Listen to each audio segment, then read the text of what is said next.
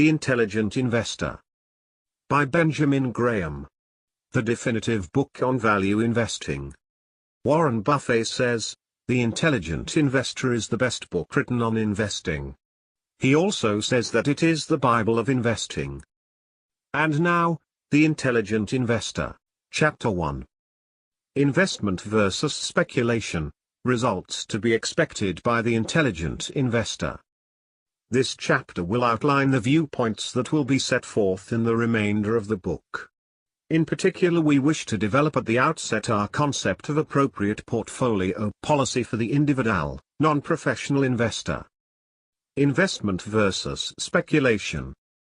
What do we mean by investor?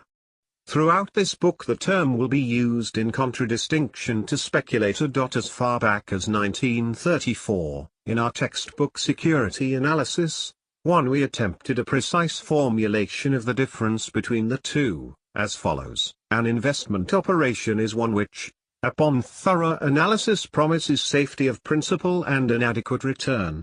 Operations not meeting these requirements are speculative. While we have clung tenaciously to this definition over the ensuing 38 years, it is worthwhile noting the radical changes that have occurred in the use of the term investor during this period. After the great market decline of 1929-1932, all common stocks were widely regarded as speculative by nature. A leading authority stated flatly that only bonds could be bought for investment. Thus we had then to defend our definition against the charge that it gave too wide scope to the concept of investment. Now our concern is of the opposite sort. We must prevent our readers from accepting the common jargon which applies the term investor to anybody and everybody in the stock market. In our last edition we cited the following headline of a front-page article of our leading financial journal in June 1962. Small investors bearish, they are selling odd lots short. In October 1970 the same journal had an editorial critical of what it called reckless investors, who this time were rushing in on the buying side. These quotations well illustrate the confusion that has been dominant for many years in the use of the words investment and speculation. Think of our suggested definition of investment given above, and compare it with the sale of a few shares of stock by an inexperienced member of the public, who does not even own what he is selling, and has some largely emotional conviction that he will be able to buy them back at a much lower price. It is not irrelevant to point out that when the 1962 article appeared the market had already experienced a decline of major size, and was now getting ready for an even greater upswing. It was about as poor a time as possible for selling short. In a more general sense, the later used phrase reckless investors could be regarded as a laughable contradiction in terms something like spendthrift misers, were this misuse of language not so mischievous. The newspaper employed the word investor in these instances because, in the easy language of Wall Street, everyone who buys or sells a security has become an investor, regardless of what he buys, or for what purpose, or at what price, or whether for cash or on margin.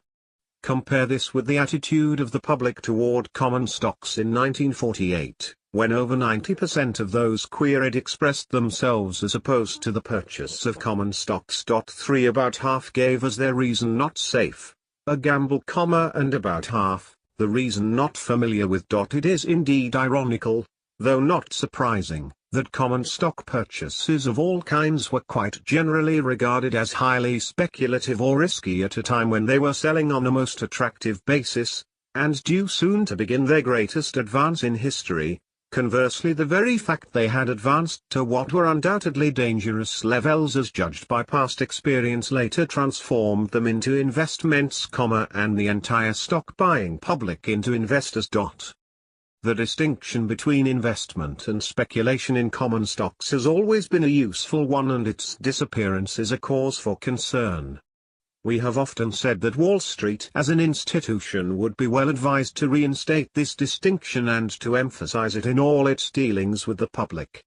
Otherwise the stock exchanges may someday be blamed for heavy speculative losses, which those who suffered them had not been properly warned against.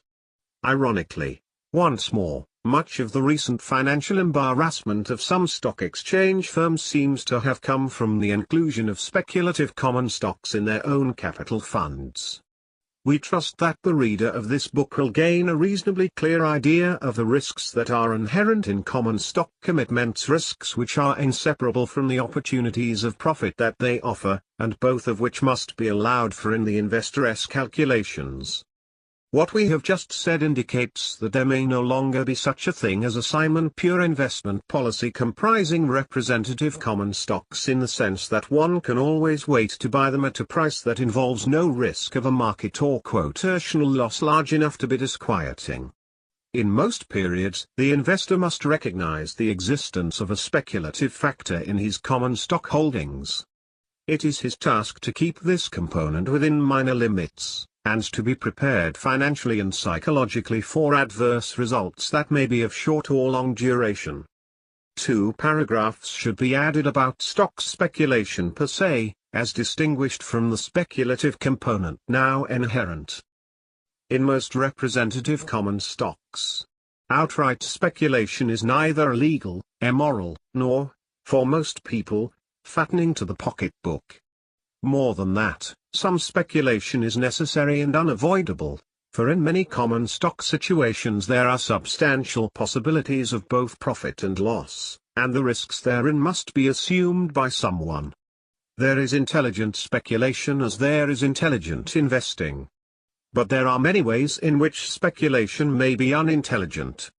Of these the foremost are, 1. Speculating when you think you are investing. 2. Speculating seriously instead of as a pastime, when you lack proper knowledge and skill for it. And, 3. Risking more money in speculation than you can afford to lose.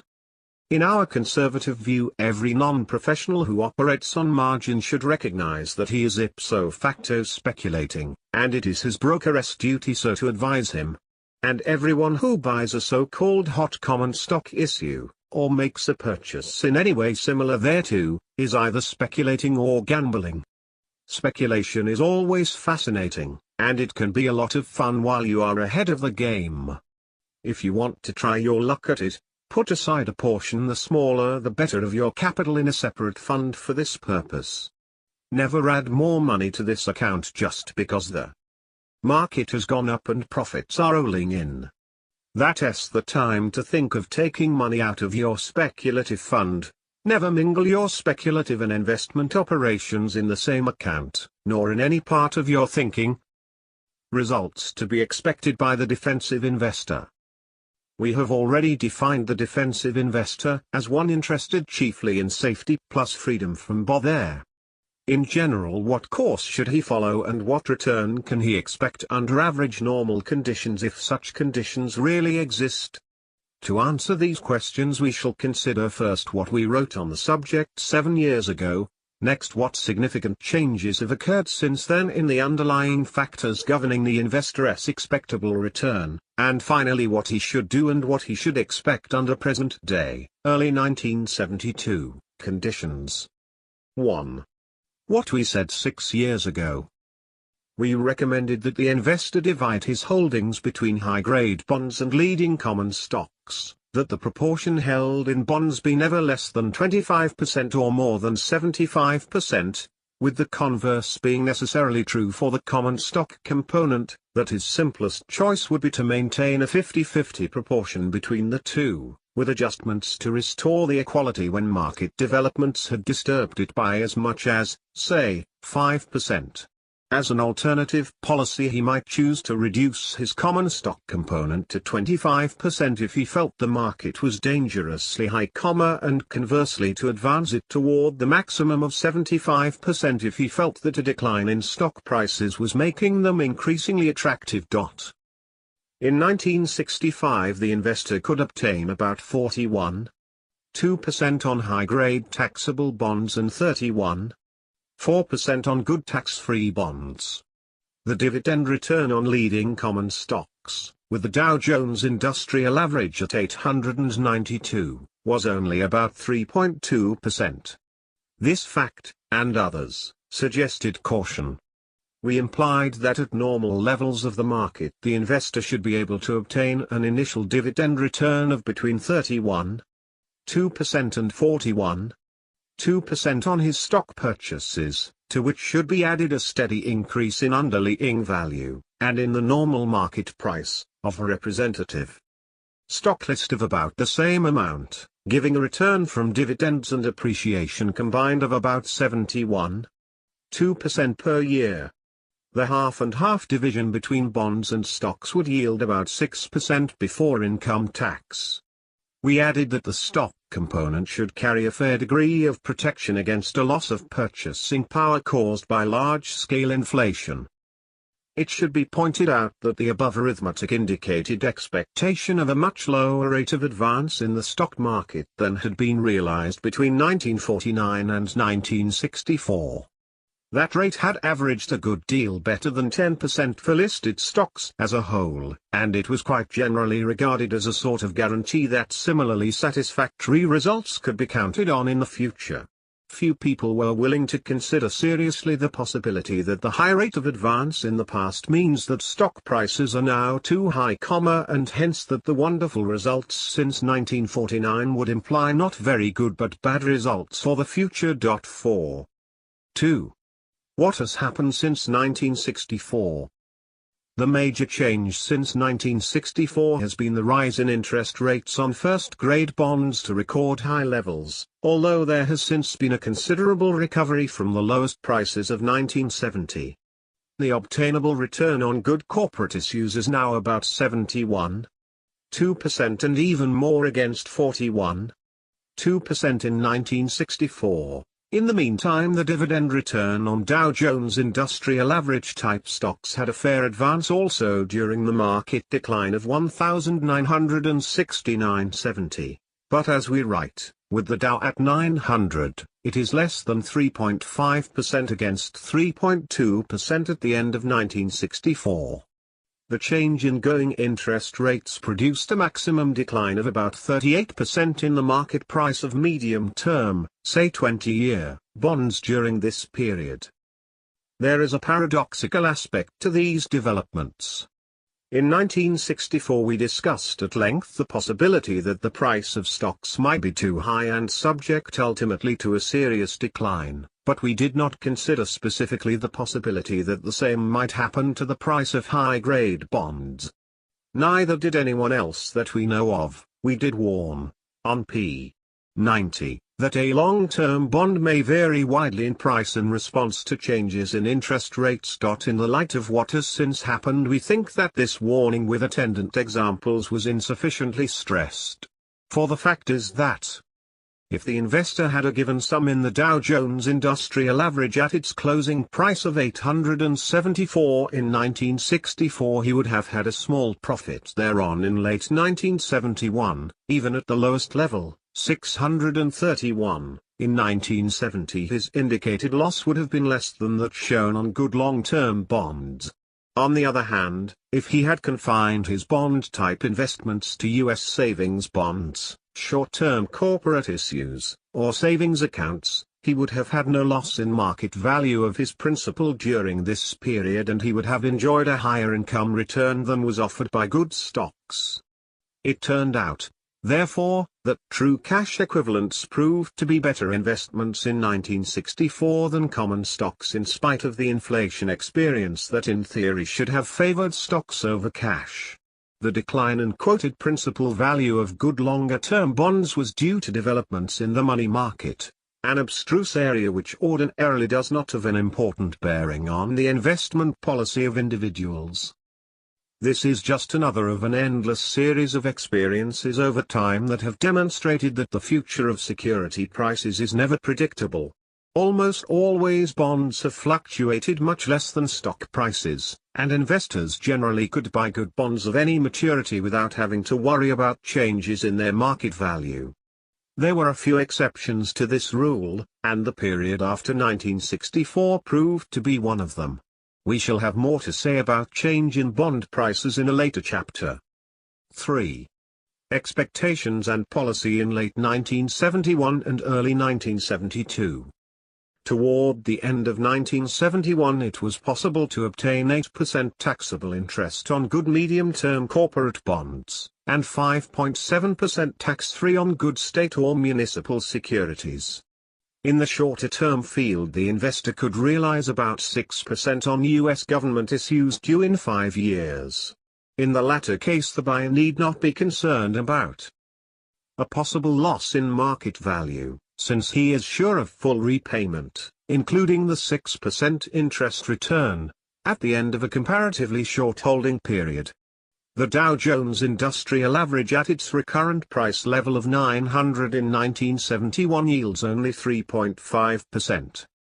Let us assume that now, as in the past, the basic policy decision to be made is how to divide the fund between high-grade bonds, or other so-called cash equivalents, and leading Dow Jones Industrial Average type stocks. What course should the investor follow under present conditions, if we have no strong reason to predict either a significant upward or a significant downward movement for some time in the future? First, let us point out that if there is no serious adverse change, the defensive investor should be able to count on the current 3.5% dividend return on his stocks and also on an average annual appreciation of about 4%. As we shall explain later, this appreciation is based essentially on the reinvestment by the various companies of a corresponding amount annually out of undistributed profits. On a before-tax basis the combined return of his stocks would then average, say, 7.5%, somewhat less than his interest on high-grade bonds. On an after-tax basis the average return on stocks would work out at some 5.3%. This would be about the same as is now obtainable on good tax-free medium-term bonds. These expectations are much less favorable for stocks against bonds than they were in our 1964 analysis. That conclusion follows inevitably from the basic fact that bond yields have gone up much more than stock yields since 1964. We must never lose sight of the fact that the interest and principal payments on good bonds are much better protected and therefore more certain than the dividends and price appreciation on stocks. Consequently, we are forced to the conclusion that now, toward the end of 1971, bond investment appears clearly preferable to stock investment. If we could be sure that this conclusion is right, we would have to advise the defensive investor to put all his money in bonds and none in common stocks until the current yield relationship changes significantly in favor of stocks. But of course we cannot be certain that bonds will work out better than stocks from today's levels. The reader will immediately think of the inflation factor as a potent reason on the other side. In the next chapter we shall argue that our considerable experience with inflation in the United States during this century would not support the choice of stocks against bonds at present differentials in yield. But there is always the possibility, though we consider it remote, of an accelerating inflation, which in one way or another would have to make stock equities preferable to bonds payable in a fixed amount of dollars. There is the alternative possibility, which we also consider highly unlikely, that American business will become so profitable, without stepped-up inflation, as to justify a large increase in common stock values in the next few years. Finally, there is the more familiar possibility that we shall witness another great speculative rise in the stock market without a real justification in the underlying values. Any of these reasons, and perhaps others we haven't thought of, might cause the investor to regret a 100% concentration on bonds even at their more favorable yield levels. Hence, after this foreshortened discussion of the major considerations, we once again enunciate the same basic compromise policy for defensive investors, namely that at all times they have a significant part of their funds in bond-type holdings and a significant part also in equities. It is still true that they may choose between maintaining a simple 50-50 division between the two components or a ratio, dependent on their judgment, varying between a minimum of 25% and a maximum of 75% of either. We shall give our more detailed view of these alternative policies in a later chapter.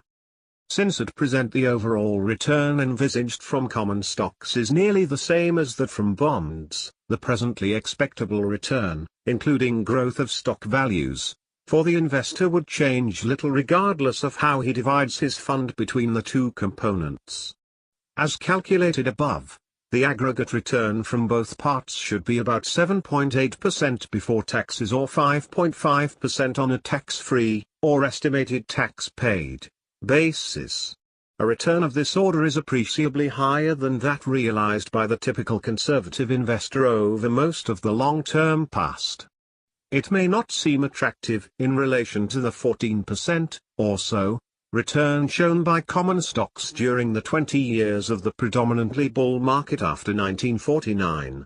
But it should be remembered that between 1949 and 1969 the price of the Dow Jones Industrial Average had advanced more than five-fold while its earnings and dividends had about doubled. Hence the greater part of the impressive market record for that period was based on a change in investors' and speculators' attitudes rather than in underlying corporate values. To that extent it might well be called a bootstrap operation. In discussing the common stock portfolio of the defensive investor, we have spoken only of leading issues of the type included in the 30 components of the Dow Jones Industrial Average.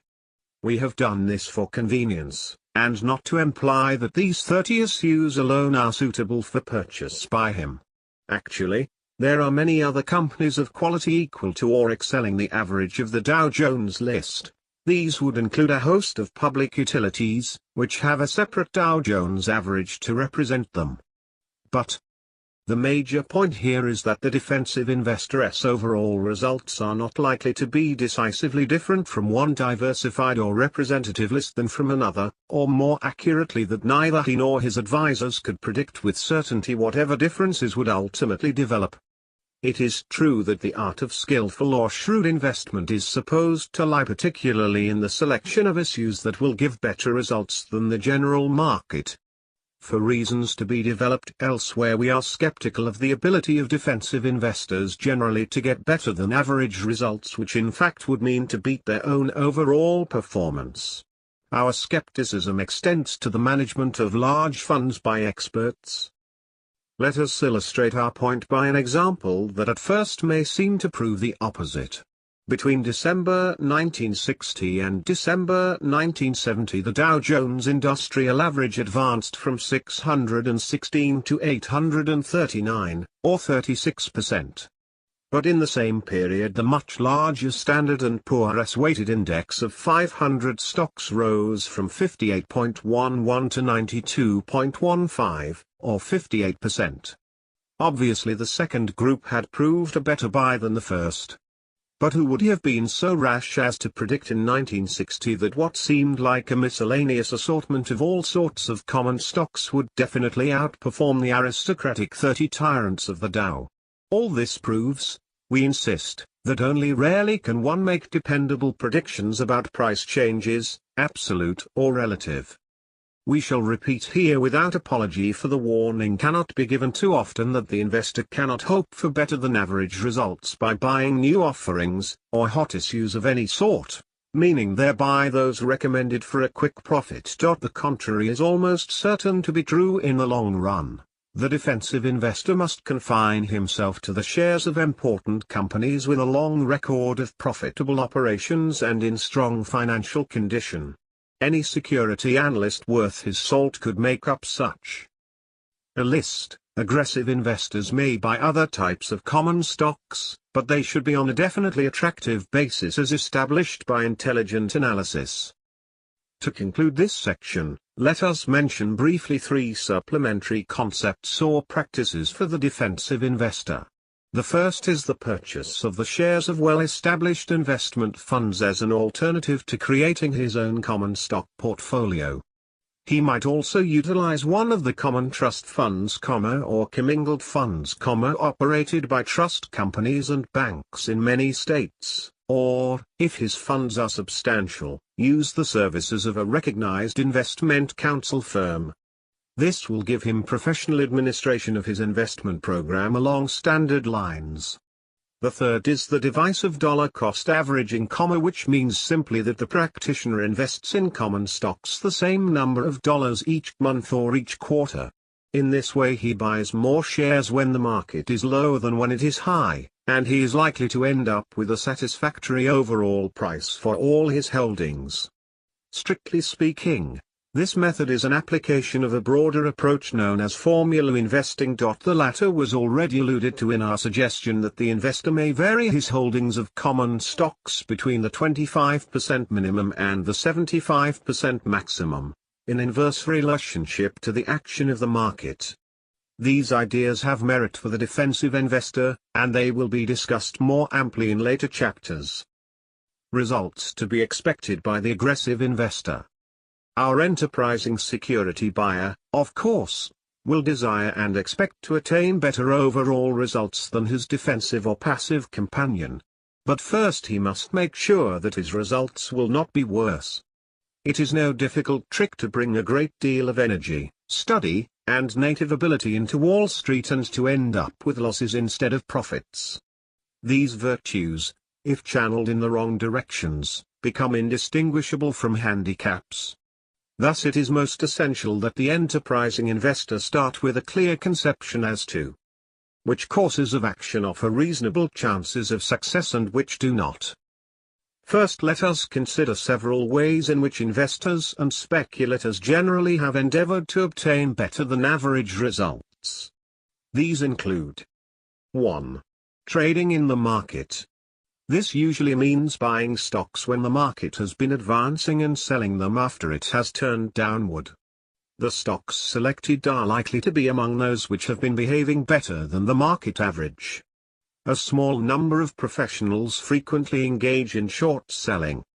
Here they will sell issues they do not own but borrow through the established mechanism of the stock exchanges. Their object is to benefit from a subsequent decline in the price of these issues, by buying them back at a price lower than they sold them for. As our quotation from the Wall Street Journal on p. 19 indicates, even small investors perish. The term ! Sometimes try their unskilled hand at short selling. 2. Short-term selectivity. This means buying stocks of companies which are reporting or expected to report increased earnings, or for which some other favorable development is anticipated. 3. Long-term selectivity. Here the usual emphasis is on an excellent record of past growth, which is considered likely to continue in the future. In some cases also the investor may choose companies which have not yet shown impressive results, but are expected to establish a high earning power later. Such companies belong frequently in some technological area, e.g., computers, drugs, electronics, and they often are developing new processes or products that are deemed to be especially promising. We have already expressed a negative view about the investor's overall chances of success in these areas of activity.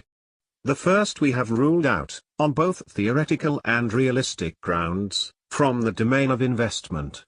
Stock trading is not an operation which, on thorough analysis, offers safety of principle and a satisfactory return. More will be said on stock trading in the later chapter. In his endeavor to select the most promising stocks either for the near term or the longer future, the investor faces obstacles of two kinds, the first stemming from human fallibility and the second from the nature of his competition. He may be wrong in his estimate of the future, or even if he is right, the current market price may already fully reflect what he is anticipating. In the area of near-term selectivity, the current year's results of the company are generally common property on Wall Street. Next year's results, to the extent they are predictable, are already being carefully considered. Hence the investor who selects issues chiefly on the basis of this year's superior results, or on what he is told he may expect for next year, is likely to find that others have done the same thing for the same reason. In choosing stocks for their long-term prospects, the investor's handicaps are basically the same. The possibility of outright error in the prediction which we illustrated by our airlines example on p. 6 is no doubt greater than when dealing with near-term earnings. Because the experts frequently go astray in such forecasts, It is theoretically possible for an investor to benefit greatly by making correct predictions when Wall Street as a whole is making incorrect ones. But that is only theoretical. How many enterprising investors could count on having the acumen or prophetic gift to beat the professional analysts at their favorite game of estimating long-term future earnings? We are thus led to the following logical if disconcerting conclusion: to enjoy a reasonable chance for continued better than average results, the investor must follow policies which are 1. Inherently sound and promising, and 2. Not popular on Wall Street. Are there any such policies available for the enterprising investor? In theory, once again, the answer should be yes, and there are broad reasons to think that the answer should be affirmative in practice as well. Everyone knows that speculative stock movements are carried too far in both directions, frequently in the general market and at all times in at least some of the individual issues. Furthermore, a common stock may be undervalued because of lack of interest or unjustified popular prejudice. We can go further and assert that in an astonishingly large proportion of the trading in common stocks, those engaged therein don't appear to know in polite terms one part of their anatomy from another. In this book we shall point out numerous examples of past discrepancies between price and value. Thus it seems that any intelligent person, with a good head for figures, should have a veritable picnic on Wall Street, battening off other people's foolishness. So it seems, but somehow it doesn't work out that simply. Buying a neglected and therefore undervalued issue for profit generally proves a protracted and patience-trying experience. And selling short a too popular and therefore overvalued issue is apt to be a test not only of one's courage and stamina but also of the depth of one's pocketbook. The principle is sound, its successful application is not impossible, but it is distinctly not an easy art to master. There is also a fairly wide group of special situations, which over many years could be counted on to bring a nice annual return of 20% or better, with a minimum of overall risk to those who knew their way around in this field. They include intersecurity arbitrages, payouts or workouts in liquidations, protected hedges of certain kinds. The most typical case is a projected merger or acquisition which offers a substantially higher value for certain shares than their price on the date of the announcement. The number of such deals increased greatly in recent years, and it should have been a highly profitable period for the cognoscenti. But with the multiplication of merger announcements came a multiplication of obstacles to mergers and of deals that didn't go through. Quite a few individual losses were thus realized in these once reliable operations. Perhaps, too, the overall rate of profit was diminished by too much competition. The lessened profitability of these special situations appears one manifestation of a kind of self-destructive process akin to the law of diminishing returns which has developed during the lifetime of this book. In 1949 we could present a study of stock market fluctuations over the preceding 75 years, which supported a formula based on earnings and current interest rates for determining a level to buy the Dow Jones Industrial Average below its central or intrinsic value, and to sell out above such value. It was an application of the governing maxim of the Rothschilds, buy cheap and sell dear. And it had the advantage of running directly counter to the ingrained and pernicious maxim of Wall Street that stocks should be bought because they have gone up and sold because they have gone down. Alas, after 1949 this formula no longer worked. A second illustration is provided by the famous Dow theory of stock market movements, in a comparison of its indicated splendid results for 1897, 1933 and its much more questionable performance since 1934. A third and final example of the golden opportunities not recently available. A good part of our own operations on Wall Street had been concentrated on the purchase of bargain issues highly identified as such by the fact that they were selling at less than their share in the net current assets, working capital, alone, not counting the plant account and other assets, and after deducting all liabilities ahead of the stock. It is clear that these issues were selling at a price well below the value of the enterprise as a private business. No proprietor or majority holder would think of selling what he owned at so ridiculously low a figure. Strangely enough, such anomalies were not hard to find. In 1957 a list was published showing nearly 200 issues of this type available in the market. In various ways practically all these bargain issues turned out to be profitable, and the average annual result proved much more remunerative than most other investments. But they too virtually disappeared from the stock market in the next decade, and with them a dependable area for shrewd and successful operation by the enterprising investor. However, at the low prices of 1970 there again appeared a considerable number of such sub-working capital issues, and despite the strong recovery of the market, enough of them remained at the end of the year to make up a full-sized portfolio. The enterprising investor under today's conditions still has various possibilities of achieving better than average results. The huge list of marketable securities must include a fair number that can be identified as undervalued by logical and reasonably dependable standards. These should yield more satisfactory results on the average than will the Dow Jones Industrial Average or any similarly representative list. In our view, the search for these would not be worth the investor's effort unless he could hope to add, say, 5% before taxes to the average annual return from the stock portion of his portfolio. We shall try to develop one or more such approaches to stock selection for use by the active investor. Chapter 2. The Investor and Inflation. Inflation, and the fight against it, has been very much in the public's mind in recent years. The shrinkage in the purchasing power of the dollar in the past, and particularly the fear, or hope by speculators, of a serious further decline in the future, has greatly influenced the thinking of Wall Street. It is clear that those with a fixed dollar income will suffer when the cost of living advances, and the same applies to a fixed amount of dollar principal.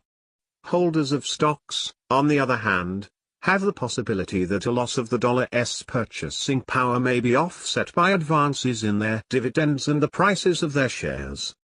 On the basis of these undeniable facts, many financial authorities have concluded that 1. Bonds are an inherently undesirable form of investment, and 2. Consequently, common stocks are by their very nature more desirable investments than bonds. We have heard of charitable institutions being advised that their portfolios should consist 100% of stocks and 0% of bonds. This is quite a reversal from the earlier days when trust investments were restricted by law to high-grade bonds, and a few choice preferred stocks. Our readers must have enough intelligence to recognize that even high-quality stocks cannot be a better purchase than bonds under all conditions, i.e. regardless of how high the stock market may be and how low the current dividend return compared with the rates available on bonds. A statement of this kind would be as absurd as was the contrary one too often heard years ago that any bond is safer than any stock. In this chapter we shall try to apply various measurements to the inflation factor, in order to reach some conclusions as to the extent to which the investor may wisely be influenced by expectations regarding future rises in the price level. In this matter, as in so many others in finance, we must base our views of future policy on a knowledge of past experience. Is inflation something new for this country, at least in the serious form it has taken since 1965? If we have seen comparable, or worse, inflations in living experience, what lessons can be learned from them in confronting the inflation of today? Let us start with Table 2.1, a condensed historical tabulation that contains much information about changes in the general price level and concomitant changes in the earnings and market value of common stocks. Our figures will begin with 1915, and thus cover 55 years, presented at 5-year intervals. We use 1946 instead of 1945 to avoid the last year of wartime price controls. The first thing we notice is that we have had inflation in the past, lots of it. The largest 5-year dose was between 1915 and 1920, when the cost of living nearly doubled. This compares with the advance of 15% between 1965 and 1970. In between, we have had 3 periods of declining prices and then 6 of advances at varying rates, some rather small. On this showing, the investor should clearly allow for the probability of continuing or recurrent inflation to come. Can we tell what the rate of inflation is likely to be? No clear answer is suggested by our table. It shows variations of all sorts. It would seem sensible, however, to take our cue from the rather consistent record of the past 20 years. The average annual rise in the consumer price level for this period has been 2.5%, but for 1965-1970 was 4.5%, that for 1970 alone was 5.4%. Official government policy has been strongly against large-scale inflation, and there are some reasons to believe that federal policies will be more effective in the future than in recent years. We think it would be reasonable for an investor at this point to base his thinking and decisions on a probable, far from certain, rate of future inflation of, say, 3% per annum. This would compare with an annual rate of about 21.2% for the entire period 1915-1970. 1. What would be the implications of such an advance? It would eat up, in higher living costs, about 1/2 the income now obtainable on good medium-term tax-free bonds, or our assumed after-tax equivalent from high-grade corporate bonds. This would be a serious shrinkage, but it should not be exaggerated. It would not mean that the true value, or the purchasing power, of the investor's fortune need be reduced over the years. If he spent half his interest income after taxes, he would maintain this buying power intact, even against a 3% annual inflation. But the next question, naturally, is, can the investor be reasonably sure of doing better by buying and holding other things than high-grade bonds, even at the unprecedented rate of return offered in 1971? Would not, for example, an all-stock program be preferable to a part bond, part stock program? Do not common stocks have a built-in protection against inflation, and are they not almost certain to give a better return over the years than will bonds? Have not in fact stocks treated the investor far better than have bonds over the 55-year period of our study? The answer to these questions is somewhat complicated. Common stocks have indeed done better than bonds over a long period of time in the past. The rise of the Dow Jones Industrial Average from an average of 77 in 1915 to an average of 753 in 1970 works out at an annual compounded rate of just about 4%, to which we may add another 4% for average dividend return. The corresponding figures for the S&P Composite are about the same. These combined figures of 8% per year are of course much better than the return enjoyed from bonds over the same 55-year period. But they do not exceed that now offered by high-grade bonds.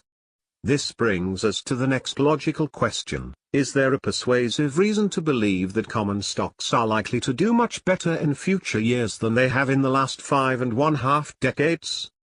Our answer to this crucial question must be a flat no. Common stocks may do better in the future than in the past, but they are far from certain to do so. We must deal here with 2 different time elements in investment results. The first covers what is likely to occur over the long-term future, say, the next 25 years. The second applies to what is likely to happen to the investor both financially and psychologically over short or intermediate periods, say 5 years or less. His frame of mind, his hopes and apprehensions, his satisfaction or discontent with what he has done, above all his decisions what to do next, are all determined not in the retrospect of a lifetime of investment but rather by his experience from year to year. On this point we can be categorical. There is no close time connection between inflationary, or deflationary, conditions and the movement of common stock earnings and prices. The obvious example is the recent period, 1966–1970. The rise in the cost of living was 22%, the largest in a 5-year period since 1946–1950. But both stock earnings and stock prices as a whole have declined since 1965. There are similar contradictions in both directions in the record of previous 5-year periods. Inflation and corporate earnings. Another and highly important approach to the subject is by a study of the earnings rate on capital shown by American business. This has fluctuated, of course, with the general rate of economic activity, but it has shown no general tendency to advance with wholesale prices or the cost of living. Actually, this rate has fallen rather markedly in the past 20 years in spite of the inflation of the period. To some degree the decline was due to the charging of more liberal depreciation rates. See Table 2.2. Our extended studies have led to the conclusion that the investor cannot count on much above the recent 5-year rate earned on the Dow Jones Industrial Average Group. About 10% on net tangible assets, book value, behind the shares. 2 Since the market value of these issues is well above their book value, say 900 market versus 560 book in mid-1971, the earnings on current market price work out only at some 61.4%. This relationship is generally expressed in the reverse, or times earnings, memory.g, that's the Dow Jones Industrial Average price of 900 equals 18 times the actual earnings for the 12 months ended June 1971. Our figures gear indirectly with the suggestion in the previous chapter that the investor may assume an average dividend return of about 3.5% on the market value of his stocks, plus an appreciation of, say, 4% annually resulting from reinvested profits. Note that each dollar added to book value is here assumed to increase the market price by about $1.60. The reader will object that in the end our calculations make no allowance for an increase in common stock earnings and values to result from our projected 3% annual inflation. Our justification is the absence of any sign that the inflation of a comparable amount in the past has had any direct effect on reported per-share earnings. The cold figures demonstrate that all the large gain in the earnings of the Dow Jones Industrial Average unit in the past 20 years was due to a proportionately large growth of invested capital coming from reinvested profits. If inflation had operated as a separate favorable factor, its effect would have been to increase the value of previously existing capital. This in turn should increase the rate of earnings on such old capital and therefore on the old and new capital combined. But nothing of the kind actually happened in the past 20 years, during which the wholesale price level has advanced nearly 40%. Business earnings should be influenced more by wholesale prices than by consumer prices. The only way that inflation can add to common stock values is by raising the rate of earnings on capital investment. On the basis of the past record, this has not been the case. In the economic cycles of the past, good business was accompanied by a rising price level and poor business by falling prices. It was generally felt that a little inflation was helpful to business profits. This view is not contradicted by the history of 1950–1970, which reveals a combination of generally continued prosperity and generally rising prices. But the figures indicate that the effect of all this on the earning power of common stock capital, equity capital, has been quite limited. In fact, it has not even served to maintain the rate of earnings on the investment. Clearly there have been important offsetting influences which have prevented any increase in the real profitability of American corporations as a whole. Perhaps the most important of these have been, 1. A rise in wage rates exceeding the gains in productivity, and, 2. The need for huge amounts of new capital, thus holding down the ratio of sales to capital employed. Our figures in Table 2.2 indicate that so far from inflation having benefited our corporations and their shareholders, its effect has been quite the opposite. The most striking figures in our table are those for the growth of corporate debt between 1950 and 1969. It is surprising how little attention has been paid by economists and by Wall Street to this development. The debt of corporations has expanded nearly fivefold while their profits before taxes a little more than doubled. With the great rise in interest rates during this period, it is evident that the aggregate corporate debt is now an adverse economic factor of some magnitude and a real problem for many individual enterprises. Note that in 1950 net earnings after interest but before income tax were about 30% of corporate debt, while in 1969 they were only 13.2% of debt.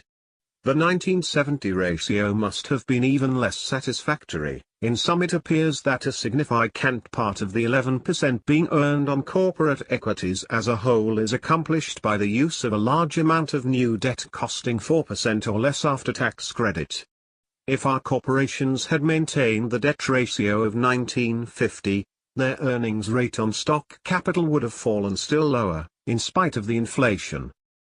The stock market has considered that the public utility enterprises have been a chief victim of inflation, being caught between a great advance in the cost of borrowed money and the difficulty of raising the rates charged under the regulatory process. But this may be the place to remark that the very fact that the unit costs of electricity, gas, and telephone services have advanced so much less than the general price index puts these companies in a strong strategic position for the future. 3. They are entitled by law to charge rates sufficient for an adequate return on their invested capital, and this will probably protect their shareholders in the future as it has in the inflations of the past. All of the above brings us back to our conclusion that the investor has no sound basis for expecting more than an average overall return of, say, 8% on a portfolio of Dow Jones Industrial Average type common stocks purchased at the late 1971 price level. But even if these expectations should prove to be understated by a substantial amount, the case would not be made for an all-stock investment program. If there is one thing guaranteed for the future, it is that the earnings and average annual market value of a stock portfolio will not grow at the uniform rate of 4%, or any other figure. In the memorable words of the elder J.P. Morgan, they will fluctuate. This means, first, that the common stock buyer at today's prices or tomorrow's will be running a real risk of having unsatisfactory results therefrom over a period of years. It took 25 years for General Electric, and the Dow Jones Industrial Average itself, to recover the ground lost in the 1929-1932 debacle.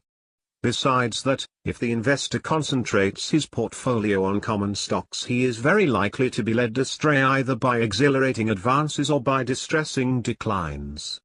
This is particularly true if his reasoning is geared closely to expectations of further inflation. For then, if another bull market comes along, he will take the big rise not as a danger signal of an inevitable fall, not as a chance to cash in on his handsome profits, but rather as a vindication of the inflation hypothesis and as a reason to keep on buying common stocks no matter how high the market level nor how low the dividend return. That way lies sorrow. Alternatives to common stocks as inflation hedges. The standard policy of people all over the world who mistrust their currency has been to buy and hold gold. This has been against the law for American citizens since 1935, luckily for them. In the past 35 years the price of gold in the open market has advanced from $35 per ounce to $48 in early 1972, a rise of only 35%.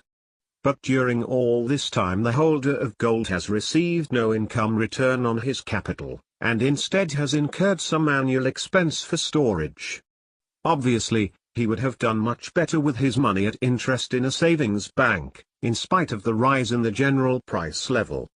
The near-complete failure of gold to protect against a loss in the purchasing power of the dollar must cast grave doubt on the ability of the ordinary investor to protect himself against inflation by putting his money in things. Quite a few categories of valuable Objects have had striking advances in market value over the years, such as diamonds, paintings by masters, first editions of books, rare stamps and coins, etc. But in many, perhaps most, of these cases there seems to be an element of the artificial or the precarious or even the unreal about the quoted prices.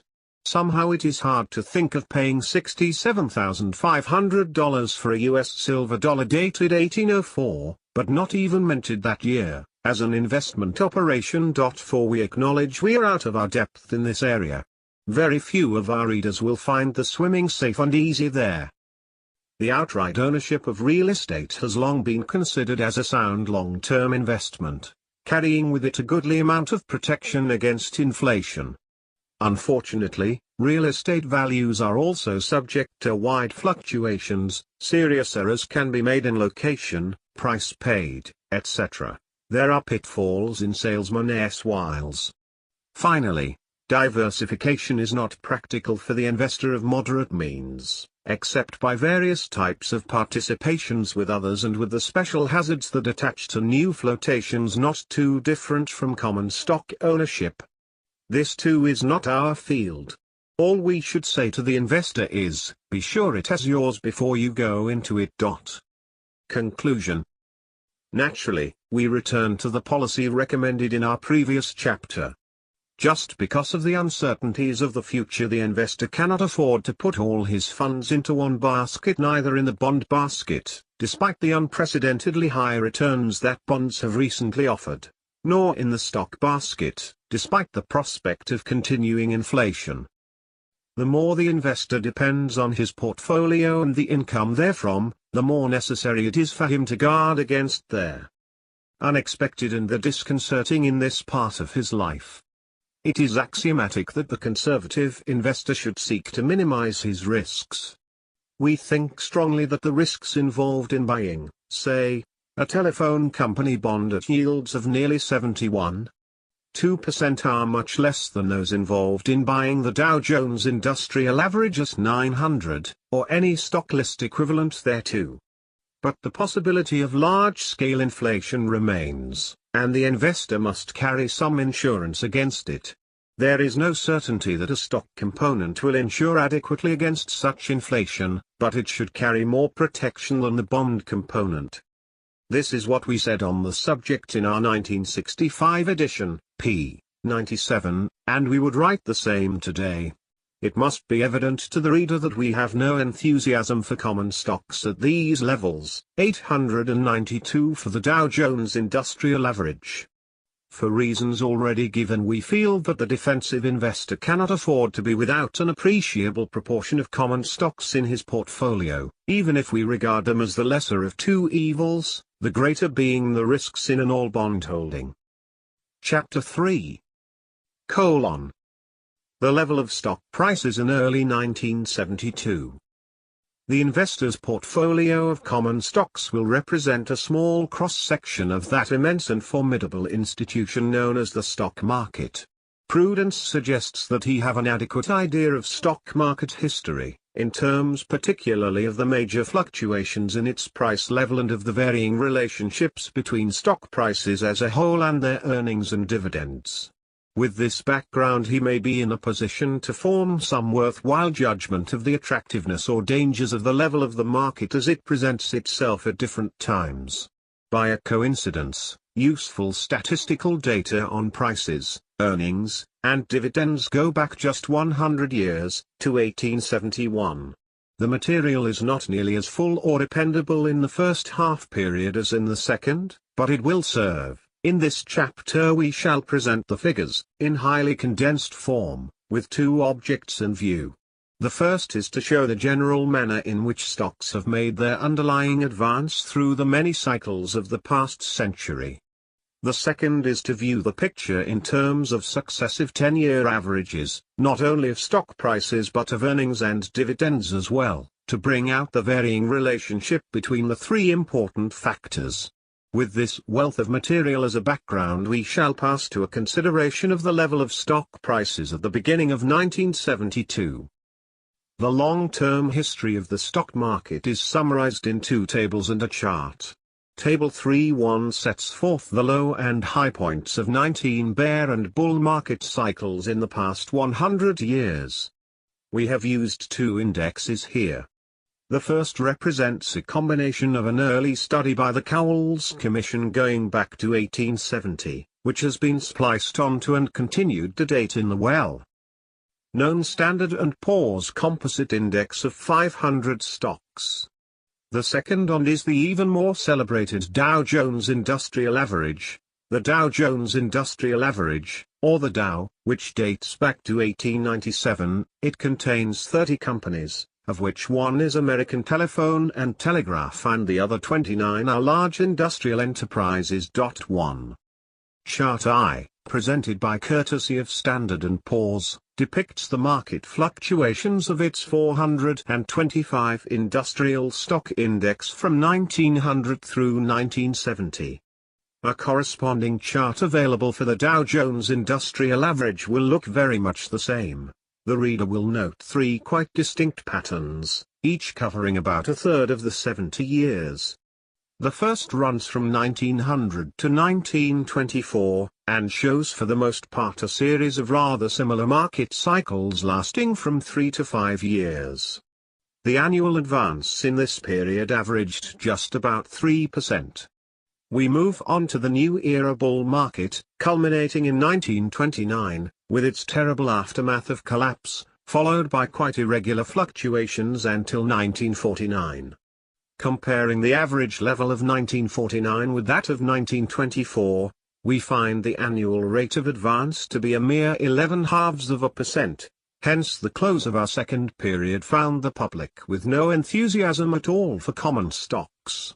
By the rule of opposites, the time was ripe for the beginning of the greatest bull market in our history, presented in the last third of our chart. This phenomenon may have reached its culmination in December 1968 at 118 for Standard & Poor's 425 industrials, and 108 for its 500 stock composite. As Table 3.1 shows, there were fairly important setbacks between 1949 and 1968, especially in 1956 to 57 and 1961 to 62, but the recoveries therefrom were so rapid that they had to be denominated, in the long-accepted semantics, as recessions in a single bull market, rather than as separate market cycles. Between the low level of 162 for the Dow in mid-1949 and the high of 995 in early 1966, the advance had been more than six-fold in 17 years, which is at the average compounded rate of 11% per year, not counting dividends of, say, 31/2% per annum. The advance for the Standard & Poor's Composite Index was somewhat greater than that of the Dow Jones Industrial Average, actually from 14 to 96. These 14% and better returns were documented in 1963, and later, in a much publicized study. 2. It created a natural satisfaction on Wall Street with such fine achievements, and a quite illogical and dangerous conviction that equally marvelous results could be expected for common stocks in the future. Few people seem to have been bothered by the thought that the very extent of the rise might indicate that it had been overdone. The subsequent decline from the 1968 high to the 1970 low was 36% for the Standard & Poor's Composite, and 37% for the Dow Jones Industrial Average, the largest since the 44% suffered in 1939 to 1942, which had reflected the perils and uncertainties after Pearl Harbor. In the dramatic manner so characteristic of Wall Street, the low level of May 1970 was followed by a massive and speedy recovery of both averages, and the establishment of a new all-time high for the Standard & Poor's Industrials in early 1972. The annual rate of price advance between 1949 and 1970 works out at about 9% for the S&P Composite, or the Industrial Index, using the average figures for both years. That rate of climb was, of course, much greater than for any similar period before 1950. But in the last decade the rate of advance was much lower, 51/4% for the S&P Composite Index and only the once familiar 3% for the Dow Jones Industrial Average. The record of price movements should be supplemented by corresponding figures for earnings and dividends, in order to provide an overall view of what has happened to our share economy over the 10 decades. We present a conspectus of this kind in our Table 3.2, p. 71. It is a good deal to expect from the reader that he study all these figures with care, but for some we hope they will be interesting and instructive. Let us comment on them as follows. The full decade figures smooth out the year-to-year fluctuations and leave a general picture of persistent growth. Only 2 of the 9 decades after the first show a decrease in earnings and average prices, in 1891 to 1900 and 1931 to 1940, and no decade after 1900 shows a decrease in average dividends. But the rates of growth in all 3 categories are quite variable. In general, the performance since World War II has been superior to that of earlier decades, but the advance in the 1960s was less pronounced than that of the 1950s. Today's investor cannot tell from this record what percentage gain in earnings, dividends and prices he may expect in the next 10 years, but it does supply all the encouragement he needs for a consistent policy of common stock investment. However, a point should be made here that is not disclosed in our table. The year 1970 was marked by a definite deterioration in the overall earnings posture of our corporations. The rate of profit on invested capital fell to the lowest percentage since the World War years. Equally striking is the fact that a considerable number of companies reported net losses for the year. Many became financially troubled, and for the first time in 3 decades there were quite a few important bankruptcy proceedings. These facts, as much as any others, have prompted the statement made above that the Great Boom era may have come to an end in 1969 to 1970. A striking feature of Table 3.2 is the change in the price-earnings ratios since World War II.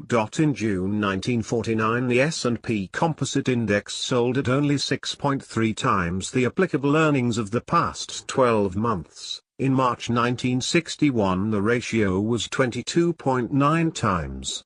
Similarly, the dividend yield on the S&P index had fallen from over 7% in 1949 to only 3.0% in 1961, a contrast heightened by the fact that interest rates on high-grade bonds had meanwhile risen from 2.60% to 4.50%. This is certainly the most remarkable turnabout in the public's attitude in all stock market history. To people of long experience and innate caution, the passage from one extreme to another carried a strong warning of trouble ahead. They could not help thinking apprehensively of the 1926 to 1929 bull market and its tragic aftermath. But these fears have not been confirmed by the event. True, the closing price of the Dow Jones Industrial Average (BCD) in 1970 was the same as it was 61 years earlier, and the much heralded soaring 60s proved to be mainly a march up a series of high hills and then down again. But nothing has happened either to business or to stock prices that can compare with the bear market and depression of 1929 to 1932. The stock market level in early 1972. With a century-long conspectus of stock prices, earnings, and dividends before our eyes, let us try to draw some conclusions about the level of 900 for the Dow Jones Industrial Average and 100 for the S&P Composite Index in January 1972.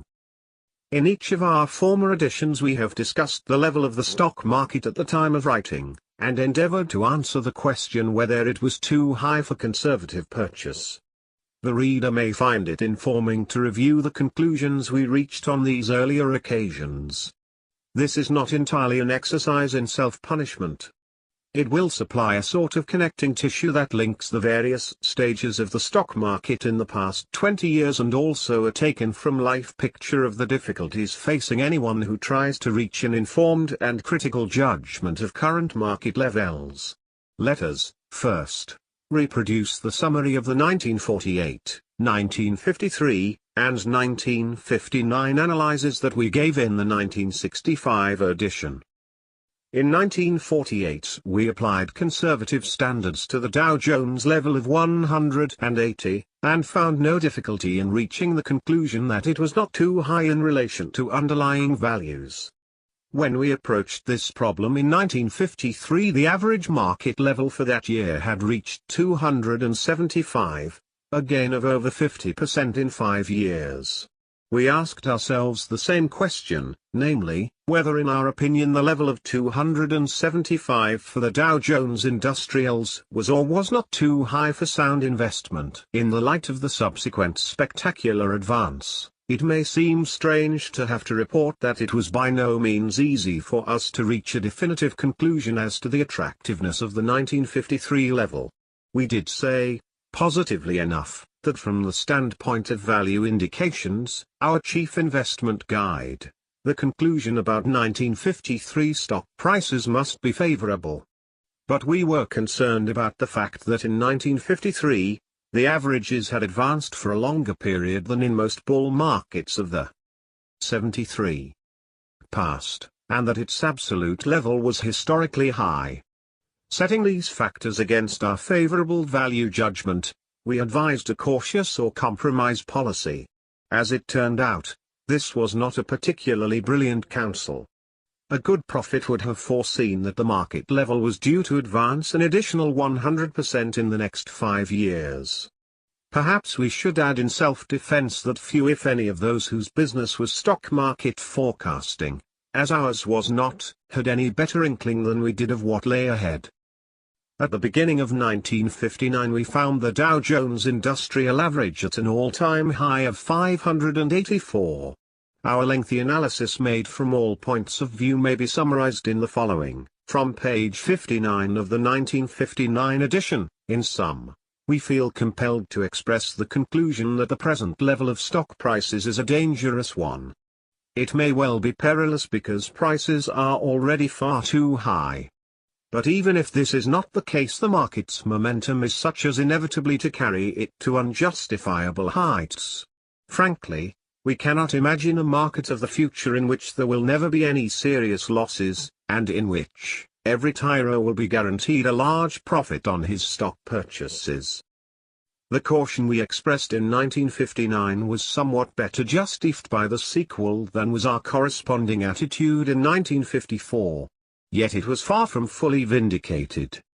The Dow Jones Industrial Average advanced to 685 in 1961, then fell a little below our 584 level, to 566, later in the year, advanced again to 735 in late 1961, and then declined in near panic to 536 in May 1962, showing a loss of 27% within the brief period of 6 months. At the same time there was a far more serious shrinkage in the most popular growth stocks, as evidenced by the striking fall of the indisputable leader, International Business Machines, from a high of 607 in December 1961 to a low of 300 in June 1962. This period saw a complete debacle in a host of newly launched common stocks of small enterprises, the so-called hot issues, which had been offered to the public at ridiculously high prices and then had been further pushed up by needless speculation to levels little short of insane. Many of these lost 90% and more of the quotations in just a few months. The collapse in the first half of 1962 was disconcerting, if not disastrous, to many self-acknowledged speculators and perhaps 74. To many more imprudent people who called themselves investors. But the turnabout that came later that year was equally unsuspected by the financial community. The stock market averages resumed their upward course, producing the following sequence. The recovery and new ascent of common stock prices was indeed remarkable and created a corresponding revision of Wall Street sentiment. At the low level of June 1962, predictions had appeared predominantly bearish, and after the partial recovery to the end of that year they were mixed, leaning to the skeptical side. but at the outset of 1964 the natural optimism of brokerage firms was again manifest. Nearly all the forecasts were on the bullish side, and they so continued through the 1964 advance. We then approached the task of appraising the November 1964 levels of the stock market, 892 for the Dow Jones Industrial Average. After discussing it learnedly from numerous angles, we reached three main conclusions. The first was that old standards of valuation appear inapplicable. New standards have not yet been tested by time. The second was that the investor must base his policy on the existence of major uncertainties. The possibilities compass the extremes, on the one hand, of a protracted and further advance in the market's level, say by 50%, or to 1,350 for the Dow Jones Industrial Average, or, on the other hand, of a largely unheralded collapse of the same magnitude, bringing the average in the neighborhood of, say, 450, p. 63. The third was expressed in much more definite terms. We said, speaking bluntly, if the 1964 price level is not too high, how could we say that any price level is too high? And the chapter closed as follows. What course to follow? Investors should not conclude that the 1964 market level is dangerous merely because they read it in this book. They must weigh our reasoning against the contrary reasoning they will hear from most competent and experienced people on Wall Street. In the end, each one must make his own decision and accept responsibility therefor. We suggest, however, that if the investor is in doubt as to which course to pursue, he should choose the path of caution. The principles of investment, as set forth herein, would call for the following policy under 1964 conditions, in order of urgency. 1. No borrowing to buy or hold securities. 2. No increase in the proportion of funds held in common stocks. 3. A reduction in common stock holdings where needed to bring it down to a maximum of 50% of the total portfolio. The capital gains tax must be paid with as good grace as possible, and the proceeds invested in first-quality bonds or held as a savings deposit. Investors who for some time have been following a bona fide dollar-cost averaging plan can in logic elect either to continue their periodic purchases unchanged or to suspend them until they feel the market level is no longer dangerous. We should advise rather strongly against the initiation of a new dollar averaging plan at the late 1964 levels, since many investors would not have the stamina to pursue such a scheme if the results soon after initiation should appear highly unfavorable. This time we can say that our caution was vindicated. The Dow Jones Industrial Average advanced about 11% further, to 995. But then fell irregularly to a low of 632 in 1970, and finished that year at 839. The same kind of debacle took place in the price of hot issues, that is, with declines running as much as 90%, as had happened in the 1961-62 setback. And, as pointed out in the introduction, the whole financial picture appeared to have changed in the direction of less enthusiasm and greater doubts. A single fact may summarize the story. The Dow Jones Industrial Average closed 1970 at a level lower than 6 years before, the first time such a thing had happened since 1944. Such were our efforts to evaluate former stock market levels. Is there anything we and our readers can learn from them? We considered the market level favorable for investment in 1948 and 1953, but too cautiously in the latter year, dangerous in 1959, at 584 for Dow Jones Industrial Average, and too high, at 892, in 1964. All of these judgments could be defended even today by adroit arguments. But it is doubtful if they have been as useful as our more pedestrian counsels, in favor of a consistent and controlled common stock policy on the one hand, and discouraging endeavors to beat the market or to pick the winners on the other.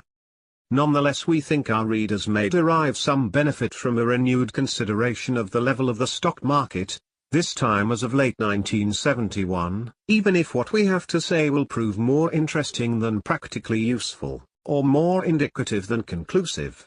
There is a fine passage near the beginning of Aristotle's Ethics that goes, "It is the mark of an educated mind to expect that amount of exactness which the nature of the particular subject admits. It is equally unreasonable to accept merely probable conclusions from a mathematician and to demand strict demonstration from an orator. The work of a financial analyst falls somewhere in the middle between that of a mathematician and of an orator." At various times in 1971 the Dow Jones Industrial Average stood at the 892 level of November 1964 that we considered in our previous edition. But in the present statistical study we have decided to use the price level and the related data for the Standard & Poor's Composite Index, or S&P 500, because it is more comprehensive and representative of the general market than the 30-stock Dow Jones Industrial Average. We shall concentrate on a comparison of this material near the 4 dates of our former editions, namely the year ends of 1948, 1953, 1958 and 1963, plus 1968. For the current price level we shall take the convenient figure of 100, which was registered at various times in 1971 and in early 1972. The salient data are set forth in Table 3.3. For our earnings figures we present both the last year's showing and the average of 3 calendar years. For 1971 dividends we use the last 12 months figures, and for 1971 bond interest and wholesale prices those of August 1971. The 3-year price-earnings ratio for the market was lower in October 1971 than at year-end 1963 and 1968. It was about the same as in 1958, but much higher than in the early years of the long bull market. This important indicator, taken by itself, could not be construed to indicate that the market was especially high in January 1972. But when the interest yield on high-grade bonds is brought into the picture, the implications become much less favorable. The reader will note from our table that the ratio of stock returns, earnings/price, to bond returns has grown worse during the entire period, so that the January 1972 figure was less favorable to stocks, by this criterion, than in any of the previous years examined. When dividend yields are compared with bond yields we find that the relationship was completely reversed between 1948 and 1972. In the early year stocks yielded twice as much as bonds. Now bonds yield twice as much, and more, than stocks. Our final judgment is that the adverse change in the bond yield/stock yield ratio fully offsets the better price-earnings ratio for late 1971, based on the 3-year earnings figures. Hence our view of the early 1972 market level would tend to be the same as it was some 7 years ago, that is, that it is an unattractive one from the standpoint of conservative investment. This would apply to most of the 1971 price range of the Dow Jones Industrial Average, between, say, 800 and 950. In terms of historical market swings the 1971 picture would still appear to be one of irregular recovery from the bad setbacks you feared in 1969 to 1970. In the past such recoveries have ushered in a new stage of the recurrent and persistent bull market that began in 1949. This was the expectation of Wall Street generally during 1971, after the terrible experience suffered by the public buyers of low-grade common stock offerings in the 1968 to 1970 cycle. It is too early, in 1971, for another whirl of the new issue merry-go-round. Hence that dependable sign of imminent danger in the market is lacking now, as it was at the 892 level of the Dow Jones Industrial Average in November 1964. Considered in our previous edition. Technically, then, the outlook would appear to favor another substantial rise far beyond the 900 Dow Jones Industrial Average level before the next serious setback or collapse. But we cannot quite leave the matter there, as perhaps we should. To us, the early 1971 market's disregard of the harrowing experiences of less than a year before is a disquieting sign. Can such heedlessness go unpunished? We think the investor must be prepared for difficult times ahead, perhaps in the form of a fairly quick replay of the 1969 to 1970 decline, or perhaps in the form of another bull market fling, to be followed by a more catastrophic collapse. 3. What course to follow? Turn back to what we said in the last edition, reproduced on p. 75. This is our view at the same price level, say 900, for the Dow Jones Industrial Average in early 1972 as it was in late 1964. Chapter 4. General Portfolio Policy. The Defensive Investor. The basic characteristics of an investment portfolio are usually determined by the position and characteristics of the owner or owners. At one extreme we have had savings banks, life insurance companies, and so-called legal trust funds.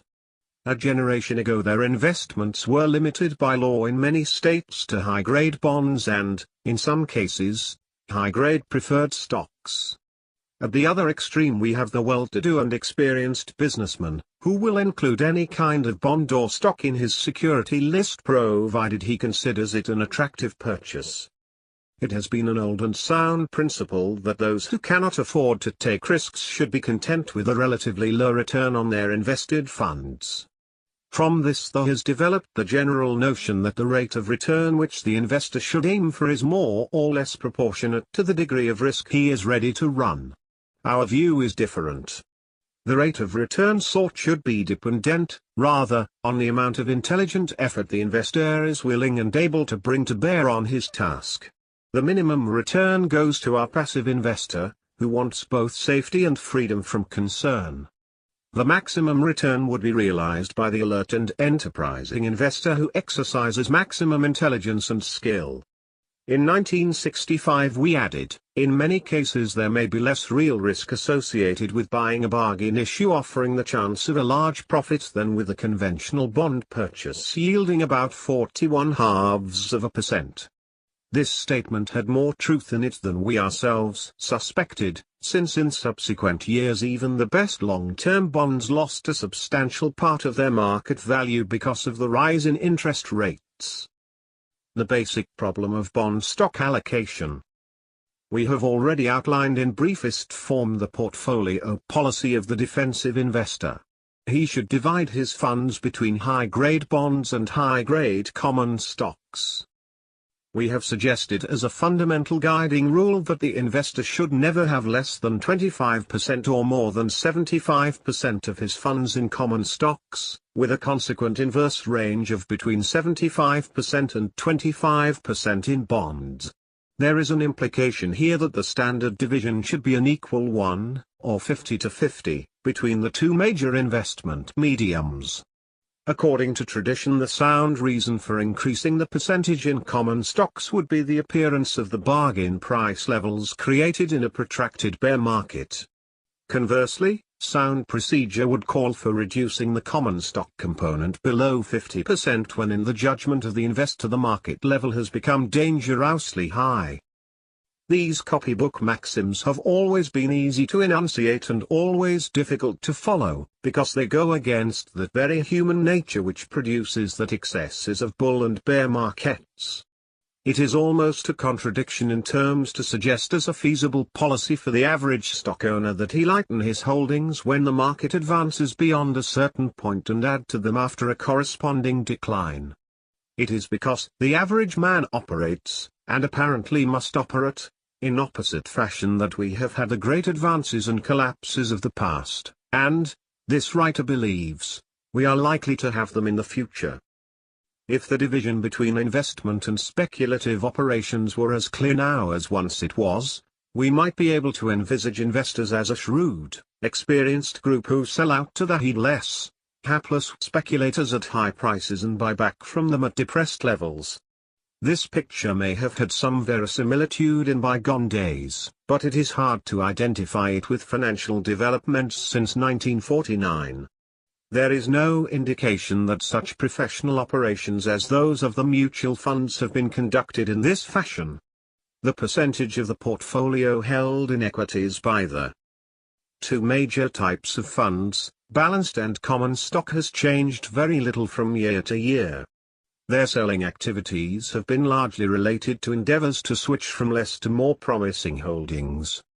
If, as we have long believed, the stock market has lost contact with its old bounds, and if new ones have not yet been established, then we can give the investor no reliable rules by which to reduce his common stock holdings toward the 25% minimum and rebuild them later to the 75% maximum. We can urge that in general the investor should not have more than one half in equities unless he has strong confidence in the soundness of his stock position and is sure that he could view a market decline of the 1969 to 70 type with equanimity. It is hard for us to see how such strong confidence can be justified at the levels existing in early 1972. Thus we would counsel against a greater than 50% apportionment to common stocks at this time.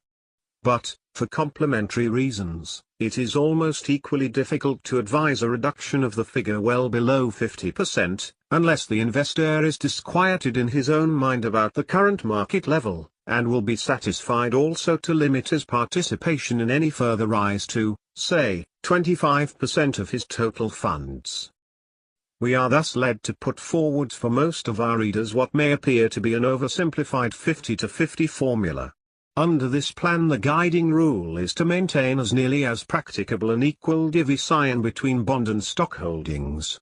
When changes in the market level have raised the common stock component to, say, 55%, the balance would be restored by a sale of 1/11 of the stock portfolio and the transfer of the proceeds to bonds.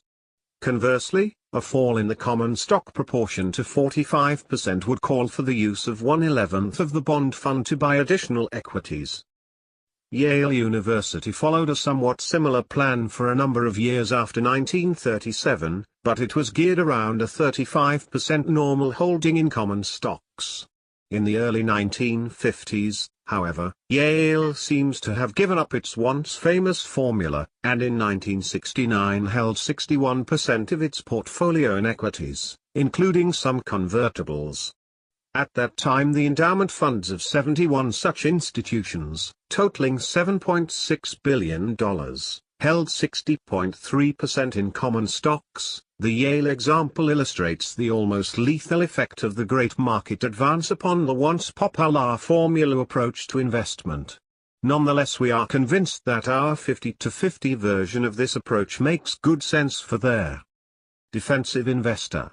It is extremely simple, it aims unquestionably in the right direction. It gives the follower the feeling that he is at least making some moves in response to market developments. Most important of all, it will restrain him from being drawn more and more heavily into common stocks as the market rises to more and more dangerous heights.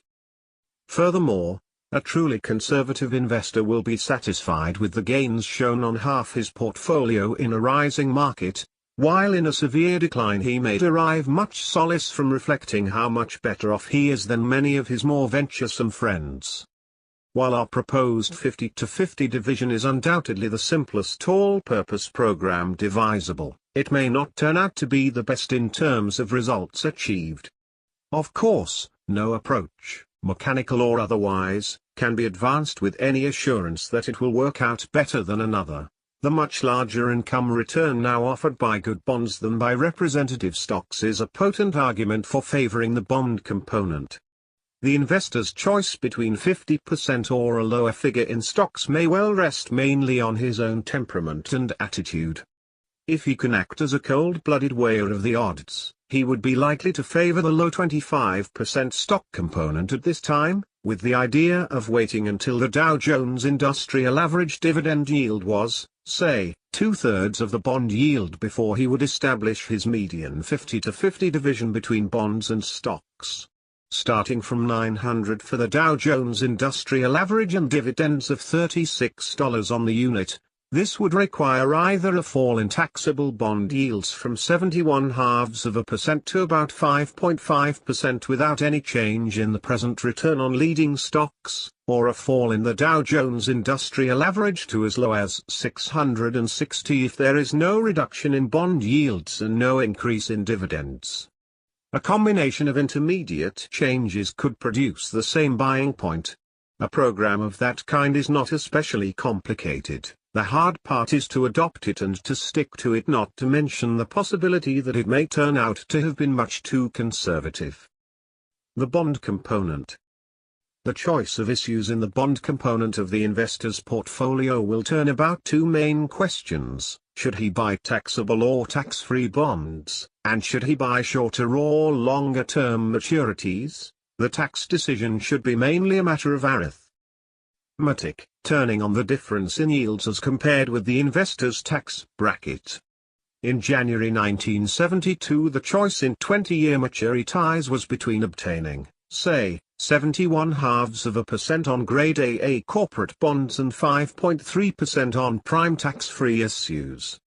The term municipals is generally applied to all species of tax-exempt bonds, including state obligations. There was thus for this maturity a loss in income of some 30% in passing from the corporate to the municipal field. Hence, if the investor was in a maximum tax bracket higher than 30%, he would have a net saving after taxes by choosing the municipal bonds. The opposite, if his maximum tax was less than 30%. A single person starts paying a 30% rate when his income after deductions passes $10,000. For a married couple, their rate applies when combined taxable income passes $20,000. It is evident that a large proportion of individual investors would obtain a higher return after taxes from good municipals than from good corporate bonds. The choice of longer versus shorter maturities involves quite a different question, viz., does the investor want to assure himself against a decline in the price of his bonds, but at the cost of 1. A lower annual yield and 2. Loss of the possibility of an appreciable gain in principal value? We think it best to discuss this question in Chapter 8, The Investor and Market Fluctuations. For a period of many years in the past, the only sensible bond purchases for individuals were the U.S. savings issues. Their safety was, and is, unquestioned. They gave a higher return than other bond investments of first quality. They had a money-back option and other privileges which added greatly to their attractiveness. In our earlier editions we had an entire chapter entitled U.S. Savings Bonds, a boon to investors. As we shall point out, U.S. savings bonds still possess certain unique merits that make them a suitable purchase by any individual investor. For the man of modest capital, with, say, not more than $10,000 to put into bonds, we think they are still the easiest and the best choice. But those with larger funds may find other mediums more desirable. Let us list a few major types of bonds that deserve investor consideration, and discuss them briefly with respect to general description, safety, yield, market price, risk, income tax status, and other features. 1. U.S. Savings Bonds, Series E and Series H. We shall first summarize their important provisions, and then discuss briefly the numerous advantages of these unique, attractive, and exceedingly convenient investments. The Series H bonds pay interest semi-annually, as do other bonds. The rate is 4.29% for the first year, and then a flat 5.10% for the next 9 years to maturity. Interest on the Series E bonds is not paid out, but accrues to the holder through increase in redemption value. The bonds are sold at 75% of their face value, and mature at 100% in 5 years 10 months after purchase. If held to maturity, the yield works out at 5%, compounded semi-annually. If redeemed earlier, the yield moves up from a minimum of 4.01% in the first year to an average of 5.20% in the next 45/6 years. Interest on the bonds is subject to federal income tax, but is exempt from state income tax. However, federal income tax on the Series E bonds may be paid at the holder's option either annually as the interest accrues, through higher redemption value, or not until the bond is actually disposed of. Owners of Series E bonds may cash them in at any time, shortly after purchase, at their current redemption value. Holders of Series H bonds have similar rights to cash them in at par value, cost. Series E bonds are exchangeable for Series H bonds, with certain tax advantages. Bonds lost, destroyed, or stolen may be replaced without cost. There are limitations on annual purchases, but liberal provisions for co-ownership by family members make it possible for most investors to buy as many as they can afford. Comment: there is no other investment that combines 1. Absolute assurance of principal and interest payments, 2. The right to demand full money back at any time, and 3. Guarantee of at least a 5% interest rate for at least 10 years. Holders of the earlier issues of Series E bonds have had the right to extend their bonds at maturity, and thus to continue to accumulate annual values at successively higher rates. The deferral of income tax payments over these long periods has been of great dollar advantage. We calculate it has increased the effective net after-tax rate received by as much as a third in typical cases. Conversely, the right to cash in the bonds at cost price or better has given the purchasers in former years of low interest rates complete protection against the shrinkage in principal value that befell many bond investors. Otherwise stated, it gave them the possibility of benefiting from the rise in interest rates by switching their low interest holdings into very high coupon issues on an even money basis. In our view, the special advantages enjoyed by owners of savings bonds now will more than compensate for their lower current return as compared with other direct government obligations. 2. Other United States bonds. A profusion of these issues exists, covering a wide variety of coupon rates and maturity dates. All of them are completely safe with respect to payment of interest and principal. They are subject to federal income taxes but free from state income tax. In late 1971, the long-term issues, over 10 years, showed an average yield of 6.09%, intermediate issues, 3 to 5 years, returned 6.35%, and short issues returned 6.03%. In 1970 it was possible to buy a number of old issues at large discounts. Some of these are accepted at par in settlement of estate taxes. Example, the U.S. Treasury 31/2S due 1990 are in this category. They sold at 60 in 1970, but closed 1970 above 77. It is interesting to note also that in many cases the indirect obligations of the U.S. government yield appreciably more than its direct obligations of the same maturity. As we write, an offering appears of 7.05% of certificates fully guaranteed by the Secretary of Transportation of the Department of Transportation of the United States. The yield was fully 1% more than that on direct obligations of the U.S., maturing the same year, 1986. The certificates were actually issued in the name of the trustees of the Penn Central Transportation Co., but they were sold on the basis of a statement by the U.S. Attorney General that the guarantee brings into being a general obligation of the United States, backed by its full faith and credit. Quite a number of indirect obligations of this sort have been assumed by the U.S. government in the past, and all of them have been scrupulously honored. The reader may wonder why all this hocus-pocus, involving an apparently personal guarantee by our Secretary of Transportation, and a higher cost to the taxpayer in the end. The chief reason for the indirection has been the debt limit imposed on government borrowing by the Congress. Apparently guarantees by the government are not regarded as debts, a semantic windfall for shrewder investors.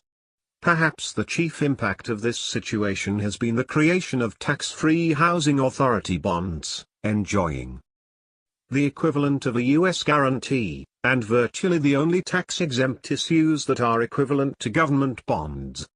Another type of government-backed issues is the recently created new community debentures, offered to yield 7.60% in September 1971.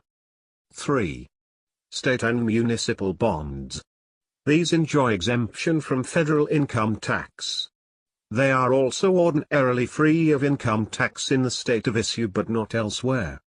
They are either direct obligations of a state or subdivision, or revenue bonds dependent for interest payments on receipts from a toll road, bridge, building lease, etc. Not all tax-free bonds are strongly enough protected to justify their purchase by a defensive investor. He may be guided in his selection by the rating given to each issue by Moody's or Standard & Poor's. One of three highest ratings by both services, AAA, AA, or A, should constitute a sufficient indication of adequate safety. The yield on these bonds will vary both with the quality and the maturity, with the shorter maturities giving the lower return.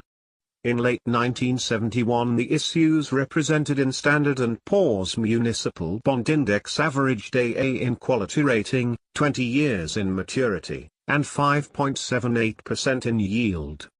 A typical offering of Vineland, New Jersey, bonds, rated AA for A and gave a yield of only 3% on the 1-year maturity, rising to 5.8% to the 1995 and 1996 maturities. 1. 4. Corporation bonds. These bonds are subject to both federal and state tax. In early 1972 those of highest quality yielded 7.19% for a 25-year maturity, as reflected in the published yield of Moody's AAA Corporate Bond Index.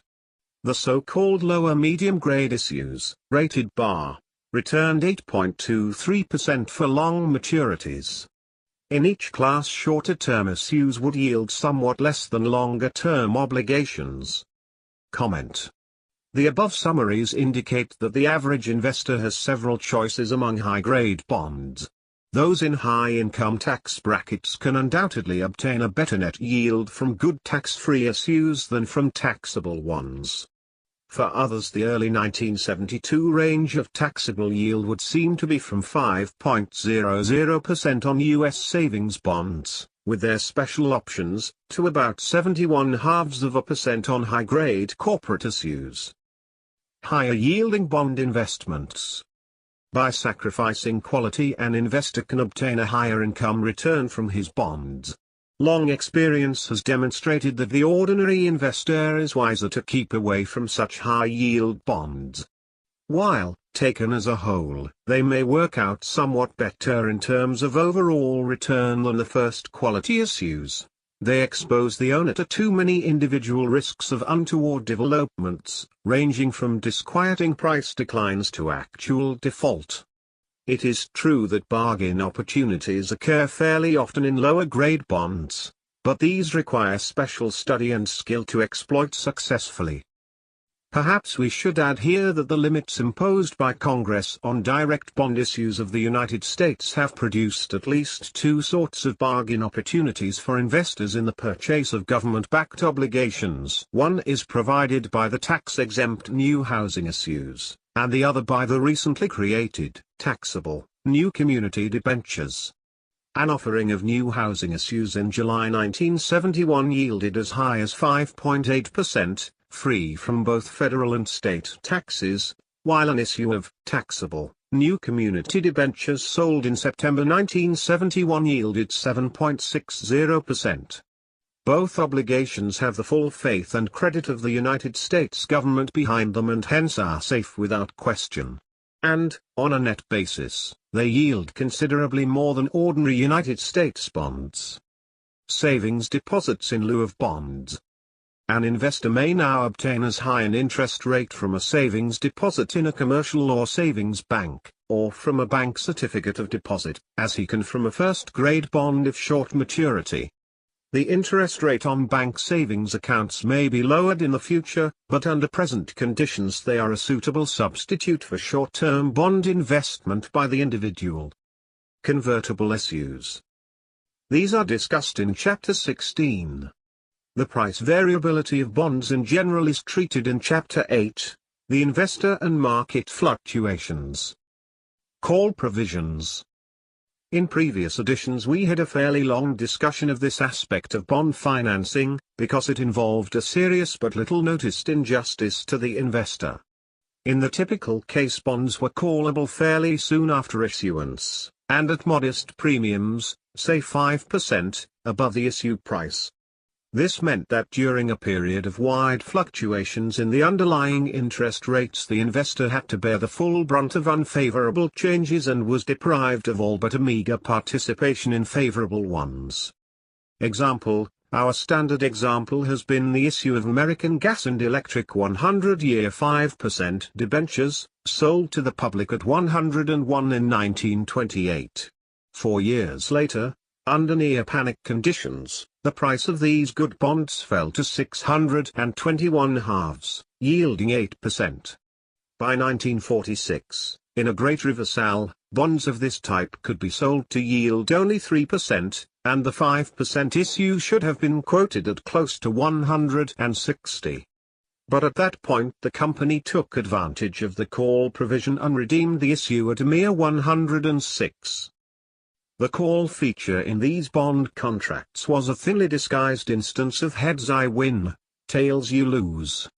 At long last, the bond-buying institutions refused to accept this unfair arrangement. In recent years most long-term high-coupon issues have been protected against redemption for 10 years or more after issuance. This still limits their possible price rise, but not inequitably. In practical terms, we advise the investor in long-term issues to sacrifice a small amount of yield to obtain the assurance of non-callability, say for 20 or 25 years. Similarly, there is an advantage in buying a low-coupon bond at a discount rather than a high-coupon bond selling at about par and callable in a few years. For the discount, for example, of a 31/2% bond at 631/2%, yielding 7.85%, carries full protection against adverse call action, straight, that is, non-convertible, preferred stocks. Certain general observations should be made here on the subject of preferred stocks. Really good preferred stocks can and do exist, but they are good in spite of their investment form, which is an inherently bad one. The typical preferred shareholder is dependent for his safety on the ability and desire of the company to pay dividends on its common stock. Once the common dividends are omitted, or even in danger, his own position becomes precarious, for the directors are under no obligation to continue paying him unless they also pay on the common. On the other hand, the typical preferred stock carries no share in the company's profits beyond the fixed dividend rate. Thus the preferred holder lacks both the legal claim of the bondholder, or creditor, and the profit possibilities of a common shareholder, or partner. These weaknesses in the legal position of preferred stocks tend to come to the fore recurrently in periods of depression.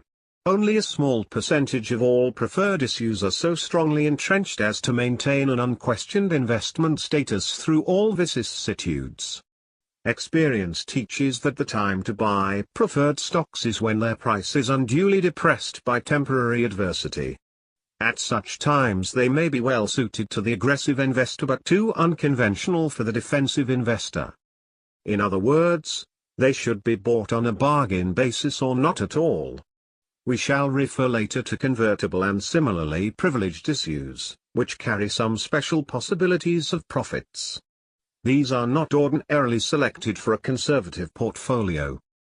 Another peculiarity in the general position of preferred stocks deserves mention. They have a much better tax status for corporation buyers than for individual investors. Corporations pay income tax on only 15% of the income they receive in dividends, but on the full amount of their ordinary interest income. Since the 1972 corporate rate is 48%, this means that $100 received as preferred stock dividends is taxed only $7.20, whereas $100 received as bond interest is taxed $48.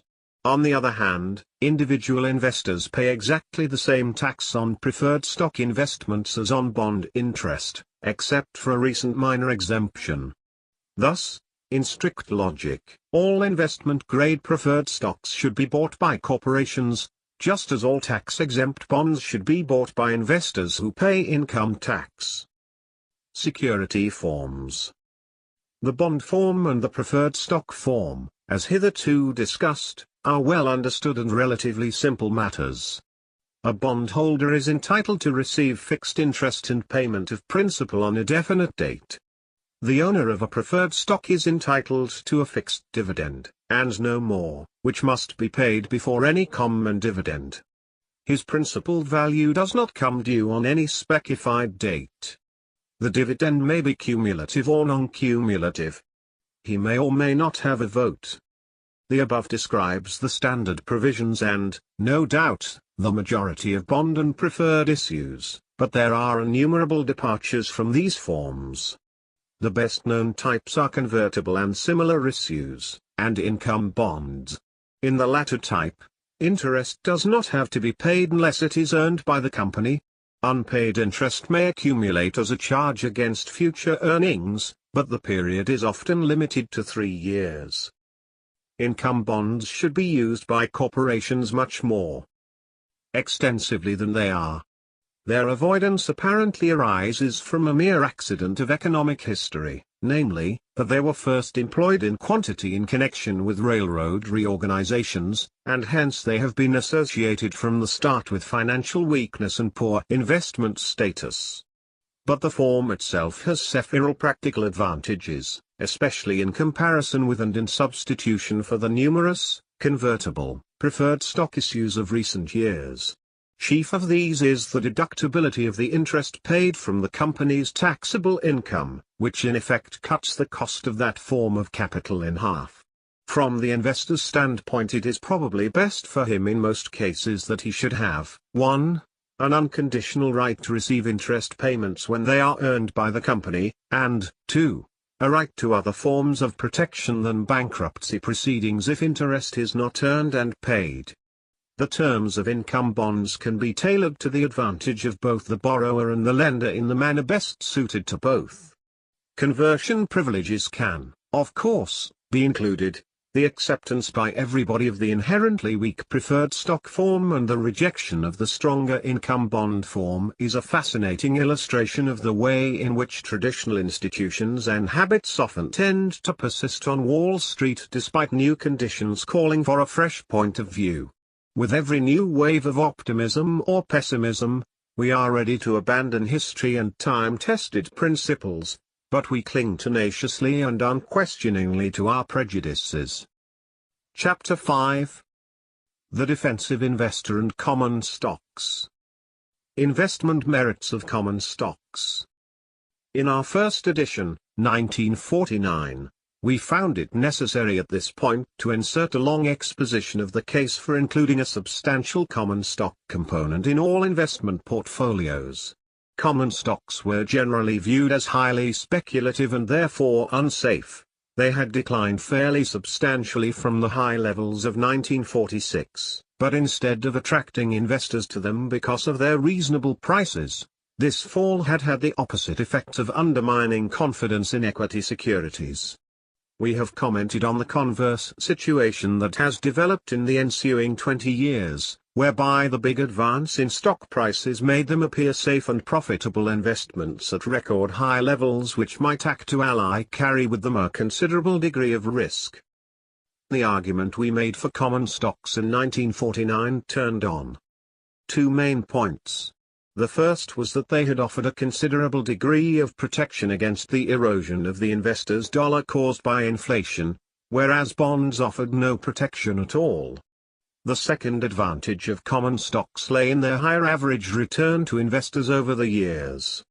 This was produced both by an average dividend income exceeding the yield on good bonds and by an underlying tendency for market value to increase over the years in consequence of the reinvestment of undistributed profits. While these 2 advantages have been of major importance, and have given common stocks a far better record than bonds over the long-term past, We have consistently warned that these benefits could be lost by the stock buyer if he pays too high a price for his shares. This was clearly the case in 1929, and it took 25 years for the market level to climb back to the ledge from which it had abysmally fallen in 1929 to 1932. Since 1957, common stocks have once again, through their high prices, lost their traditional advantage in dividend yield over bond interest rates. It remains to be seen whether the inflation factor and the economic growth factor will make up in the future for this significantly adverse development. It should be evident to the reader that we have no enthusiasm for common stocks in general at the 900 Dow Jones Industrial Average level of late 1971.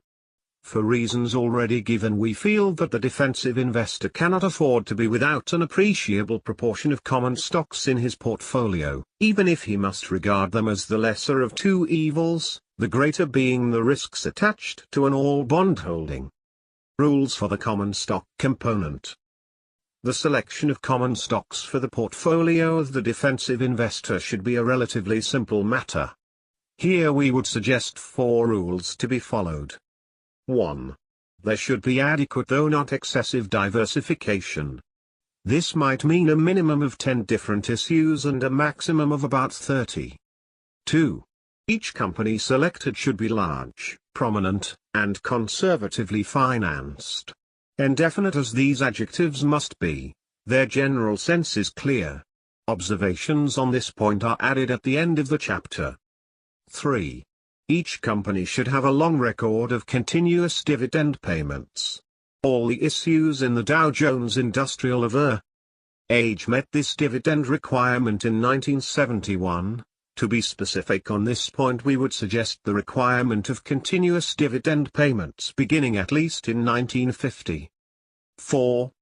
The investor should impose some limit on the price he will pay for an issue in relation to its average earnings over, say, the past 7 years.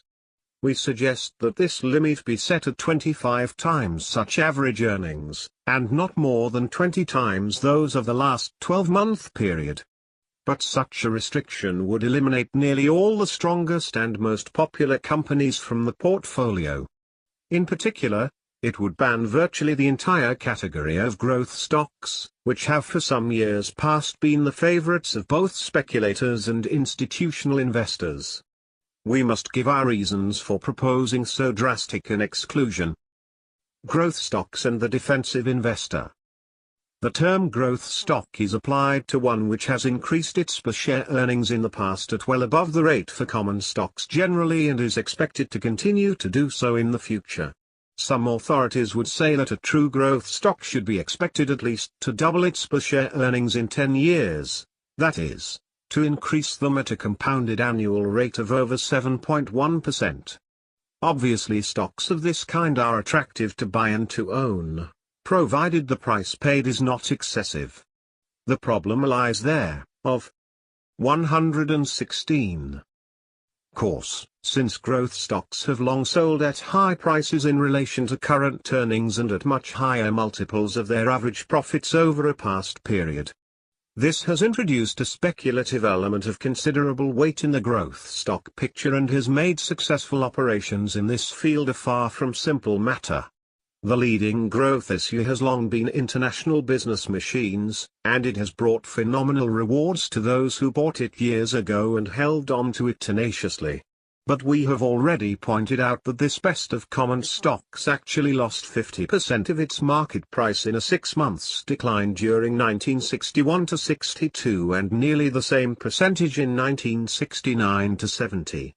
Other growth stocks have been even more vulnerable to adverse developments. In some cases not only has the price fallen back but the earnings as well, thus causing a double discomfiture to those who owned them. A good second example for our purpose is Texas Instruments, which in 6 years rose from 5 to 256, without paying a dividend, while its earnings increased from 40 cents to $3.91 per share.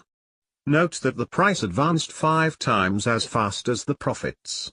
This is characteristic of popular common stocks, but 2 years later the earnings had dropped off by nearly 50% and the price by 4/5 to 49. The reader will understand from these instances why we regard growth stocks as a whole as too uncertain and risky a vehicle for the defensive investor. Of course, wonders can be accomplished with the right individual selections, bought at the right levels, and later sold after a huge rise and before the probable decline. But the average investor can no more expect to accomplish this than to find money growing on trees. In contrast, we think that the group of large companies that are relatively unpopular, and therefore obtainable at reasonable earnings multipliers, offers a sound if unspectacular area of choice by the general public. We shall illustrate this idea in our chapter on portfolio selection. Portfolio changes. It is now standard practice to submit all security lists for periodic inspection in order to see whether their quality can be improved. This, of course, is a major part of the service provided for clients by investment counselors.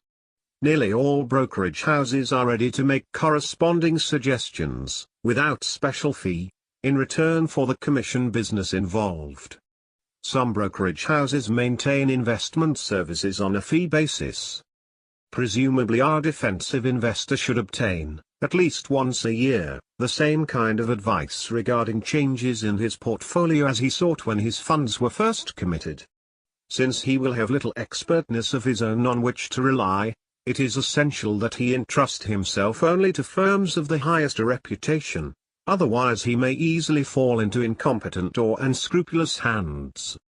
It is important, in any case, that at every such consultation he make clear to his advisor that he wishes to adhere closely to the 4 rules of common stock selection given earlier in this chapter. Incidentally, if his list has been competently selected in the first instance, there should be no need for frequent or numerous changes. Dollar cost averaging. The New York Stock Exchange has put considerable effort into popularizing its monthly purchase plan, under which an investor devotes the same dollar amount each month to buying one or more common stocks. This is an application of a special type of formula investment known as dollar cost averaging. During the predominantly rising market experience since 1949, the results from such a procedure were certain to be highly satisfactory, especially since they prevented the practitioner from concentrating his buying at the wrong times. In Lucille Tomlinson's comprehensive study of formula investment plans, the author presented a calculation of the results of dollar cost averaging in the group of stocks making up the Dow Jones Industrial Index. Tests were made covering 23 10-year purchase periods, the first ending in 1929, the last in 1952. Every test showed a profit either at the close of the purchase period or within 5 years thereafter. The average indicated profit at the end of the 23 buying periods was 21.5%, exclusive of dividends received. Needless to say, in some instances there was a substantial temporary depreciation at market value. Miss Tomlinson ends her discussion of this ultra-simple investment formula with the striking sentence, "No one has yet discovered any other formula for investing which can be used with so much confidence of ultimate success, regardless of what may happen to security prices, as dollar cost averaging." It may be objected that dollar cost averaging, while sound in principle, is rather unrealistic in practice, because few people are so situated that they can have available for common stock investment the same amount of money each year for, say, 20 years. It seems to me that this apparent objection has lost much of its force in recent years. Common stocks are becoming generally accepted as a necessary component of a sound savings investment program. Thus, systematic and uniform purchases of common stocks may present no more psychological and financial difficulties than similar continuous payments for United States savings bonds and for life insurance, to which they should be complementary. The monthly amount may be small, but the results after 20 or more years can be impressive and important to the saver. The investor's personal situation. At the beginning of this chapter we referred briefly to the position of the individual portfolio owner. Let us return to this matter, in the light of our subsequent discussion of general policy. To what extent should the type of securities selected by the investor vary with his circumstances? As concrete examples representing widely different conditions, we shall take 1. A widow left $200,000 with which to support herself and her children. 2. A successful doctor in mid-career, with savings of $100,000 and yearly accretions of $10,000. And 3. A young man earning $200 per week and saving $1,000 a year. For the widow, the problem of living on her income is a very difficult one. On the other hand, the need for conservatism in her investments is paramount. A division of her fund about equally between United States bonds and first-grade common stocks is a compromise between these objectives and corresponds to our general prescription for the defensive investor. The stock component may be placed as high as 75% if the investor is psychologically prepared for this decision, and if she can be almost certain she is not buying at too high a level. Assuredly, this is not the case in early 1972. We do not preclude the possibility that the widow may qualify as an enterprising investor, in which case her objectives and methods will be quite different. The one thing the widow must not do is to take speculative chances in order to make some extra income. By this we mean trying for profits or high income without the necessary equipment to warrant full confidence in overall success. It would be far better for her to draw $2,000 per year out of her principal, in order to make both ends meet, than to risk half of it in poorly grounded, and therefore speculative, ventures. The prosperous doctor has none of the widow's pressures and compulsions, yet we believe that his choices are pretty much the same. Is he willing to take a serious interest in the business of investment? If he lacks the impulse or the flair, he will do best to accept the easy role of the defensive investor. The division of his portfolio should then be no different from that of the typical widow, and there would be the same area of personal choice in fixing the size of the stock component. The annual savings should be invested in about the same proportions as the total fund. The average doctor may be more likely than the average widow to elect to become an enterprising investor, and he is perhaps more likely to succeed in the undertaking. He has one important handicap, however, the fact that he has less time available to give to his investment education and to the administration of his funds. In fact, medical men have been notoriously unsuccessful in their security dealings. The reason for this is that they usually have an ample confidence in their own intelligence and a strong desire to make a good return on their money, without the realization that to do so successfully requires both considerable attention to the matter and something of a professional approach to security values.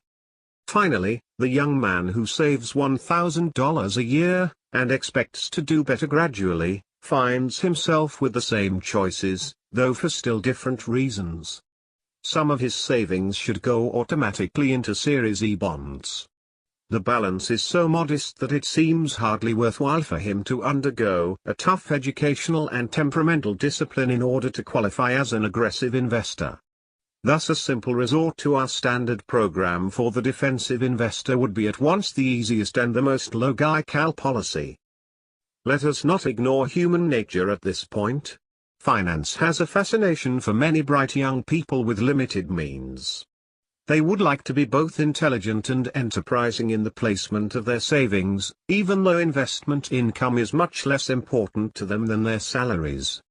This attitude is all to the good. There is a great advantage for the young capitalist to begin his financial education and experience early. If he is going to operate as an aggressive investor, he is certain to make some mistakes and to take some losses. Youth can stand these disappointments and profit by them. We urge the beginner in security buying not to waste his efforts and his money in trying to beat the market. Let him study security values and initially test out his judgment on price versus value with the smallest possible sums. Thus we return to the statement, made at the outset, that there kind of securities to be purchased and the rate of return to be sought depend not on the investor's financial resources but on his financial equipment in terms of knowledge, experience, and temperament. Note on the concept of risk. It is conventional to speak of good bonds as less risky than good preferred stocks and of the latter as less risky than good common stocks. From this was derived the popular prejudice against common stocks because they are not safe, which was demonstrated in the Federal Reserve Board survey of 1948. We should like to point out that the words risk and safety are applied to securities in two different senses, with a resultant confusion in thought. A bond is clearly proved unsafe when it defaults its interest or principal payments. Similarly, if a preferred stock or even a common stock is bought with the expectation that a given rate of dividend will be continued, then a reduction or passing of the dividend means that it has proved unsafe. It is also true that an investment contains a risk if there is a fair possibility that the holder may have to sell at a time when the price is well below cost. Nevertheless, the idea of risk is often extended to apply to a possible decline in the price of a security, even though the decline may be of a cyclical and temporary nature and even though the holder is unlikely to be forced to sell at such times. These chances are present in all securities, other than United States savings bonds, and to a greater extent in the general run of common stocks than in senior issues as a class. But we believe that what is here involved is not a true risk in the useful sense of the term. The man who holds a mortgage on a building might have to take a substantial loss if you were forced to sell it at an unfavorable time. That element is not taken into account in judging the safety or risk of ordinary real estate mortgages, the only criterion being the certainty of punctual payments. In the same way, the risk attached to an ordinary commercial business is measured by the chance of its losing money, not by what would happen if the owner were forced to sell. In Chapter 8 we shall set forth our conviction that the bona fide investor does not lose money merely because the market price of his holdings declines. Hence the fact that a decline may occur does not mean that he is running a true risk of loss. If a group of well-selected common stock investments shows a satisfactory overall return, as measured through a fair number of years, then this group investment has proved to be safe. During that period its market value is bound to fluctuate, and as likely as not it will sell for a while under the buyer's cost. If that fact makes the investment risky, it would then have to be called both risky and safe at the same time. This confusion may be avoided if we apply the concept of risk solely to a loss of value which either is realized through actual sale, or is caused by a significant deterioration in the company's position, or, more frequently perhaps, is the result of the payment of an excessive price in relation to the intrinsic worth of the security. 2. Many common stocks do involve risks of such deterioration. But it is our thesis that a properly executed group investment in common stocks does not carry any substantial risk of this sort and that therefore it should not be termed risky merely because of the element of price fluctuation. But such risk is present if there is danger that the price may prove to have been clearly too high by intrinsic value standards, even if any subsequent severe market decline may be recouped many years later. Note on the category of large, prominent, and conservatively financed corporations. The quoted phrase in our caption was used earlier in the chapter to describe the kind of common stocks to which defensive investors should limit their purchases, provided also that they had paid continuous dividends for a considerable number of years. A criterion based on adjectives is always ambiguous. Where is the dividing line for size, for prominence, and for conservatism of financial structure? On the last point we can suggest a specific standard that, though arbitrary, is in line with accepted thinking. An industrial company's finances are not conservative unless the common stock, at book value, represents at least half of the total capitalization, including all bank debt. 3 For a railroad or public utility the figure should be at least 30%. The words large and prominent carry the notion of substantial size combined with a leading position in the industry. Such Companies are often referred to as primary. All other common stocks are then called secondary, except that growth stocks are ordinarily placed in a separate class by those who buy them as such. To supply an element of concreteness here, let us suggest that to be large in present-day terms a company should have $50 million of assets or do $50 million of business. Again, to be prominent, a company should rank among the first quarter or first third in size within its industry group. It would be foolish, however, to insist upon such arbitrary criteria. They are offered merely as guides to those who may ask for guidance. But any rule which the investor may set for himself and which does no violence to the common sense meanings of large and prominent should be acceptable. By the very nature of the case, there must be a large group of companies that some will and others will not include among those suitable for defensive investment. There is no harm in such diversity of opinion and action. In fact, it has a salutary effect upon stock market conditions, because it permits a gradual differentiation or transition between the categories of primary and secondary stock issues. Chapter 6. Portfolio Policy for the Enterprising Investor, Negative Approach. The aggressive investor should start from the same base as the defensive investor, namely, a division of his funds between high-grade bonds and high-grade common stocks bought at reasonable prices. He will be prepared to branch out into other kinds of security commitments, but in each case he will want a well-reasoned justification for the departure. There is a difficulty in discussing this topic in orderly fashion, because there is no single or ideal pattern for aggressive operations. The field of choice is wide. The selection should depend not only on the individual's competence and equipment but perhaps equally well upon his interests and preferences. The most useful generalizations for the enterprising investor are of a negative sort. Let him leave high-grade preferred stocks to corporate buyers. Let him also avoid inferior types of bonds and preferred stocks unless they can be bought at bargain levels, which means ordinarily at prices at least 30% under par for high coupon issues, and much less for the lower coupons. He will let someone else buy foreign government bond issues, even though the yield may be attractive. He will also be wary of all kinds of new issues, including convertible bonds and preferreds that seem quite tempting, and common stocks with excellent earnings confined to the recent past.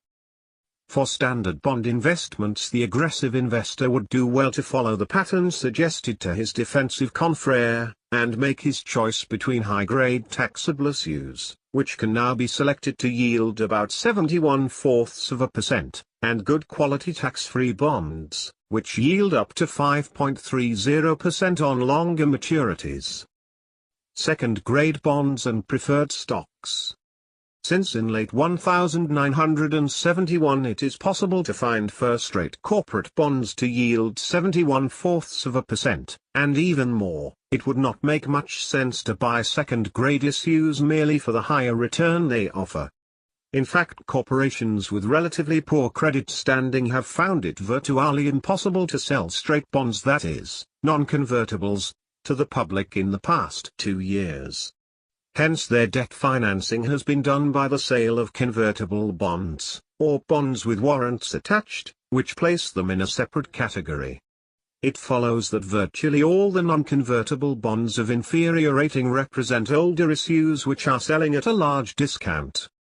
Thus they offer the possibility of a substantial gain in principal value under favorable future conditions, which would mean here a combination of an improved credit rating for the company and lower general interest rates. But even in the matter of price discounts and resultant chance of principal gain, the second-grade bonds are in competition with better issues. Some of the well-entrenched obligations with older-style coupon rates, 21/2% to 4%, sold at about 50 cents on the dollar in 1970. Examples: American Telephone and Telegraph 25/8s, due 1986, sold at 51, Atchison Topeka and Santa Fe RA4s, due 1995, sold at 51, McGraw-Hill 37/8s, due 1992, sold at 501 halves. Hence, under conditions of late 1971, the enterprising investors can probably get from good grade bonds selling at a large discount all that he should reasonably desire in the form of both income and chance of appreciation. Throughout this book we refer to the possibility that any well-defined and protracted market situation of the past may return in the future. Hence we should consider what policy the aggressive investor might have to choose in the bond field if prices and yields of high-grade issues should return to former normals. For this reason we shall reprint here our observations on that point made in the 1965 edition, when high-grade bonds yielded only 41/2%. Something should be said now about investing in second-grade issues, which can readily be found to yield any specified return up to 8% or more. The main difference between first and second-grade bonds is usually found in the number of times the interest charges have been covered by earnings. Example, in early 1964 Chicago, Milwaukee, St. Paul and Pacific 5% income debenture bonds, at 68, yielded 7.35%. But the total interest charges of the road, before income taxes, were earned only 1.5 times in 1963, against our requirement of 5 times for a well-protected railroad issue. Many investors buy securities of this kind because they need income and cannot get along with the meager return offered by top-grade issues. Experience clearly shows that it is unwise to buy a bond or a preferred which lacks adequate safety merely because the yield is attractive.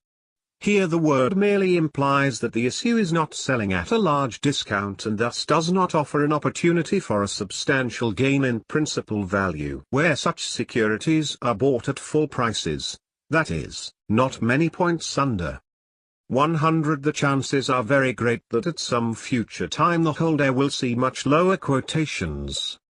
For when bad business comes, or just a bad market, issues of this kind prove highly susceptible to severe sinking spells. Often interest or dividends are suspended or at least endangered, and frequently there is a pronounced price weakness even though the operating results are not at all bad. As a specific illustration of this characteristic of second-quality senior issues, let us summarize the price behavior of a group of 10 railroad income bonds in 1946–47. These comprise all of those which sold at 96 or more in 1946, their high prices averaging 1,021 halves.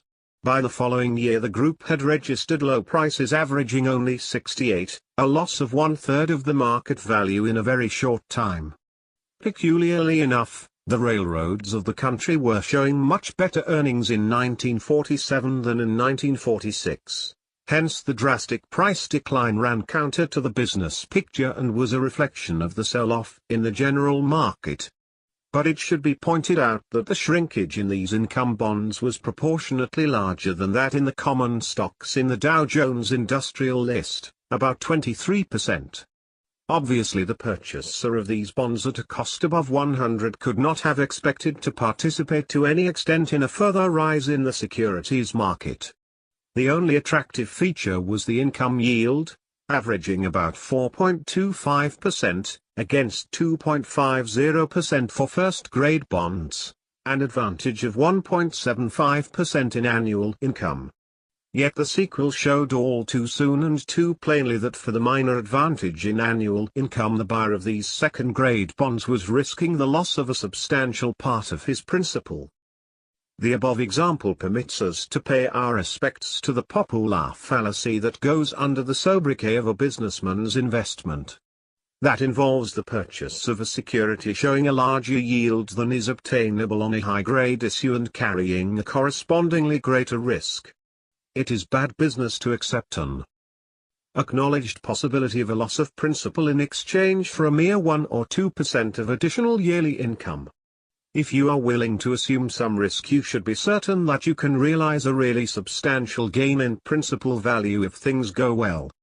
Hence a second-grade 5.5 or 6% bond selling at par is almost always a bad purchase.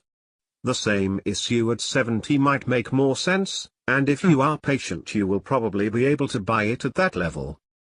Second-grade bonds and preferred stocks possess two contradictory attributes which the intelligent investor must bear clearly in mind.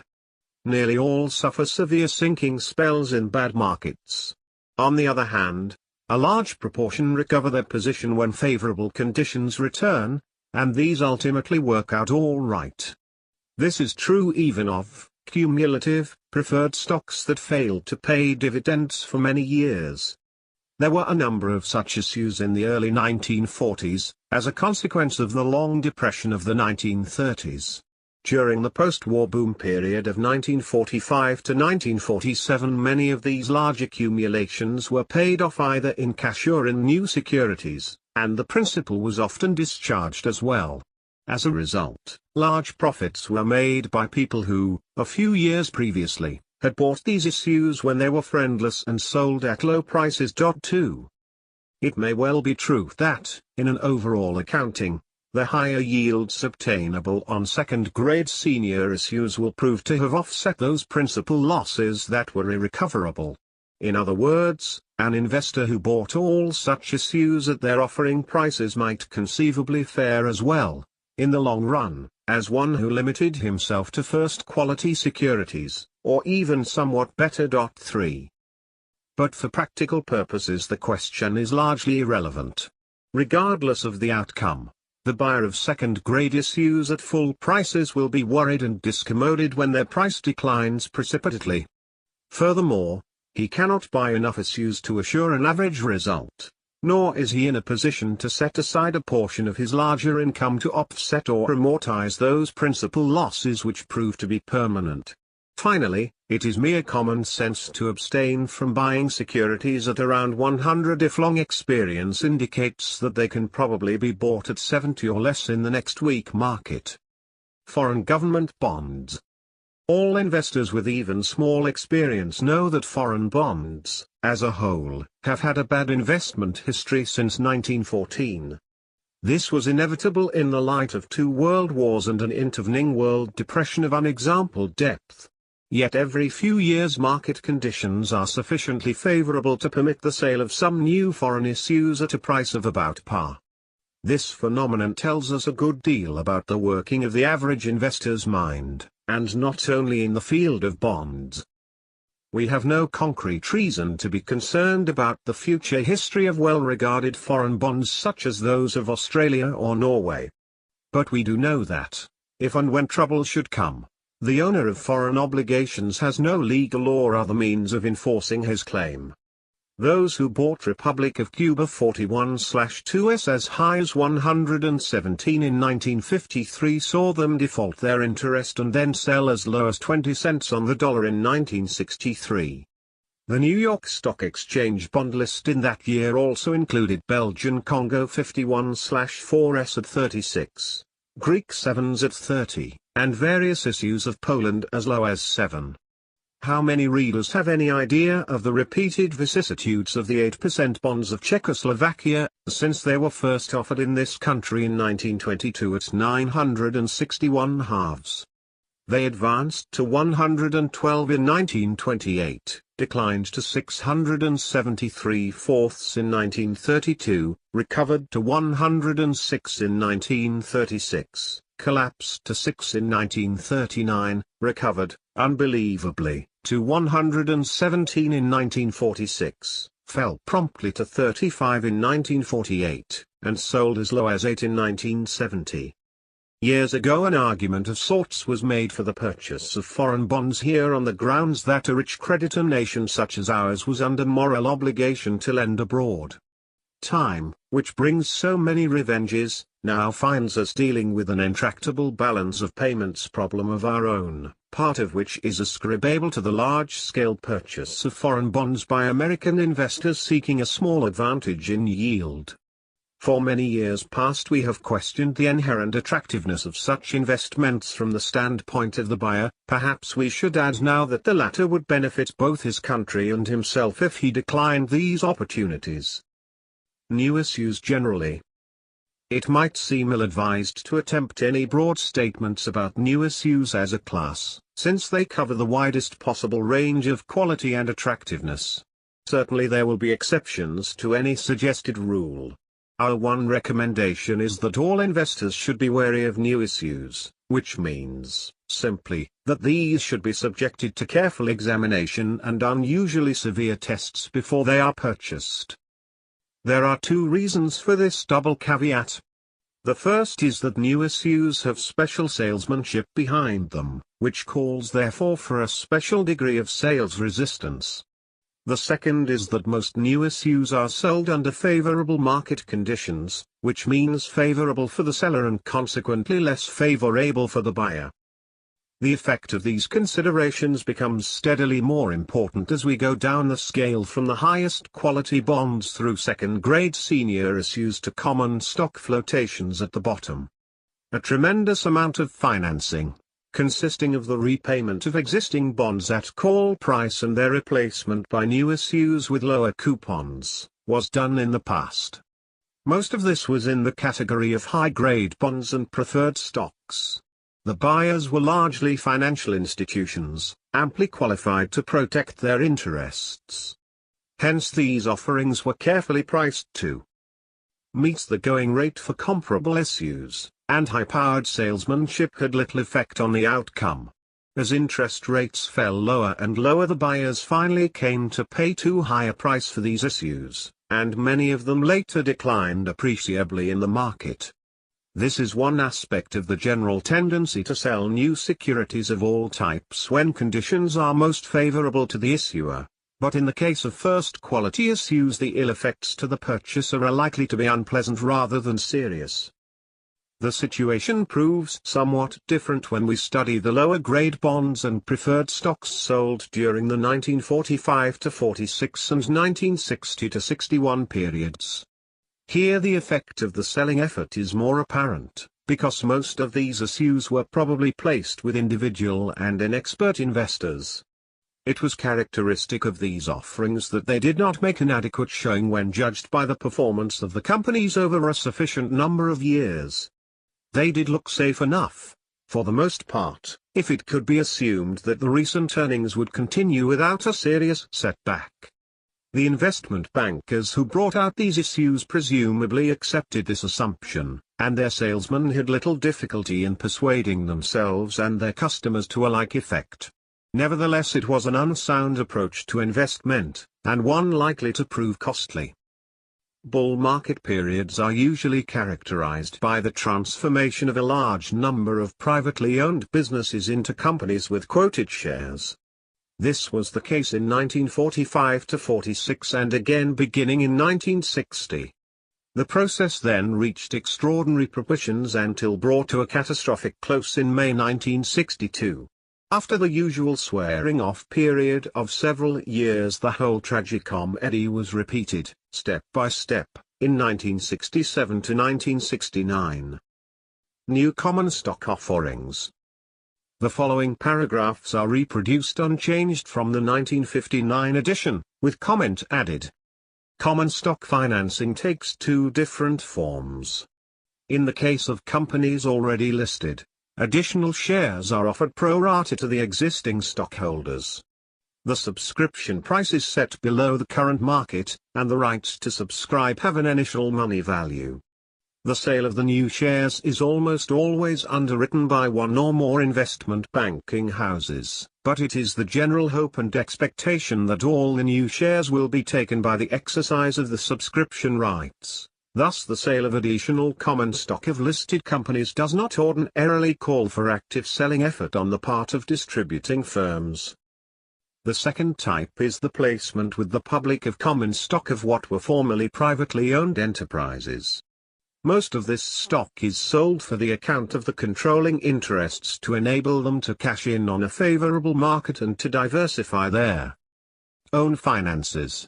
When new money is raised for the business, it comes often via the sale of preferred stock. As previously noted, this activity follows a well-defined pattern, which by the nature of the security markets must bring many losses and disappointments to the public. The dangers arise both from the character of the businesses that are thus financed and from the market conditions that make the financing possible. In the early part of the century, a large proportion of our leading companies were introduced to public trading. As time went on, the number of enterprises of first rank that remained closely held steadily diminished. Hence original common stock flotations have tended to be concentrated more and more on relatively small concerns. By an unfortunate correlation, during the same period the stock-buying public has been developing an ingrained preference for the major companies and a similar prejudice against the minor ones. This prejudice, like many others, tends to become weaker as bull markets are built up.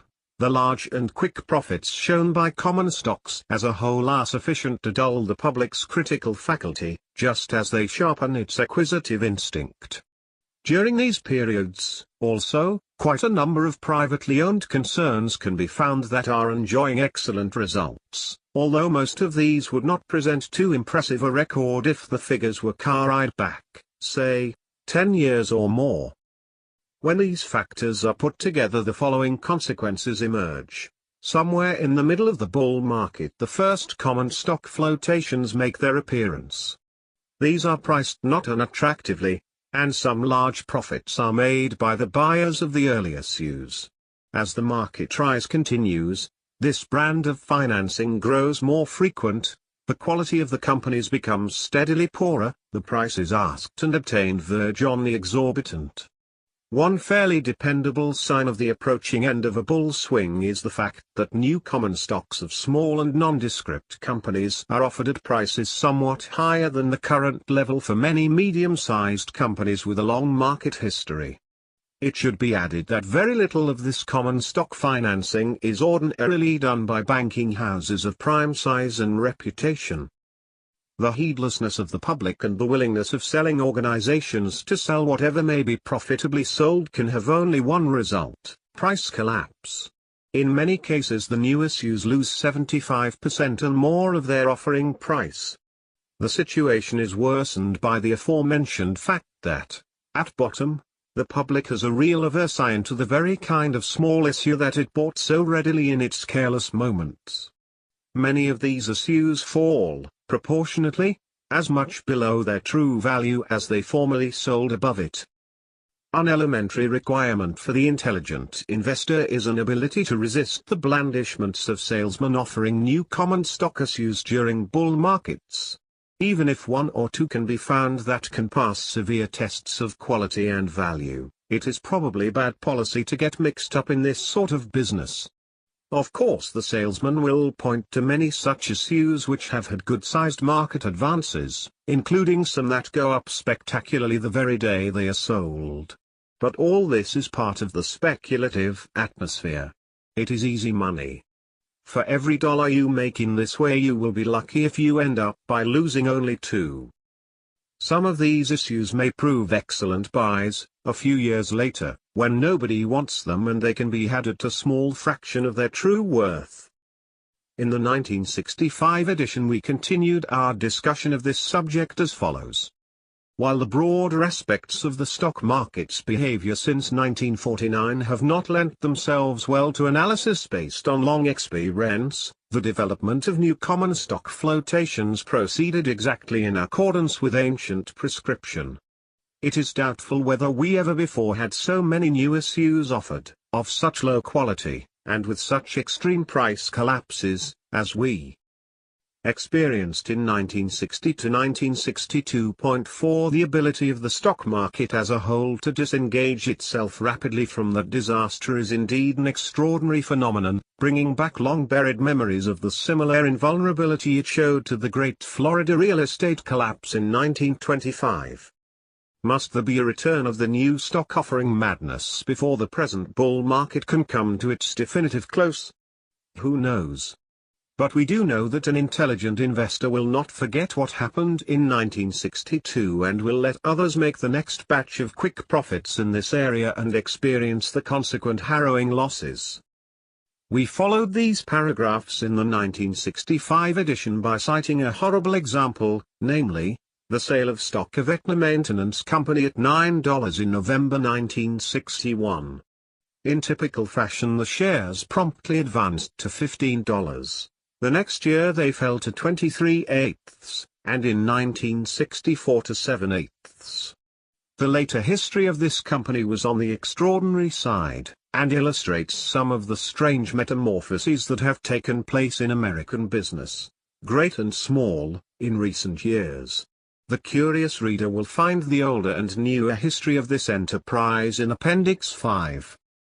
It is by no means difficult to provide even more harrowing examples taken from the more recent version of the same old story, which covered the years 1967 to 1970. Nothing could be more pat to our purpose than the case of AAA Enterprises, which happens to be the first company then listed in Standard & Poor's stock guide. The shares were sold to the public at $14 in 1968, promptly advanced to $28, but in early 1971 were quoted at a dismal 25 cents. Even this price represented a gross overvaluation of the enterprise, since it had just entered the bankruptcy court in a hopeless condition. There is so much to be learned, and such important warnings to be gleaned, from the story of this flotation that we have reserved it for detailed treatment below, in Chapter 17, Chapter 7. Portfolio Policy for the Enterprising Investor, the Positive Side. The enterprising investor, by definition, will devote a fair amount of his attention and efforts toward obtaining a better than run-of-the-mill investment result. In our discussion of general investment policy, we have made some suggestions regarding bond investments that are addressed chiefly to the enterprising investor. He might be interested in special opportunities of the following kinds. 1. Tax-free new housing authority bonds effectively guaranteed by the United States government.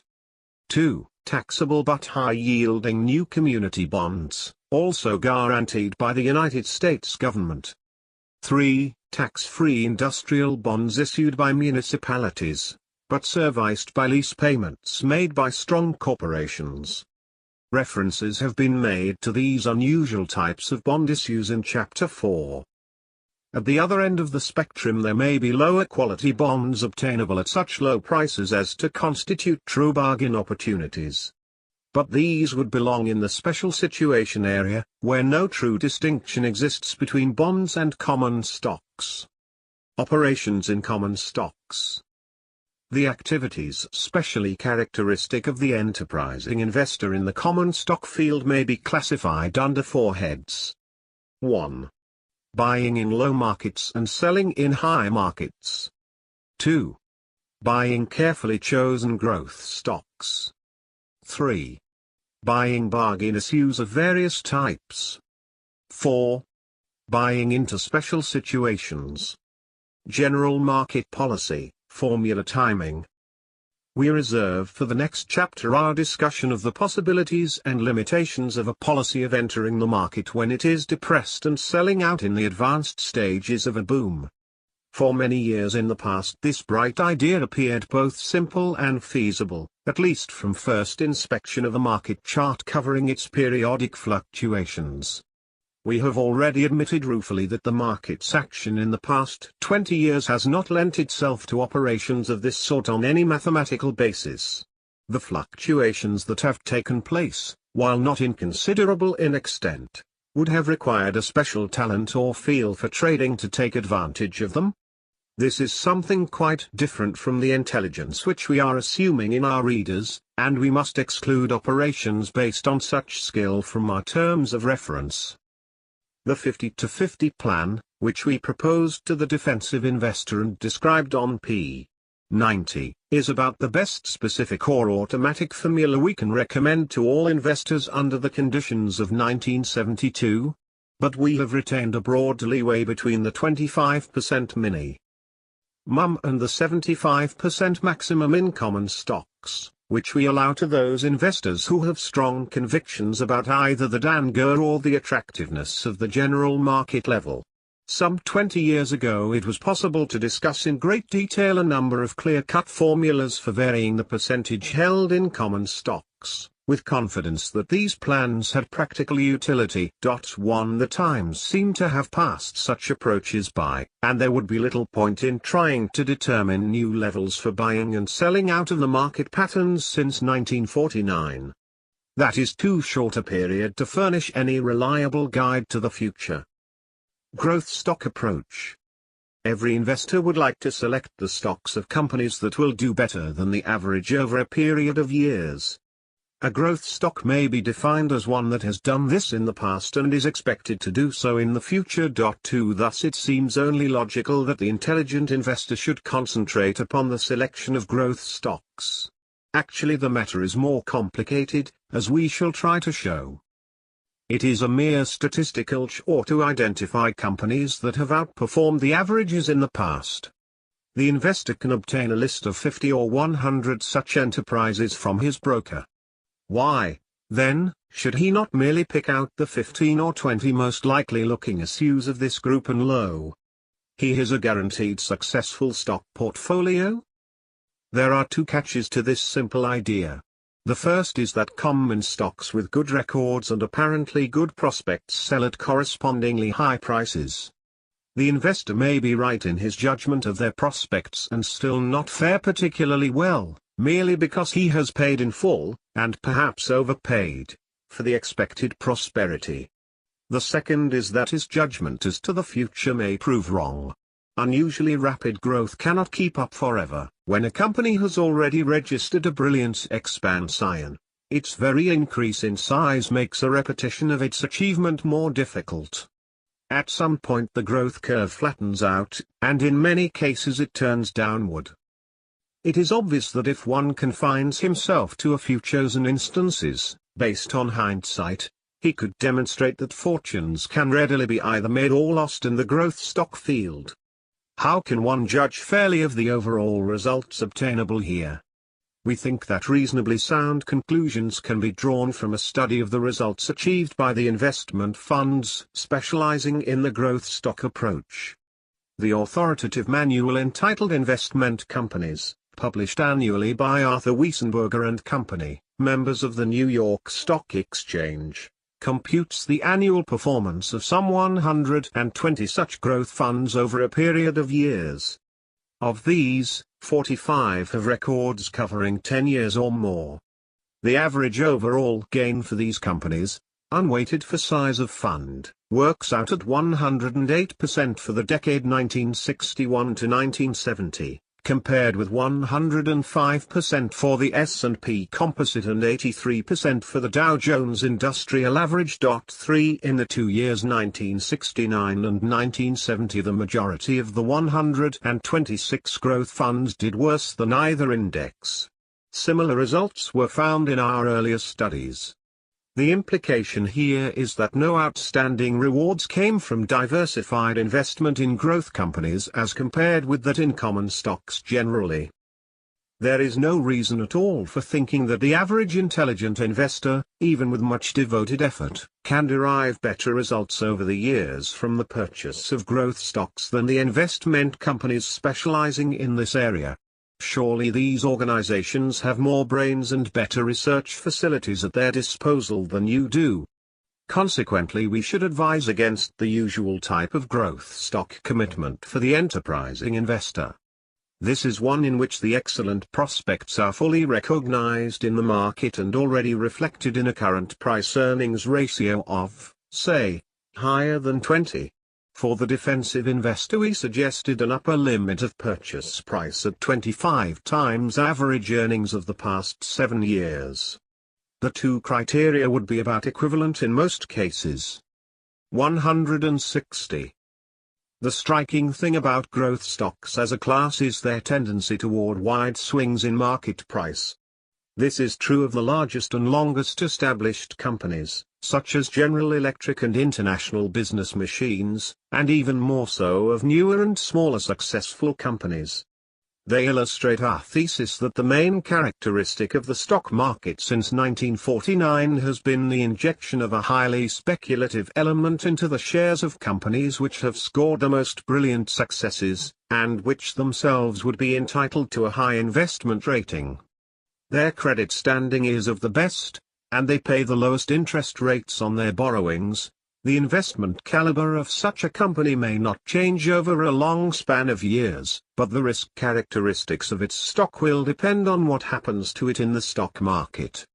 the more enthusiastic the public grows about it, and the faster its advances compared with the actual growth in its earnings, the riskier a proposition it becomes. But is it not true, the reader may ask, that the really big fortunes from common stocks have been garnered by those who made a substantial commitment in the early years of a company in whose future they had great confidence, and who held their original shares unwaveringly while they increased 100-fold or more in value? The answer is yes. But the big fortunes from single company investments are almost always realized by persons who a. 162. Have a close relationship with the particular company, through employment, family connection, etc. Which justifies them in packing a large part of their resources in one medium and holding on to this commitment through all vicissitudes, despite numerous temptations to sell out at apparently high prices along the way. An investor without such close personal contact will constantly be faced with the question of whether too large a portion of his funds are in this one medium. Each decline, however temporary it proves in the sequel, will accentuate his problem, and internal and external pressures are likely to force him to take what seems to be a goodly profit, but one far less than the ultimate bonanza. 4. 3 recommended fields for enterprising investment. To obtain better than average investment results over a long pull requires a policy of selection or operation possessing a twofold merit. 1. It must meet objective or rational tests of underlying soundness, and, 2. It must be different from the policy followed by most investors or speculators. Our experience and study leads us to recommend 3 investment approaches that meet these criteria. They differ rather widely from one another, and each may require a different type of knowledge and temperament on the part of those who essay it. The relatively unpopular large company. If we assume that it is the habit of the market to overvalue common stocks which have been showing excellent growth or are glamorous for some other reason, it is logical to expect that it will undervalue, relatively, at least, companies that are out of favor because of unsatisfactory developments of a temporary nature. This may be set down as a fundamental law of the stock market, and it suggests an investment approach that should prove both conservative and promising. The key requirement here is that the enterprising investor concentrate on the larger companies that are going through a period of unpopularity. While small companies may also be undervalued for similar reasons, and in many cases may later increase their earnings and share price, they entail the risk of a definitive loss of profitability and also of protracted neglect by the market in spite of better earnings. The large companies thus have a double advantage over the others. First, they have the resources in capital and brain power to carry them through adversity and back to a satisfactory earnings base. Second, the market is likely to respond with reasonable speed to any improvement shown. A remarkable demonstration of the soundness of this thesis is found in studies of the price behavior of the unpopular issues in the Dow Jones Industrial Average. In these it was assumed that an investment was made each year in either the 6 or the 10 issues in the Dow Jones Industrial Average which were selling at the lowest multipliers of their current or previous year's earnings. These could be called the cheapest stocks in the list, and their cheapness was evidently the reflection of relative unpopularity with investors or traders. It was assumed further that these purchases were sold out at the end of holding periods ranging from 1 to 5 years. The results of these investments were then compared with the results shown in either the Dow Jones Industrial Average as a whole or in the highest multiplier, that is, the most popular, group. The detailed material we have available covers the results of annual purchases assumed in each of the past 53 years. 5 In the early period, 1917 to 1933, this approach proved unprofitable. But since 1933 the method has shown highly successful results. In 34 tests made by Drexel & Company, now Drexel Firestone, of 1-year holding, from 1937 through 1969, the cheap stocks did definitely worse than the Dow Jones Industrial Average in only 3 instances. The results were about the same in 6 cases, and the cheap stocks clearly outperformed the average in 25 years. The consistently better performance of the low multiplier stocks is shown, Table 7.2, by the average results for successive 5-year periods, when compared with those of the Dow Jones Industrial Average and of the 10 high multipliers. The Drexel computation shows further that an original investment of $10,000 made in the low multiplier issues in 1936, and switched each year in accordance with the principle, would have grown to $66,900 by 1962. The same operations in high multiplier stocks would have ended with a value of only $25,300, while an operation in all 30 stocks would have increased the original fund to $44,000. The concept of buying unpopular large companies and its execution on a group basis, as described above, are both quite simple. But in considering individual companies, a special factor of opposite import must sometimes to be taken into account. Companies that are inherently speculative because of widely varying earnings tend to sell both at a relatively high price and at a relatively low multiplier in their good years, and conversely at low prices and high multipliers in their bad years. These relationships are illustrated in Table 7.3, covering fluctuations of Chrysler Corporation common. In these cases the market has sufficient skepticism as to the continuation of the unusually high profits to value them conservatively, and conversely when earnings are low or non-existent. Note that, by the arithmetic, if a company earns next to nothing, its shares must sell at a high multiplier of these minuscule profits. As it happens, Chrysler has been quite exceptional in the Dow Jones Industrial Average list of leading companies, and hence it did not greatly affect the low multiplier calculations. It would be quite easy to avoid inclusion of such anomalous issues in a low multiplier list by requiring also that the price be low in relation to past average earnings or by some similar test. While writing this revision, we tested the results of the Dow Jones Industrial Average low multiplier method applied to a group assumed to be bought at the end of 1968 and revalued on June 30, 1971. This time the figures proved quite disappointing, showing a sharp loss for the low multiplier 6 or 10 and a good profit for the high multiplier selections. This one bad instance should not vitiate conclusions based on 30-odd experiments, but its recent happening gives it a special adverse weight. Perhaps the aggressive investor should start with the low multiplier idea, but add other quantitative and qualitative requirements thereto in making up his portfolio. Purchase of bargain issues. We define a bargain issue as one which, on the basis of facts established by analysis, appears to be worth considerably more than it is selling for. The genus includes bonds and preferred stocks selling well under par, as well as common stocks. To be as concrete as possible, let us suggest that an issue is not a true bargain unless the indicated value is at least 50% more than the price. What kind of facts would warrant the conclusion that so great a discrepancy exists? How do bargains come into existence, and how does the investor profit from them? There are two tests by which a bargain common stock is detected. The first is by the method of appraisal. This relies largely on estimating future earnings and then multiplying these by a factor appropriate to the particular issue. If the resultant value is sufficiently above the market price, and if the investor has confidence in the technique employed, he can tag the stock as a bargain. The second test is the value of the business to a private owner. This value also is often determined chiefly by expected future earnings, in which case the result may be identical with the first. But in the second test more attention is likely to be paid to the realizable value of the assets, with particular emphasis on the net current assets or working capital. At low points in the general market, a large proportion of common stocks are bargain issues, as measured by these standards.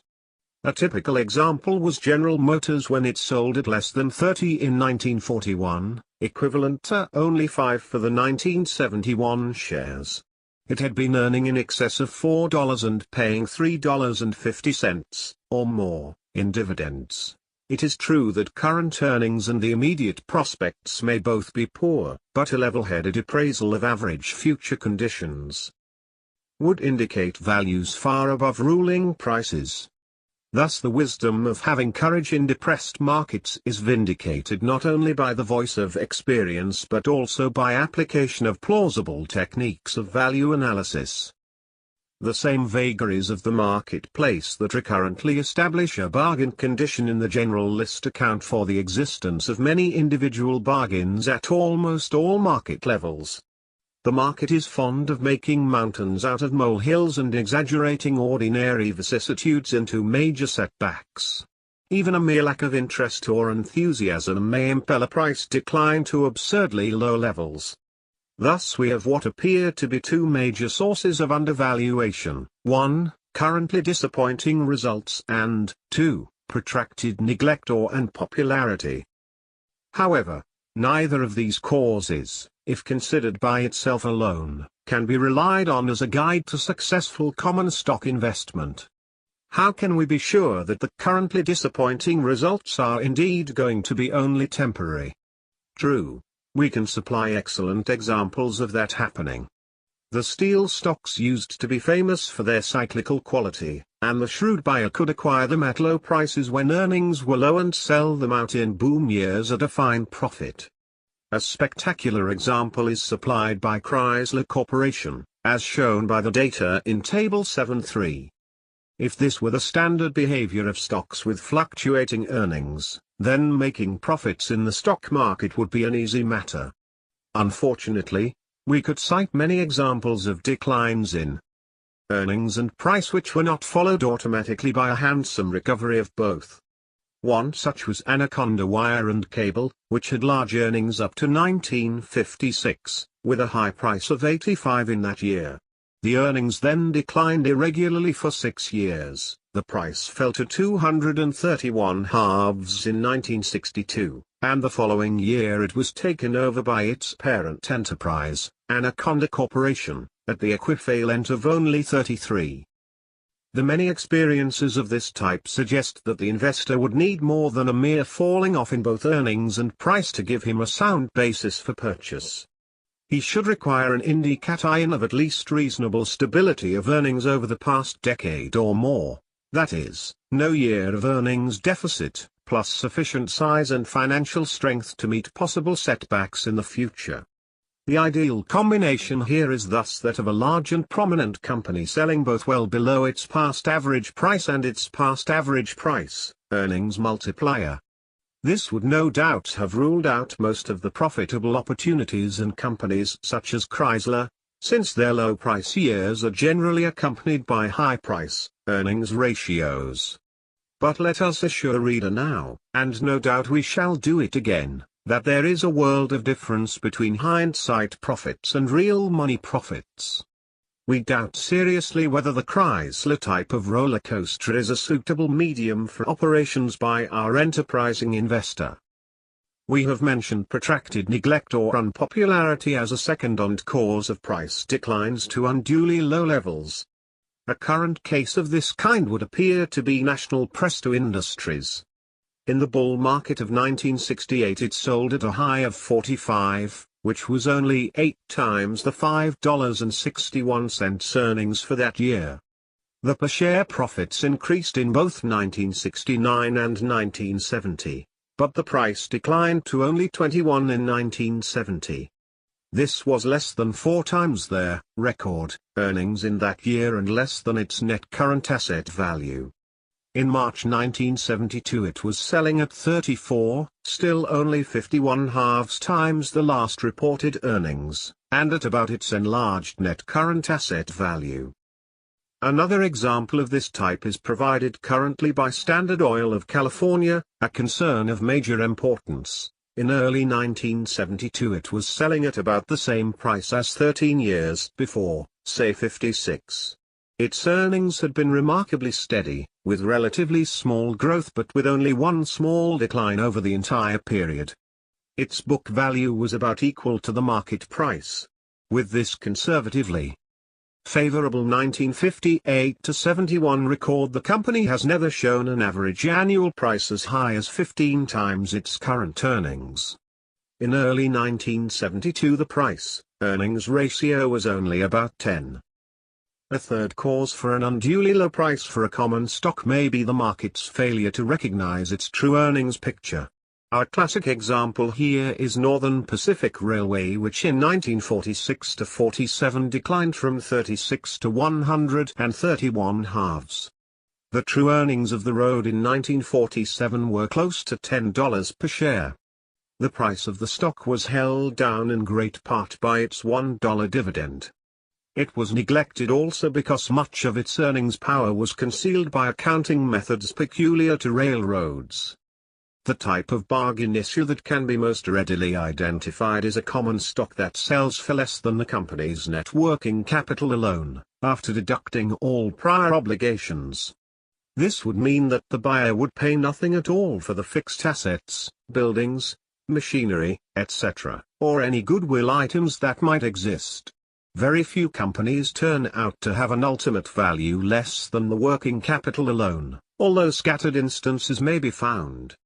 The surprising thing, rather, is that there have been so many enterprises obtainable which have been valued in the market on this bargain basis. A compilation made in 1957, when the market's level was by no means low, disclosed about 150 of such common stocks. In Table 7.4 we summarize the result of buying, on December 31, 1957, one share of each of the 85 companies in that list for which data appeared in Standard & Poor's monthly stock guide, and holding them for 2 years. By something of a coincidence, each of the groups advanced in the 2 years to somewhere in the neighborhood of the aggregate net current asset value. The gain for the entire portfolio in that period was 75%, against 50% for Standard & Poor's 425 industrials. What is more remarkable is that none of the issues showed significant losses, 7 held about even, and 78 showed appreciable gains. Our experience with this type of investment selection, on a 170 diversified basis, was uniformly good for many years prior to 1957. It can probably be affirmed without hesitation that it constitutes a safe and profitable method of determining and taking advantage of undervalued situations. However, during the general market advance after 1957 the number of such opportunities became extremely limited, and many of those available were showing small operating profits or even losses. The market decline of 1969 to 70 produced a new crop of these sub-working capital stocks. We discuss this group in Chapter 15, on stock selection for the enterprising investor. Bargain issue pattern in secondary companies.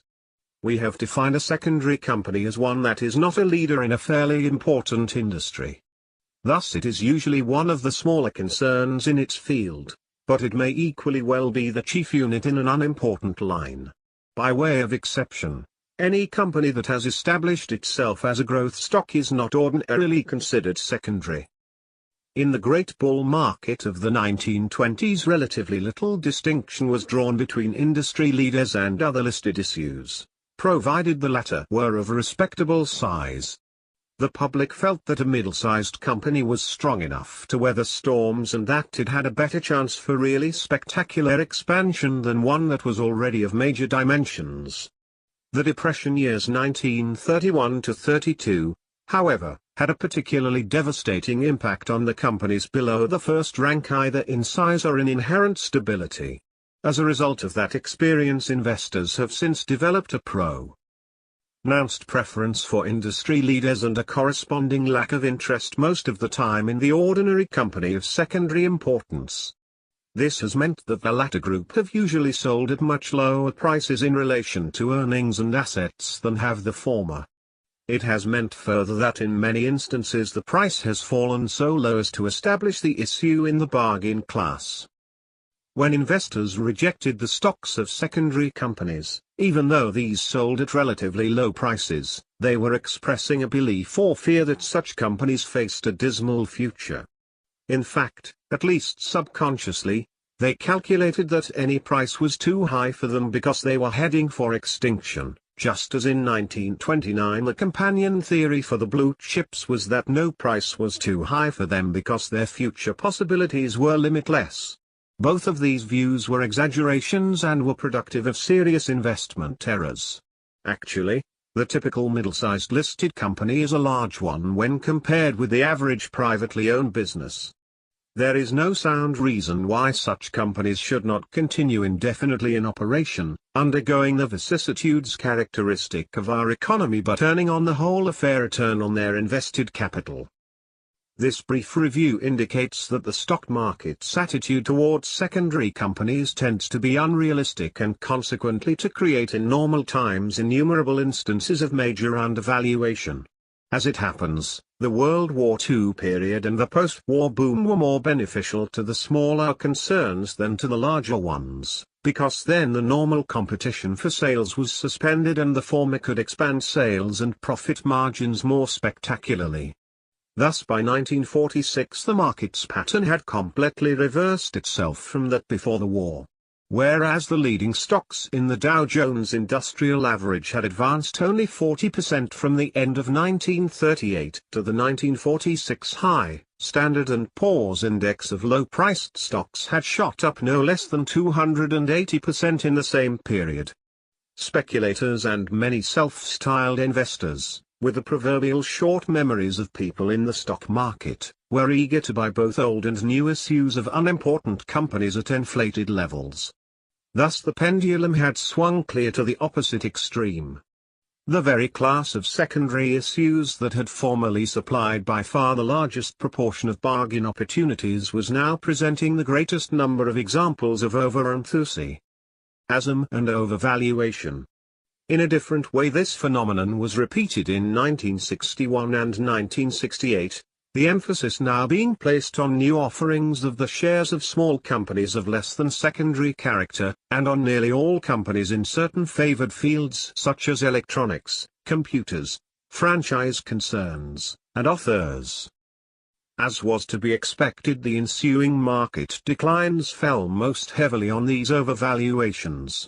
In some cases the pendulum swing may have gone as far as definite undervaluation. If most secondary issues tend normally to be undervalued, what reason has the investor to believe that he can profit from such a situation? For if it persists indefinitely, will he not always be in the same market position as when he bought the issue? The answer here is somewhat complicated. Substantial profits from the purchase of secondary companies at bargain prices arise in a variety of ways. First, the dividend return is relatively high. Second, the reinvested earnings are substantial in relation to the price paid and will ultimately affect the price. In a 5 to 7 year period these advantages can bulk quite large in a well-selected list. Third, a bull market is ordinarily most generous to low-priced issues. Thus it tends to raise the typical bargain issue to at least a reasonable level.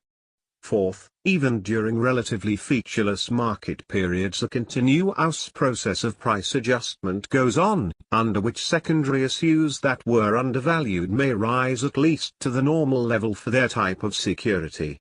Fifth, the specific factors that in many cases made for a disappointing record of earnings may be corrected by the advent of new conditions, or the adoption of new policies, or by a change in management. An important new factor in recent years has been the acquisition of smaller companies by larger ones, usually as part of a diversification program. In these cases the consideration paid has almost always been relatively generous, and much in excess of the bargain levels existing not long before. When interest rates were much lower than in 1970, the field of bargain issues extended to bonds and preferred stocks that sold at large discounts from the amount of their claim. Currently we have a different situation in which even well-secured issues sell at large discounts if carrying coupon rates of, say, 41/2% or less.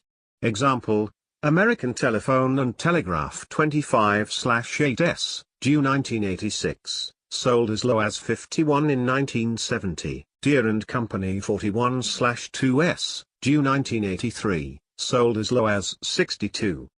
These may well turn out to have been bargain opportunities before very long, if ruling interest rates should decline substantially. For a bargain bond issue in the more traditional sense, perhaps we shall have to turn once more to the first mortgage bonds of railroads now in financial difficulties, which sell in the 20s or 30s. Such situations are not for the inexpert investor. Lacking a real sense of values in this area, he may burn his fingers. But there is an underlying tendency for market decline in this field to be overdone. Consequently, the group as a whole offers an especially rewarding invitation to careful and courageous analysis.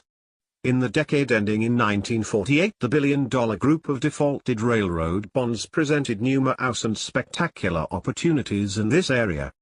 Such opportunities have been quite scarce since then, but they seem likely to return in the 1970s. Special situations, or workouts.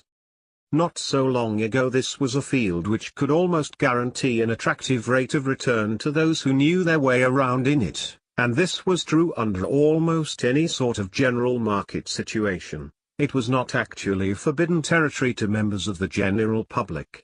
Some who had a flair for this sort of thing could learn the ropes and become pretty capable practitioners without the necessity of long academic study or apprenticeship. Others have been keen enough to recognize the underlying soundness of this approach and to attach themselves to bright young men who handled funds devoted chiefly to these special situations. But in recent years, for reasons we shall develop later, the field of arbitrages and workouts became riskier and less profitable. It may be that in years to come conditions in this field will become more propitious. In any case, it is worthwhile outlining the general nature and origin of these operations, with one or two illustrative examples. The typical special situation has grown out of the increasing number of acquisitions of smaller firms by large ones, as the gospel of diversification of products has been adopted by more and more managements. It often appears good business for such an enterprise to acquire an existing company in the field it wishes to enter rather than to start a new venture from scratch.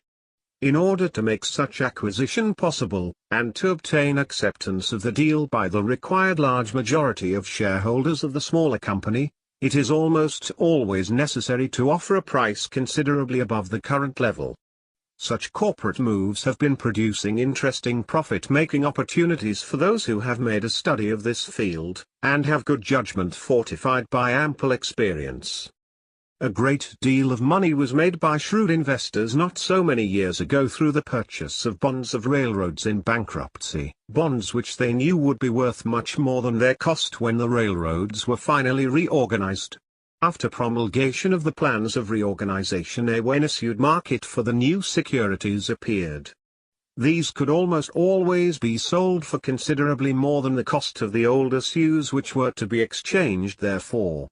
There were risks of non-consummation of the plans or of unexpected delays, but on the whole such arbitrage operations proved highly profitable.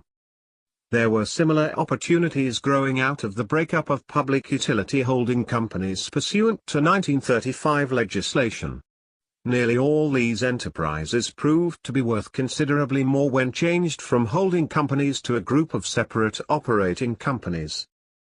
The underlying factor here is the tendency of the security markets to undervalue issues that are involved in any sort of complicated legal proceedings. An old Wall Street motto has been, "Never buy into a lawsuit." This may be sound advice to the speculator seeking quick action on his holdings. But the adoption of this attitude by the general public is bound to create bargain opportunities in the securities affected by it, since the prejudice against them holds their prices down to unduly low levels. The exploitation of special situations is a technical branch of investment which requires a somewhat unusual mentality and equipment. Probably only a small percentage of our enterprising investors are likely to engage in it, and this book is not the appropriate medium for expounding its complications. 6. Broader implications of our rules for investment. Investment policy, as it has been developed here, depends in the first place on a choice by the investor of either the defensive, passive, or aggressive, enterprising, role. The aggressive investor must have a considerable knowledge of security values, enough, in fact, to warrant viewing his security operations as equivalent to a business enterprise. There is no room in this philosophy for a middle ground, or a series of gradations, between the passive and aggressive status. Many, perhaps most, investors seek to place themselves in such an intermediate category. In our opinion, that is a compromise that is more likely to produce disappointment than achievement.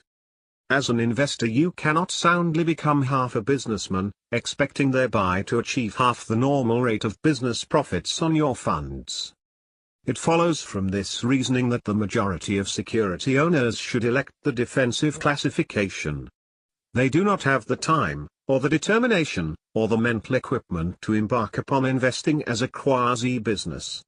They should therefore be satisfied with the excellent return now obtainable from a defensive portfolio, and with even less, and they should stoutly resist the recurrent temptation to increase this return by deviating into other paths.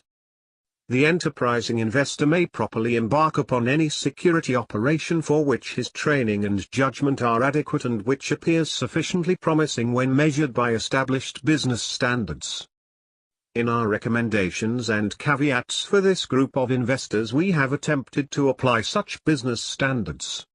In those for the defensive investor, we have been guided largely by the three requirements of underlying safety, simplicity of choice, and promise of satisfactory results, in terms of psychology as well as arithmetic. The use of these criteria has led us to exclude from the field of recommended investment a number of security classes that are normally regarded as suitable for various kinds of investors. These prohibitions were listed in our first chapter on p. 30. Let us consider a little more fully than before what is implied in these exclusions. We have advised against the purchase at full prices of three important categories of securities: 1. Foreign bonds, 2. Ordinary preferred stocks, and 3. Secondary common stocks, including, of course, original offerings of such issues. By full prices we mean prices close to par for bonds or preferred stocks, and prices that represent about the fair business value of the enterprise in the case of common stocks. The greater number of defensive investors are to avoid these categories regardless of price. The enterprising investor is to buy them only when obtainable at bargain prices, which we define as prices not more than 2/3 of the appraisal value of the securities. What would happen if all investors were guided by our advice in these matters? That question was considered in regard to foreign bonds, on p. 138, and we have nothing to add at this point. Investment-grade preferred stocks would be bought solely by corporations, such as insurance companies, which would benefit from the special income tax status of stock issues owned by them. The most troublesome consequence of our policy of exclusion is in the field of secondary common stocks. If the majority of investors, being in the defensive class, are not to buy them at all, the field of possible buyers becomes seriously restricted. Furthermore, if aggressive investors are to buy them only at bargain levels, then these issues would be doomed to sell for less than their fair value, except to the extent that they were purchased unintelligently. This may sound severe and even vaguely unethical. Yet in truth we are merely recognizing what has actually happened in this area for the greater part of the past 40 years. Secondary issues, for the most part, do fluctuate about a central level which is well below their fair value. They reach and even surpass that value at times, but this occurs in the upper reaches of bull markets, when the lay sons of practical experience would argue against the soundness of paying the prevailing prices for common stocks. Thus we are suggesting only that the aggressive investor recognize the facts of life as it is lived by secondary issues and that they accept the central market levels that are normal for that class as their guide in fixing their own levels for purchase. There is a paradox here, nevertheless. The average well-selected secondary company may be fully as promising as the average industrial leader. What the smaller concern lacks in inherent stability it may readily make up in superior possibilities of growth. Consequently, it may appear illogical to many readers to term unintelligent the purchase of such secondary issues at their full enterprise value. We think that the strongest logic is that of experience. Financial history says clearly that the investor may expect satisfactory results, on the average, from secondary common stocks only if he buys them for less than their value to a private owner, that is, on a bargain basis. The last sentence indicates that this principle relates to the ordinary outside investor. Anyone who can control a secondary company, or who is part of a cohesive group with such control, is fully justified in buying the shares on the same basis as if he were investing in a close corporation or other private business. The distinction between the position, and consequent investment policy, of insiders and of outsiders becomes more important as the enterprise itself becomes less important. It is a basic characteristic of a primary or leading company that a single detached share is ordinarily worth as much as a share in a controlling block. In secondary companies, the average market value of a detached share is substantially less than its worth to a controlling owner. Because of this fact, the matter of shareholder management relations and of those between inside and outside shareholders tends to be much more important and controversial in the case of secondary than in that of primary companies. At the end of Chapter 5 we commented on the difficulty of making any hard and fast distinction between primary and secondary companies. The many common stocks in the boundary area may properly exhibit an intermediate price behavior. It would not be illogical for an investor to buy such an issue at a small discount from its indicated or appraisal value, on the theory that it is only a small distance away from a primary classification and that it may acquire such a rating unqualifiedly in the not-too-distant future. Thus the distinction between primary and secondary issues need not be made too precise, for, if it were, then a small difference in quality must produce a large differential in justified purchase price. In saying this we are admitting a middle ground in the classification of common stocks, although we counseled against such a middle ground in the classification of investors. Our reason for this apparent inconsistency is as follows. No great harm comes from some uncertainty of viewpoint regarding a single security, because such cases are exceptional and not a great deal is at stake in the matter. But the investor's choices between the defensive or the aggressive status is of major consequence to him, and he should not allow himself to be confused or compromised in this basic decision. Chapter 8. The investor and market fluctuations. To the extent that the investor's funds are placed in high-grade bonds of relatively short maturity, say, of 7 years or less, he will not be affected significantly by changes in market prices and need not take them into account. This applies also to his holdings of U.S. savings bonds, which he can always turn in at his cost price or more. His longer-term bonds may have relatively wide price swings during their lifetimes, and his common stock portfolio is almost certain to fluctuate in value over any period of several years. The investor should know about these possibilities and should be prepared for them both financially and psychologically. He will want to benefit from changes in market levels, certainly through an advance in the value of his stock holdings as time goes on, and perhaps also by making purchases and sales at advantageous prices. This interest on his part is inevitable, and legitimate enough.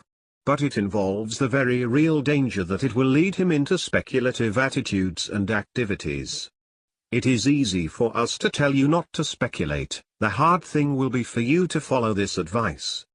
Let us repeat what we said at the outset: if you want to speculate, do so with your eyes open, knowing that you will probably lose money in the end. Be sure to limit the amount at risk and to separate it completely from your investment program.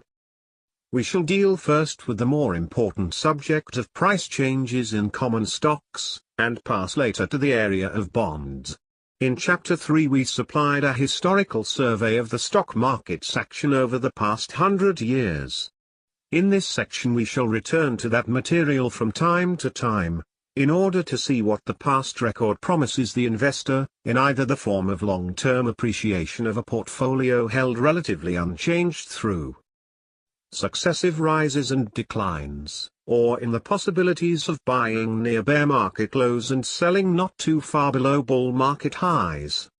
Market fluctuations as a guide to investment decisions. Since common stocks, even of investment grade, are subject to recurrent and wide fluctuations in their prices, the intelligent investor should be interested in the possibilities of profiting from these pendulum swings. There are two possible ways by which he may try to do this, the way of timing and the way of pricing. By timing we mean the endeavor to anticipate the action of the stock market, to buy or hold when the future course is deemed to be upward, to sell or refrain from buying when the course is downward. By pricing we mean the endeavor to buy stocks when they are quoted below their fair value and to sell them when they rise above such value. A less ambitious form of pricing is the simple effort to make sure that when you buy you do not pay too much for your stocks. This may suffice for the defensive investor, whose emphasis is on long pull holding, but as such it represents an essential minimum of attention to market levels. 1. We are convinced that the intelligent investor can derive satisfactory results from pricing of either type. We are equally sure that if he places his emphasis on timing, in the sense of forecasting, he will end up as a speculator and with a speculator's financial results. This distinction may seem rather tenuous to the layman, and it is not commonly accepted on Wall Street. As a matter of business practice, or perhaps of thoroughgoing conviction, the stockbrokers and the investment services seem wedded to the principle that both investors and speculators in common stocks should devote careful attention to market forecasts. The farther one gets from Wall Street, the more skepticism one will find, we believe, as to the pretensions of stock market forecasting or timing. The investor can scarcely take seriously the innumerable predictions which appear almost daily and are his for the asking. Yet in many cases he pays attention to them and even acts upon them. Why? Because he has been persuaded that it is important for him to form some opinion of the future course of the stock market, and because he feels that the brokerage or service forecast is at least more dependable than his own. We lack space here to discuss in detail the pros and cons of market forecasting. A great deal of brain power goes into this field, and undoubtedly some people can make money by being good stock market analysts. But it is absurd to think that the general public can ever make money out of market forecasts. For who will buy when the general public, at a given signal, rushes to sell out at a profit? If you, the reader, expect to get rich over the years by following some system or leadership in market forecasting, you must be expecting to try to do what countless others are aiming at, and to be able to do it better than your numerous competitors in the market. There is no basis either in logic or in experience for assuming that any typical or average investor can anticipate market movements more successfully than the general public, of which he is himself a part. There is one aspect of the timing philosophy which seems to have escaped everyone's notice. Timing is of great psychological importance to the speculator because he wants to make his profit in a hurry. The idea of waiting a year before his stock moves up is repugnant to him. But a waiting period, as such, is of no consequence to the investor. What advantage is there to him in having his money uninvested until he receives some, presumably, trustworthy signal that the time has come to buy? He enjoys an advantage only if by waiting he succeeds in buying later at a sufficiently lower price to offset his loss of dividend income. What this means is that timing is of no real value to the investor unless it coincides with pricing, that is, unless it enables him to repurchase his shares at substantially under his previous selling price. In this respect the famous Dow theory for timing purchases and sales has had an unusual history. Briefly, this technique takes its signal to buy from a special kind of breakthrough of the stock averages on the upside, and its selling signal from a similar breakthrough on the downside. The calculated, not necessarily actual, results of using this method showed an almost unbroken series of profits in operations from 1897 to the early 1960s. On the basis of this presentation, the practical value of the Dow theory would have appeared firmly established. The doubt, if any, would apply to the dependability of this published record as a picture of what a Dow theorist would actually have done in the market. A closer study of the figures indicates that the quality of the results shown by the Dow theory changed radically after 1938, a few years after the theory had begun to be taken seriously on Wall Street. Its spectacular achievement had been in giving a sell signal, at 306, about a month before the 1929 crash, and in keeping its followers out of the long bear market until things had pretty well righted themselves, at 84, in 1933. But from 1938 on, the Dow theory operated mainly by taking its practitioners out at a pretty good price but then putting them back in again at a higher price. For nearly 30 years thereafter, one would have done appreciably better by just buying and holding the Dow Jones Industrial Average. 2. In our view, based on much study of this problem, the change in the Dow theory results is not accidental. It demonstrates an inherent characteristic of forecasting and trading formulas in the fields of business and finance. Those formulas that gain adherents and importance do so because they have worked well over a period, or sometimes merely because they have been plausibly adapted to the statistical record of the past. But as their acceptance increases, their reliability tends to diminish. This happens for two reasons. First, the passage of time brings new conditions which the old formula no longer fits. Second, in stock market affairs, the popularity of a trading theory has itself an influence on the market's behavior which detracts in the long run from its profit-making possibilities. The popularity of something like the Dow theory may seem to create its own vindication, since it would make the market advance or decline by the very action of its followers when a buying or selling signal is given. A stampede of this kind is, of course, much more of a danger than an advantage to the public trader. Buy low, sell high approach. We are convinced that the average investor cannot deal successfully with price movements by endeavoring to forecast them. Can he benefit from them after they have taken place? I.e., by buying after each major decline and selling out after each major advance? The fluctuations of the market over a period of many years prior to 1950 lent considerable encouragement to that idea.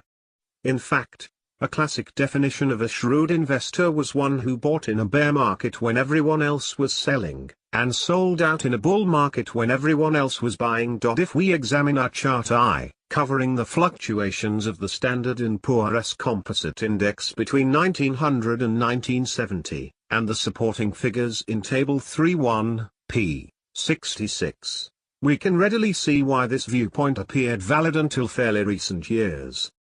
Between 1897 and 1949 there were 10 complete market cycles, running from bear market low to bull market high and back to bear market low. 6 of these took no longer than 4 years, 4 ran for 6 or 7 years, and 1, the famous New Era cycle of 1921-1932, lasted 11 years. The percentage of advance from the lows to highs ranged from 44% to 500%, with most between about 50% and 100%. The percentage of subsequent declines ranged from 24% to 89%, with most found between 40% and 50%. It should be remembered that a decline of 50% fully offsets the preceding advance of 100%. The investor and market fluctuations. 193. Nearly all the bull markets had a number of well-defined characteristics in common, such as 1. A historically high price level, 2. High price-earnings ratios, 3. Low dividend yields as against bond yields, 4. Much speculation on margin, and 5. Many offerings of new common stock issues of poor quality. Thus to the student of stock market history it appeared that the intelligent investor should have been able to identify the recurrent bear and bull markets, to buy in the former and sell in the latter, and to do so for the most part at reasonably short intervals of time. Various methods were developed for determining buying and selling levels of the general market, based on either value factors or percentage movements of prices or both. But we must point out that even prior to the unprecedented bull market that began in 1949, there were sufficient variations in the successive market cycles to complicate and sometimes frustrate the desirable process of buying low and selling high. The most notable of these departures, of course, was the great bull market of the late 1920s, which threw all calculations badly out of gear. Even in 1949, therefore, it was by no means a certainty that the investor could base his financial policies and procedures mainly on the endeavor to buy at low levels in bear markets and to sell out at high levels in bull markets. It turned out, in the sequel, that the opposite was true. The market's behavior in the past 20 years has not followed the former pattern, nor obeyed what once were well-established danger signals, nor permitted its successful exploitation by applying old rules for buying low and selling high. Whether the old, fairly regular bull and bear market pattern will eventually return we do not know. But it seems unrealistic to us for the investor to endeavor to base his present policy on the classic formula I.E., to wait for demonstrable bear market levels before buying any common stocks. Our recommended policy has, however, made provision for changes in the proportion of common stocks to bonds in the portfolio, if the investor chooses to do so, according as the level of stock prices appears less or more attractive by value standards. Formula plans. In the early years of the stock market rise that began in 1949-50, considerable interest was attracted to various methods of taking advantage of the stock market's cycles. These have been known as formula investment plans. The essence of all such plans except the simple case of dollar averaging is that the investor automatically does some selling of common stocks when the market advances substantially. In many of them a very large rise in the market level would result in the sale of all common stock holdings, others provided for retention of a minor proportion of equities under all circumstances. This approach had the double appeal of sounding logical, and conservative, and of showing excellent results when applied retrospectively to the stock market over many years in the past. Unfortunately, its vogue grew greatest at the very time when it was destined to work least well. Many of the formula planners found themselves entirely or nearly out of the stock market at some level in the middle 1950s. True, they had realized excellent profits, but in a broad sense the market ran away from them thereafter, and their formulas gave them little opportunity to buy back a common stock position. There is a similarity between the experience of those adopting the formula investing approach in the early 1950s and those who embraced the purely mechanical version of the Dow theory some 20 years earlier. In both cases the advent of popularity marked almost the exact moment when the system ceased to work well. We have had a like discomfiting experience with our own central value method of determining indicated buying and selling levels of the Dow Jones Industrial Average.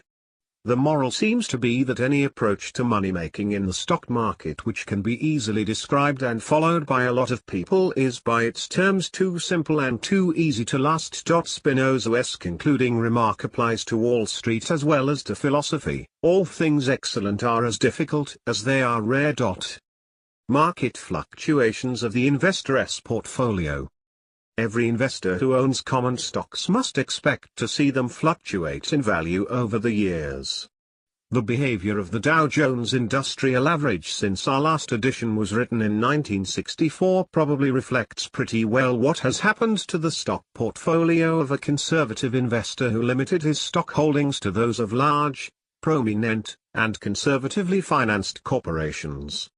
The overall value advanced from an average level of about 890 to a high of 995 in 1966, and 985 again in 1968. fell to 631 in 1970, and made an almost full recovery to 940 in early 1971. Since the individual issues set their high and low marks at different times, the fluctuations in the Dow Jones Group as a whole are less severe than those in the separate components. We have traced through the price fluctuations of other types of diversified and conservative common stock portfolios, and we find that the overall results are not likely to be markedly different from the above.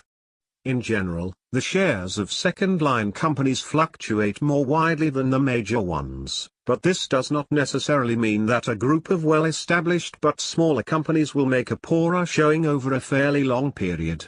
In any case, the investor may as well resign himself in advance to the probability rather than the mere possibility that most of his holdings will advance, say, 50% or more from their low point and decline the equivalent one-third or more from their high point at various periods in the next 5 years. A serious investor is not likely to believe that the day-to-day or even month-to-month fluctuations of the stock market make him richer or poorer. But what about the longer-term and wider changes? Here practical questions present themselves, and the psychological problems are likely to grow complicated. A substantial rise in the market is at once a legitimate reason for satisfaction and a cause for prudent concern, but it may also bring a strong temptation toward imprudent action. Your shares have advanced, good. You are richer than you were, good. But has the price risen too high, and should you think of selling? Or should you kick yourself for not having bought more shares when the level was lower? Or worst thought of all, should you now give way to the bull market atmosphere, become infected with the enthusiasm, the overconfidence and the greed of the great public, of which, after all, you are a part, and make larger and dangerous commitments? Presented thus in print, the answer to the last question is a self-evident no, but even the intelligent investor is likely to need considerable willpower to keep from following the crowd. It is for these reasons of human nature, even more than by calculation of financial gain or loss, that we favor some kind of mechanical method for varying the proportion of bonds to stocks in the investor's portfolio. The chief advantage, perhaps, is that such a formula will give him something to do. As the market advances, he will from time to time make sales out of his stock holdings, putting the proceeds into bonds. As it declines, he will reverse the procedure. These activities will provide some outlet for his otherwise too pent-up energies. If he is the right kind of investor, he will take added satisfaction from the thought that his operations are exactly opposite from those of the crowd. Business valuations versus stock market valuations. The impact of market fluctuations upon the investor's true situation may be considered also from the standpoint of the shareholder as the part owner of various businesses. The holder of marketable shares actually has a double status, and with it the privilege of taking advantage of either at his choice. On the one hand, his position is analogous to that of a minority shareholder or silent partner in a private business. Here his results are entirely dependent on the profits of the enterprise or on a change in the underlying value of its assets. He would usually determine the value of such a private business interest by calculating his share of the net worth as shown in the most recent balance sheet.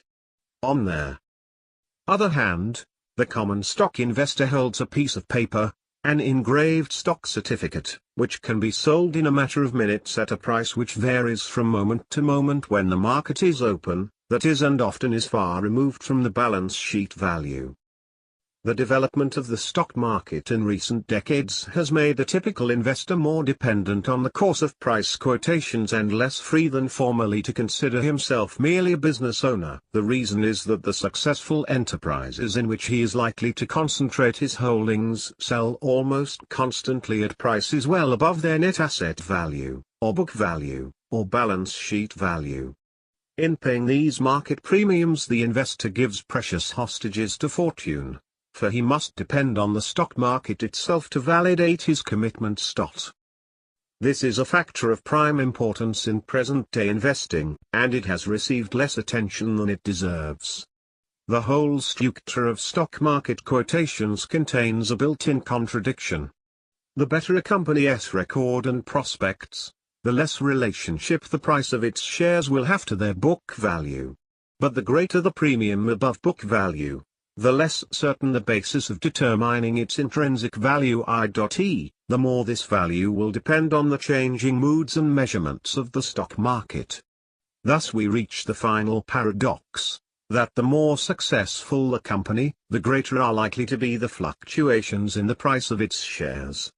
This really means that, in a very real sense, the better the quality of a common stock, the more speculative it is likely to be, at least as compared with the unspectacular middle-grade issues. What we have said applies to a comparison of the leading growth companies with the bulk of well-established concerns. We exclude from our purview here those issues which are highly speculative because the businesses themselves are speculative. The argument made above should explain the often erratic price behavior of our most successful and impressive enterprises. Our favorite example is the monarch of them all, International Business Machines.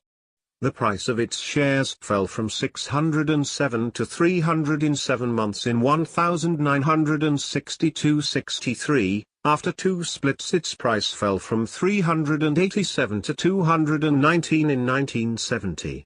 Similarly, Xerox, an even more impressive earnings gainer in recent decades, fell from 171 to 87 in 1962-63, and from 116 to 65 in 1970. These striking losses did not indicate any doubt about the future long-term growth of IBM or Xerox. They reflected instead a lack of confidence in the premium valuation that the stock market itself had placed on these excellent prospects. The previous discussion leads us to a conclusion of practical importance to the conservative investor in common stocks. If he is to pay some special attention to the selection of his portfolio, it might be best for him to concentrate on issues selling at a reasonably close approximation to their tangible asset value, say, at not more than 1/3 above that figure. Purchases made at such levels, or lower, may with logic be regarded as related to their company's balance sheet, and as having a justification or support independent of the fluctuating market prices. The premium over book value that may be involved can be considered as a kind of extra fee paid for the advantage of stock exchange listing and the marketability that goes with it. A caution is needed here. A stock does not become a sound investment merely because it can be bought at close to its asset value. The investor should demand, in addition, a satisfactory ratio of earnings to price, a sufficiently strong financial position, and the prospect that its earnings will at least be maintained over the years. This may appear like demanding a lot from a modestly priced stock, but the prescription is not hard to fill under all but dangerously high market conditions. Once the investor is willing to forego a brilliant prospect i.e., better than average expected growth, he will have no difficulty in finding a wide selection of issues meeting these criteria. In our chapters on the selection of common stocks, chapters 14 and 15, we shall give data showing that more than half of the Dow Jones Industrial Average issues met our asset value criterion at the end of 1970. The most widely held investment of all, American Telephone and Tel. Actually sells below its tangible asset value as we write. Most of the light and power shares, in addition to their other advantages, are now, early 1972, available at prices reasonably close to their asset values. The investor with a stock portfolio having such book values behind it can take a much more independent and detached view of stock market fluctuations than those who have paid high multipliers of both earnings and tangible assets.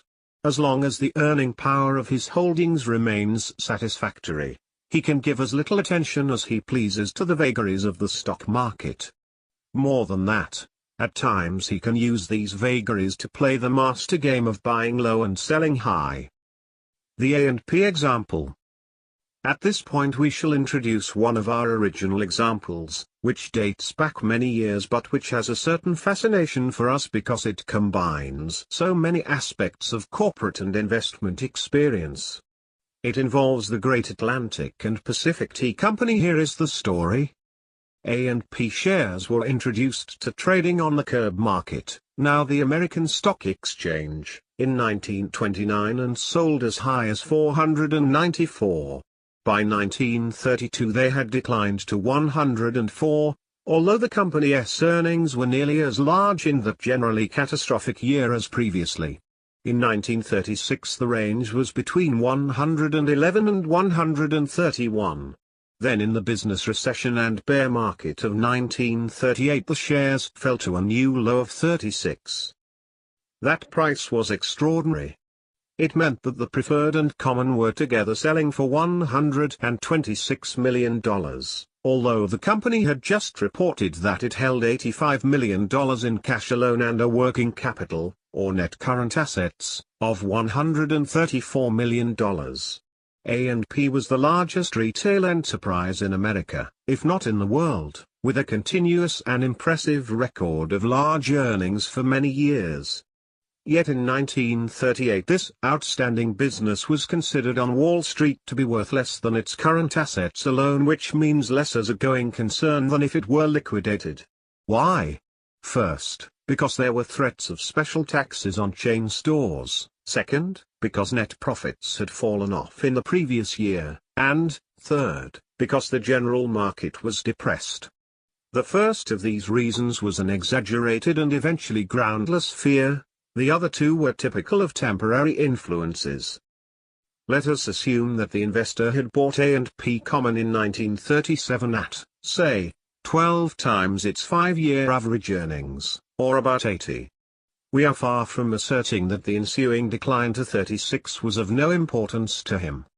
He would have been well advised to scrutinize the picture with some care, to see whether he had made any miscalculations. But if the results of his study were reassuring as they should have been, he was entitled then to disregard the market decline as a temporary vagary of finance, unless he had the funds and the courage to take advantage of it by buying more on the bargain basis offered. Sequel and reflections. The following year, 1939, A&P shares advanced to 1,171?2, or 3 times the low price of 1938 and well above the average of 1937.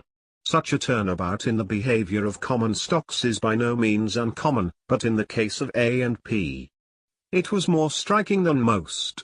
In the years after 1949 the grocery chain's shares rose with the general market until in 1961 the split-up stock, 10-for-1, reached a high of 701?2, which was equivalent to 705 for the 1938 shares.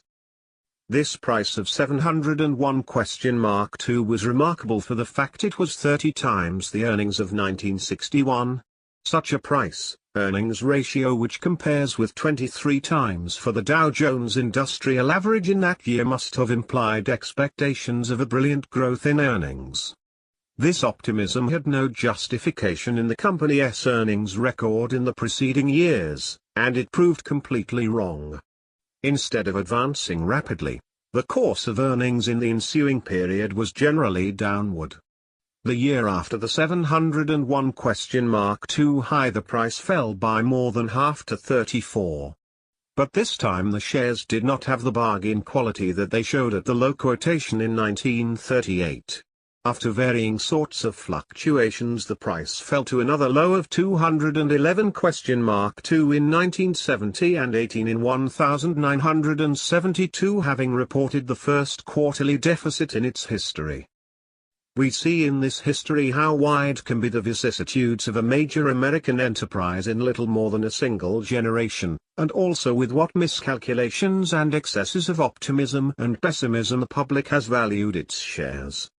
In 1938 the business was really being given away, with no takers. In 1961 the public was clamoring for the shares at a ridiculously high price. After that came a quick loss of half the market value, and some years later a substantial further decline. In the meantime the company was to turn from an outstanding to a mediocre earnings performer. Its profit in the boom year 1968 was to be less than in 1958, it had paid a series of confusing small stock dividends not warranted by the current additions to surplus, and so forth. A&P was a larger company in 1961 and 1972 than in 1938, but not as well run, not as profitable, and not as attractive. There are two chief morals to this story. The first is that the stock market often goes far wrong, and sometimes an alert and courageous investor can take advantage of its patent errors. The other is that most businesses change in character and quality over the years, sometimes for the better, perhaps more often for the worse. The investor need not watch his company's performance like a hawk, but he should give it a good, hard look from time to time. Let us return to our comparison between the holder of marketable shares and the man with an interest in a private business. We have said that the former has the option of considering himself merely as the part owner of the various businesses he has invested in, or as the holder of shares which are saleable at any time he wishes at their quoted market price. But note this important fact: the true investor scarcely ever is forced to sell his shares, and at all other times he is free to disregard the current price quotation. He need pay attention to it and act upon it only to the extent that it suits his book, and no more. Thus the investor who permits himself to be stampeded or unduly worried by unjustified market declines in his holdings is perversely transforming his basic advantage into a basic disadvantage. That man would be better off if his stocks had no market quotation at all, for he would then be spared the mental anguish caused him by other persons' mistakes of judgment. Incidentally, a widespread situation of this kind actually existed during the Dark Depression days of 1931–1933. There was then a psychological advantage in owning business interests that had no quoted market. For example, people who owned first mortgages on real estate that continued to pay interest were able to tell themselves that their investments had kept their full value, there being no market quotations to indicate otherwise. On the other hand, many listed corporation bonds of even better quality and greater underlying strength suffered severe shrinkages in their market quotations, thus making their owners believe they were growing distinctly poorer. In reality, the owners were better off with the listed securities, despite the low prices of these. For if they had wanted to, or were compelled to, they could at least have sold the issues, possibly to exchange them for even better bargains. Or they could just as logically have ignored the market's action as temporary and basically meaningless. But it is self-deception to tell yourself that you have suffered no shrinkage in value merely because your securities have no quoted market at all. Returning to our A&P shareholder in 1938, we assert that as long as he held on to his shares he suffered no loss in their price decline, beyond what his own judgment may have told him was occasioned by a shrinkage in their underlying or intrinsic value.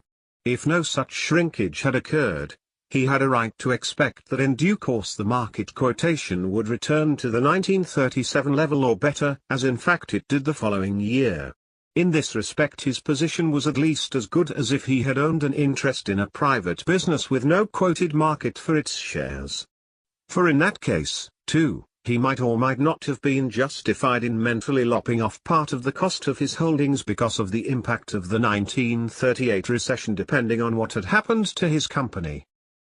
Critics of the value approach to stock investment argue that listed common stocks cannot properly be regarded or appraised in the same way as an interest in a similar private enterprise, because the presence of an organized security market injects into equity ownership the new and extremely important attribute of liquidity. But what this liquidity really means is, first, that the investor has the benefit of the stock market's daily and changing appraisal of his holdings, for whatever that appraisal may be worth, and, second, that the investor is able to increase or decrease his investment at the market's daily figure if he chooses.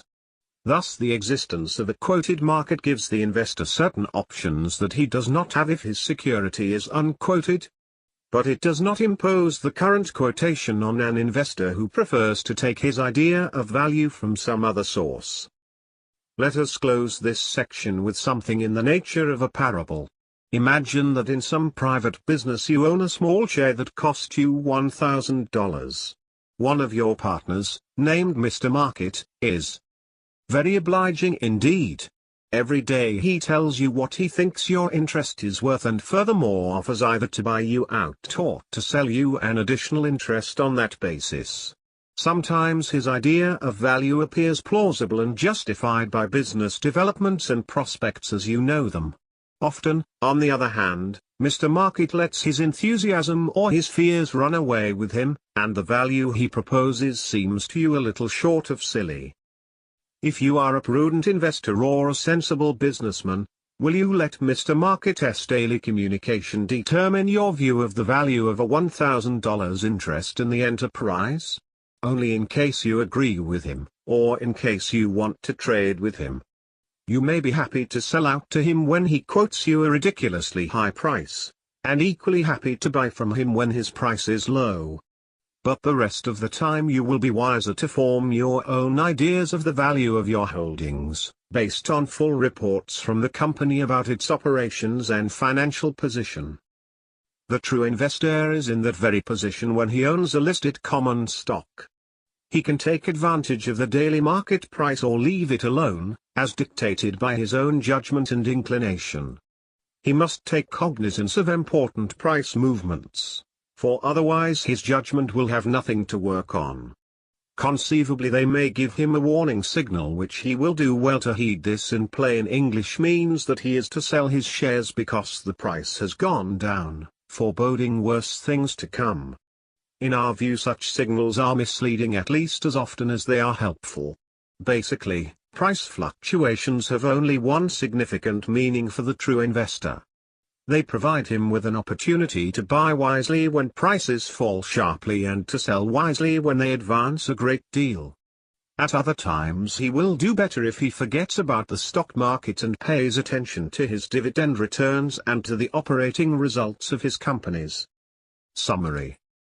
The most realistic distinction between the investor and the speculator is found in their attitude towards stock market movements. The speculator's primary interest lies in anticipating and profiting from market fluctuations. The investor's primary interest lies in acquiring and holding suitable securities at suitable prices.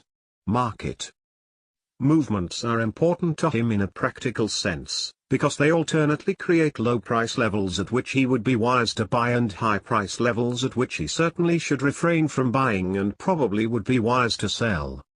It is far from certain that the typical investor should regularly hold off buying until low market levels appear, because this may involve a long wait, very likely the loss of income, and the possible missing of investment opportunities.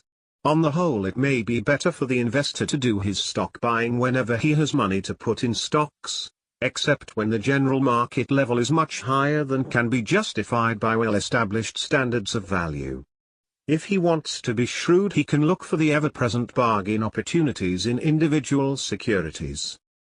Aside from forecasting the movements of the general market, much effort and ability are directed on Wall Street toward selecting stocks or industrial groups that in matter of price will do better than the rest over a fairly short period in the future. Logical as this endeavor may seem, we do not believe it is suited to the needs or temperament of the true investor, particularly since he would be competing with a large number of stock market traders and first-class financial analysts who are trying to do the same thing. As in all other activities that emphasize price movements first and underlying values second, the work of many intelligent minds constantly engaged in this field tends to be self-neutralizing and self-defeating over the years. The investor with a portfolio of sound stocks should expect their prices to fluctuate and should neither be concerned by sizable declines nor become excited by sizable advances. He should always remember that market quotations are there for his convenience, either to be taken advantage of or to be ignored. He should never buy a stock because it has gone up or sell one because it has gone down. He would not be far wrong if this motto read more simply: Never buy a stock immediately after a substantial rise or sell one immediately after a substantial drop. An added consideration. Something should be said about the significance of average market prices as a measure of managerial competence. The shareholder judges whether his own investment has been successful in terms both of dividends received and of the long-range trend of the average market value. The same criteria should logically be applied in testing the effectiveness of a company's management and the soundness of its attitude toward the owners of the business. This statement may sound like a truism, but it needs to be emphasized. For as yet there is no accepted technique or approach by which management is brought to the bar of market opinion. On the contrary, managements have always insisted that they have no responsibility of any kind for what happens to the market value of their shares. It is true, of course, that they are not accountable for those fluctuations in price which, as we have been insisting, bear no relationship to underlying conditions and values.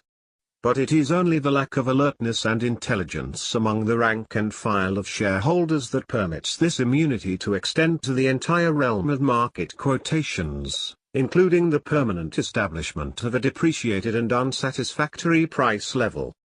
Good managements produce a good average market price, and bad managements produce bad market prices.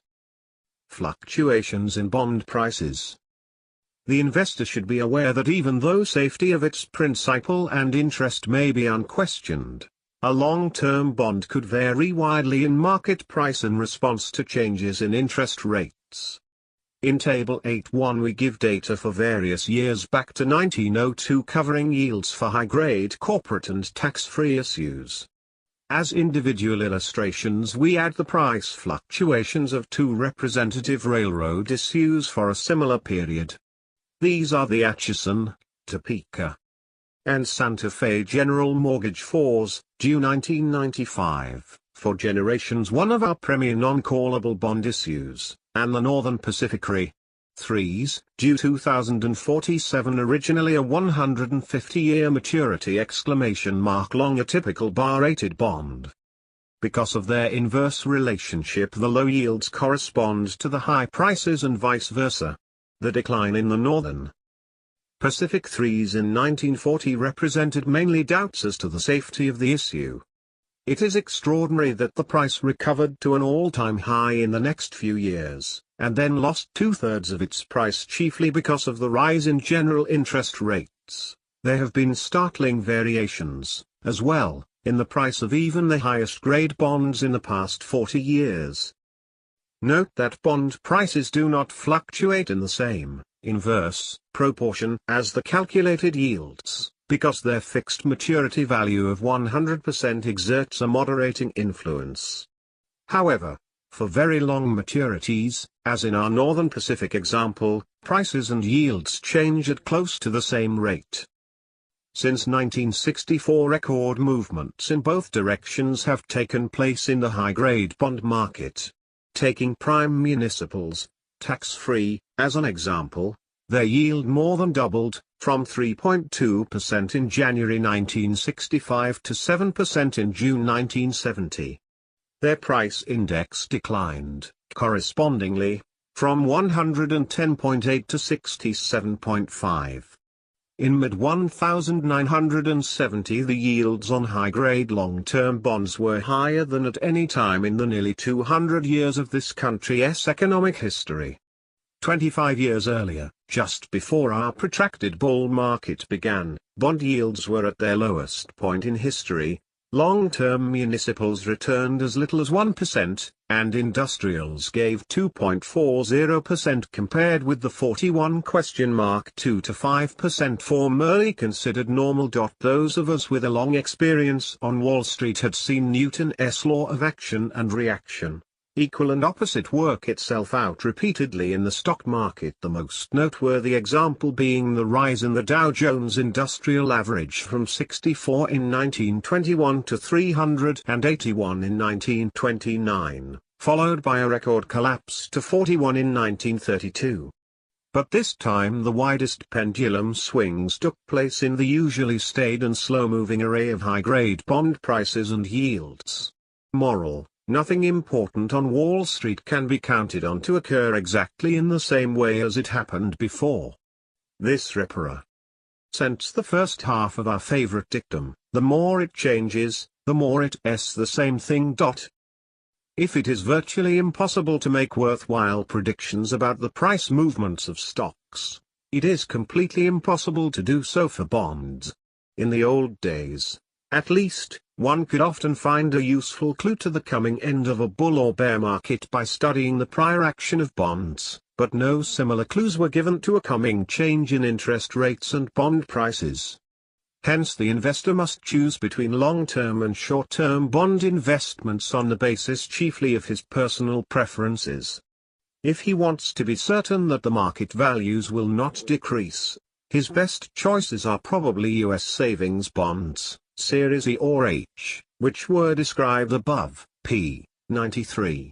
Either issue will give him a 5% yield after the first year, the Series E for up to 55(6 years, the Series H for up to 10 years, with a guaranteed resale value of cost or better.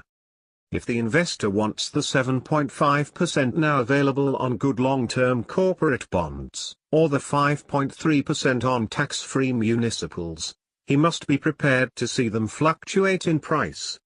Banks and insurance companies have the privilege of valuing high-rated bonds of this type on the mathematical basis of amortized cost, which disregards market prices. It would not be a bad idea for the individual investor to do something similar. The price fluctuations of convertible bonds and preferred stocks are the resultant of three different factors: 1. Variations in the price of the related common stock; 2. Variations in the credit standing of the company; and 3. Variations in general interest rates. A good many of the convertible issues have been sold by companies that have credit ratings well below the best. 3. Some of these were badly affected by the financial squeeze in 1970. As a result, convertible issues as a whole have been subjected to triply unsettling influences in recent years, and price variations have been unusually wide. In the typical case, therefore, the investor would delude himself if he expected to find in convertible issues that ideal combination of the safety of a high-grade bond and price protection plus a chance to benefit from an advance in the price of the common. This may be a good place to make a suggestion about the long-term bond of the future. Why should not the effects of changing interest rates be divided on some practical and equitable basis between the borrower and the lender? One possibility would be to sell long-term bonds with interest payments that vary with an appropriate index of the going rate. The main results of such an arrangement would be: 1. The investor's bond would always have a principal value of about 100, if the company maintains its credit rating, but the interest received will vary, say, with the rate offered on conventional new issues. 2. The corporation would have the advantages of long-term debt being spared problems and costs of frequent renewals of refinancing, but its interest costs would change from year to year. 4. Over the past decade, the bond investor has been confronted by an increasingly serious dilemma. Shall he choose complete stability of principal value, but with varying and usually low, short-term, interest rates? Or shall he choose a fixed interest income, with considerable variations, usually downward, it seems, in his principal value? It would be good for most investors if they could compromise between these extremes, and be assured that neither their interest return nor their principal value will fall below a stated minimum over, say, a 20-year period. This could be arranged, without great difficulty, in an appropriate bond contract of a new form. Important note: in effect the US government has done a similar thing in its combination of the original savings bonds contracts with their extensions at higher interest rates. The suggestion we make here would cover a longer fixed investment period than the savings bonds, and would introduce more flexibility in the interest rate provisions. It is hardly worthwhile to talk about non-convertible preferred stocks, since their special tax status makes the safe ones much more desirable holdings by corporations e.g., insurance companies, than by individuals. The poorer quality ones almost always fluctuate over a wide range, percentage-wise, not too differently from common stocks. We can offer no other useful remark about them.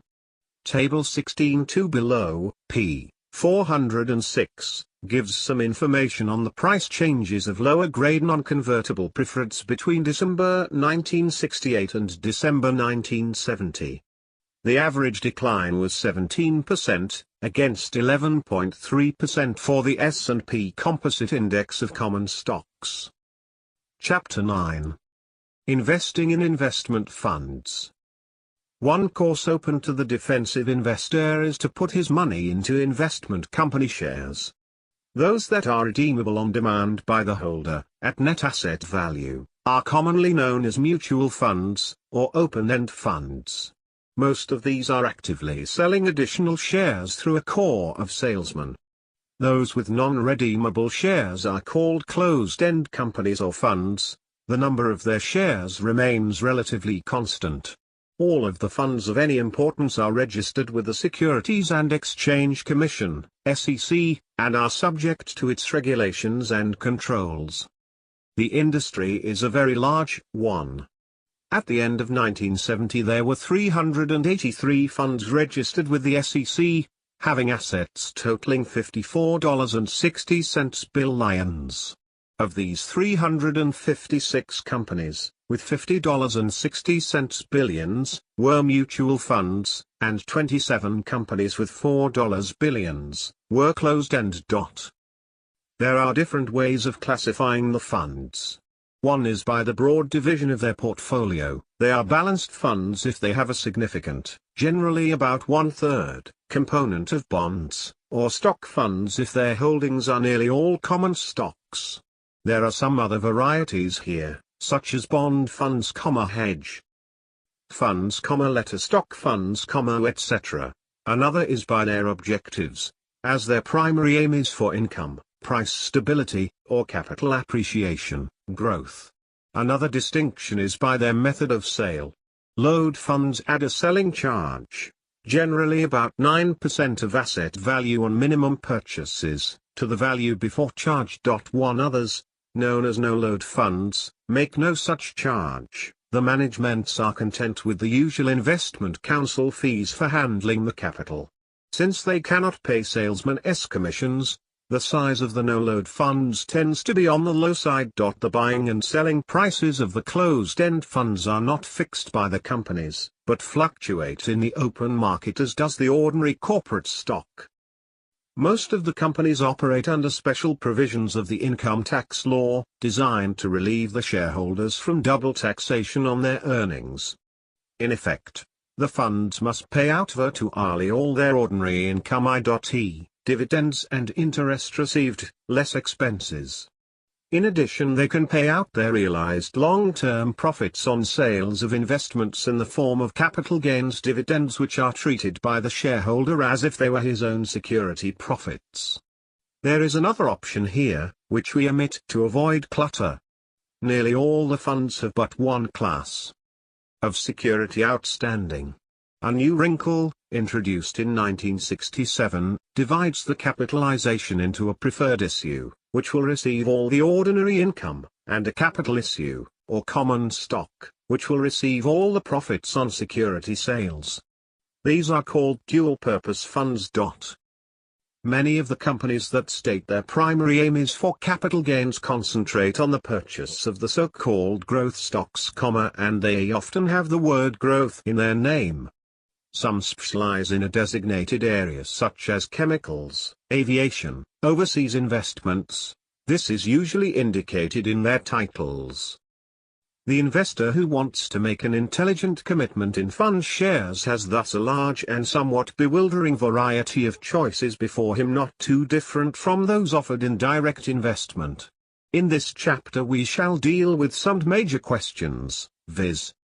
1. Is there any way by which the investor can assure himself of better than average results by choosing the right funds? Subsection. What about the performance funds? 2. If not, how can he avoid choosing funds that will give him worse than average results? 3. Can he make intelligent choices between different types of funds e.g., balanced versus all stock, open-end versus closed-end, load versus no load? Investment fund performance as a whole. Before trying to answer these questions, we should say something about the performance of the fund industry as a whole. Has it done a good job for its shareholders? In the most general way, how have fund investors fared as against those who made their investments directly? We are quite certain that the funds in the aggregate have served a useful purpose.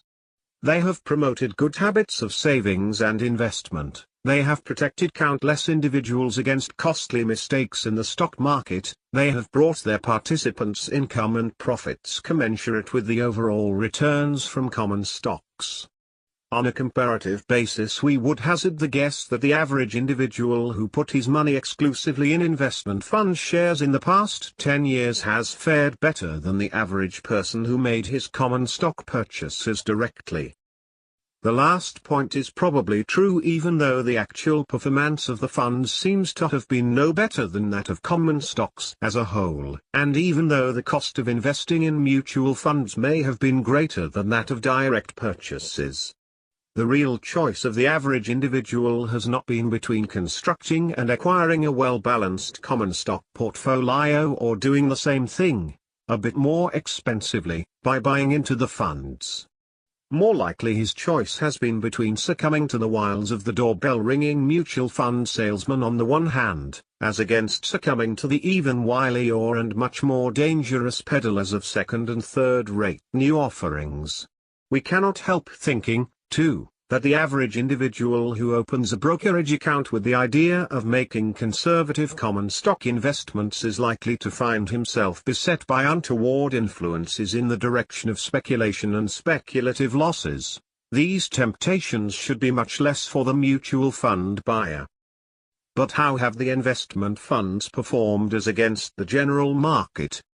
This is a somewhat controversial subject, but we shall try to deal with it in simple but adequate fashion. Table 9.1 gives some calculated results for 1,970 of our 10 largest stock funds at the end of 1970, but choosing only the largest one from each management group. It summarizes the overall return of each of these funds for 1,961, 1,965, 1,966, 1,970, and for the single years 1969 and 1970. We also give average results based on the sum of one share of each of the 10 funds. These companies had combined assets of over $15 billion at the end of 1969, or about one-third of all the common stock funds. Thus they should be fairly representative of the industry as a whole. In theory, there should be a bias in this list on the side of better than industry performance, since these better companies should have been entitled to more rapid expansion than the others, but this may not be the case in practice. Some interesting facts can be gathered from this table. First, we find that the overall results of these 10 funds for 1,961, 1,970 were not appreciably different from those of the Standard & Poor's 500 stock composite average, or the S&P 425 industrial stock average. But they were definitely better than those of the Dow Jones Industrial Average.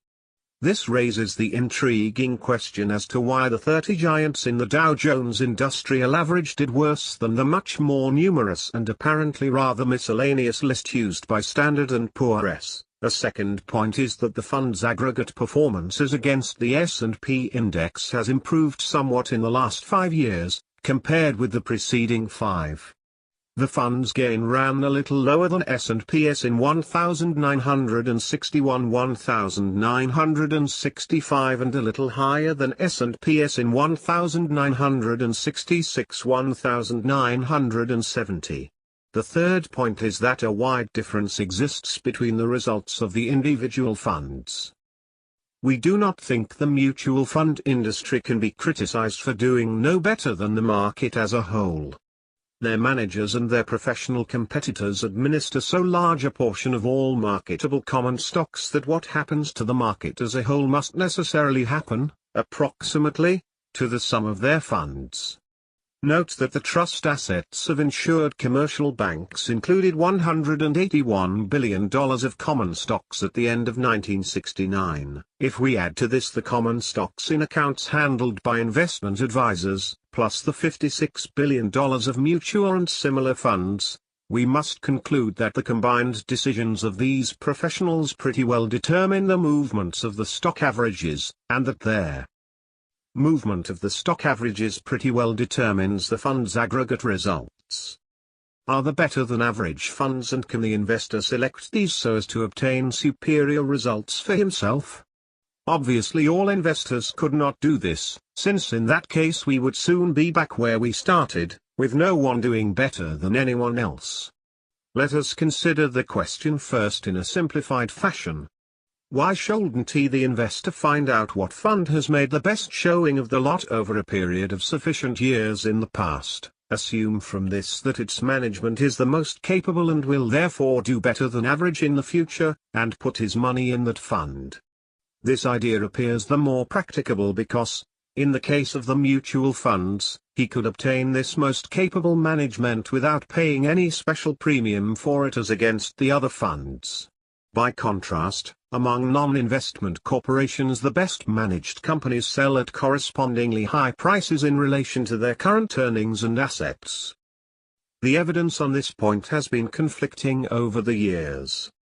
But our Table 9.1 covering the 10 largest funds indicates that the results shown by the top 5 performers of 1961 1965 carried over on the whole through 1966 1970, even though 2 of this set did not do as well as 2 of the other 5. Our studies indicate that the investor in mutual fund shares may properly consider comparative performance over a period of years in the past, say at least 5, provided the data do not represent a large net upward movement of the market as a whole. In the latter case, spectacularly favorable results may be achieved in unorthodox ways, as will be demonstrated in our following section on performance funds. Such results in themselves may indicate only that the fund managers are taking undue speculative risks, and getting away with same for the time being. Performance funds. One of the new phenomena of recent years was the appearance of the cult of performance in the management of investment funds, and even of many trust funds. We must start this section with the important disclaimer that it does not apply to the large majority of well-established funds, but only to a relatively small section of the industry which has attracted a disproportionate amount of attention.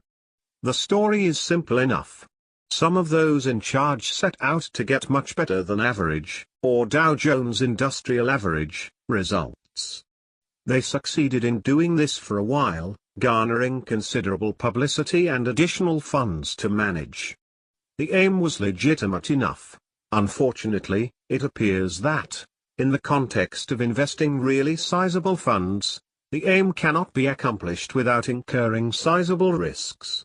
And in a comparatively short time the risks came home to roost. Several of the circumstances surrounding the performance phenomenon caused ominous headshaking by those of us whose experience went far back, even to the 1920s, and whose views, for that very reason, were considered old-fashioned and irrelevant to this second, new era.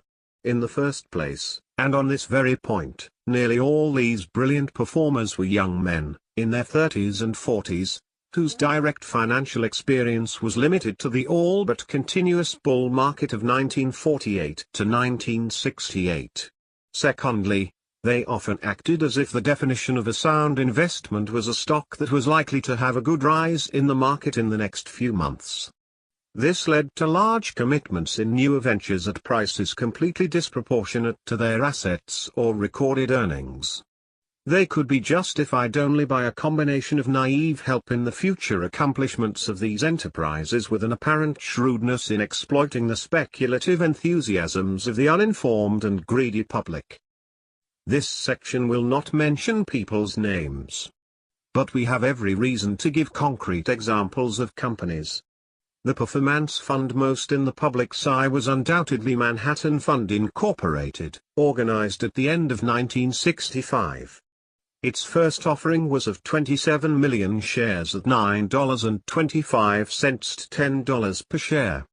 The company started out with $247 million of capital. Its emphasis was, of course, on capital gains.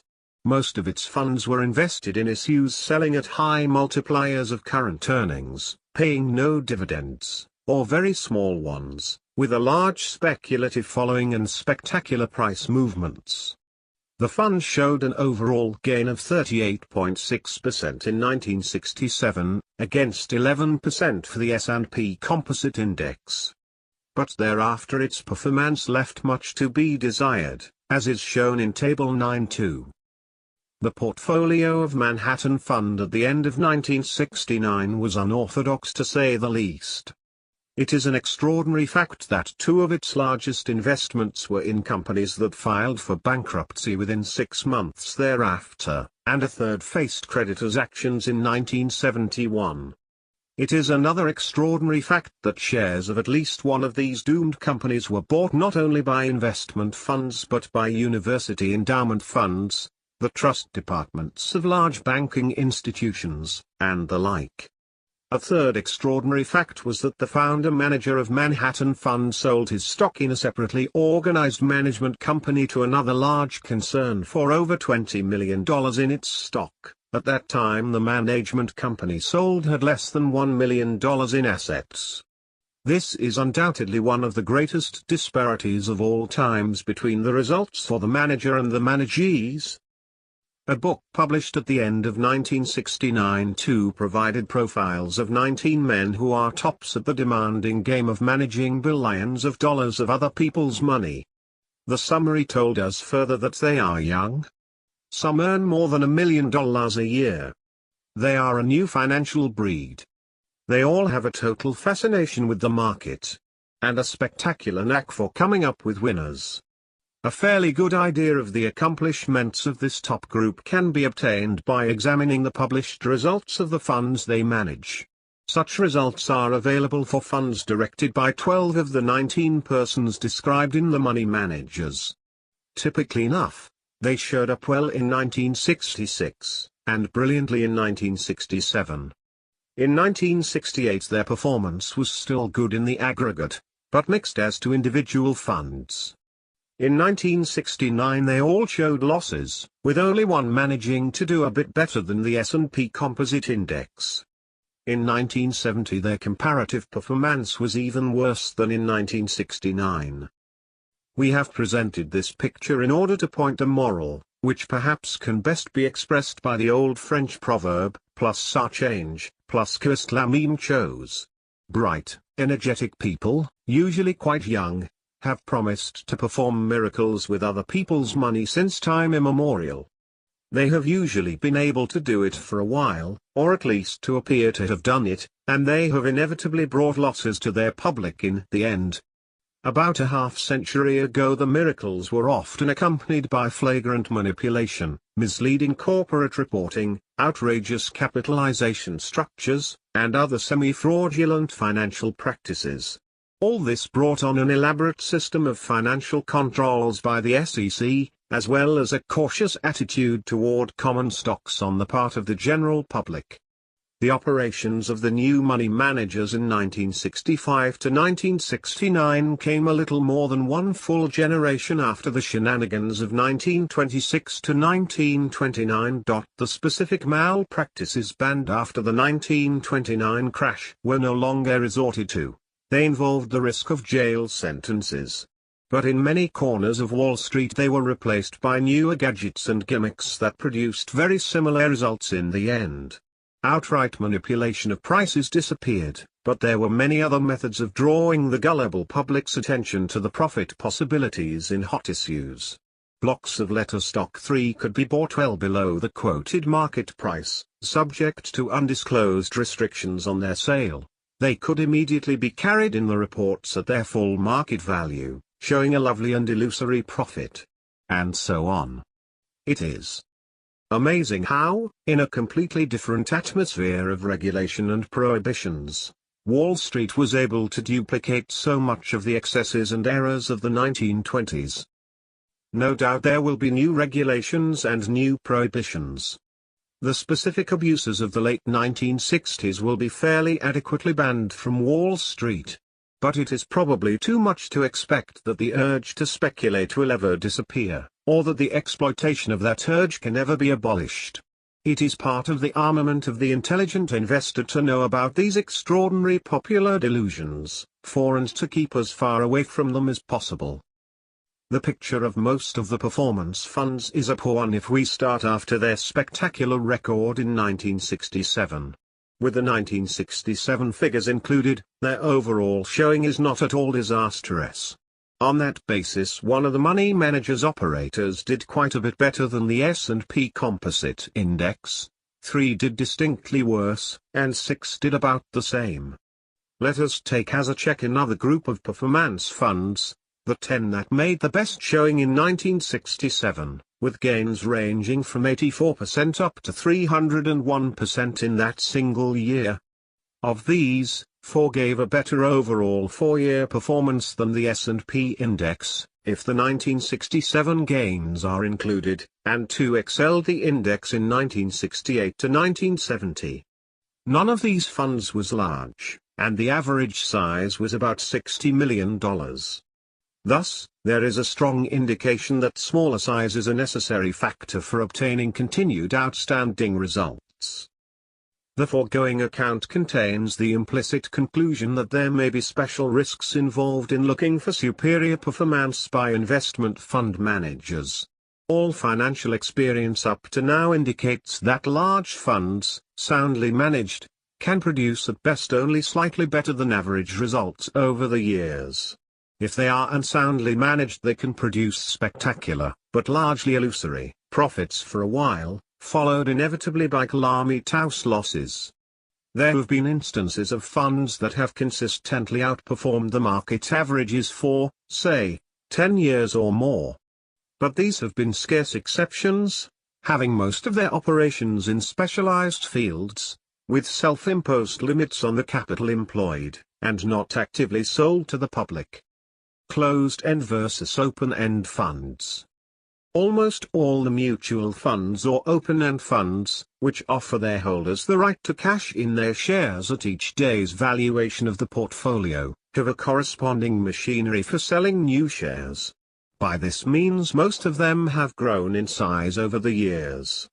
The closed-end companies, nearly all of which were organized a long time ago, have a fixed capital structure, and thus have diminished in relative dollar importance. Open-end companies are being sold by many thousands of energetic and persuasive salesmen. The closed-end shares have no one especially interested in distributing them.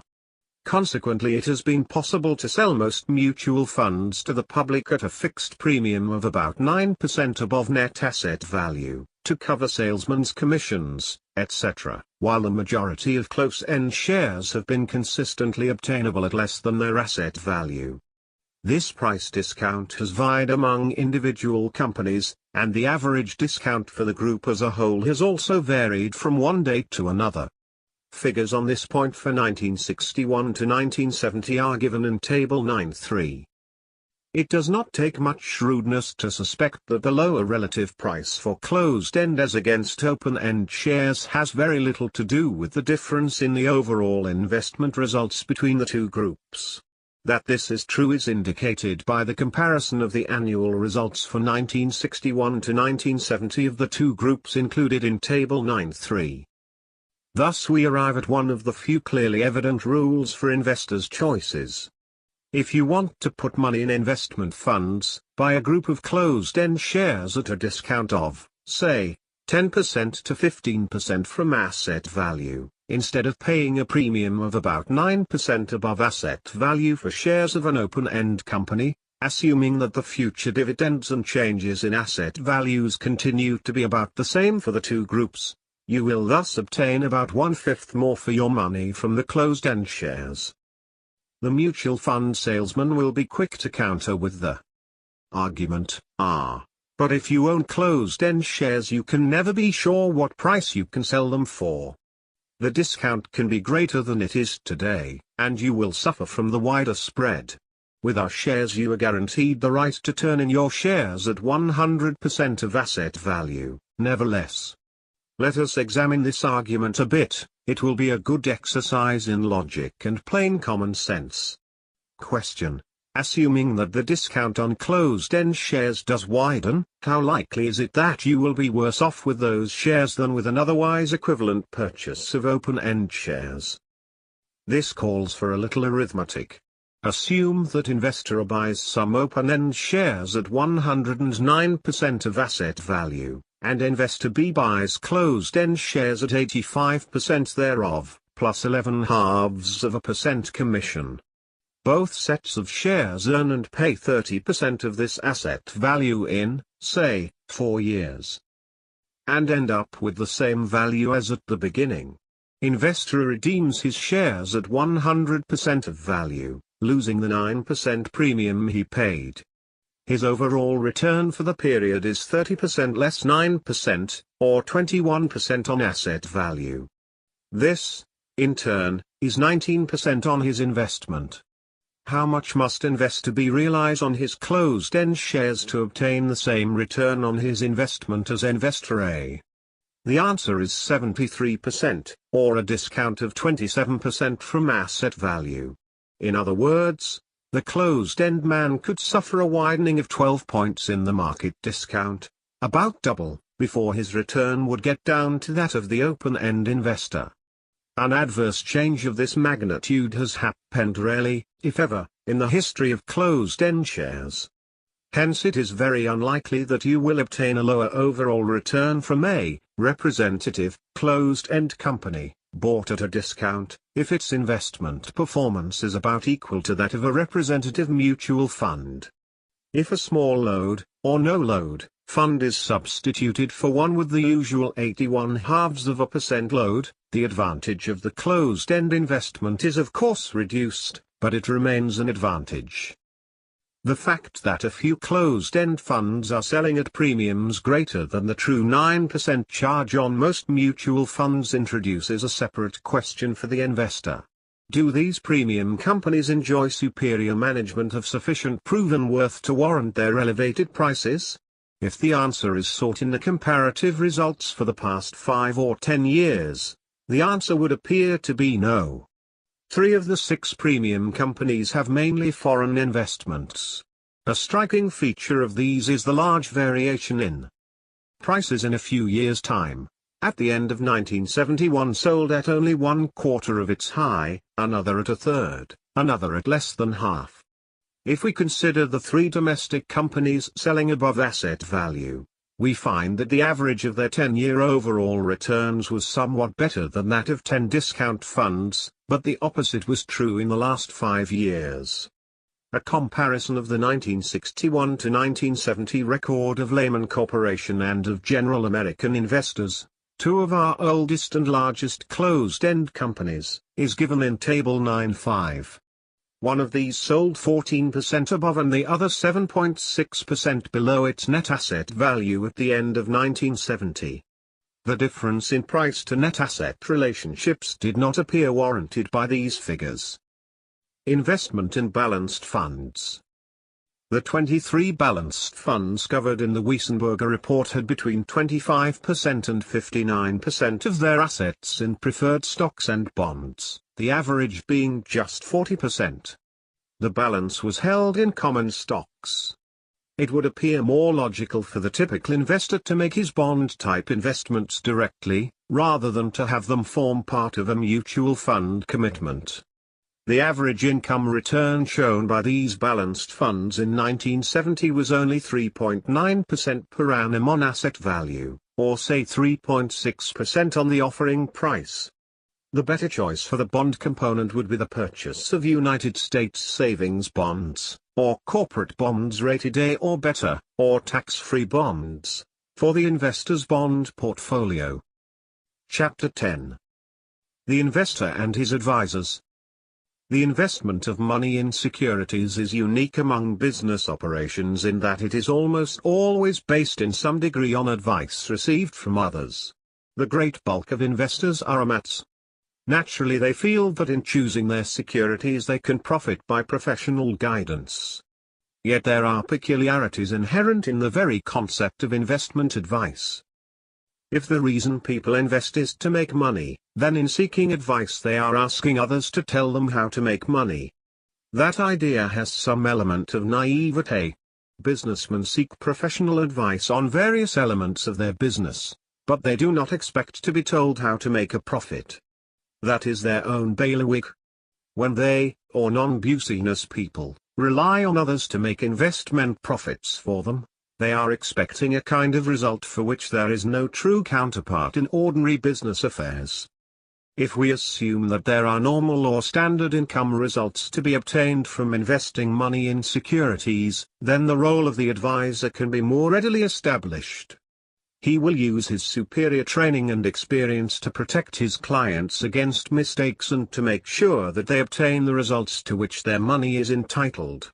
It is when the investor demands more than an average return on his money, or when his advisor undertakes to do better for him, that the question arises whether more is being asked or promised than is likely to be delivered.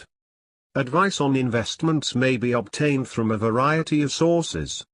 These include, 1. A relative or friend, presumably knowledgeable in securities. 2. A local, commercial, banker. 3. A brokerage firm or investment banking house. 4. A financial service or periodical, and 5. An investment counselor. The miscellaneous character of this list suggests that no logical or systematic approach in this matter has crystallized, as yet, in the minds of investors. Certain common-sense considerations relate to the criterion of normal or standard results mentioned above. Our basic thesis is this: if the investor is to rely chiefly on the advice of others in handling his funds, then either he must limit himself and his advisors strictly to standard, conservative, and even unimaginative forms of investment, or he must have an unusually intimate and favorable knowledge of the person who is going to direct his funds into other channels. But if the ordinary business or professional relationship exists between the investor and his advisors, he can be receptive to less conventional suggestions only to the extent that he himself has grown in knowledge and experience and has therefore become competent to pass independent judgment on the recommendations of others. He has then passed from the category of defensive or unenterprising investor into that of aggressive or enterprising investor. Investment counsel and trust services of banks. The truly professional investment advisors, that is, the well-established investment counsel firms, who charge substantial annual fees, are quite modest in their promises and pretensions. For the most part they place their clients' funds in standard interest and dividend-paying securities, and they rely mainly on normal investment experience for their overall results. In the typical case it is doubtful whether more than 10% of the total fund is ever invested in securities other than those of leading companies, plus government bonds, including state and municipal issues, nor do they make a serious effort to take advantage of swings in the general market. The leading investment counsel firms make no claim to being brilliant, they do pride themselves on being careful, conservative, and competent. Their primary aim is to conserve the principal value over the years and produce a conservatively acceptable rate of income. Any accomplishment beyond that, and they do strive to better the goal, they regard in the nature of extra service rendered. Perhaps their chief value to their clients lies in shielding them from costly mistakes. They offer as much as the defensive investor has the right to expect from any counselor serving the general public. What we have said about the well-established investment counsel firms applies generally to the trust and advisory services of the larger banks. Financial services. The so-called financial services are organizations that send out uniform bulletins, sometimes in the form of telegrams, to their subscribers. The subjects covered may include the state and prospects of business, the behavior and prospect of the securities markets, and information and advice regarding individual issues. There is often an inquiry department which will answer questions affecting an individual subscriber. The cost of the service average is much less than the fee that investment counselors charge their individual clients. Some organizations, notably Babson's and Standard & Poor's, operate on separate levels as a financial service and as investment counsel. Incidentally, other organizations, such as Scudder, Stevens & Clark, operate separately as investment counsel and as one or more investment funds. The financial services direct themselves, on the whole, to a quite different segment of the public than do the investment counsel firms. The latter's clients generally wish to be relieved of bother and the need for making decisions. The financial services offer information and guidance to those who are directing their own financial affairs or are themselves advising others. Many of these services confine themselves exclusively, or nearly so, to forecasting market movements by various technical methods. We shall dismiss these with the observation that their work does not concern investors as the term is used in this book. On the other hand, some of the best known, such as Moody's Investment Service and Standard & Poor's, are identified with statistical organizations that compile the voluminous statistical data that form the basis for all serious security analysis. These services have a varied clientele, ranging from the most conservative-minded investor to the rankest speculator. As a result, they must find it difficult to adhere to any clear-cut or fundamental philosophy in arriving at their opinions and recommendations. An old-established service of the type of Moody's and the others must obviously provide something worthwhile to a broad class of investors. What is it? Basically, they address themselves to the matters in which the average active investor-speculator is interested, and their views on these either command some measure of authority or at least appear more reliable than those of the unaided client. For years, the financial services have been making stock market forecasts without anyone taking this activity very seriously. Like everyone else in the field, they are sometimes right and sometimes wrong. Wherever possible, they hedge their opinions so as to avoid the risk of being proved completely wrong. There is a well-developed art of Delphic phrasing that adjusts itself successfully to whatever the future brings. In our view, perhaps a prejudiced one, this segment of their work has no real significance except for the light it throws on human nature in the securities markets. Nearly everyone interested in common stocks wants to be told by someone else what he thinks the market is going to do. The demand being there, it must be supplied. Their interpretations and forecasts of business conditions, of course, are much more authoritative and informing. These are an important part of the great body of economic intelligence which is spread continuously among buyers and sellers of securities and tends to create fairly rational prices for stocks and bonds under most circumstances. Undoubtedly, the material published by the financial services adds to the store of information available and fortifies the investment judgment of their clients. It is difficult to evaluate their recommendations of individual securities. Each service is entitled to be judged separately, and the verdict could properly be based only on an elaborate and inclusive study covering many years. In our own experience, we have noted among them a pervasive attitude which we think tends to impair what could otherwise be more useful advisory work. This is their general view that a stock should be bought if the near-term prospects of the business are favorable and should be sold if these are unfavorable, regardless of the current price. Such a superficial principle often prevents the services from doing the sound analytical job of which their staffs are capable, namely, to ascertain whether a given stock appears over or undervalued at the current price in the light of its indicated long-term future earning power. The intelligent investor will not do his buying and selling solely on the basis of recommendations received from a financial service.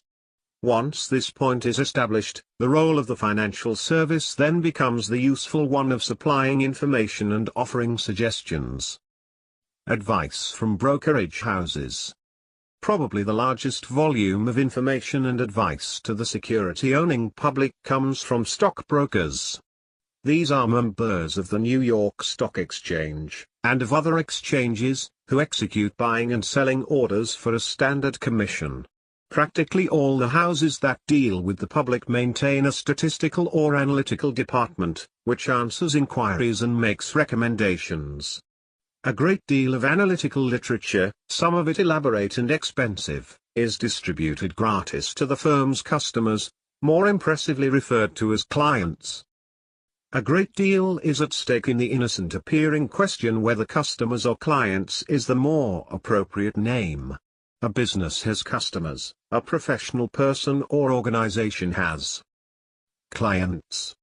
The Wall Street brokerage fraternity has probably the highest ethical standards of any business, but it is still feeling its way toward the standards and standing of a true profession. In the past, Wall Street has thrived mainly on speculation, and stock market speculators as a class were almost certain to lose money. Hence it has been logically impossible for brokerage houses to operate on a thoroughly professional basis.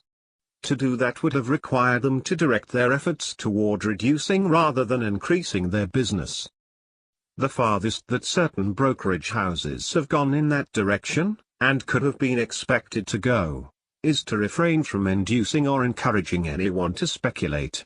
Such houses have confined themselves to executing orders given them, to supplying financial information and analyses, and to rendering opinions on the investment merits of securities. Thus, in theory at least, they are devoid of all responsibility for either the profits or the losses of their speculative customers.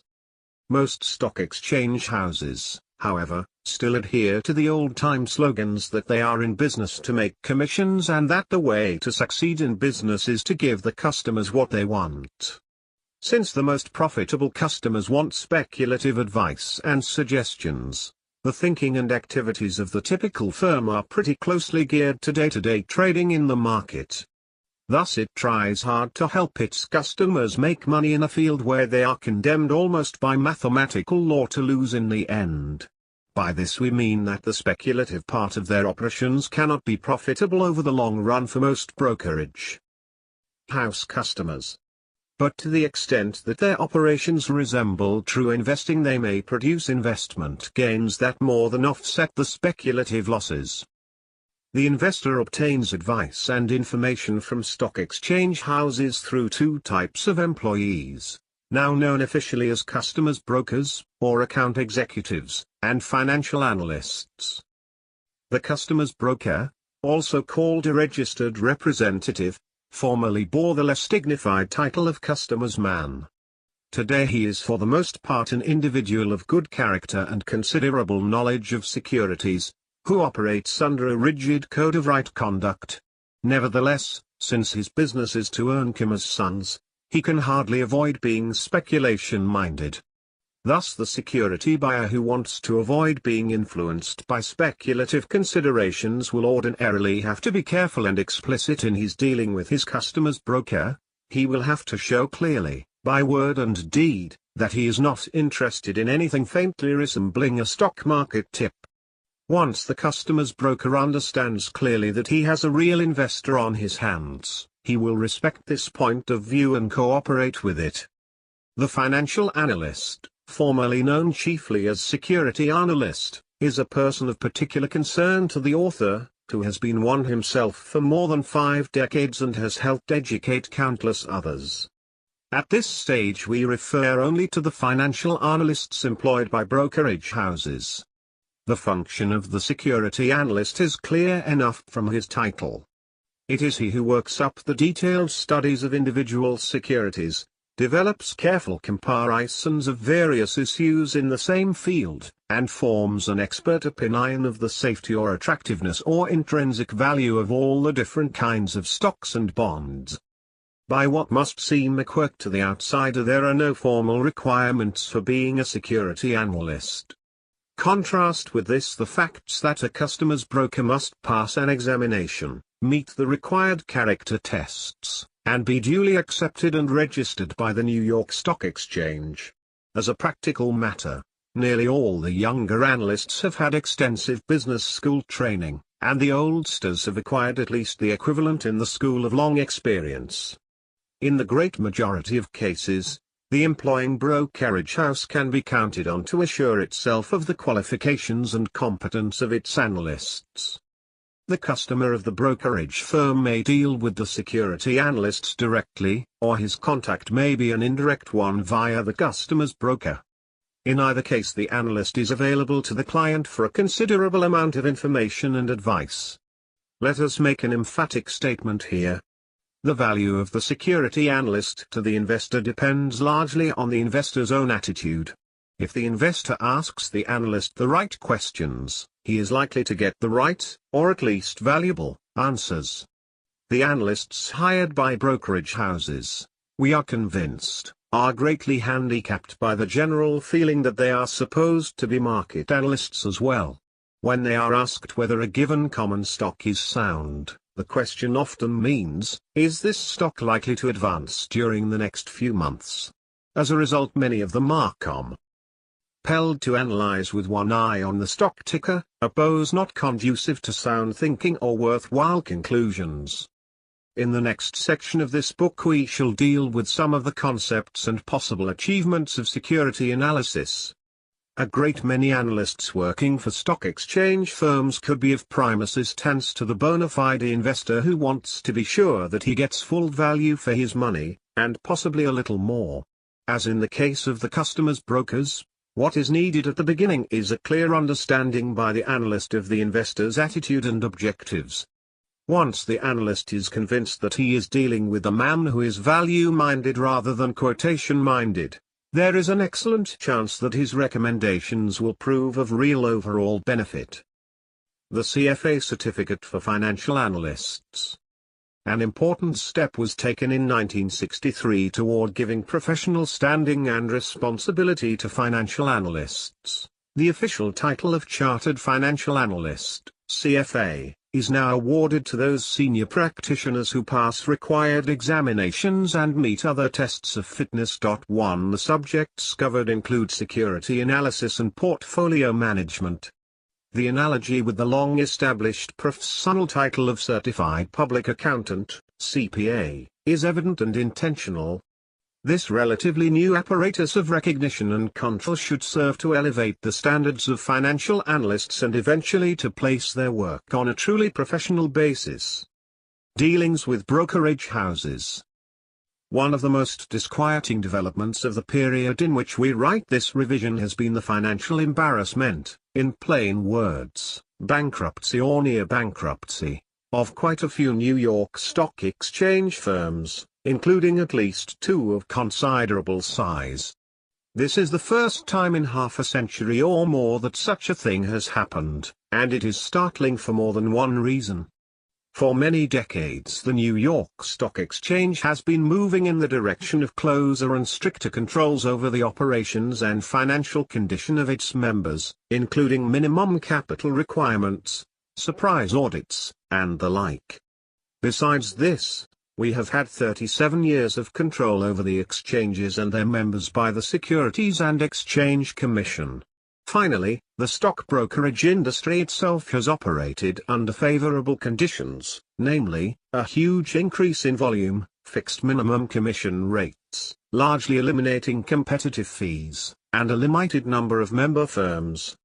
The first financial troubles of the brokerage houses, in 1969, were attributed to the increase in volume itself. This, it was claimed, overtaxed their facilities, increased their overhead, and produced many troubles in making financial settlements. It should be pointed out this was probably the first time in history that important enterprises have gone broke because they had more business than they could handle. In 1970, as brokerage failures increased, they were blamed chiefly on the falling off in volume. A strange complaint when one reflects that the turnover of their NYSE in 1970 totaled 2,937 million shares, the largest volume in its history and well over twice as large as in any year before 1965. During the 15 years of the bull market ending in 1964, the annual volume had averaged only 712 million shares, 1/4 of the 1970 figure, but the brokerage business had enjoyed the greatest prosperity in its history. If, as it appears, the member firms as a whole had allowed their overhead and other expenses to increase at a rate that could not sustain even a mild reduction in volume during part of a year, this does not speak well for either their business acumen or their financial conservatism. A third explanation of the financial trouble finally emerged out of a mist of concealment, and we suspect that it is the most plausible and significant of the three. It seems that a good part of the capital of certain brokerage houses was held in the form of common stocks owned by the individual partners. Some of these seem to have been highly speculative and carried at inflated values. When the market declined in 1969, the quotations of such securities fell drastically and a substantial part of the capital of the firms vanished with them. In effect, the partners were speculating with the capital that was supposed to protect the customers against the ordinary financial hazards of the brokerage business, in order to make a double profit thereon. This was inexcusable. We refrain from saying more. The investor should use his intelligence not only in formulating his financial policies but also in the associated details. These include the choice of a reputable broker to execute his orders. Up to now it was sufficient to counsel our readers to deal only with a member of the New York Stock Exchange, unless he had compelling reasons to use a non-member firm. Reluctantly, we must add some further advice in this area. We think that people who do not carry margin accounts, and in our vocabulary this means all non-professional investors, should have the delivery and receipt of their securities handled by their bank.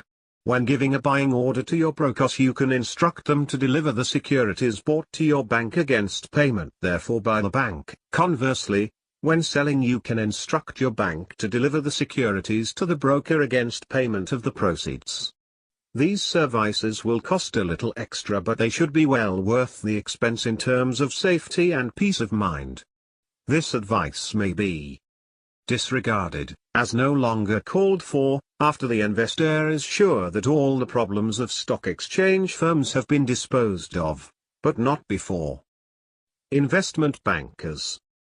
The term investment banker is applied to a firm that engages to an important extent in originating, underwriting, and selling new issues of stocks and bonds. To underwrite means to guarantee to the issuing corporation, or other issuer, that the security will be fully sold. A number of the brokerage houses carry on a certain amount of underwriting activity. Generally this is confined to participating in underwriting groups formed by leading investment bankers.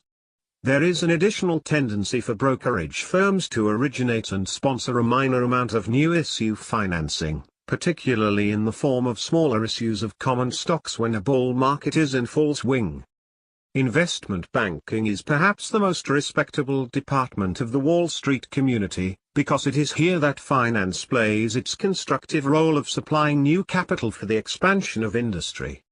In fact, much of the theoretical justification for maintaining active stock markets, notwithstanding their frequent speculative excesses, lies in the fact that organized security exchanges facilitate the sale of new issues of bonds and stocks.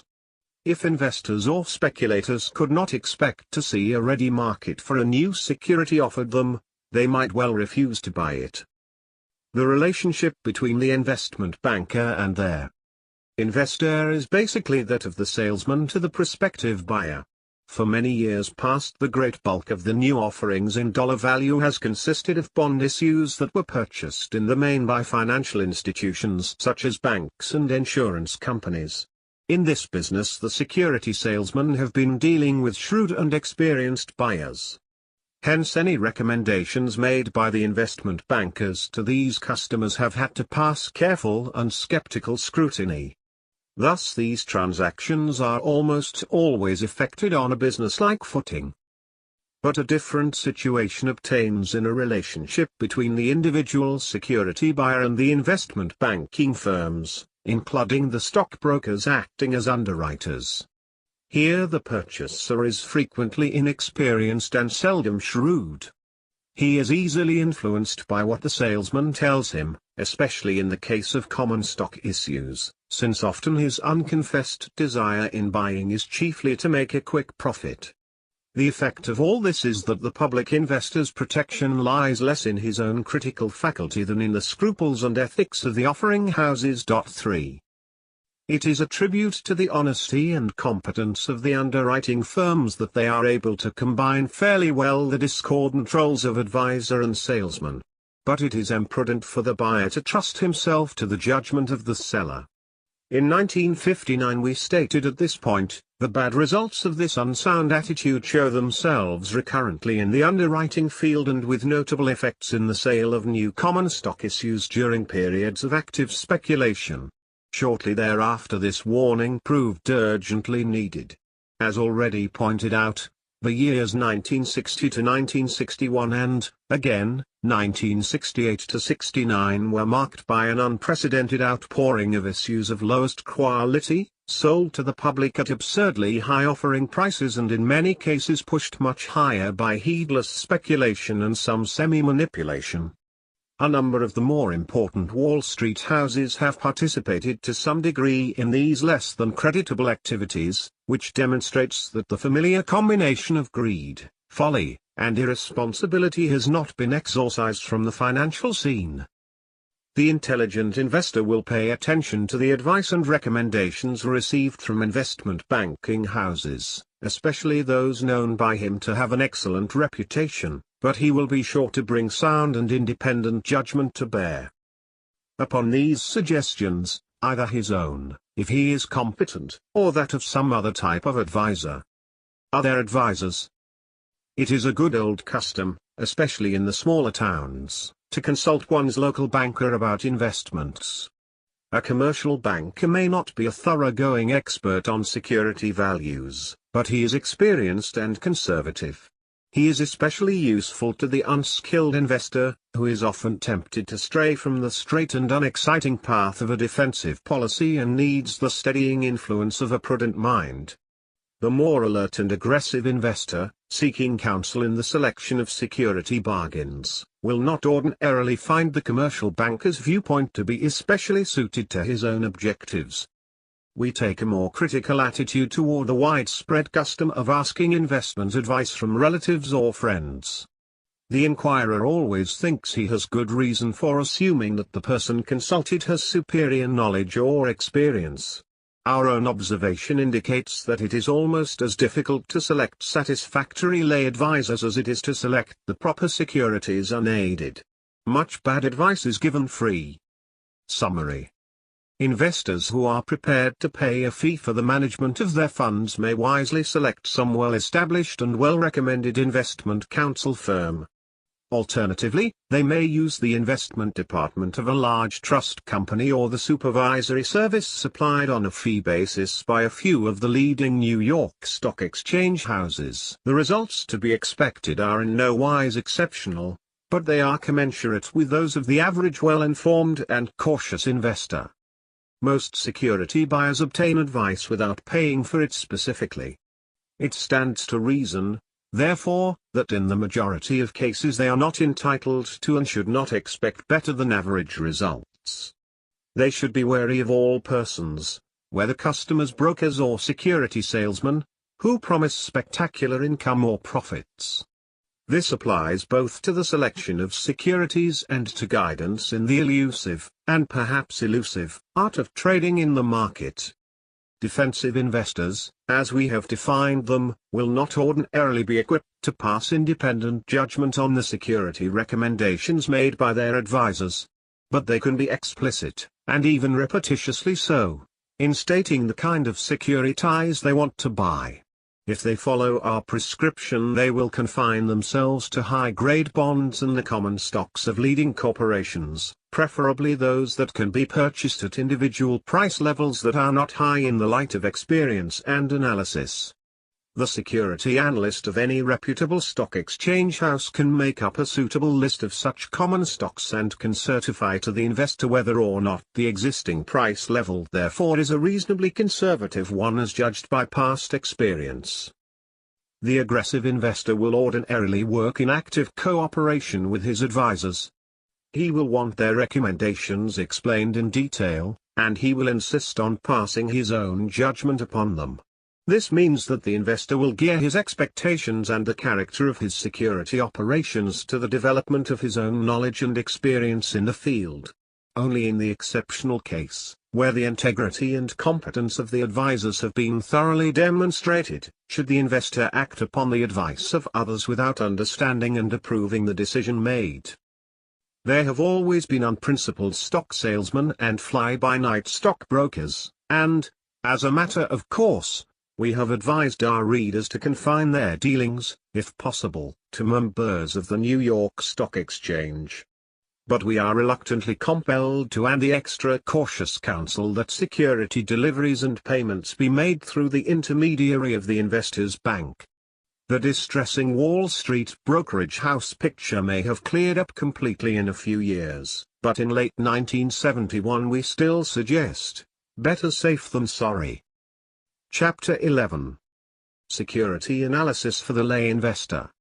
Financial analysis is now a well-established and flourishing profession, or semi-profession. The various societies of analysts that make up the National Federation of Financial Analysts have over 13,000 members, most of whom make their living out of this branch of mental activity. Financial analysts have textbooks, a code of ethics, and a quarterly journal. They also have their share of unresolved problems. In recent years there has been a tendency to replace the general concept of security analysis by that of financial analysis. The latter phrase has a broader implication and is better suited to describe the work of most senior analysts on Wall Street. It would be useful to think of security analysis as limiting itself pretty much to the examination and evaluation of stocks and bonds, whereas financial analysis would comprise that work, plus the determination of investment policy, portfolio selection, plus a substantial amount of general economic analysis. 1 In this chapter we shall use whatever designation is most applicable, with chief emphasis on the work of the security analyst proper. The security analyst deals with the past, the present, and the future of any given security issue. He describes the business. He summarizes its operating results and financial position. He sets forth its strong and weak points, its possibilities and risks. He estimates its future earning power under various assumptions, or as a best guess. He makes elaborate comparisons of various companies, or of the same company at various times. Finally, he expresses an opinion as to the safety of the issue, if it is a bond or investment-grade preferred stock, or as to its attractiveness as a purchase, if it is a common stock. In doing all these things the security analyst avails himself of a number of techniques, ranging from the elementary to the most abstruse. He may modify substantially the figures in the company's annual statements, even though they bear the sacred imprimatur of the certified public accountant. He is on the lookout particularly for items in these reports that may mean a good deal more or less than they say. The security analyst develops and applies standards of safety by which we can conclude whether a given bond or preferred stock may be termed sound enough to justify purchase for investment. These standards relate primarily to past average earnings, but they are concerned also with capital structure, working capital, asset values, and other matters.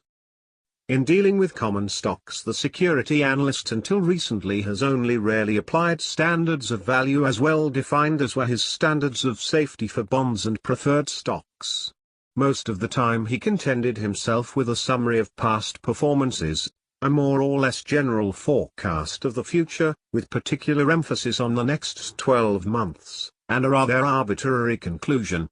The latter was, and still is, often drawn with one eye on the stock ticker or the market charts. In the past few years, however, much attention has been given by practicing analysts to the problem of valuing growth stocks. Many of these have sold at such high prices in relation to past and current earnings that those recommending them have felt a special obligation to justify their purchase by fairly definite projections of expected earnings running fairly far into the future.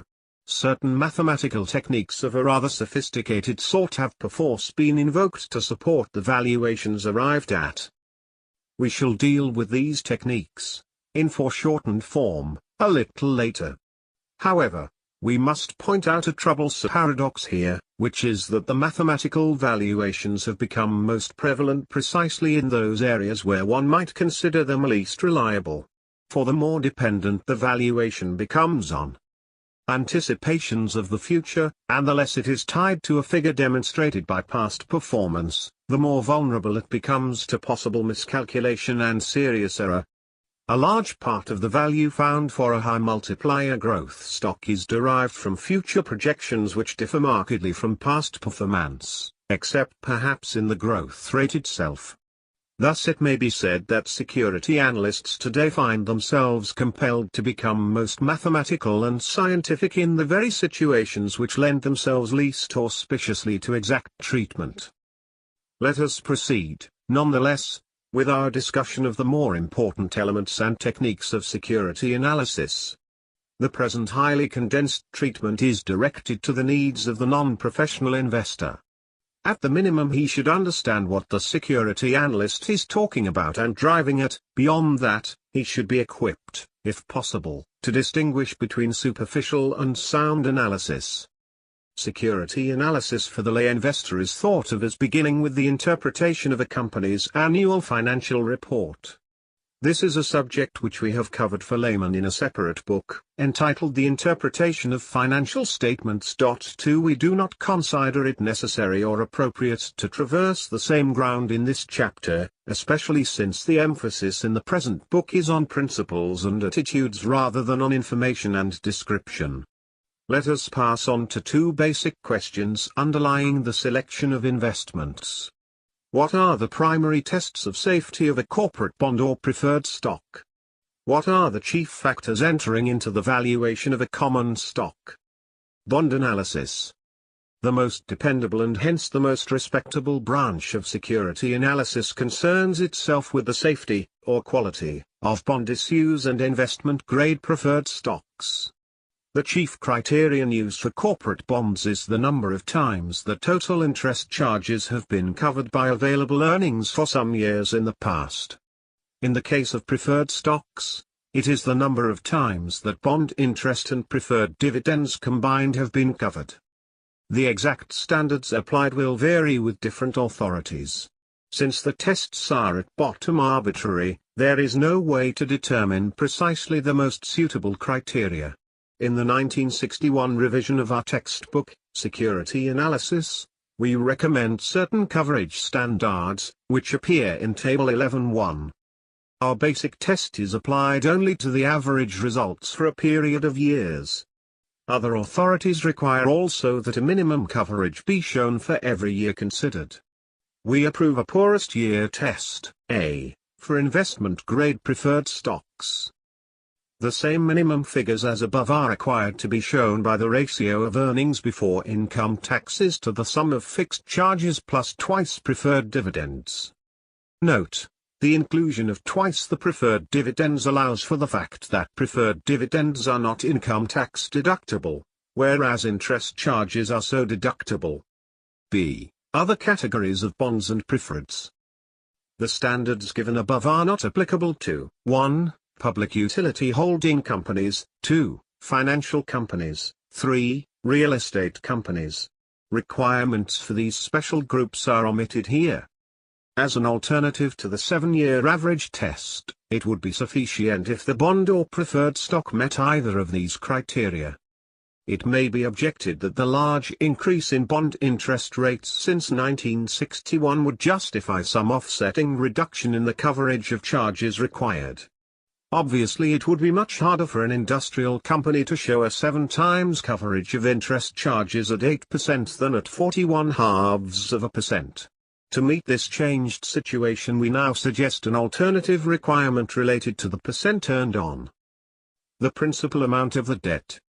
These figures might be 33% before taxes for an industrial company, 20% for a public utility, and 25% for a railroad. It should be borne in mind here that the rate actually paid by most companies on their total debt is considerably less than the current 8% figures, since they have the benefit of older issues bearing lower coupons. The poorest year requirement could be set at about 2/3 of the 7-year requirement. In addition to the earnings coverage test, a number of others are generally applied. These include the following. 1. Size of enterprise.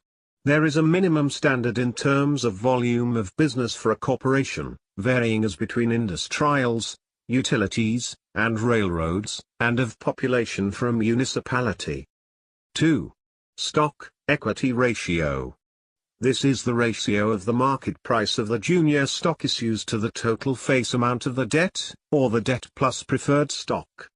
It is a rough measure of the protection, or cushion, afforded by the presence of a junior investment that must first bear the brunt of unfavorable developments. This factor includes the market's appraisal of the future prospects of the enterprise. 3. Property value. The asset values, as shown on the balance sheet or as appraised, were formerly considered the chief security and protection for a bond issue. Experience has shown that in most cases safety resides in the earning power, and if this is deficient the assets lose most of their reputed value. Asset values, however, retain importance as a separate test of ample security for bonds and preferred stocks in 3 enterprise groups: public utilities, because rates may depend largely on the property investment, real estate concerns, and investment companies. At this point the alert investor should ask, how dependable are tests of safety that are measured by past and present performance, in view of the fact that payment of interest and principal depends upon what the future will bring forth? The answer can be founded only on experience. Investment history shows that bonds and preferred stocks that have met stringent tests of safety, based on the past, have in a great majority of cases been able to face the vicissitudes of the future successfully. This has been strikingly demonstrated in the major field of railroad bonds, a field that has been marked by a calamitous frequency of bankruptcies and serious losses. In nearly every case the roads that got into trouble had long been overbonded, had shown an inadequate coverage of fixed charges in periods of average prosperity, and would thus have been ruled out by investors who applied strict tests of safety. Conversely, practically every road that has met such tests has escaped financial embarrassment. Our premise was strikingly vindicated by the financial history of the numerous railroads reorganized in the 1940s and in 1950. All of these, with one exception, started their careers with fixed charges reduced to a point where the current coverage of fixed interest requirements was ample, or at least respectable. The exception was the New Haven Railroad, which in its reorganization year, 1947, earned its new charges only about 1.1 times. In consequence, while all the other roads were able to come through rather difficult times with solvency unimpaired, the New Haven relapsed into trusteeship, for the 3rd time, in 1961. In Chapter 17 below we shall consider some aspects of the bankruptcy of the Penn Central Railroad, which shook the financial community in 1970. An elementary fact in this case was that the coverage of fixed charges did not meet conservative standards as early as 1965, hence a prudent bond investor would have avoided or disposed of the bond issues of the system long before its financial collapse. Our observations on the adequacy of the past record to judge future safety apply, and to an even greater degree, to the public utilities, which constitute a major area for bond investment. Receivership of a soundly capitalized, electric, utility company or system is almost impossible.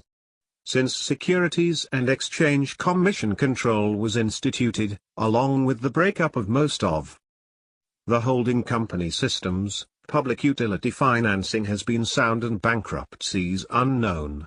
The financial troubles of electric and gas utilities in the 1930s were traceable almost 100% to financial excesses and mismanagement, which left their imprint clearly on the company's capitalization structures.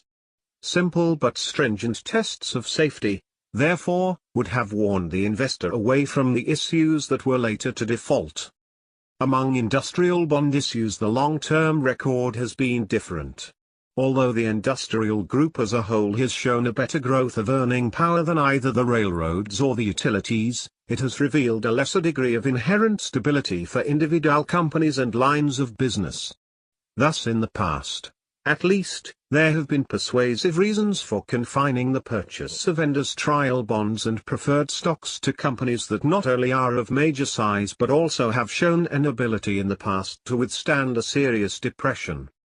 Few defaults of industrial bonds have occurred since 1950, but this fact is attributable in part to the absence of a major depression during this long period. Since 1966 there have been adverse developments in the financial position of many industrial companies. Considerable difficulties have developed as the result of unwise expansion.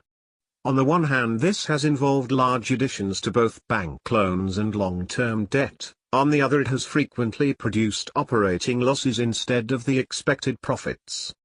At the beginning of 1971 it was calculated that in the past 7 years the interest payments of all non-financial firms had grown from $9.8 billion in 1963 to $26.1 billion in 1970, and that interest payments had taken 29% of the aggregate profits before interest and taxes in 1971, against only 16% in 1963.3. Obviously, the burden on many individual firms had increased much more than this. Overbonded companies have become all too familiar. There is every reason to repeat the caution expressed in our 1965 edition. We are not quite ready to suggest that the investor may count on an indefinite continuance of this favorable situation, and hence relax his standards of bond selection in the industrial or any other group. Common stock analysis. The ideal form of common stock analysis leads to a valuation of the issue which can be compared with the current price to determine whether or not the security is an attractive purchase. This valuation, in turn, would ordinarily be found by estimating the average earnings over a period of years in the future and then multiplying that estimate by an appropriate capitalization factor. The now standard procedure for estimating future earning power starts with average past data for physical volume, prices received, and operating margin. Future sales in dollars are then projected on the basis of assumptions as to the amount of change in volume and price level over the previous space. These estimates, in turn, are grounded first on general economic forecasts of gross national product, and then on special calculations applicable to the industry and company in question. An illustration of this method of valuation may be taken from our 1965 edition and brought up to date by adding the sequel. The Value Line, a leading investment service, makes forecasts of future earnings and dividends by the procedure outlined above, and then derives a figure of price potentiality, or projected market value, by applying a valuation formula to each issue based largely on certain past relationships. In Table 11.2 we reproduce the projections for 1967 to 1969 made in June 1964, and compare them with the earnings and average market price actually realized in 1968, which approximates the 1967 to 1969 period. The combined forecasts proved to be somewhat on the low side, but not seriously so. The corresponding predictions made 6 years before had turned out to be over-optimistic on earnings and dividends, but this had been offset by use of a low multiplier, with the result that the price potentiality figure proved to be about the same as the actual average price for 1963. The reader will note that quite a number of the individual forecasts were wide of the mark. This is an instance in support of our general view that composite or group estimates are likely to be a good deal more dependable than those for individual companies. Ideally, perhaps, the security analyst should pick out the 3 or 4 companies whose future he thinks he knows the best, and concentrate his own and his client's interest on what he forecasts for them. Unfortunately, it appears to be almost impossible to distinguish in advance between those individual forecasts which can be relied upon and those which are subject to a large chance of error. At bottom, this is the reason for the wide diversification practiced by the investment funds. For it is undoubtedly better to concentrate on one stock that you know is going to prove highly profitable, rather than dilute your results to a mediocre figure, merely for diversification's sake. But this is not done, because it cannot be done dependably. For the prevalence of wide diversification is in itself a pragmatic repudiation of the fetish of selectivity, to which Wall Street constantly pays lip service. Factors affecting the capitalization rate. Though average future earnings are supposed to be the chief determinant of value, the security analyst takes into account a number of other factors of a more or less definite nature. Most of these will enter into his capitalization rate, which can vary over a wide range, depending upon the quality of the stock issue. Thus, although 2 companies may have the same figure of expected earnings per share in 1973 to 1975, say $4, the analyst may value one as low as 40 and the other as high as 100. Let us deal briefly with some of the considerations that enter into these divergent multipliers. 1. General long-term prospects. No one really knows anything about what will happen in the distant future, but analysts and investors have strong views on the subject just the same. These views are reflected in the substantial differentials between the price-earnings ratios of individual companies and of industry groups. At this point we added in our 1965 edition. For example, at the end of 1963 the chemical companies in the Dow Jones Industrial Average were selling at considerably higher multipliers than the oil companies, indicating stronger confidence in the prospects of the former than of the latter. Such distinctions made by the market are often soundly based, but when dictated mainly by past performance they are as likely to be wrong as right. We shall supply here, in Table 11.3, the 1963 year-end material on the chemical and oil company issues in the Dow Jones Industrial Average, and carry their earnings to the end of 1970. It will be seen that the chemical companies, despite their high multipliers, made practically no gain in earnings in the period after 1963. The oil companies did much better than the chemicals and about in line with the growth implied in their 1963 multipliers. 5 Thus our chemical stock example proved to be one of the cases in which the market multipliers were proven wrong. B. 2. Management. On Wall Street a great deal is constantly said on this subject, but little that is really helpful. Until objective, quantitative, and reasonably reliable tests of managerial competence are devised and applied, this factor will continue to be looked at through a fog. It is fair to assume that an outstandingly successful company has unusually good management. This will have shown itself already in the past record, it will show up again in the estimates for the next 5 years, and once more in the previously discussed factor of long-term prospects. The tendency to count it still another time as a separate bullish consideration can easily lead to expensive overvaluations. The management factor is most useful, we think, in those cases in which a recent change has taken place that has not yet had the time to show its significance in the actual figures. 2 spectacular occurrences of this kind were associated with the Chrysler Motor Corporation.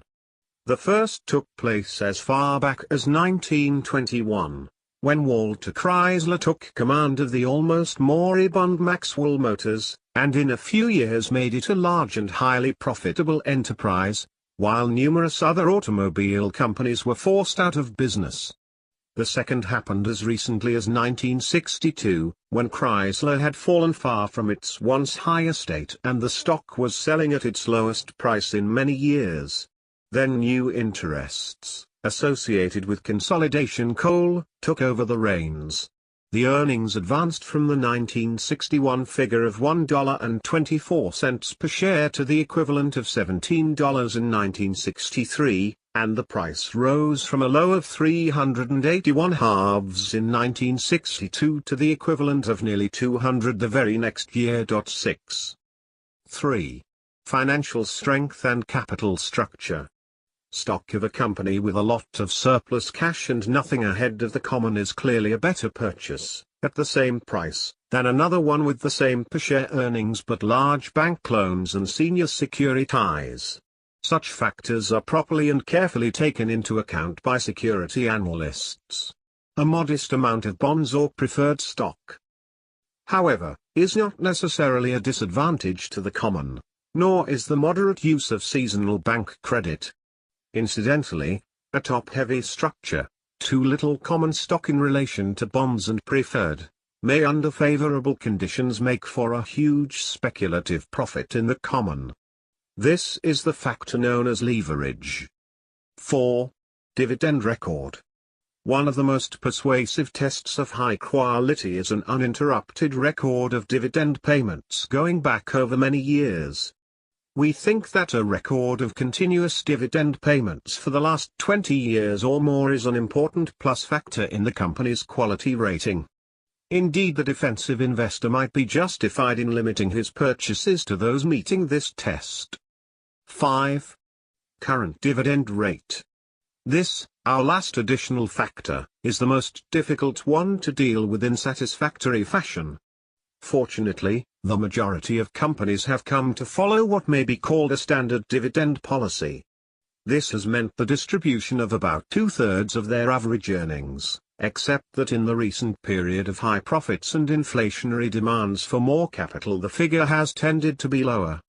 In 1969 it was 59.5% for the stocks in the Dow Jones Average, and 55% for all American corporations, where the dividend bears a normal relationship to the earnings. The valuation may be made on either basis without substantially affecting the result.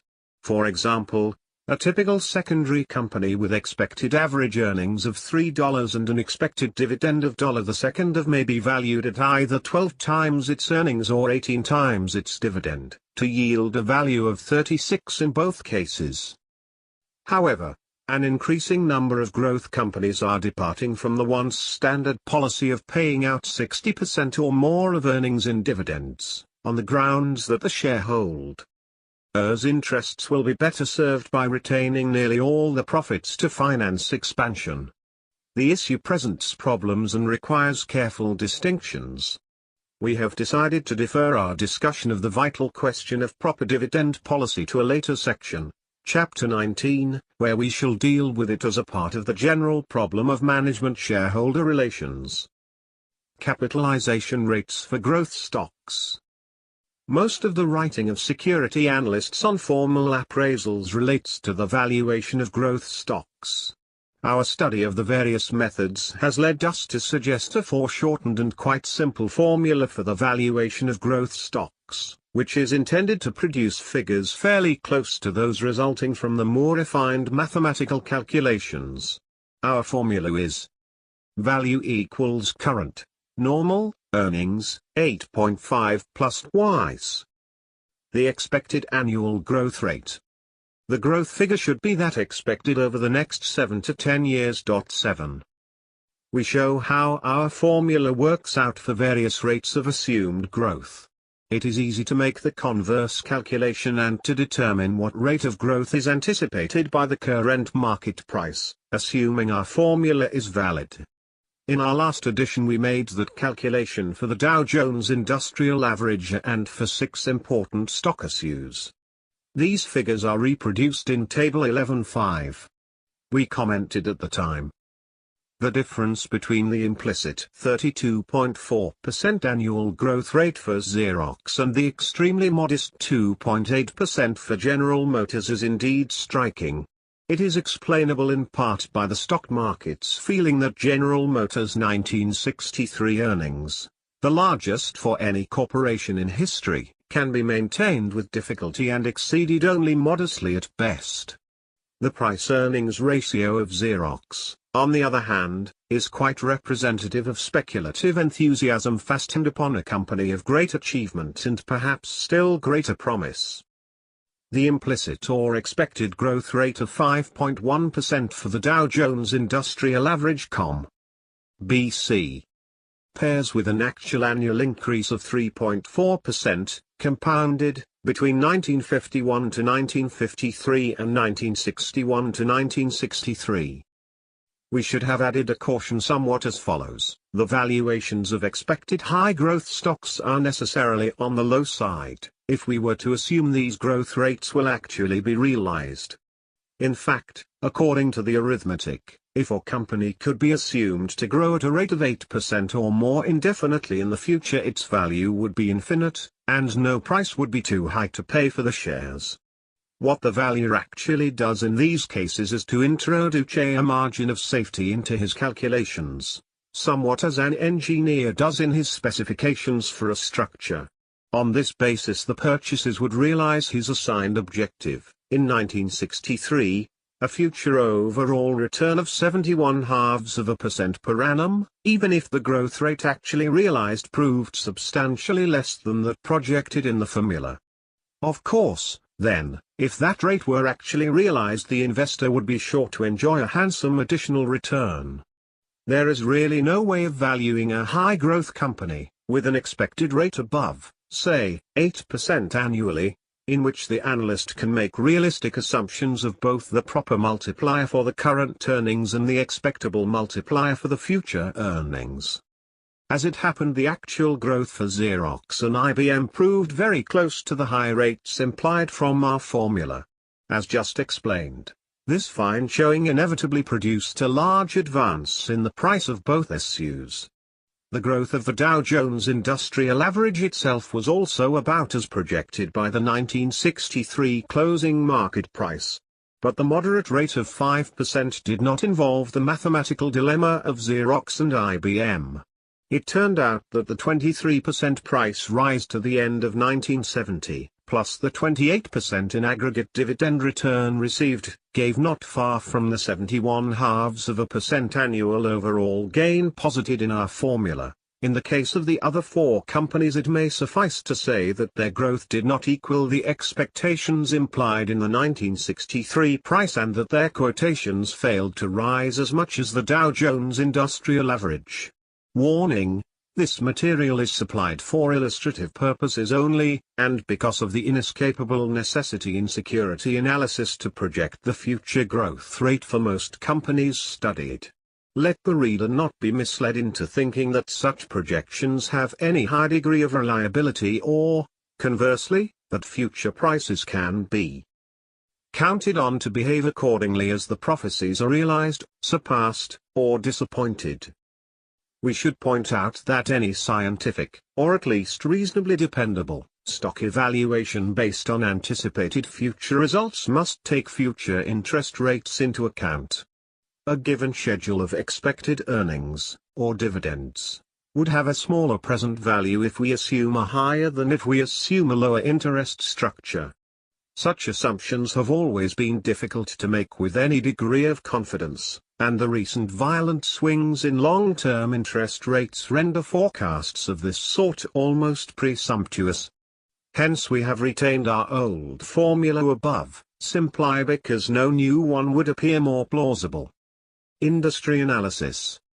Because the general prospects of the enterprise carry major weight in the establishment of market prices, it is natural for the security analyst to devote a great deal of attention to the economic position of the industry and of the individual company in its industry. Studies of this kind can go into unlimited detail. They are sometimes productive of valuable insights into important factors that will be operative in the future and are insufficiently appreciated by the current market. Where a conclusion of that kind can be drawn with a fair degree of confidence, it affords a sound basis for investment decisions. Our own observation, however, leads us to minimize somewhat the practical value of most of the industry studies that are made available to investors.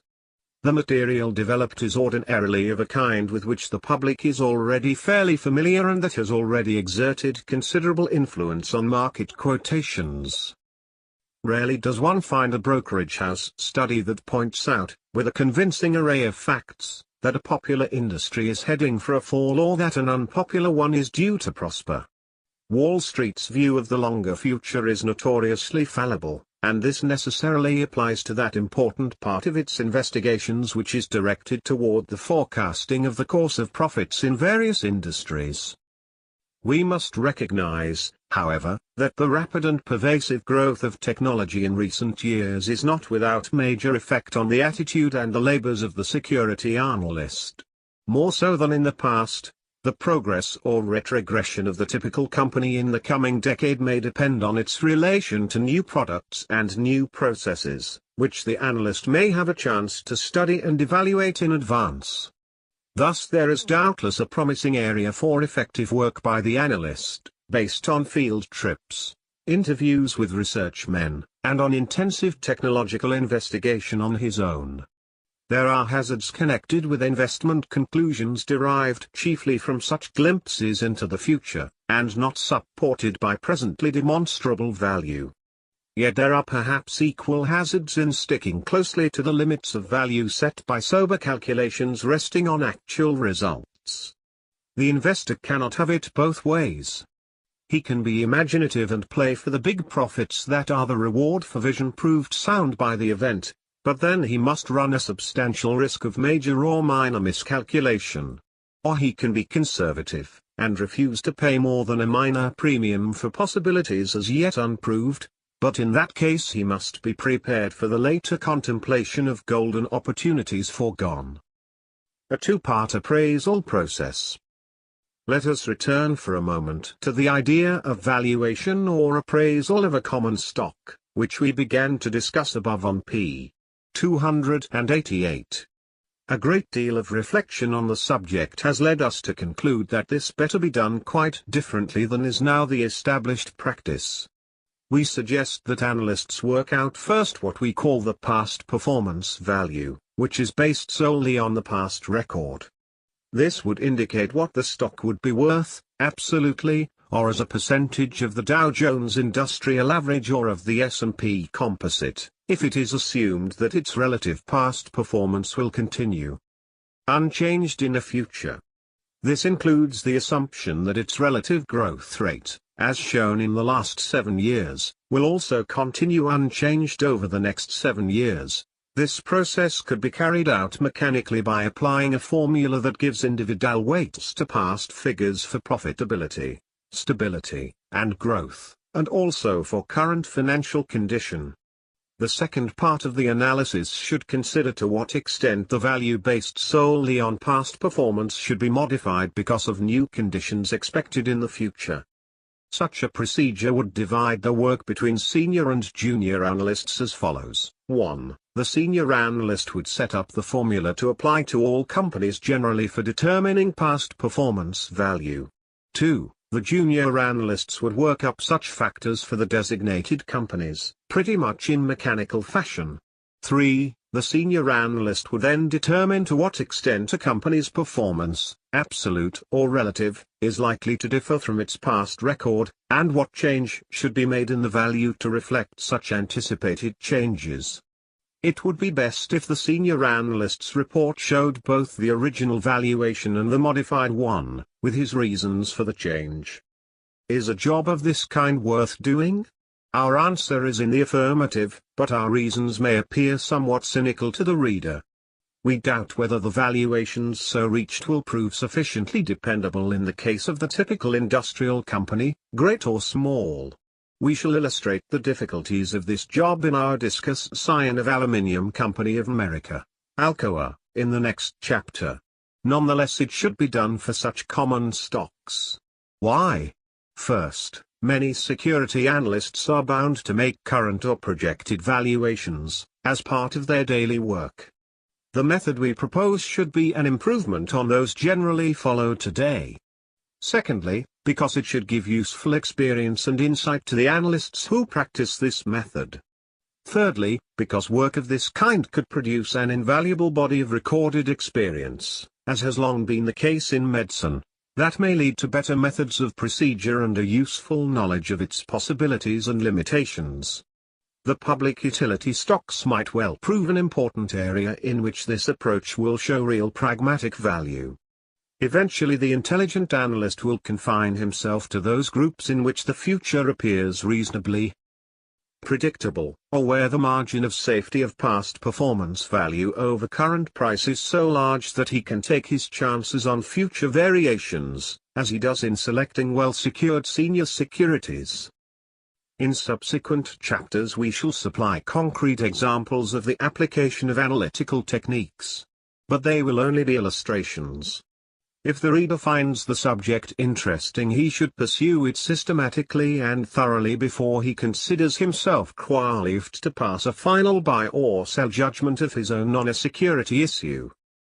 These industry groups, ideally, would not be overly dependent on such unforeseeable factors as fluctuating interest rates or the future direction of prices for raw materials like oil or metals.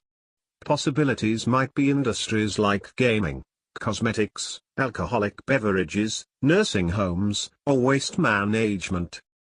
Chapter 12. Things to consider about per share earnings. This chapter will begin with two pieces of advice to the investor that cannot avoid being contradictory in their implications. The first is, don't take a single year's earnings seriously. The second is, if you do pay attention to short-term earnings, look out for booby traps in the per share figures. If our first warning were followed strictly, the second would be unnecessary. But it is too much to expect that most shareholders can relate all their common stock decisions to the long-term record and the long-term prospects. The quarterly figures, and especially the annual figures, receive major attention in financial circles, and this emphasis can hardly fail to have its impact on the investor's thinking. He may well need some education in this area, for it abounds in misleading possibilities. As this chapter is being written, the earnings report of Aluminum Company of America, Alcoa, FY 1970 appears in the Wall Street Journal. The first figures shown are 1970-1969. Share earnings of $5.20, $5.58. The little a at the outset is explained in a footnote to refer to primary earnings, before special charges. There is much more footnote material. In fact, it occupies twice as much space as do the basic figures themselves. For the December quarter alone, the earnings per share are given as $1.58 in 1970 against $1.56 in 1969. The investor or speculator interested in Alcoa shares, reading those figures, might say to himself, not so bad. I knew that 1970 was a recession year in aluminium.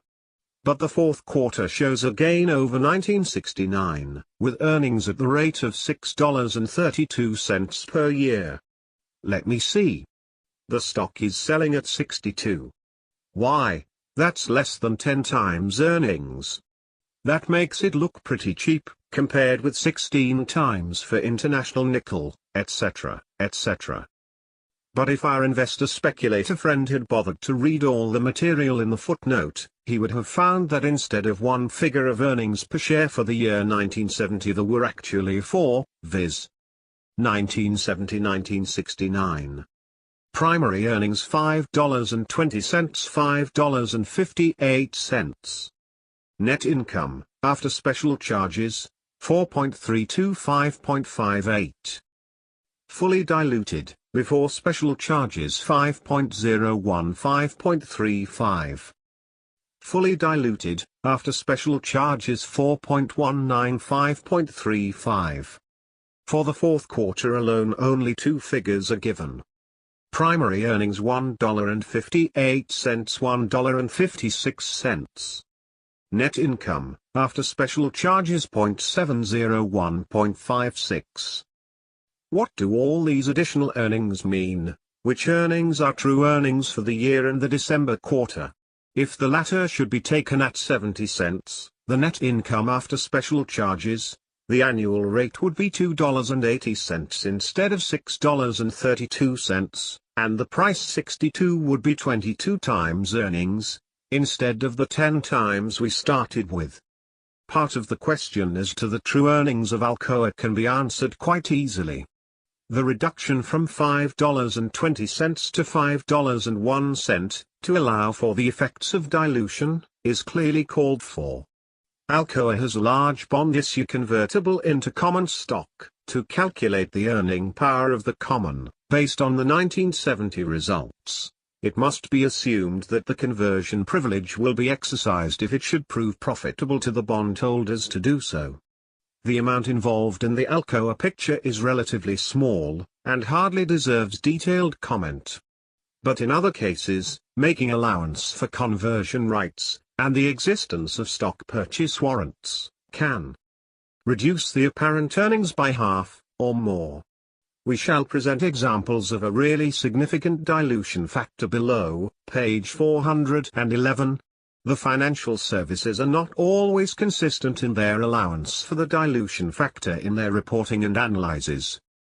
Let us turn now to the matter of special charges. This figure of $18,800,000, or 88 cents per share, deducted in the fourth quarter, is not unimportant. Is it to be ignored entirely, or fully recognized as an earnings reduction, or partly recognized and partly ignored?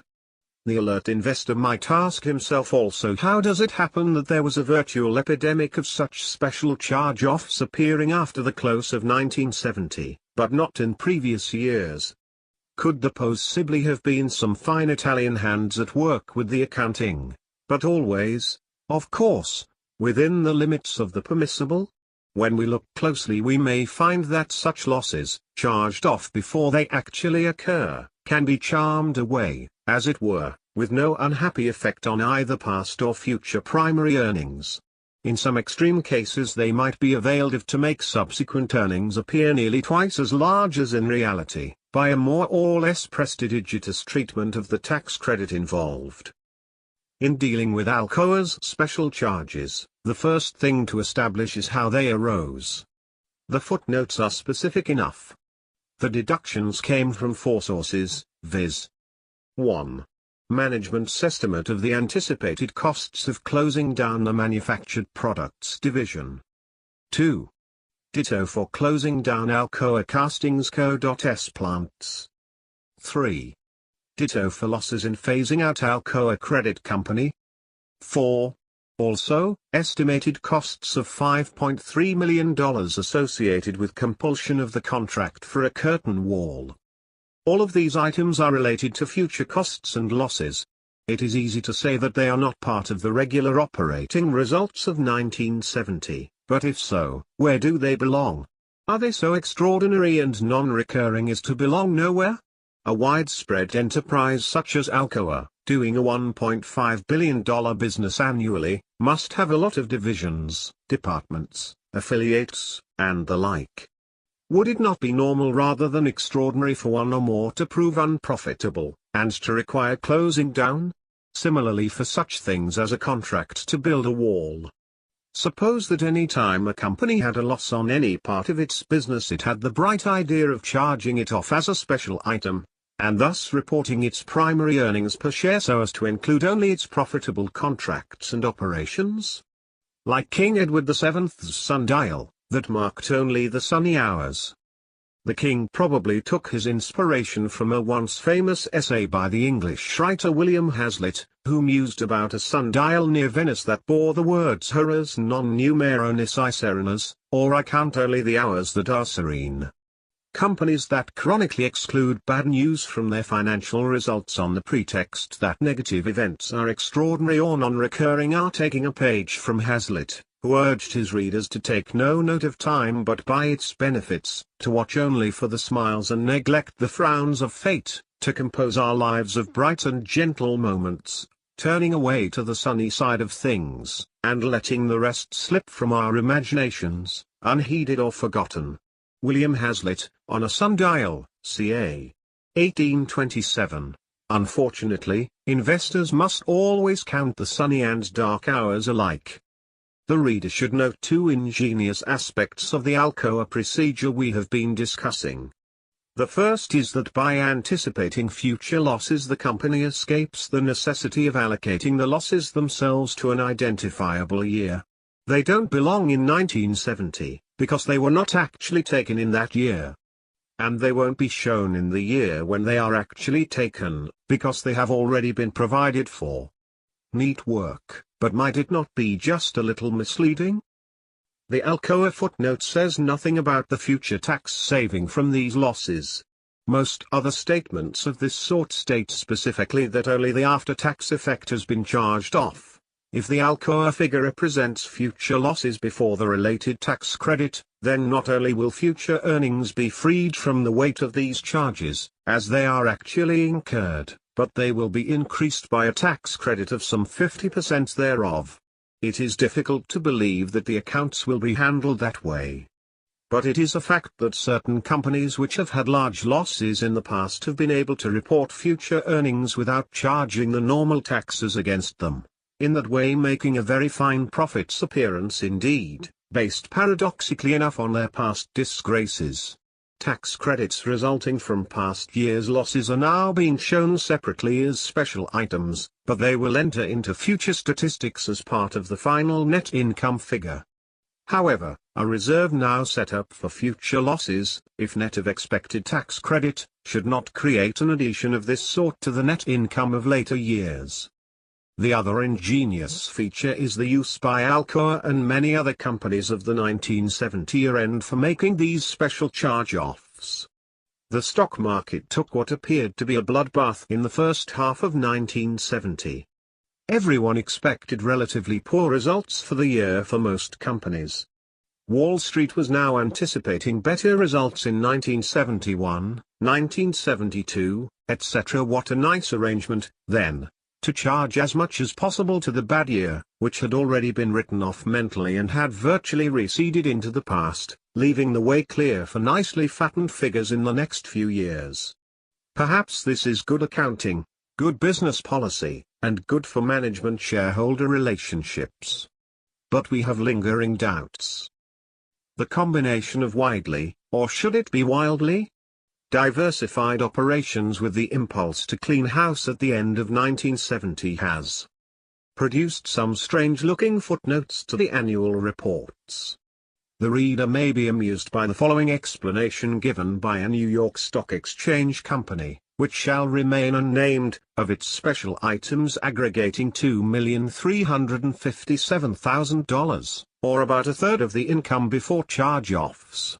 Consists of provision for closing Spalding United Kingdom operations, provision for reorganizational expenses of a division, costs of selling a small baby pants and bib manufacturing company, disposing of part interest in a Spanish car leasing facility, and liquidation of a ski boot operation. Years ago the strong companies used to set up contingency reserves out of the profits of good years to absorb some of the bad effects of depression years to come. The underlying idea was to equalize the reported earnings, more or less, and to improve the stability factor in the company's record. A worthy motive, it would seem, but the accountants quite rightly objected to the practice as misstating the true earnings. They insisted that each year's results be presented as they were, good or bad, and the shareholders and analysts be allowed to do the averaging or equalizing for themselves. We seem now to be witnessing the opposite phenomenon, with everyone charging off as much as possible against forgotten 1970, so as to start 1971 with a slate not only clean but specially prepared to show pleasing per share figures in the coming years. It is time to return to our first question. What then were the true earnings of Alcoa in 1970? The accurate answer would be the $5.01 per share, after dilution, less that part of the 82 cents of special charges that may properly be attributed to occurrences in 1970. But we do not know what that portion is, and hence we cannot properly state the true earnings for the year. The management and the auditors should have given us their best judgment on this point, but they did not do so. And furthermore, the management and the auditors should have provided for deduction of the balance of these charges from the ordinary earnings of a suitable number of future years, say, not more than 5. This evidently they will not do either, since they have already conveniently disposed of the entire sum as a 1970 special charge. The more seriously investors take the per-share earnings figures as published, the more necessary it is for them to be on their guard against accounting factors of one kind and another that may impair the true comparability of the numbers. We have mentioned 3 sorts of these factors: the use of special charges, which may never be reflected in the per-share earnings, the reduction in the normal income tax deduction by reason of past losses, and the dilution factor implicit in the existence of substantial amounts of convertible securities or warrants. One A fourth item that has had a significant effect on reported earnings in the past is the method of treating depreciation, chiefly as between the straight line and the accelerated schedules. We refrain from details here. But as an example current as we write, let us mention the 1970 report of Tran Company. This firm showed an increase of nearly 20% in per-share earnings over 1969, $3.29 versus $2.76, but half of this came from returning to the older straight-line depreciation rates, less burdensome on earnings than the accelerated method used the year before. The company will continue to use the accelerated rate on its income tax return, thus deferring income tax payments on the difference. Still another factor, important at times, is the choice between charging off research and development costs in the year they are incurred or amortizing them over a period of years. Finally, let us mention the choice between the FIFO, first in first out, and LIFO, last in first out, methods of valuing inventories. An obvious remark here would be that investors should not pay any attention to these accounting variables if the amounts involved are relatively small. But Wall Street being as it is, even items quite minor in themselves can be taken seriously. 2 days before the Alcoa report appeared in the Wall Street Journal, the paper had quite a discussion of the corresponding statement of Dow Chemi California. It closed with the observation that many analysts had been troubled by the fact that Dow had included a 21-cent item in regular profits for 1969, instead of treating it as an item of extraordinary income. Why the fuss? Because, evidently, evaluations of Dow Chemical involving many millions of dollars in the aggregate seemed to depend on exactly what was the percentage gain for 1969 over 1968, in this case either 9% or 41/2%. This strikes us as rather absurd. It is very unlikely that small differences involved in one year's results could have any bearing on future average profits or growth, and on a conservative, realistic valuation of the enterprise. By contrast, consider another statement also appearing in January 1971. This concerned Northwest Industries Incorporated's report for 1970. The company was planning to write off, as a special charge, not less than $264 million in one fell swoop. Of this, $200 million represents the loss to be taken on the proposed sale of the railroad subsidiary to its employees, and the balance a write-down of a recent stock purchase. These sums would work out to a loss of about $35 per share of common before dilution offsets, or twice its then current market price. Here we have something really significant. If the transaction goes through, and if the tax laws are not changed, this loss provided for in 1970 will permit Northwest Industries to realize about $400 million of future profits, within 5 years, from its other diversified interests without paying income tax thereon. What will then be the real earnings of that enterprise, should they be calculated with or without provision for the nearly 50% in income taxes which it will not actually have to pay? In our opinion, the proper mode of calculation would be first to consider the indicated earning power on the basis of full income tax liability, and to derive some broad idea of the stock's value based on that estimate.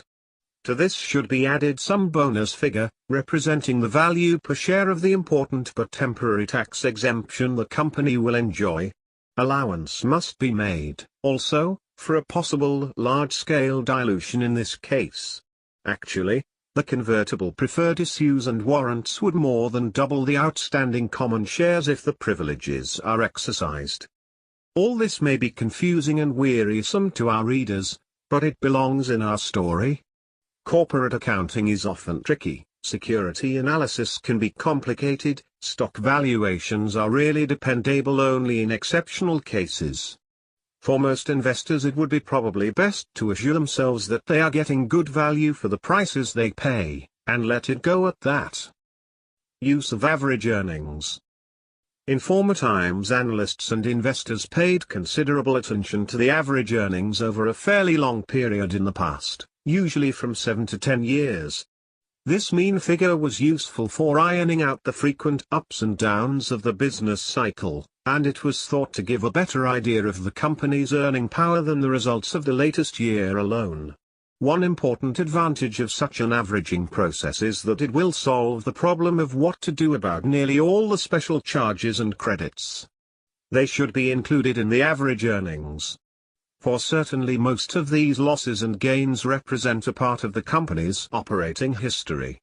If we do this for Alcoa, the average earnings for 1961 to 1970, 10 years, would appear as $3.62 and for the 7 years 1964 to 1970 as $4.62 per share.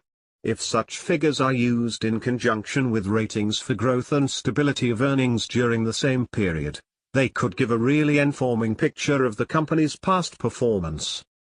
Calculation of the past growth rate. It is of prime importance that the growth factor in a company's record be taken adequately into account.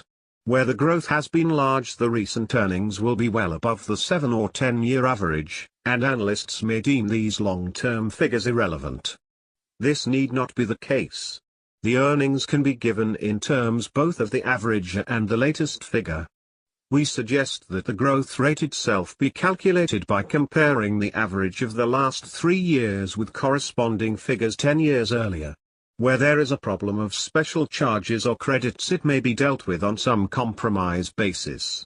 Note the following calculation for the growth of Alcoa as against that of Sears Roebuck and the Dow Jones Industrial Average Group as a whole. Comment: these few figures could be made the subject of a long discussion. They probably show as well as any others, derived by elaborate mathematical treatment, the actual growth of earnings. For the long period 1958 to 1970. But how relevant is this figure, generally considered central in common stock valuations, to the case of Alcoa? Its past growth rate was excellent, actually a bit better than that of acclaimed Sears Roebuck and much higher than that of the Dow Jones Industrial Average Composite. But the market price at the beginning of 1971 seemed to pay no attention to this fine performance. Alcoa sold at only 111 halves times the recent 3-year average, while Sears sold at 27 times and the Dow Jones Industrial Average itself at 15 plus times. How did this come about? Evidently Wall Street has fairly pessimistic views about the future course of Alcoa's earnings, in contrast with its past record. Surprisingly enough, the high price for Alcoa was made as far back as 1959. In that year it sold at 116, or 45 times its earnings.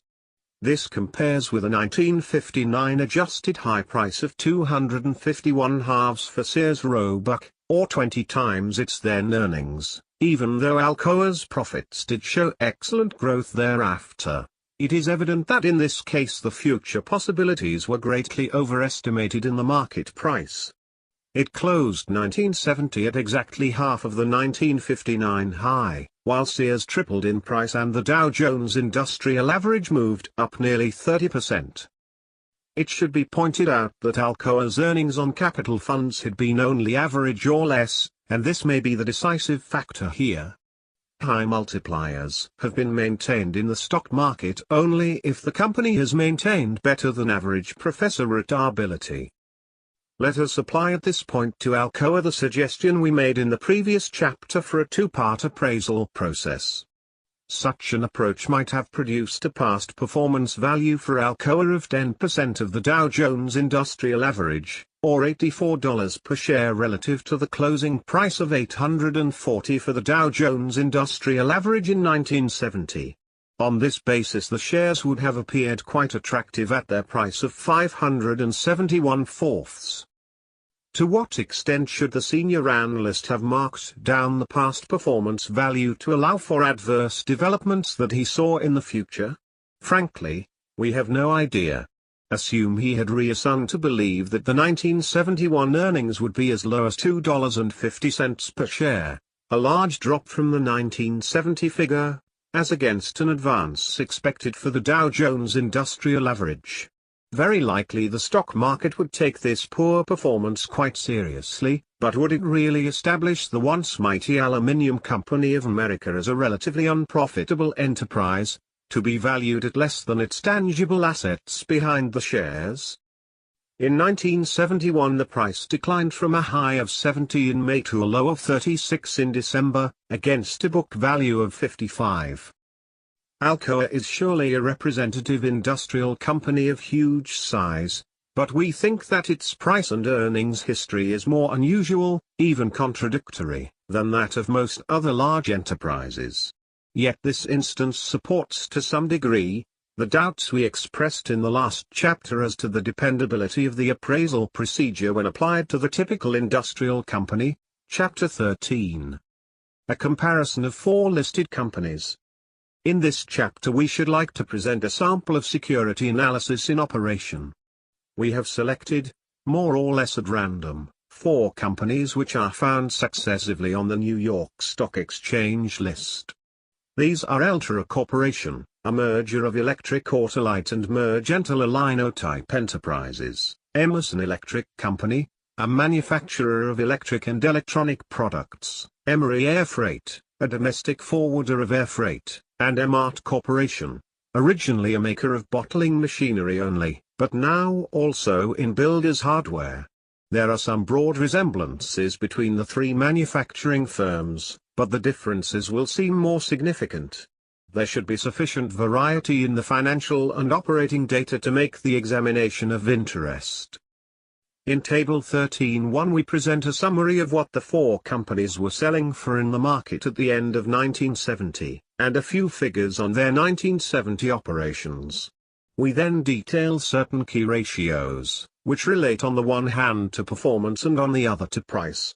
Comment is called for on how various aspects of the performance pattern agree with the relative price pattern.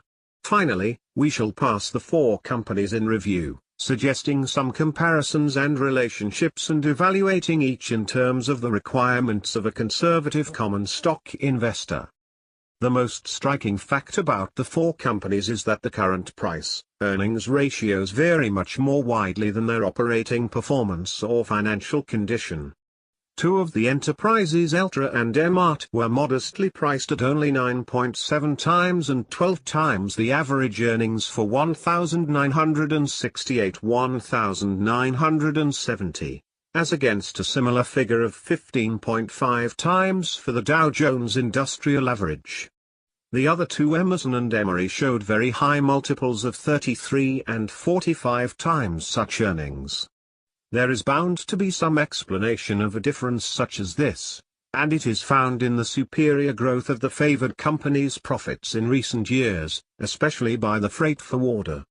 But the growth figures of the other 2 firms were not unsatisfactory. For more comprehensive treatment, let us review briefly the chief elements of performance as they appear from our figures. 1. Profitability. All the companies show satisfactory earnings on their book value, but the figures for Emerson and Emery are much higher than for the other 2. A high rate of return on invested capital often goes along with a high annual growth rate in earnings per share. All the companies except Emery showed better earnings on book value in 1969 than in 1961, but the Emery figure was exceptionally large in both years. For manufacturing companies, the profit figure per dollar of sales is usually an indication of comparative strength or weakness. We use here the ratio of operating income to sales, as given in Standard & Poor's listed stock reports. Here again the results are satisfactory for all four companies, with an especially impressive showing by Emerson. The changes between 1961 and 1969 vary considerably among the companies. 2. Stability. This we measure by the maximum decline in per share earnings in any one of the past 10 years, as against the average of the 3 preceding years. No decline translates into 100% stability, and this was registered by the two popular concerns. But the shrinkages of Eltra and Emart were quite moderate in the poor year 1970, amounting to only 8% each by our measurement, against 7% for the Dow Jones Industrial Average. 3. Growth. The two low multiplier companies show quite satisfactory growth rates, in both cases doing better than the Dow Jones Group. The Eltra figures are especially impressive when set against its low price-earnings ratio. The growth is of course more impressive for the high multiplier pair. 4. Financial position. The three manufacturing companies are in sound financial condition, having better than the standard ratio of $2 of current assets for $1 of current liabilities. Emery Air Freight has a lower ratio, but it falls in a different category, and with its fine record it would have no problem raising needed cash. All the companies have relatively low long-term debt. Dilution note: Emerson Electric had $163 million of market value of low dividend convertible preferred shares outstanding at the end of 1970. In our analysis we have made allowance for the dilution factor in the usual way by treating the preferred as if converted into common Monday. This decreased recent earnings by about 10 cents per share, or some 4%. 5. Dividends. What really counts is the history of continuance without interruption. The best record here is Emart's, which has not suspended a payment since 1902. Eltra's record is very good, Emerson's quite satisfactory, Emery Freight is a newcomer. The variations in payout percentage do not seem especially significant. The current dividend yield is twice as high on the cheap pair as on the dear pair, corresponding to the price-earnings ratios. 6. Price history. The reader should be impressed by the percentage advance shown in the price of all four of these issues, as measured from the lowest to the highest points during the past 34 years. In all cases the low price has been adjusted for subsequent stock splits. Note that for the Dow Jones Industrial Average the range from low to high was on the order of 11 to 1, for our companies the spread has varied from only 17 to 1 for Emart to no less than 528 to 1 for Emery Air Freight. These manifold price advances are characteristic of most of our older common stock issues, and they proclaim the great opportunities of profit that have existed in the stock markets of the past. But they may indicate also how overdone were the declines in the bear markets before 1950 when the low prices were registered. Both Eltra and Emart sustained price shrinkages of more than 50% in the 1969-70 price break. Emerson and Emery had serious, but less distressing, declines. The former rebounded to a new all-time high before the end of 1970, the latter in early 1971. General observations on the four companies. Emerson Electric has an enormous total market value, dwarfing the other three companies combined. It is one of our goodwill giants, to be commented on later.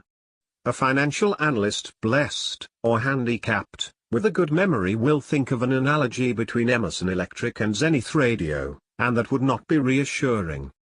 For Zenith had a brilliant growth record for many years. It too sold in the market for $1.7 billion in 1966, but its professorites fell from $43 million in 1968 to only half as much in 1970, and in that year's big sell-off its price declined to $221?2 against the previous top of $89. High valuations entail high risks. Emery Air Freight must be the most promising of the four companies in terms of future growth. If the price-earnings ratio of nearly 40 times its highest reported earnings is to be even partially justified. The past growth, of course, has been most impressive. But these figures may not be so significant for the future if we consider that they started quite small, at only $570,000 of net earnings in 1958. It often proves much more difficult to continue to grow at a high rate after volume and profits have already expanded to big totals. The most surprising aspect of Emery's story is that its earnings and market price continued to grow apace in 1970, which was the worst year in the domestic air passenger industry. This is a remarkable achievement indeed, but it raises the question whether future profits may not be vulnerable to adverse developments. Through increased competition, pressure for new arrangements between forwarders and airlines, etc. An elaborate study might be needed before a sound judgment could be passed on these points, but the conservative investor cannot leave them out of his general reckoning. Emart and Eltra. Emart has done better in its business than in the stock market over the past 14 years. In 1958 it sold as high as 22 times the current earnings, about the same ratio as for the Dow Jones Industrial Average. Since then its profits tripled, as against a rise of less than 100% for the Dow, but its closing price in 1970 was only a third above their 1958 high, versus 43% for the Dow. The record of Eltra is somewhat similar. It appears that neither of these companies possesses glamour, or sex appeal, in the present market, but in all the statistical data they show up surprisingly well. Their future prospects? We have no sage remarks to make here, but this is what Standard & Poor's had to say about the four companies in 1971. Eltra long-term prospects. Certain operations are cyclical, but an established competitive position and diversification are offsetting factors. Emerson Electric, while adequately priced, at 71, on the current outlook, the shares have appeal for the long term. A continued acquisition policy together with a strong position in industrial fields and an accelerated international program suggests further sales and earnings progress. Emery Air Freight. The shares appear amply priced, at 57, on current prospects, but are well worth holding for the long pull. Emart, although restricted this year by lower capital spending in the glass container industry, earnings should be aided by an improved business environment in 1972. The shares are worth holding, at 34. Conclusions. Many financial analysts will find Emerson and Emery more interesting and appealing stocks than the other two, primarily, perhaps, because of their better market action, and secondarily because of their faster recent growth in earnings. Under our principles of conservative investment, the first is not a valid reason for selection, that is something for the speculators to play around with. The second has validity, but within limits. Can the past growth and the presumably good prospects of Emery Air Freight justify a price more than 60 times its recent earnings? One. Our answer would be, maybe, for someone who has made an in-depth study of the possibilities of this company and come up with exceptionally firm and optimistic conclusions. But not for the careful investor who wants to be reasonably sure in advance that he is not committing the typical Wall Street error of over-enthusiasm for good performance in earnings and in the stock market. The same cautionary statements seem called for in the case of Emerson Electric, with a special reference to the market's current valuation of over $1 billion for the intangible, or earning power, factor here. We should add that the electronics industry, once a fair-haired child of the stock market, has in general fallen on disastrous days. Emerson is an outstanding exception, but it will have to continue to be such an exception for a great many years in the future before the 1970 closing price will have been fully justified by its subsequent performance. By contrast, Both Ultra at 27 and Emart at 33 have the earmarks of companies with sufficient value behind their price to constitute reasonably protected investments. Here the investor can, if he wishes, consider himself basically a part owner of these businesses, at a cost corresponding to what the balance sheet shows to be the money invested therein. The rate of earnings on invested capital has long been satisfactory. The stability of profits also, the past growth rate surprisingly so. The two companies will meet our 7 statistical requirements for inclusion in a defensive investor's portfolio. These will be developed in the next chapter, but we summarize them as follows. 1. Adequate size. 2. A sufficiently strong financial condition. 3. Continued dividends for at least the past 20 years. 4. No earnings deficit in the past 10 years. 5. 10-year growth of at least 1/3 in per-share earnings. 6. Price of stock no more than 11*2 times net asset value. 7. Price no more than 15 times average earnings of the past 3 years. We make no predictions about the future earnings performance of Ultra or Emart. In the investor's diversified list of common stocks there are bound to be some that prove disappointing, and this may be the case for one or both of this pair. But the diversified list itself, based on the above principles of selection, plus whatever other sensible criteria the investor may wish to apply, should perform well enough across the years. At least, long experience tells us so. A final observation. An experienced security analyst, even if he accepted our general reasoning on these 4 companies, would have hesitated to recommend that a holder of Emerson or Emery exchange his shares for Ultra or Emart at the end of 1970 unless the holder understood clearly the philosophy behind the recommendation. There was no reason to expect that in any short period of time the low multiplier duo would outperform the high multipliers. The latter were well thought of in the market and thus had a considerable degree of momentum behind them, which might continue for an indefinite period. The sound basis for preferring Ultra and Emart to Emerson and Emery would be the client's considered conclusion that he preferred value-type investments to glamour-type investments. Thus, to a substantial extent, common stock investment policy must depend on the attitude of the individual investor. This approach is treated at greater length in our next chapter. Chapter 14. Stock Selection for the Defensive Investor. It is time to turn to some broader applications of the techniques of security analysis. Since we have already described in general terms the investment policies recommended for our 2 categories of investors, it would be logical for us now to indicate how security analysis comes into play in order to implement these policies.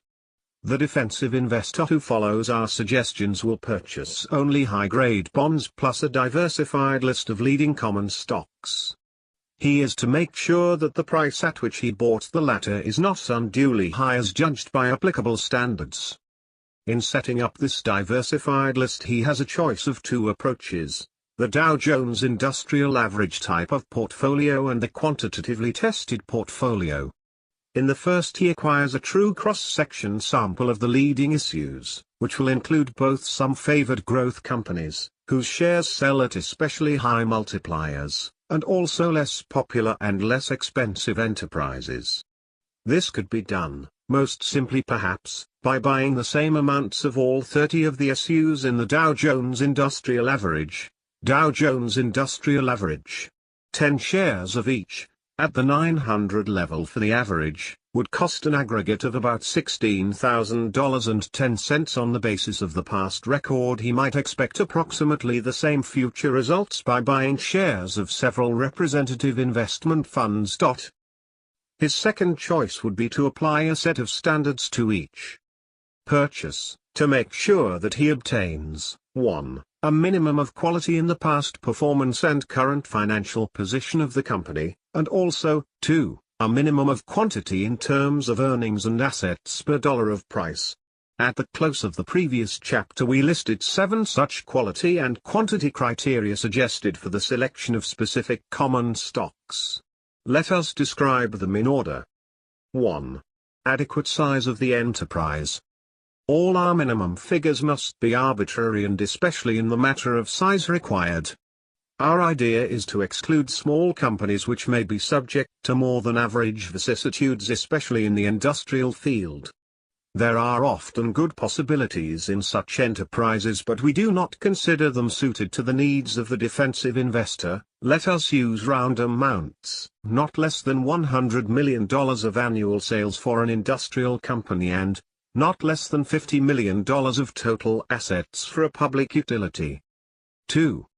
A sufficiently strong financial condition. For industrial companies, current assets should be at least twice current liabilities, a so-called 2-to-1 current ratio. Also, long-term debt should not exceed the net current assets, or working capital. For public utilities, the debt should not exceed twice the stock equity, at book value. 3. Earnings stability. Some earnings for the common stock in each of the past 10 years. 4. Dividend record. Uninterrupted payments for at least the past 20 years. 5. Earnings growth. A minimum increase of at least 1/3 in per share earnings in the past 10 years using 3-year averages at the beginning and end. 6. Moderate price earnings ratio. Current price should not be more than 15 times average earnings of the past 3 years. 7. Moderate ratio of price to assets. Current price should not be more than 11*2 times the book value last reported. However, a multiplier of earnings below 15 could justify a correspondingly higher multiplier of assets. As a rule of thumb, we suggest that the product of the multiplier times the ratio of price to book value should not exceed 22.5. This figure corresponds to 15 times earnings and 11*2 times book value. It would admit an issue selling at only 9 times earnings and 2.5 times asset value, etc. General comments. These requirements are set up especially for the needs and the temperament of defensive investors. They will eliminate the great majority of common stocks as candidates for the portfolio, and in 2 opposite ways.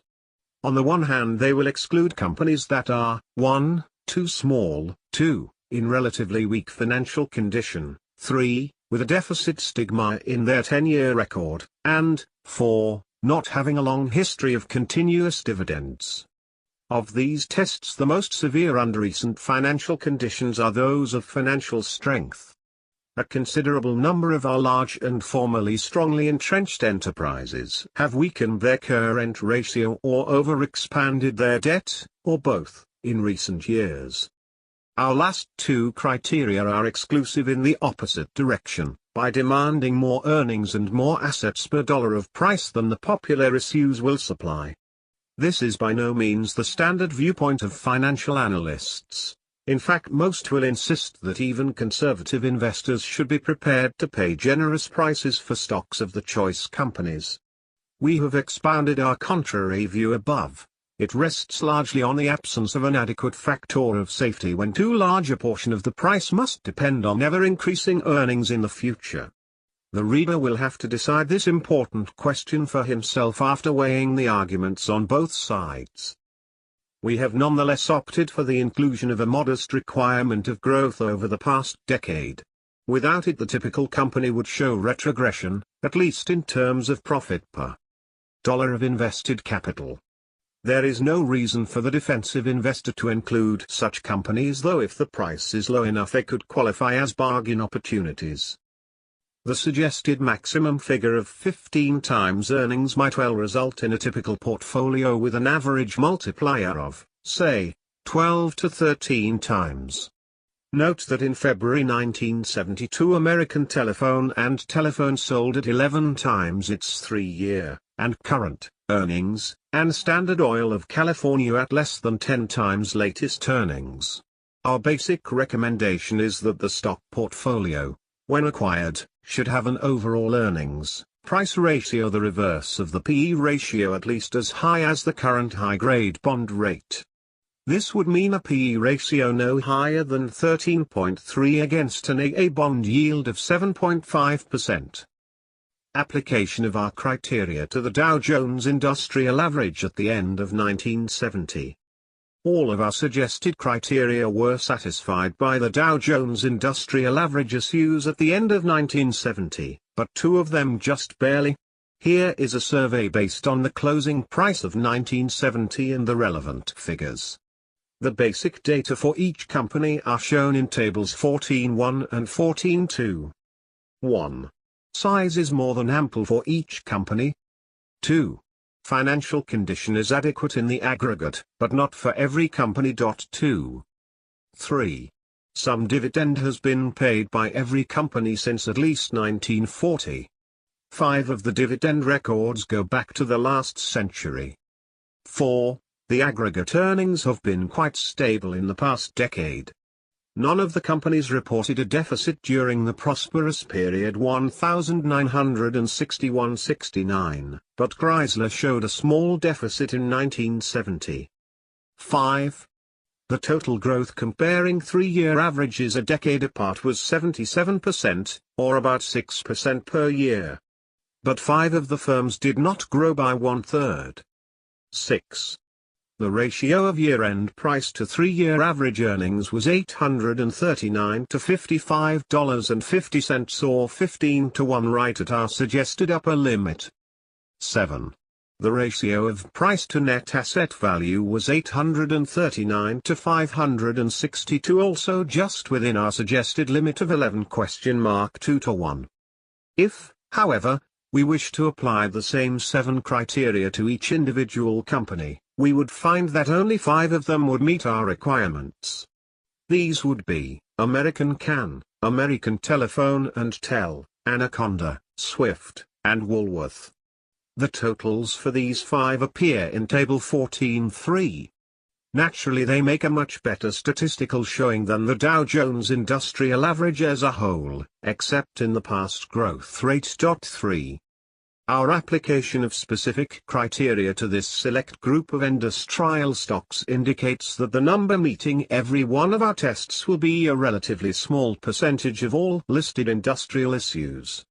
We hazard the guess that about 100 issues of this sort could have been found in the Standard & Poor's stock guide at the end of 1970, just about enough to provide the investor with a satisfactory range of personal choice. The public utility solution.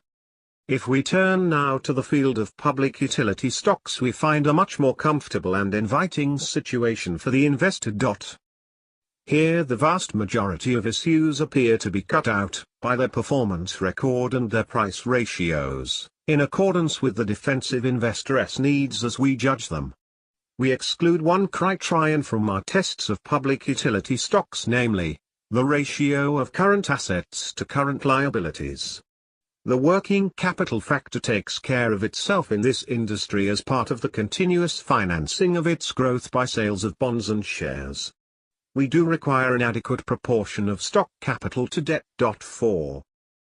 In Table 14.4 we present a resume of the 15 issues in the Dow Jones Public Utility Average. For comparison, Table 14.5 gives a similar picture of a random selection of 15 other utilities taken from the New York Stock Exchange list.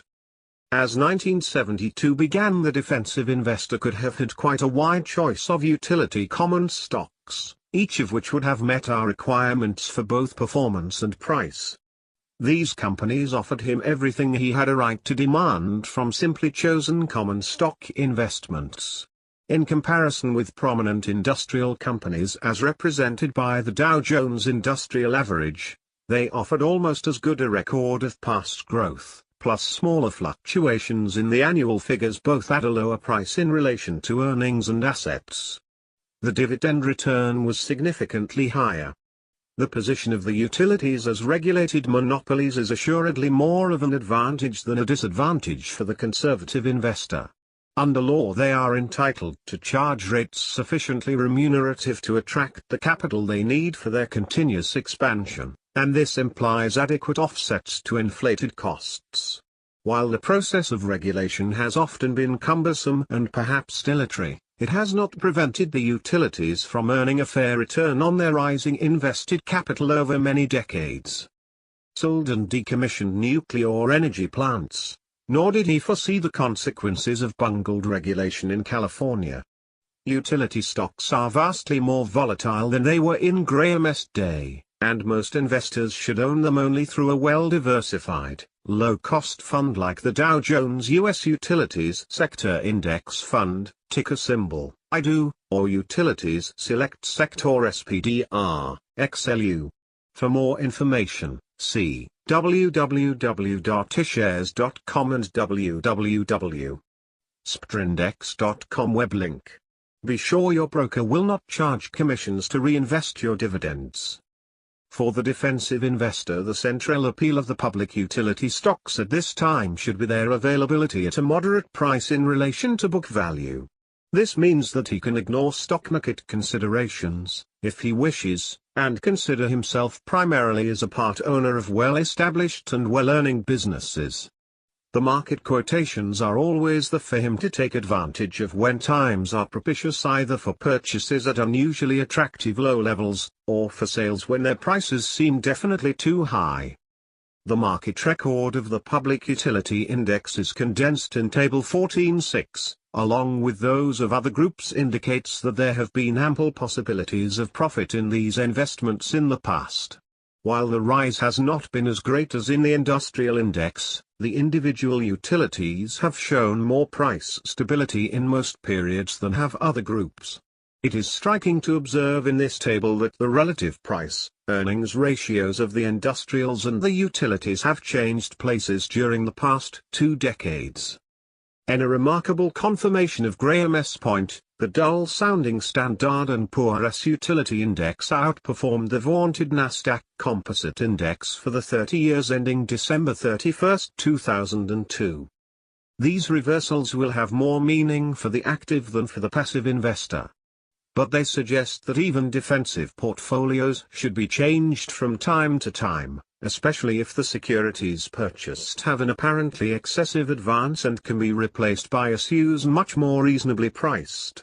Alas! There will be capital gains taxes to pay, which for the typical investor seems to be about the same as the devil to pay. Our old ally, experience, tells us here that it is better to sell and pay the tax than not sell and repent. Investing in stocks of financial enterprises.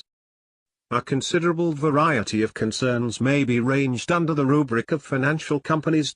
These would include banks, insurance companies, savings and loan associations, credit and small loan companies, mortgage companies, and investment companies, for example, mutual funds. It is characteristic of all these enterprises that they have a relatively small part of their assets in the form of material things such as fixed assets and merchandise inventories, but on the other hand most categories have short-term obligations well in excess of their stock capital. The question of financial soundness is, therefore, more relevant here than in the case of the typical manufacturing or commercial enterprise.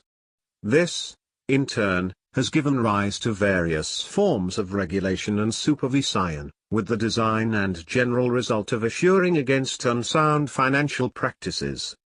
Broadly speaking, the shares of financial concerns have produced investment results similar to those of other types of common shares. Table 14.7 shows price changes between 1948 and 1970 in 6 groups represented in the Standard & Poor's stock price indexes. The average for 1941-1943 is taken as 10, the base level.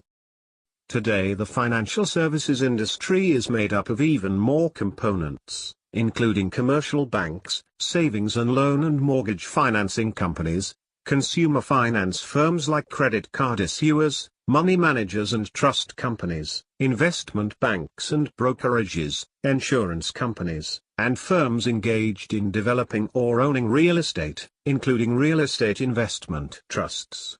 Although the sector is much more diversified today, Graham S. caveats about financial soundness apply more than ever. The year-end 1970 figures ranged between 44.3 for the 9 New York banks and 218 for the 11 life insurance stocks. During the sub-intervals there was considerable variation in the respective price movements. For example, the New York City Bank stocks did quite well between 1958 and 1968. Conversely, the spectacular life insurance group actually lost ground between 1963 and 1968. These cross-movements are found in many, perhaps most, of the numerous industry groups in the Standard & Poor's indexes. We have no very helpful remarks to offer in this broad area of investment other than to counsel that the same arithmetical standards for price in relation to earnings and book value be applied to the choice of companies in these groups as we have suggested for industrial and public utility investments. Railroad issues. The railroad story is a far different one from that of the utilities. The carriers have suffered severely from a combination of severe competition and strict regulation. Their labor cost problem has of course been difficult as well, but that has not been confined to railroads. Automobiles, buses, and airlines have drawn off most of their passenger business and left the rest highly unprofitable. The trucks have taken a good deal of their freight traffic. More than half of the railroad mileage of the country has been in bankruptcy, or trusteeship, at various times during the past 50 years. But this half-century has not been all downhill for the carriers. There have been prosperous periods for the industry, especially the war years. Some of the lines have managed to maintain their earning power and their dividends despite the general difficulties. The Standard & Poor's index advanced sevenfold from the low of 1942 to the high of 1968, not much below the percentage gain in the public utility index. The bankruptcy of the Penn Central Transportation Co., our most important railroad, in 1970 shocked the financial world. Only a year and 2 years previously the stock sold at close to the highest price level in its long history, and it had paid continuous dividends for more than 120 years. On p. 423 below we present a brief analysis of this railroad to illustrate how a competent student could have detected the developing weaknesses in the company's picture and counseled against ownership of its securities. The market level of railroad shares as a whole was seriously affected by this financial disaster. It is usually unsound to make blanket recommendations of whole classes of securities, and there are equal objections to broad condemnations. The record of railroad share prices in Table 14.6 shows that the group as a whole has often offered chances for a large profit. But in our view the great advances were in themselves largely unwarranted. Let us confine our suggestion to this. There is no compelling reason for the investor to own railroad shares. Before he buys any he should make sure that he is getting so much value for his money that it would be unreasonable to look for something else instead. Selectivity for the defensive investor. Every investor would like his list to be no better or more promising than the average. Hence the reader will ask whether, if he gets himself a competent advisor or security analyst, he should not be able to count on being supplied with an investment package of really superior merits. After all, he may say, the rules you have outlined are pretty simple and easy-going. A highly trained analyst ought to be able to use all his skill and techniques to improve substantially on something as obvious as the Dow Jones list.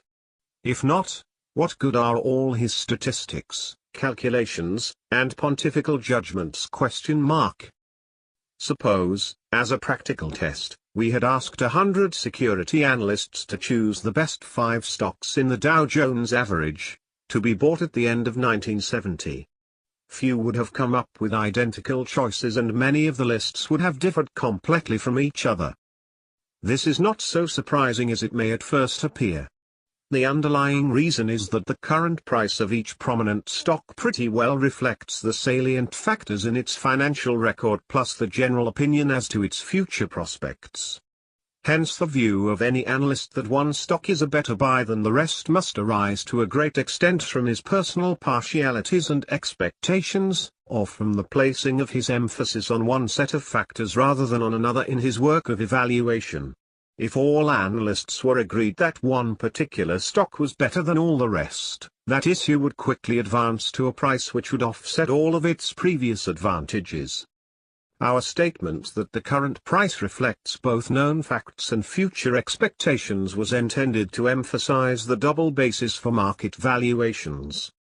Corresponding with these two kinds of value elements are two basically different approaches to security analysis. To be sure, every competent analyst looks forward to the future rather than backward to the past, and he realizes that his work will prove good or bad depending on what will happen and not on what has happened. Nevertheless, the future itself can be approached in two different ways, which may be called the way of prediction, or projection, and the way of protection. Those who emphasize prediction will endeavor to anticipate fairly accurately just what the company will accomplish in future years, in particular whether earnings will show pronounced and persistent growth. These conclusions may be based on a very careful study of such factors as supply and demand in the industry, or volume, price, and costs, or else they may be derived from rather naive projection of the line of past growth into the future.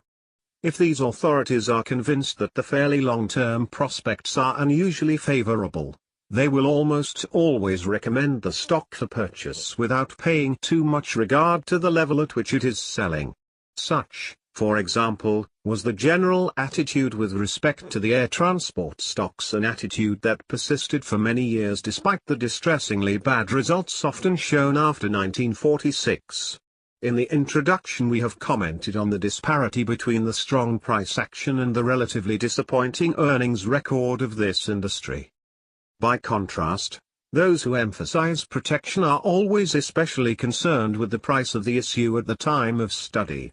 Their main effort is to assure themselves of a substantial margin of indicated present value above the market price, which margin could absorb unfavorable developments in the future.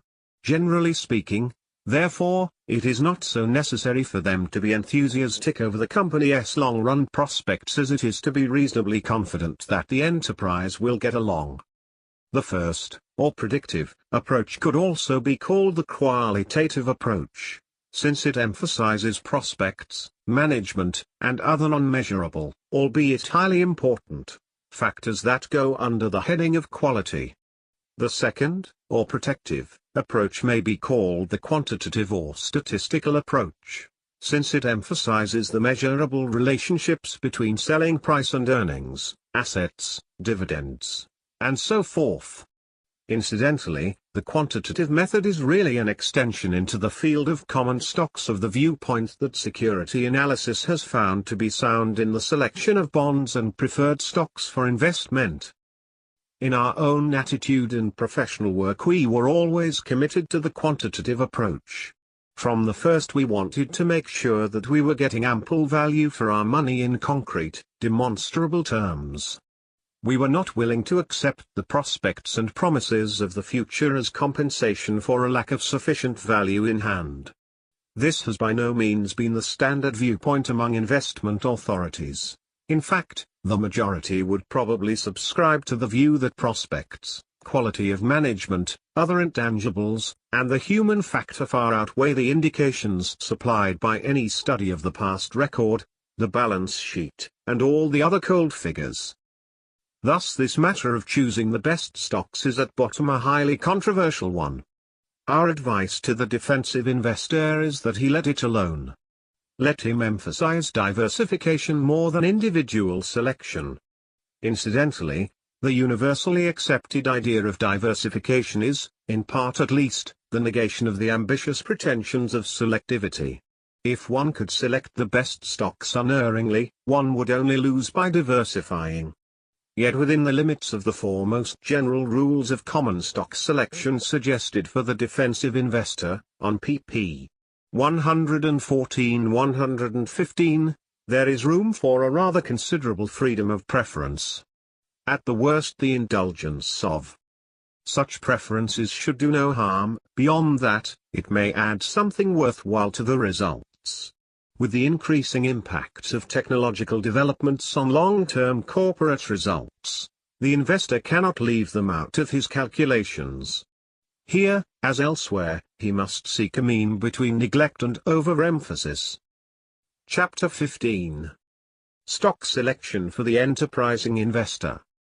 In the previous chapter we have dealt with common stock selection in terms of broad groups of eligible securities, from which the defensive investor is free to make up any list that he or his advisor prefers, provided adequate diversification is achieved. Our emphasis in selection has been chiefly on exclusions, advising on the one hand against all issues of recognizably poor quality, and on the other against the highest quality issues if their price is so high as to involve a considerable speculative risk. In this chapter, addressed to the enterprising investor, we must consider the possibilities and the means of making individual selections which are likely to prove more profitable than an across-the-board average. What are the prospects of doing this successfully? We would be less than frank, as the euphemism goes, if we did not at the outset express some grave reservations on this score. At first blush the case for successful selection appears self-evident.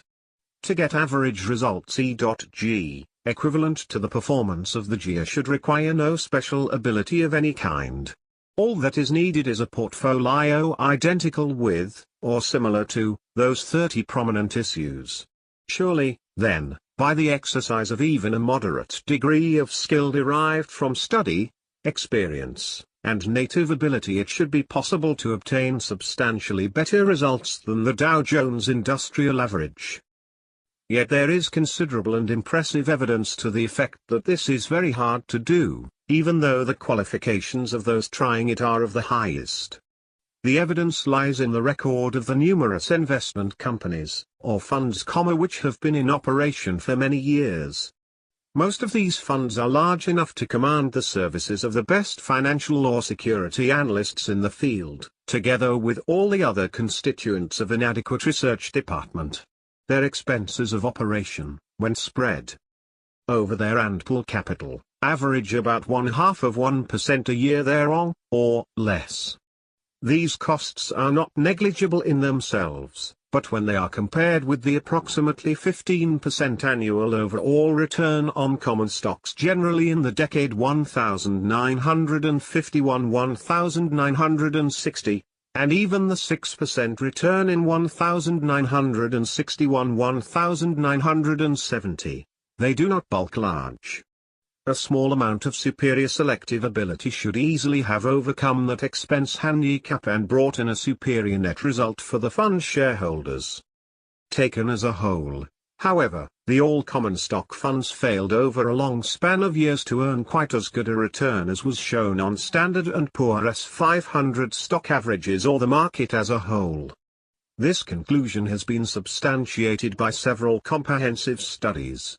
To quote the latest one before us, covering the period 1960-1968.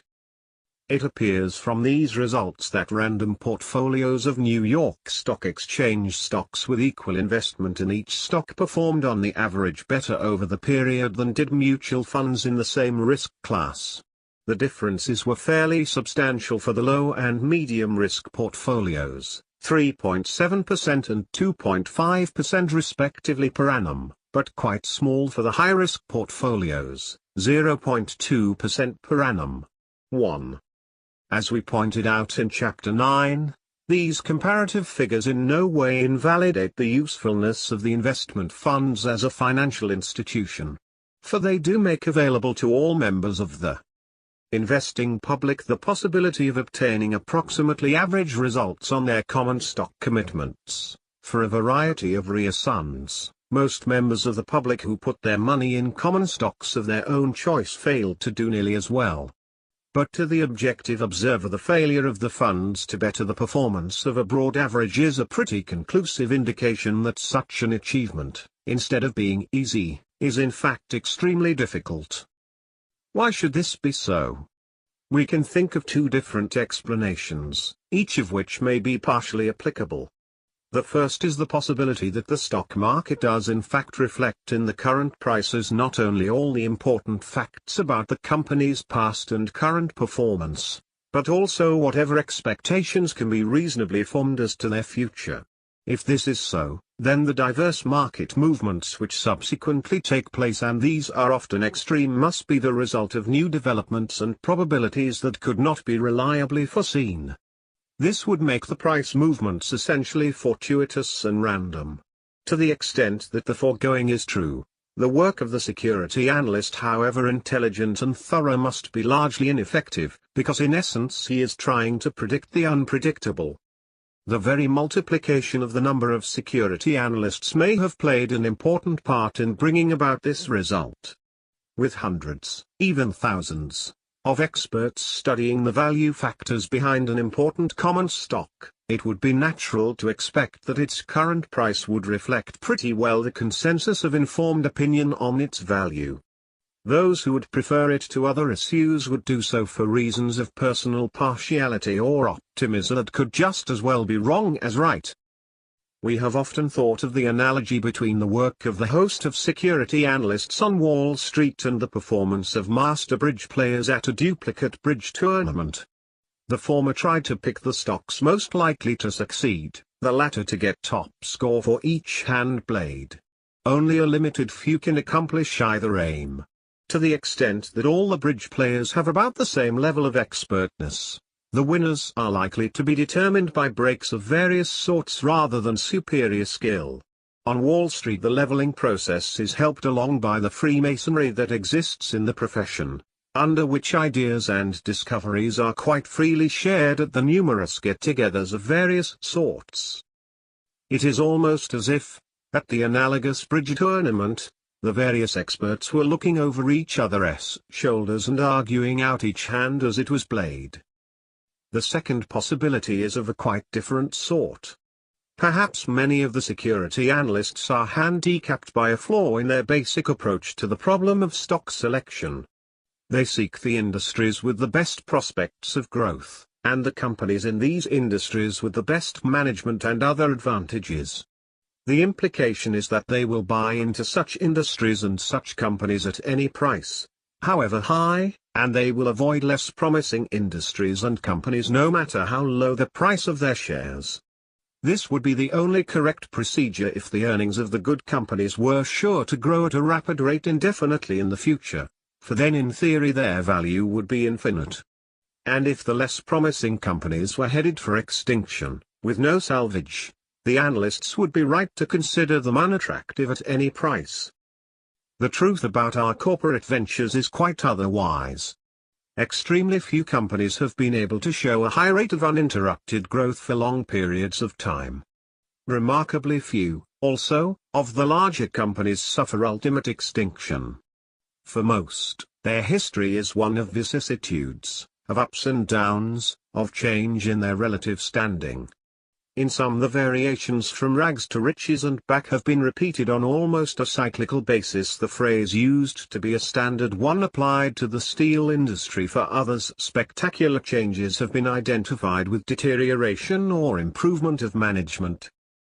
How does the foregoing inquiry apply to the enterprising investor who would like to make individual selections that will yield superior results?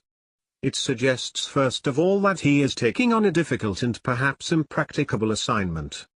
Readers of this book, however intelligent and knowing, could scarcely expect to do a better job of portfolio selection than the top analysts of the country. But if it is true that a fairly large segment of the stock market is often discriminated against or entirely neglected in the standard analytical selections, then the intelligent investor may be in a position to profit from the resultant undervaluations. But to do so he must follow specific methods that are not generally accepted on Wall Street, since those that are so accepted do not seem to produce the results everyone would like to achieve. It would be rather strange if with all the brains that work professionally in the stock market there could be approaches which are both sound and relatively unpopular. Yet our own career and reputation have been based on this unlikely fact. A summary of the Graham-Newman methods.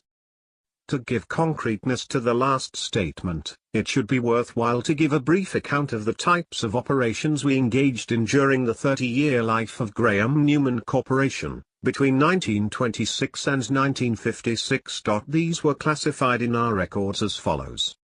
Arbitrages: the purchase of a security and the simultaneous sale. In this section, as he did also on pp. 363-364, Graham is summarizing the efficient market hypothesis. Recent appearances to the contrary. The problem with the stock market today is not that so many financial analysts are idiots, but rather that so many of them are so smart. As more and more smart people search the market for bargains, that very act of searching makes those bargains rarer and, in a cruel paradox, makes the analysts look as if they lack the intelligence to justify the search. The market's valuation of a given stock is the result of a vast, continuous, real-time operation of collective intelligence. Most of the time, for most stocks, that collective intelligence gets the valuation approximately right. Only rarely does Graham's Mr. Market, see Chapter 8, send prices wildly out of whack. Graham launched Graham Newman Corporation in January 1936, and dissolved it when he retired from active money management in 1956. It was the successor to a partnership called the Benjamin Graham Joint Account, which he ran from January 1926 through December 1935. Stock selection for the enterprising investor: 381. Of one or more other securities into which it was to be exchanged under a plan of reorganization, merger, or the like. Liquidations: purchase of shares which were to receive one or more cash payments in liquidation of the company's assets. Operations of these two classes were selected on the twin basis of a calculated annual return of 20% or more, and b. our judgment that the chance of a successful outcome was at least 4 out of 5. Related hedges: the purchase of convertible bonds or convertible preferred shares, and the simultaneous sale of the common stock into which they were exchangeable. The position was established at close to a parity basis I.E., at a small maximum loss if the senior issue had actually to be converted and the operation closed out in that way. But a profit would be made if the common stock fell considerably more than the senior issue, and the position closed out in the market. Net current asset, or bargain, issues. The idea here was to acquire as many issues as possible at a cost for each of less than their book value in terms of net current assets alone I.E., giving no value to the plant account and other assets. Our purchases were made typically at 2/3 or less of such stripped-down asset value. In most years we carried a wide diversification here, at least 100 different issues. We should add that from time to time we had some large-scale acquisitions of the control type, but these are not relevant to the present discussion. We kept close track of the results shown by each class of operation.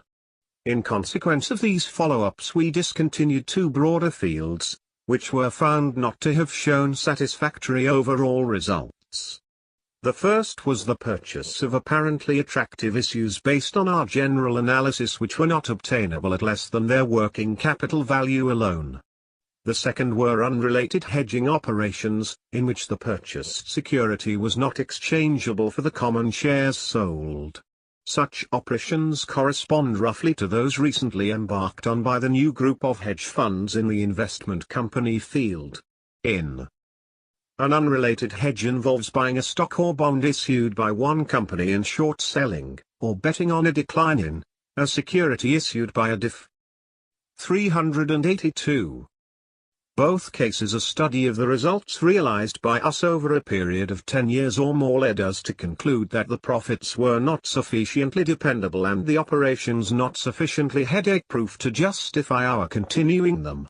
Hence from 1939 on our operations were limited to self-liquidating situations, related hedges, working capital bargains, and a few control operations. Each of these classes gave us quite consistently satisfactory results from then on, with the special fiat that the related hedges turned in good profits in the bear markets when our undervalued issues were not doing so well.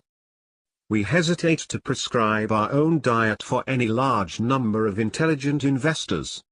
Obviously, the professional techniques we have followed are not suitable for the defensive investor, who by definition is an amateur. As for the aggressive investor, perhaps only a small minority of them would have the type of temperament needed to limit themselves so severely to only a relatively small part of the world of securities. Most active-minded practitioners would prefer to venture into wider channels. Their natural hunting grounds would be the entire field of securities that they felt, A, were certainly not overvalued by conservative measures, and, B, appeared decidedly more attractive because of their prospects or past record, or both than the average common stock. In such choices they would do well to apply various tests of quality and price reasonableness along the lines we have proposed for the defensive investor. But they should be less inflexible, permitting a considerable plus in one factor to offset a small black mark in another. For example, he might not rule out a company which had shown a deficit in a year such as 1970, if large average earnings and other important attributes made the stock look cheap. The enterprising investor may confine his choice to industries and companies about which he holds an optimistic view, but we counsel strongly against paying a high price for a stock, in relation to earnings and assets, because of such enthusiasm. If he followed our philosophy in this field, he would more likely be the buyer of important cyclical enterprises such as steel shares, perhaps when the current situation is unfavorable, the near-term prospects are poor, and the low price fully reflects the current pessimism. Secondary companies. Next in order for examination and possible selection would come secondary companies that are making a good showing, have a satisfactory past record, but appear to hold no charm for the public. These would be enterprises on the order of Eltra and Emart at their 1970 closing prices. See Chapter 13 above. There are various ways of going about locating such companies. We should like to try a novel approach here and give a reasonably detailed exposition of one such exercise in stock selection. Ours is a double purpose. Many of our readers may find a substantial practical value in the method we shall follow, or it may suggest comparable methods to try out. Beyond that, what we shall do may help them to come to grips with the real world of common stocks, and introduce them to one of the most fascinating and valuable little volumes in existence. It is Standard & Poor's Stock Guide, published monthly, and made available to the general public under annual subscription. In addition, many brokerage firms distribute the guide to their clients, on request. The great bulk of the guide is given over to about 230 pages of condensed statistical information on the stocks of more than 4,500 companies. These include all the issues listed on the various exchanges, say 3,000, plus some 1,500 unlisted issues. Most of the items needed for a first and even a second look at a given company appear in this compendium. From our viewpoint, the important missing datum is the net asset value, or book value, per share, which can be found in the larger Standard & Poor's volumes and elsewhere. The investor who likes to play around with corporate figures will find himself in clover with the stock guide. He can open to any page and see before his eyes a condensed panorama of the splendors and miseries of the stock market, with all-time high and low prices going as far back as 1936, when available. He will find companies that have multiplied their price 2,000 times from the minuscule low to the majestic high. For prestigious IBM the growth was only 333 times in that period. He will find, not so exceptionally, a company whose shares advanced from 3?8 to 68, and then fell back to 3.2 in the dividend record column. He will find one that goes back to 1,791 paid by Industrial National Bank of Rhode Island, which recently saw fit to change its ancient corporate name. If he looks at the guide for the year end 1969, he will read that Penn Central Company, as successor to Pennsylvania Railroad, has been paying dividends steadily since 1848. Alas, it was doomed to bankruptcy a few months later. He will find a company selling at only 2 times its last reported earnings, and another selling at 99 times such earnings. 3. In most cases he will find it difficult to tell the line of business from the corporate name. For one U.S. Steel there will be 3 called such things as ITI Corporation, Bakery Stuff, or Santa Fe Industries, mainly the large railroad. He can feast on an extraordinary variety of price histories, dividend and earnings histories, financial positions, capitalization setups, and whatnot. Backward-leaning conservatism, run-of-the-mine featureless companies, the most peculiar combinations of principal business, all kinds of Wall Street gadgets and widgets, they are all there, waiting to be browsed over, or studied with a serious objective. The guides give in separate columns the current dividend yields and price-earnings ratios, based on latest 12-month figures, wherever applicable. It is this last item that puts us on the track of our exercise in common stock selection. A winnowing of the stock guide. Suppose we look for a simple prima facie indication that a stock is cheap. The first such clue that comes to mind is a low price in relation to recent earnings. Let us make a preliminary list of stocks that sold at a multiple of 9 or less at the end of 1970.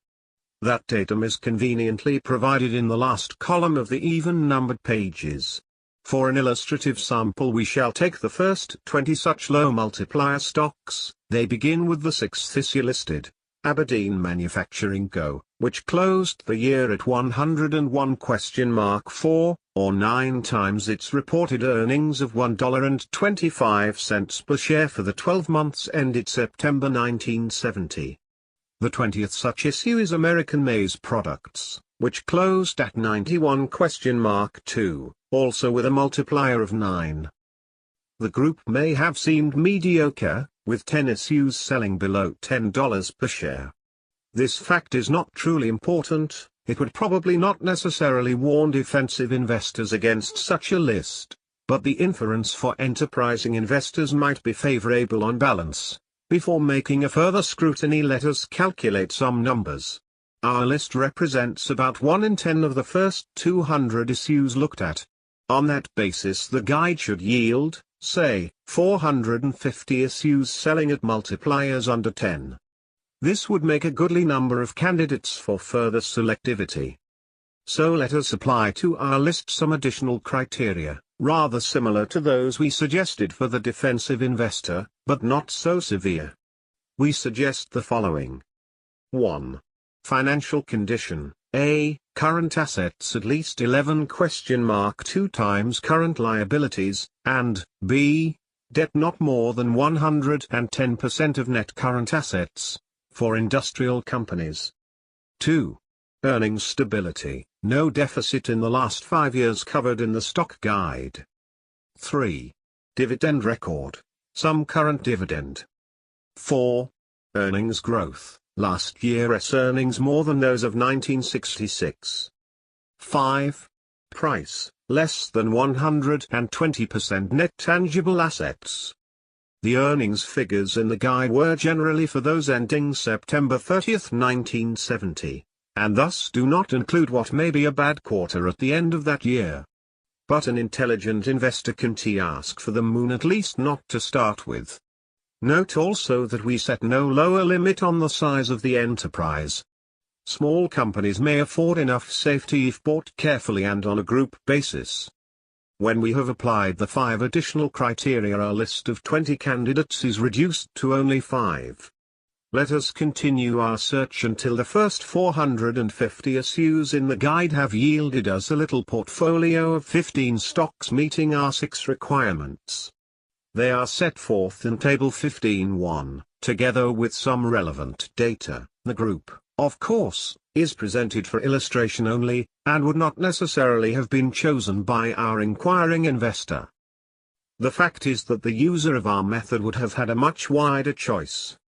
If our winnowing approach had been applied to all 4,500 companies in the stock guide, and if the ratio for the first tenth had held good throughout, we would end up with about 150 companies meeting all 6 of our criteria of selection. The enterprising investor would then be able to follow his judgment or his partialities and prejudices in making a third selection of, say, 1 out of 5 in this ample list. The stock guide material includes earnings and dividend rankings, which are based on stability and growth of these factors for the past 8 years. Thus price attractiveness does not enter here. We include the S&P rankings in our table 15.1. 10 of the 15 issues are ranked B+, equals average, and 1, American Maize, is given the high rating of A. If our enterprising investor wanted to add a 7th mechanical criterion to his choice, by considering only issues ranked by Standard & Poor's as average or better in quality, he might still have about 100 such issues to choose from. One might say that a group of issues, of at least average quality, meeting criteria of financial condition as well, purchasable at a low multiplier of current earnings and below asset value, should offer good promise of satisfactory investment results. Single criteria for choosing common stocks. An inquiring reader might well ask whether the choice of a better than average portfolio could be made a simpler affair than we have just outlined. Could a single plausible criterion be used to good advantage, such as a low price, earnings ratio, or a high dividend return, or a large asset value? The 2 methods of this sort that we have found to give quite consistently good results in the longer past have been, A. the purchase of low multiplier stocks of important companies, such as the Dow Jones Industrial Average List, and B. the choice of a diversified group of stocks selling under their net current asset value, or working capital value. We have already pointed out that the low multiplier criterion applied to the Dow Jones Industrial Average at the end of 1968 worked out badly when the results are measured to mid-1971. The record of common stock purchases made at a price below their working capital value has no such bad mark against it. The drawback here has been the drying up of such opportunities during most of the past decade. What about other bases of choice? In writing this book we have made a series of experiments, each based on a single, fairly obvious criterion. The data used would be readily found in the Standard & Poor's stock guide. In all cases a 30-stock portfolio was assumed to have been acquired at the 1968 closing prices and then revalued at June 30, 1971.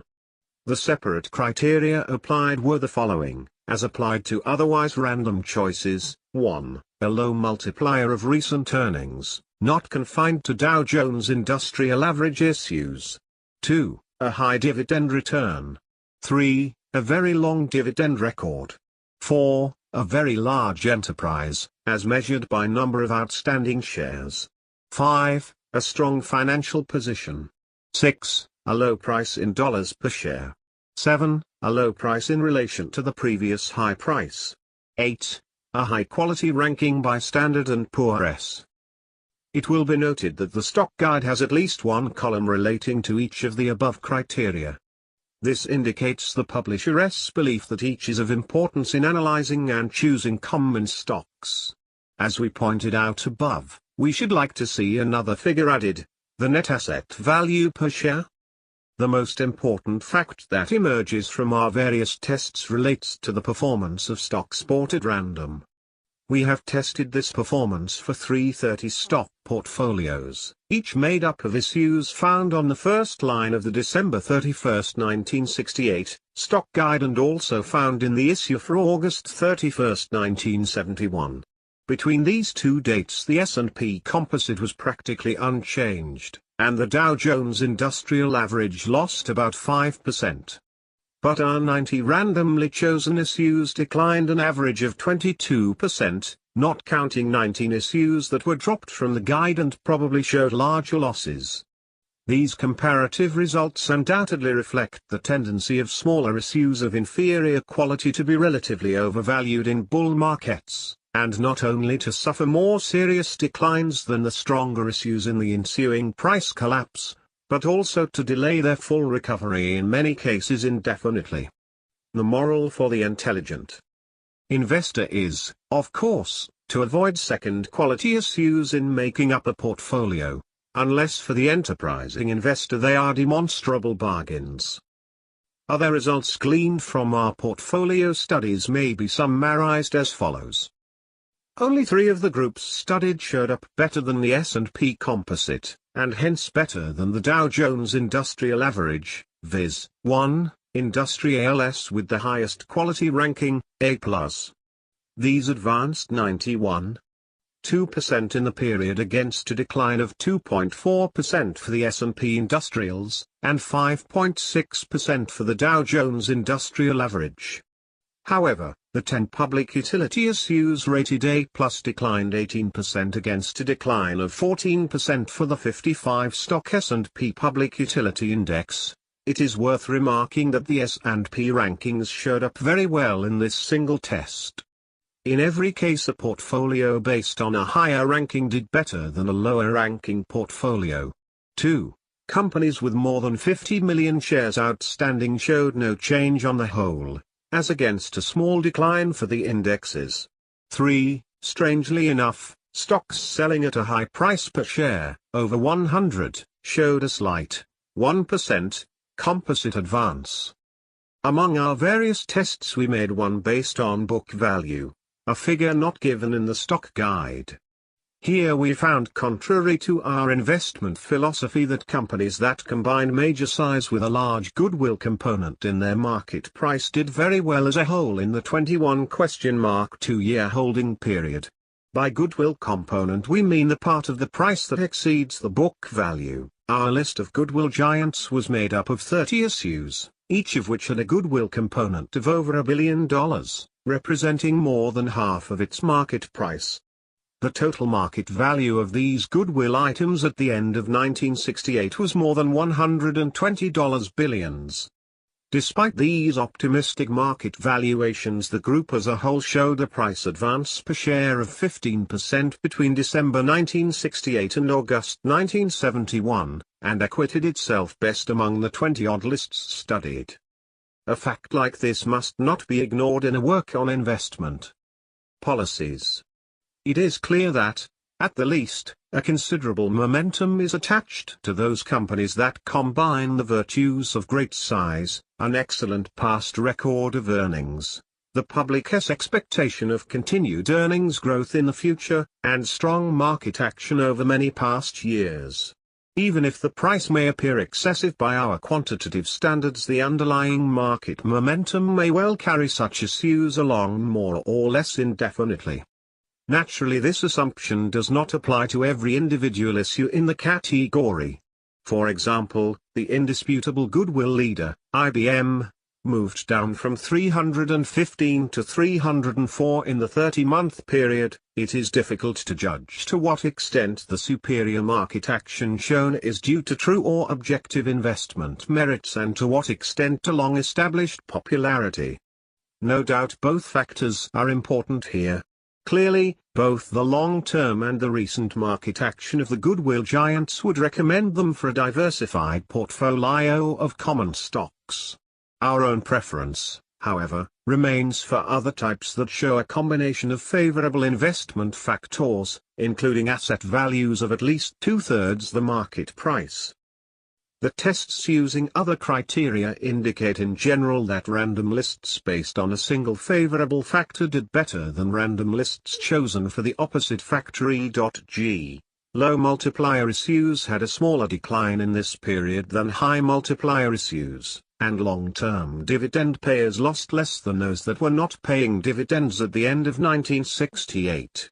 To that extent the results support our recommendation that the issues selected meet a combination of quantitative or tangible criteria. Finally, we should comment on the much poorer showing made by our lists as a whole as compared with the price record of the S&P Composite. The latter is weighted by the size of each enterprise, whereas our tests are based on taking one share of each company. Evidently the larger emphasis given to giant enterprises by the S&P method made a significant difference in the results, and points up once again their greater price stability as compared with run-of-the-mine companies. Bargain issues, or net current asset stocks. In the tests discussed above we did not include the results of buying 30 issues at a price less than their net current asset value. The reason was that only a handful, at most, of such issues would have been found in the stock guide at the end of 1968. But the picture changed in the 1970 decline, and at the low prices of that year a goodly number of common stocks could have been bought at below their working capital value. It always seemed, and still seems, ridiculously simple to say that if one can acquire a diversified group of common stocks at a price less than the applicable net current assets alone after deducting all prior claims, and counting as zero the fixed and other assets, the results should be quite satisfactory. They were so, in our experience. For more than 30 years, say, between 1923 and 1957, excluding a time of real trial in 1930, 1932. Has this approach any relevance at the beginning of 1971? Our answer would be a qualified yes. A quick run-over of the stock guide would have uncovered some 50 or more issues that appeared to be obtainable at or below net current asset value. As might be expected, a good many of these had been doing badly in the difficult year 1970. If we eliminated those which had reported net losses in the last 12-month period, we would be still left with enough issues to make up a diversified list. We have included in Table 15 some data on 5 issues that sold at less than their working capital value at their low prices of. Technically, the working capital value of a stock is the current assets per share, minus the current liabilities per share, divided by the number of shares outstanding. Here, however, Graham means net working capital value, or the per share value of current assets minus total liabilities. 1970. These give some food for reflection on the nature of stock price fluctuations. How does it come about that well-established companies, whose brands are household names all over the country, could be valued at such low figures at the same time when other concerns, with better earnings growth of course, were selling for billions of dollars in excess of what their balance sheets showed? To quote the old days once more, the idea of goodwill as an element of intangible value was usually associated with a trade name. Names such as Lady Pepperell in sheets, Jantzen in swimsuits, and Parker in pens would be considered assets of great value indeed. But now, if the market doesn't like a company common not only renowned trade names but land, buildings, machinery, and what you will, can all count for nothing in its scales. Pascal said that the heart has its reasons that the reason doesn't understand. For heart read Wall Street. There is another contrast that comes to mind. When the going is good and new issues are readily saleable, stock offerings of no quality at all make their appearance. They quickly find buyers. Their prices are often bid up enthusiastically right after issuance to levels in relation to assets and earnings that would put IBM, Xerox, and Polaroid to shame. Wall Street takes this madness in its stride, with no overt efforts by anyone to call a halt before the inevitable collapse in prices. The SEC can't do much more than insist on disclosure of information, about which the speculative public couldn't care less, or announce investigations and usually mild punitive actions of various sorts after the letter of the law has been clearly broken, when many of these minuscule but grossly inflated enterprises disappear from view, or nearly so. It is all taken philosophically enough as part of the game. Everybody swears off such inexcusable extravagances until next time. Thanks for the lecture, says the gentle reader. But what about your bargain issues? Can one really make money in them without taking a serious risk? Yes indeed, if you can find enough of them to make a diversified group, and if you don't lose patience if They fail to advance soon after you buy them. Sometimes the patience needed may appear quite considerable. In our previous edition we hazarded a single example, p. 188, which was current as we wrote. It was Burton-Dixie Corporation, with stock selling at 20, against net current asset value of 30, and book value of about 50. A profit on that purchase would not have been immediate. But in August 1967 all the shareholders were offered 533*4 for their shares, probably at just about book value. A patient holder, who had bought the shares in March 1964 at 20 would have had a profit of 165% in 31*2 years, a non-compounded annual return of 47%. Most of the bargain issues in our experience have not taken that long to show good profits, nor have they shown so high a rate. For a somewhat similar situation, current as we write, see our discussion of National Presto Industries above, p. 168. Special situations or workouts.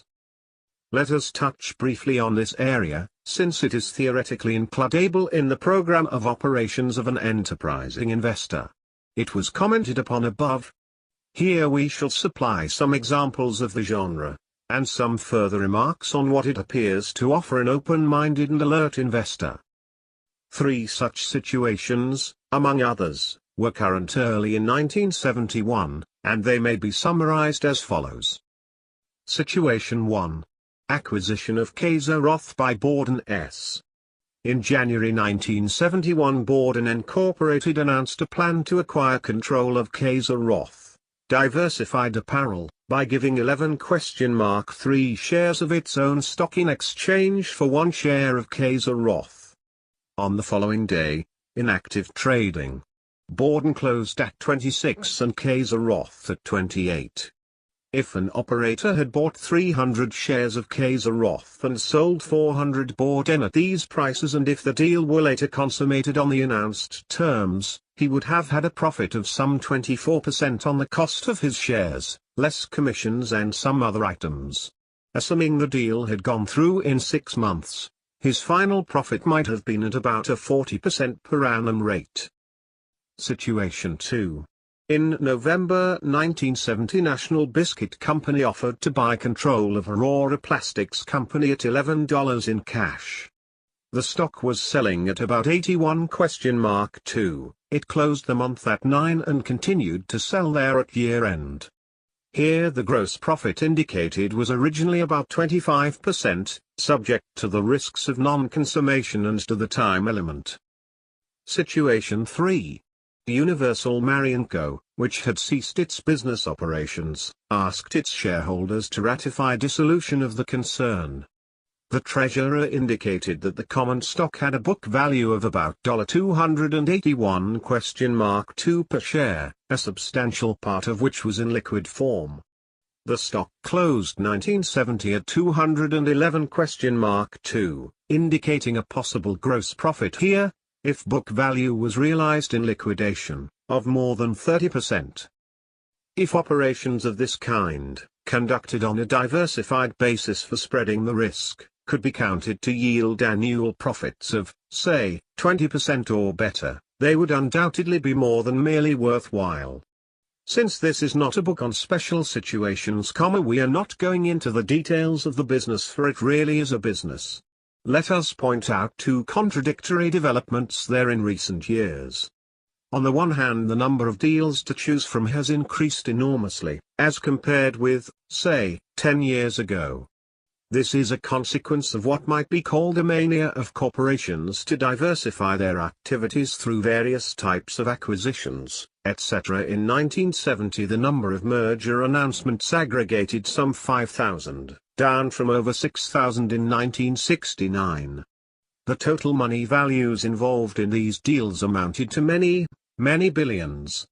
Perhaps only a small fraction of the 5,000 announcements could have presented a clear-cut opportunity for purchase of shares by a special situations man, but this fraction was still large enough to keep him busy studying, picking, and choosing. The other side of the picture is that an increasing proportion of the mergers announced failed to be consummated. In such cases, of course, the aim for profit is not realized, and is likely to be replaced by a more or less serious loss.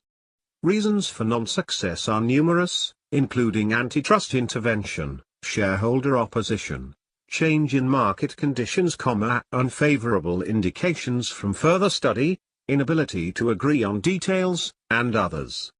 The trick here, of course, is to have the judgment, buttressed by experience, to pick the deals most likely to succeed and also those which are likely to occasion the smallest loss if they fail. As discussed in the commentary on Chapter 7, merger arbitrage is wholly inappropriate for most individual investors. Further comment on the examples above. Kaiser Roth. The directors of this company had already rejected, in January 1971, the Borden proposal when this chapter was written.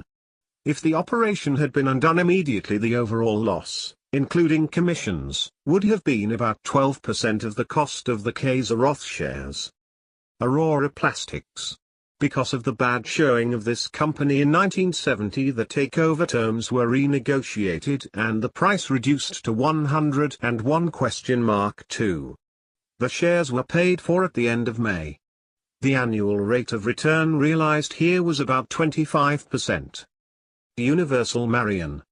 This company promptly made an initial distribution in cash and stock worth about $7 per share, reducing the investment to say $141?2. However, the market price fell as low as 13 subsequently, casting doubt on the ultimate outcome of the liquidation. Assuming that the three examples given are fairly representative of workout or arbitrage opportunities as a whole in 1971, it is clear that they are not attractive if entered into upon a random basis. This has become more than ever a field for professionals, with the requisite experience and judgment. There is an interesting sidelight on our Kaiser Roth example. Late in 1971 the price fell below 20 while Borden was selling at 25, equivalent to 33 for Kaiser Roth under the terms of the exchange offer. It would appear that either the directors had made a great mistake in turning down that opportunity or the shares of Kaiser Roth were now badly undervalued in the market. Something for a security analyst to look into. Chapter 16. Convertible issues and warrants.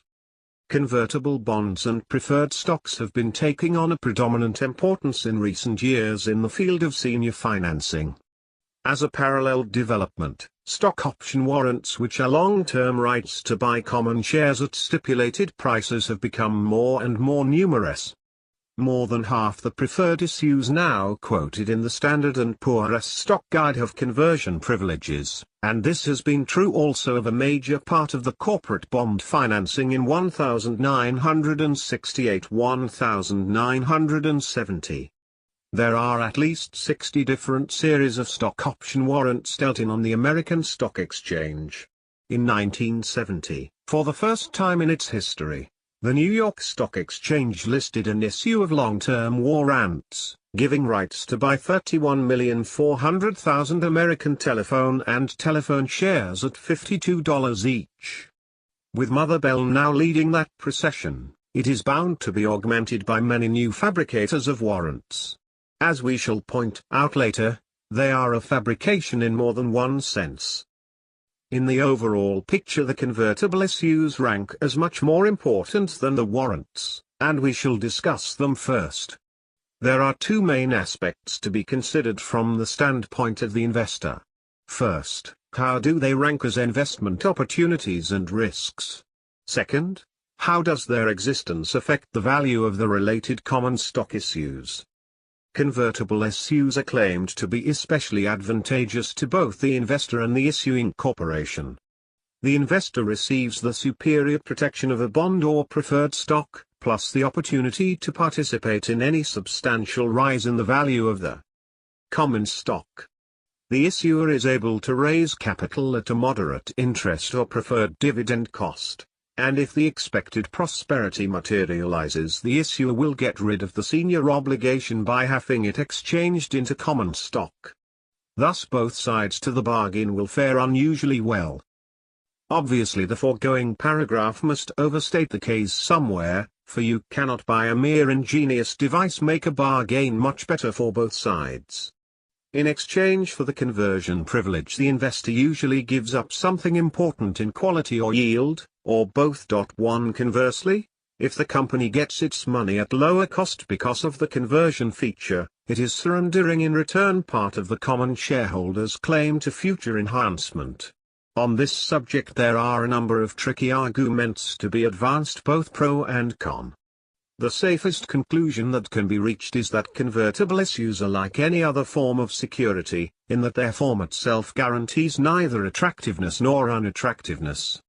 That question will depend on all the facts surrounding the individual issue. We do know, however, that the group of convertible issues floated during the latter part of a bull market are bound to yield unsatisfactory results as a whole. It is at such optimistic periods, unfortunately, that most of the convertible financing has been done in the past. The poor consequences must be inevitable, from the timing itself, since a wide decline in the stock market must invariably make the conversion privilege much less attractive and often, also, call into question the underlying safety of the issue itself. As a group illustration we shall retain the example used in our first edition of the relative price behavior of convertible and straight, non-convertible, preferreds offered in 1946, the closing year of the bull market preceding the extraordinary one that began in 1949. A comparable presentation is difficult to make for the years 1967–1970, because there were virtually no new offerings of non-convertibles in those years. But it is easy to demonstrate that the average price decline of convertible preferred stocks from December 1967 to December 1970 was greater than that for common stocks as a whole, which lost only 5%.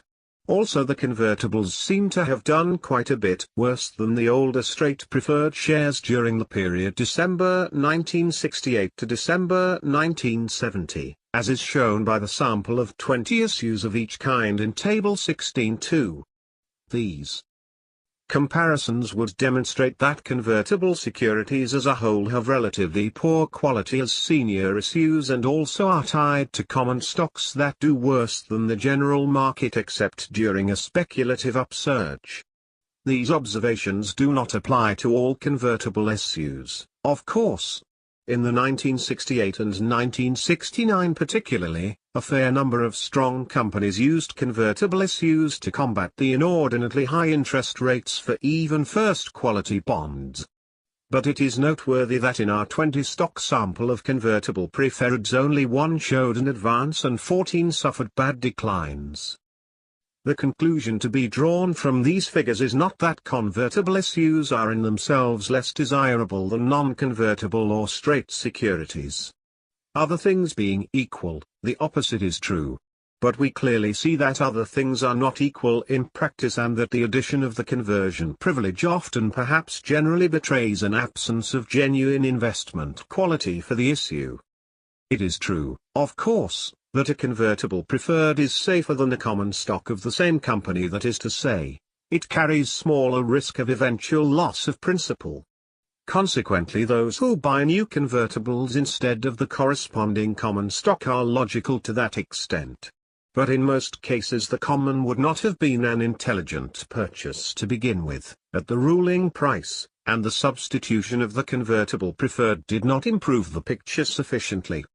Furthermore, a good deal of the buying of convertibles was done by investors who had no special interest or confidence in the common stock, that is, they would never have thought of buying the common at the time but who were tempted by what seemed an ideal combination of a prior claim plus a conversion privilege close to the current market. In a number of instances this combination has worked out well, but the statistics seem to show that it is more likely to prove a pitfall. In connection with the ownership of convertibles there is a special problem which most investors fail to realize. Even when a profit appears it brings a dilemma with it. Should the holder sell on a small rise? Should he hold for a much bigger advance? If the issue is called, as often happens when the common has gone up considerably, should he sell out then or convert into and retain the common stock? Let us talk in concrete terms. You buy a 6% bond at 100, convertible into stock at 25, that is, at the rate of 40 shares for each $1,000 bond. The stock goes to 30, which makes the bond worth at least 120, and so it sells at 125. You either sell or hold. If you hold, hoping for a higher price, you are pretty much in the position of a common shareholder, since if the stock goes down, your bond will go down too. A conservative person is likely to say that beyond 125 his position has become too speculative, and therefore he sells and makes a gratifying 25% profit. So far, so good. But pursue the matter a bit. In many cases where the holder sells at 125, the common stock continues to advance, carrying the convertible with it, and the investor experiences that peculiar pain that comes to the man who has sold out much too soon. The next time, he decides to hold for 150 or 200. The issue goes up to 140 and he does not sell. Then the market breaks and his bond slides down to 80. Again he has done the wrong thing. Aside from the mental anguish involved in making these bad guesses, and they seem to be almost inevitable, there is a real arithmetical drawback to operations in convertible issues. It may be assumed that a stern and uniform policy of selling at 25% or 30% profit will work out best as applied to many holdings. This would then mark the upper limit of profit and would be realized only on the issues that worked out well. But, if, as appears to be true, these issues often lack adequate underlying security and tend to be floated and purchased in the latter stages of a bull market, then a goodly proportion of them will fail to rise to 125 but will not fail to collapse when the market turns downward. Thus the spectacular opportunities in convertibles prove to be illusory in practice, and the overall experience is marked by fully as many substantial losses, at least of a temporary kind, as there are gains of similar magnitude. Because of the extraordinary length of the 1950-1968 bull market, convertible issues as a whole gave a good account of themselves for some 18 years. But this meant only that the great majority of common stocks enjoyed large advances, in which most convertible issues were able to share. The soundness of investment in convertible issues can only be tested by their performance in a declining stock market, and this has always proved disappointing as a whole. In our first edition, 1949, we gave an illustration of this special problem of what to do with a convertible when it goes up. We believe it still merits inclusion here. Like several of our references, it is based on our own investment operations. We were members of a select group, mainly of investment funds, who participated in a private offering of convertible 41.2% debentures of Eversharp Company at par, convertible into common stock at $40 per share. The stock advanced rapidly to 651?2, and then, after a 3-for-2 split, to the equivalent of 88. The latter price made the convertible debentures worth no less than 220. During this period the two issues were called at a small premium, hence they were practically all converted into common stock, which was retained by a number of the original investment fund buyers of the debentures. The price promptly began a severe decline, and in March 1948 the stock sold as low as 73?8. This represented a value of only 27 for the debenture issues, or a loss of 75% of the original price instead of a profit of over 100%. The real point of this story is that some of the original purchasers converted their bonds into the stock and held the stock through its great decline. In so doing they ran counter to an old maxim of Wall Street, which runs, "Never convert a convertible bond." Why this advice? Because once you convert you have lost your strategic combination of prior claimant to interest plus a chance for an attractive profit. You have probably turned from investor into speculator, and quite often at an unpropitious time, because the stock has already had a large advance. If never convert a convertible is a good rule, how came it that these experienced fund managers exchanged their ever-sharp bonds for stock, to their subsequent embarrassing loss? The answer, no doubt, is that they let themselves be carried away by enthusiasm for the company's prospects as well as by the favorable market action of the shares. Wall Street has a few prudent principles. The trouble is that they are always forgotten when they are most needed. Hence that other famous dictum of the old-timers, do as I say, not as I do. Our general attitude toward new convertible issues is thus a mistrustful one. We mean here, as in other similar observations, that the investor should look more than twice before he buys them. After such hostile scrutiny he may find some exceptional offerings that are too good to refuse.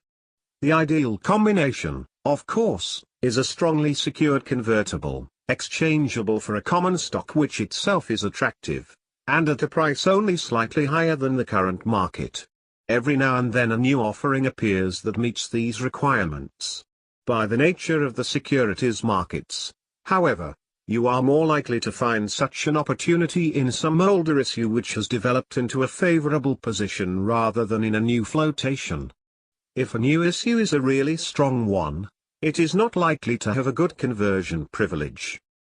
The fine balance between what is given and what is withheld in a standard type convertible issue is well illustrated by the extensive use of this type of security in the financing of American Telephone and Telegraph Company.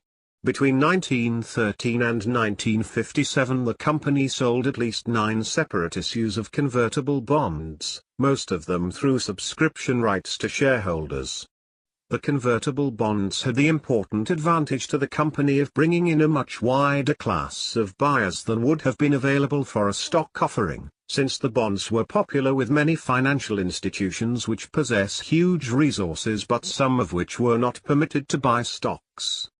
The interest return on the bonds has generally been less than half the corresponding dividend yield on the stock, a factor that was calculated to offset the prior claim of the bondholders. Since the company maintained its $9 dividend rate for 40 years, from 1919 to the stock split in 1959, the result was the eventual conversion of virtually all the convertible issues into common stock. Thus the buyers of these convertibles have fared well through the years but not quite so well as if they had bought the capital stock in the first place. This example establishes the soundness of American Telephone and Telegraph, but not the intrinsic attractiveness of convertible bonds. To prove them sound in practice we should need to have a number of instances in which the convertible worked out well even though the common stock proved disappointing. Such instances are not easy to find. Effective convertible issues on the status of the common stock. In a large number of cases convertibles have been issued in connection with mergers or new acquisitions. Perhaps the most striking example of this financial operation was the issuance by the NVF Corporation of nearly $100 million of its 5% convertible bonds, plus warrants, in exchange for most of the common stock of Sharon Steel Company. This extraordinary deal is discussed below pp. 429-433. Typically the transaction results in a pro forma increase in the reported earnings per share of common stock. The shares advance in response to their larger earnings, so-called, but also because the management has given evidence of its energy, enterprise, and ability to make more money for the shareholders. But there are two offsetting factors, one of which is practically ignored and the other entirely so in optimistic markets. The first is the actual dilution of the current and future earnings on the common stock that flows arithmetically from the new conversion rights. This dilution can be quantified by taking the recent earnings, or assuming some other figures, and calculating the adjusted earnings per share if all the convertible shares or bonds were actually converted. In the majority of companies the resulting reduction in per share figures is not significant. But there are numerous exceptions to this statement, and there is danger that they will grow at an uncomfortable rate.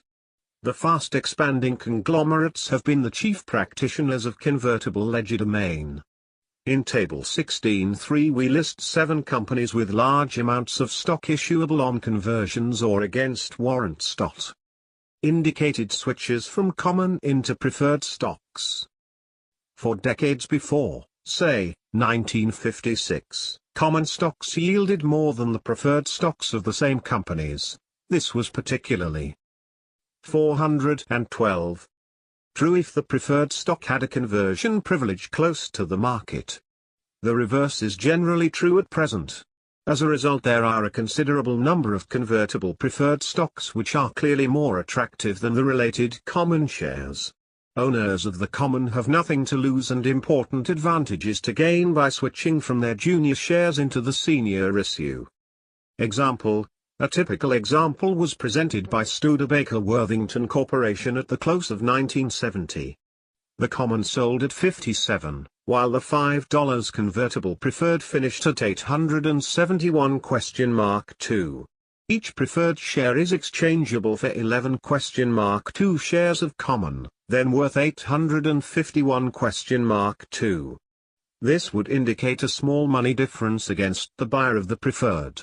But dividends are being paid on the common at the annual rate of $1.20, or $1.80 for the 11?2 shares, against the $5 obtainable on one share of preferred. Thus the original adverse difference in price would probably be made up in less than a year, after which the preferred would probably return an appreciably higher dividend yield than the common for some time to come. But most important, of course, would be the senior position that the common shareholder would gain from the switch. At the low prices of 1968 and again in 1970, the preferred sold 15 points higher than 11?2 shares of common.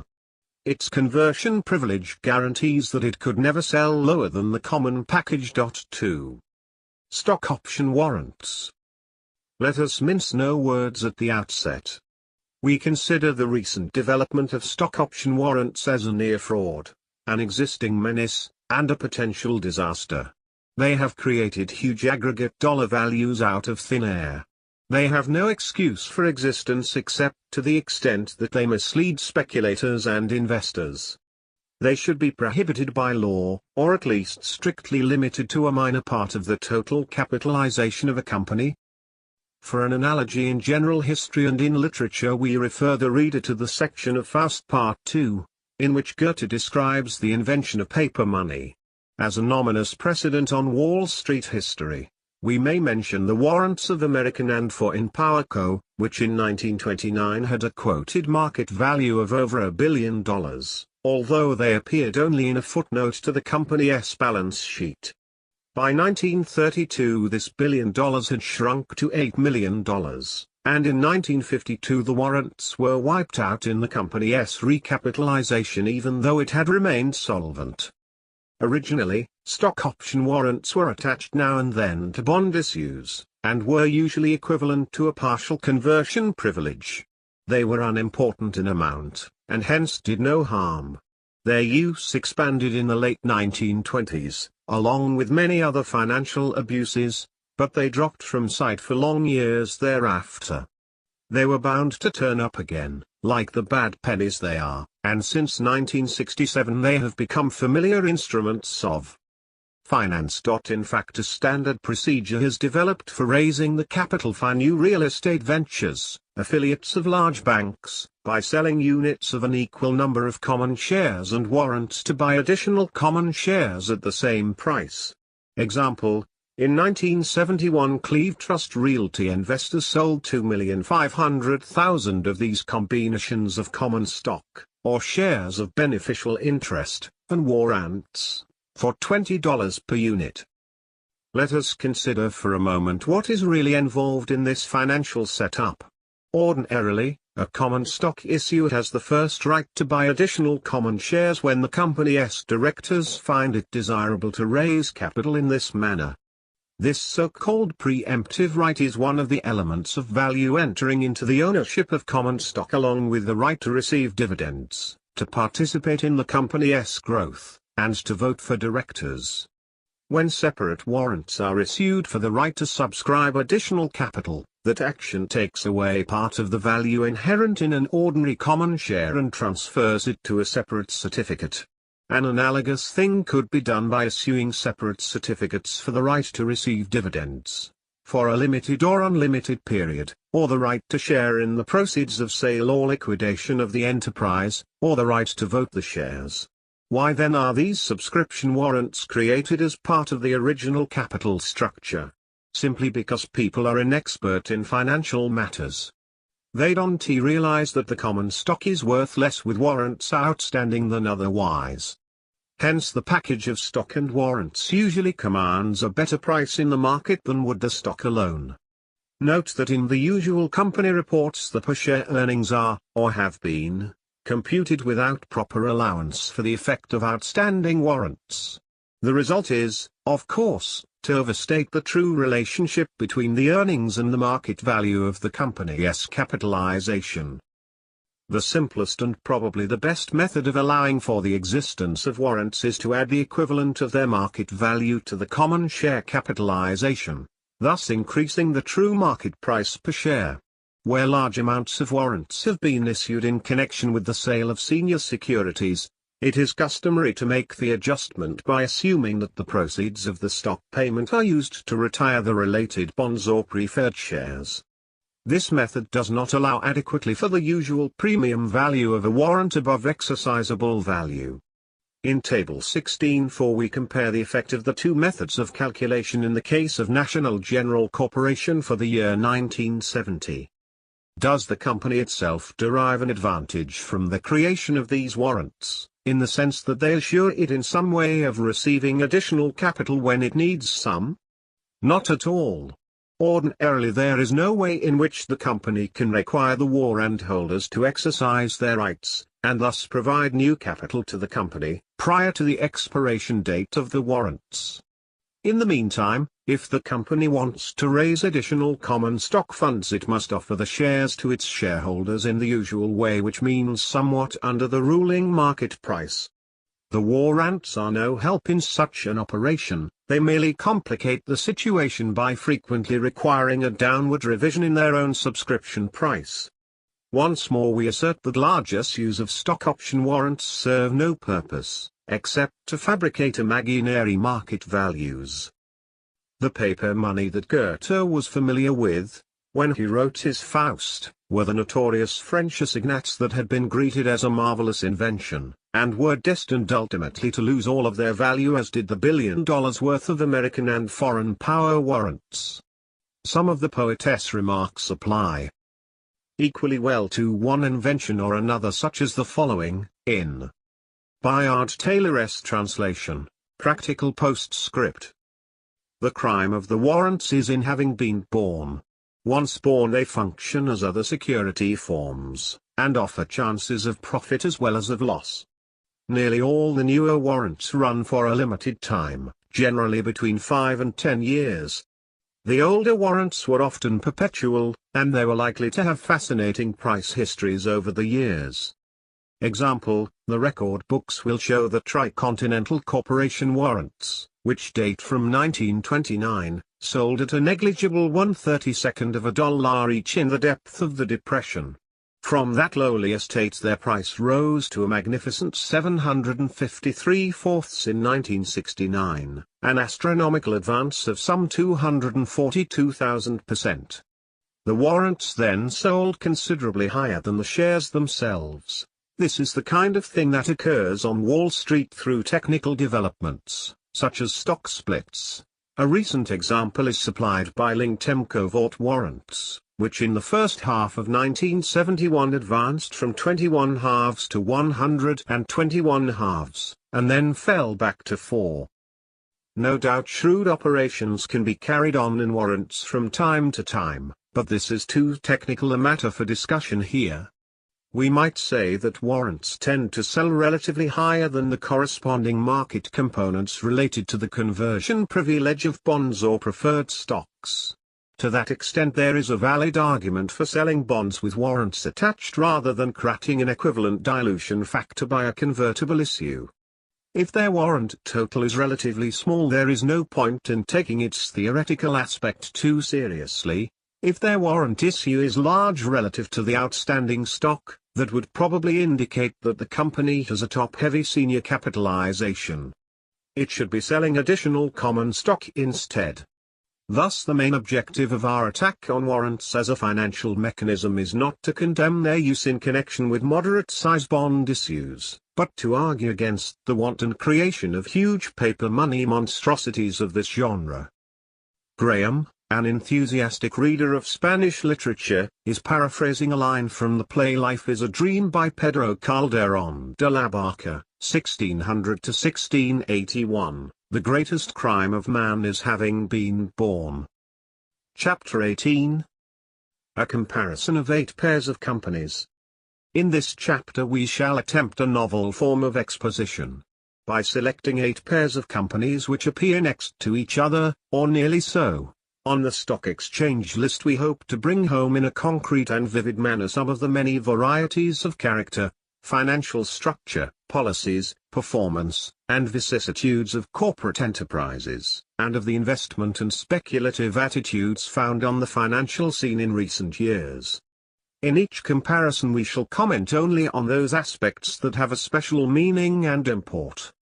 Pair I, Real Estate Investment Trust, Stores, Offices, Factories, etc., and Realty Equities Corporation of New York, Real Estate Investment, General Construction. In this first comparison we depart from the alphabetical order used for the other pairs. It has a special significance for us, since it seems to encapsulate, on the one hand, all that has been reasonable, stable, and generally good in the traditional methods of handling other people's money, in contrast, in the other company, with the reckless expansion, the financial legerdemain, and the roller coaster changes so often found in present-day corporate operations. The two enterprises have similar names, and for many years they appeared side by side on the American Stock Exchange list. Their stock ticker symbols, RE and REC, could easily have been confused. But one of them is a staid New England trust, administered by 3 trustees, with operations dating back nearly a century, and with dividends paid continuously since 1889. It has kept throughout to the same type of prudent investments, limiting its expansion to a moderate rate and its debt to an easily manageable figure. The other is a typical New York-based sudden growth venture, which in 8 years blew up its assets from $6.2 million to $154 million, and its debts in the same proportion, which moved out from ordinary real estate operations to a miscellany of ventures, including 2 racetracks, 74 movie theaters, 3 literary agencies, a public relations firm, hotels, supermarkets, and a 26% interest in a large cosmetics firm, which went bankrupt in 1970. This conglomeration of business ventures was matched by a corresponding variety of corporate devices, including the following. 1. A preferred stock entitled to $7 annual dividends, but with a par value of only $1, and carried as a liability at $1 per share. 2. A stated common stock value of $2,500,000, $1 per share, more than offset by a deduction of $5,500,000 as the cost of 209,000 shares of reacquired stock. 3. 3 series of stock option warrants, giving rights to buy a total of 1,578,000 shares. 4. At least 6 different kinds of debt obligations, in the form of mortgages, debentures, publicly held notes, notes payable to banks, notes, loans, and contracts payable, and loans payable to the Small Business Administration, adding up to over $100 million in March 1969. In addition, it had the usual taxes and accounts payable. Let us present first a few figures of the two enterprises as they appeared in 1960, Table 18.1a. Here we find the trust shares selling in the market for 9 times the aggregate value of equities stock. The trust enterprise had a smaller relative debt and a better ratio of net to gross, but the price of the common was higher in relation to per share earnings. In Table 18.1b we present the situation about 8 years later. The trust had kept the noiseless tenor of its way, increasing both its revenues and its per share earnings by about 3/4. But realty equities had been metamorphosed into something monstrous and vulnerable. How did Wall Street react to these diverse developments? By paying as little attention as possible to the trust and a lot to realty equities. In 1968 the latter shot up from 10 to 373/4 and the listed warrants from 6 to 361/2, on combined sales of 2,420,000 shares. While this was happening, the trust shares advanced sedately from 20 to 301/4 on modest volume. The March 1969 balance sheet of equities was to show an asset value of only $3.41 per share, less than a tenth of its high price that year. The book value of the trust shares was $20.85. The next year it became clear that all was not well in the equities picture, and the price fell to 91/2. When the report for March 1970 appeared, the shareholders must have felt shell-shocked as they read that the enterprise had sustained a net loss of $13,200,000, or $5.17 per share, virtually wiping out their former slim equity. This disastrous figure included a reserve of $8,800,000 for future losses on investments. Nonetheless, the directors had bravely declared an extra dividend of 5 cents right after the close of the fiscal year. But more trouble was in sight. The company's auditors refused to certify the financial statements for 1969 to 70, and the shares were suspended from trading on the American Stock Exchange. In the over-the-counter market, the bid price dropped below $2 per share. Real estate investment trust shares had typical price fluctuations after 1969. The low in 1970 was 161/2, with a recovery to 265/6 in early 1971. The latest reported earnings were $1.50 per share, and the stock was selling moderately above its 1970 book value of $21.60. The issue may have been somewhat overpriced at its record high in 1968, but the shareholders have been honestly and well served by their trustees. The real estate equities story is a different and a sorry one. Pair 2, Air Products and Chemicals, Industrial and Medical Gases, etc., and Air Reduction Company, Industrial Gases and Equipment, Chemicals. Even more than our first pair, these two resemble each other in both name and line of business. The comparison they invite is thus of the conventional type in security analysis, while most of our other pairs are more heteroclite in nature. Products is a newer company than Reduction, and in 1969 had less than half the other's volume. Nonetheless, its equity issues sold for 25% more in the aggregate than Air Reduction's stock.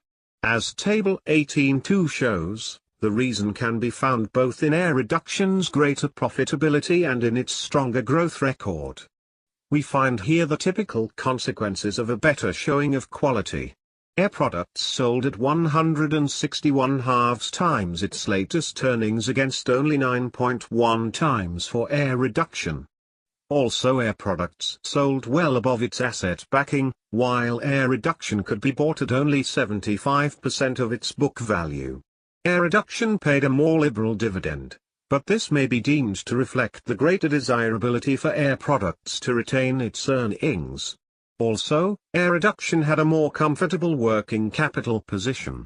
On this point we may remark that a profitable company can always put its current position in shape by some form of permanent financing.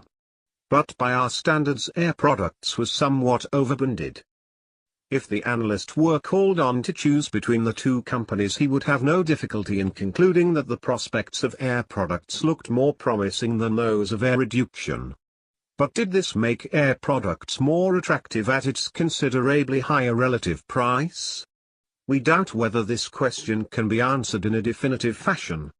In general, Wall Street sets quality above quantity in its thinking, and probably the majority of security analysts would opt for the better but dearer Air Products as against the poorer but cheaper Air Reduction.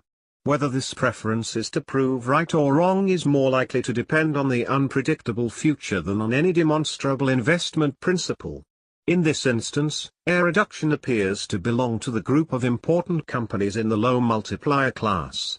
If, as the studies referred to above would seem to indicate, that group as a whole is likely to give a better account of itself than the high multiplier stocks, then Air Reduction should logically be given the preference, but only as part of a diversified operation. Also, a thoroughgoing study of the individual companies could lead the analyst to the opposite conclusion, but that would have to be for reasons beyond those already reflected in the past showing.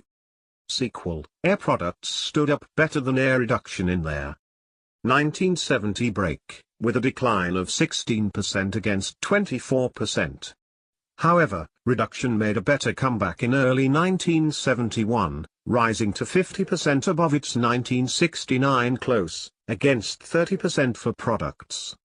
In this case, the low multiplier issue scored the advantage, for the time being, at least. Pair 3, American Home Products Company, drugs, cosmetics, household products, candy, and American Hospital Supply Company, distributor and manufacturer of hospital supplies and equipment.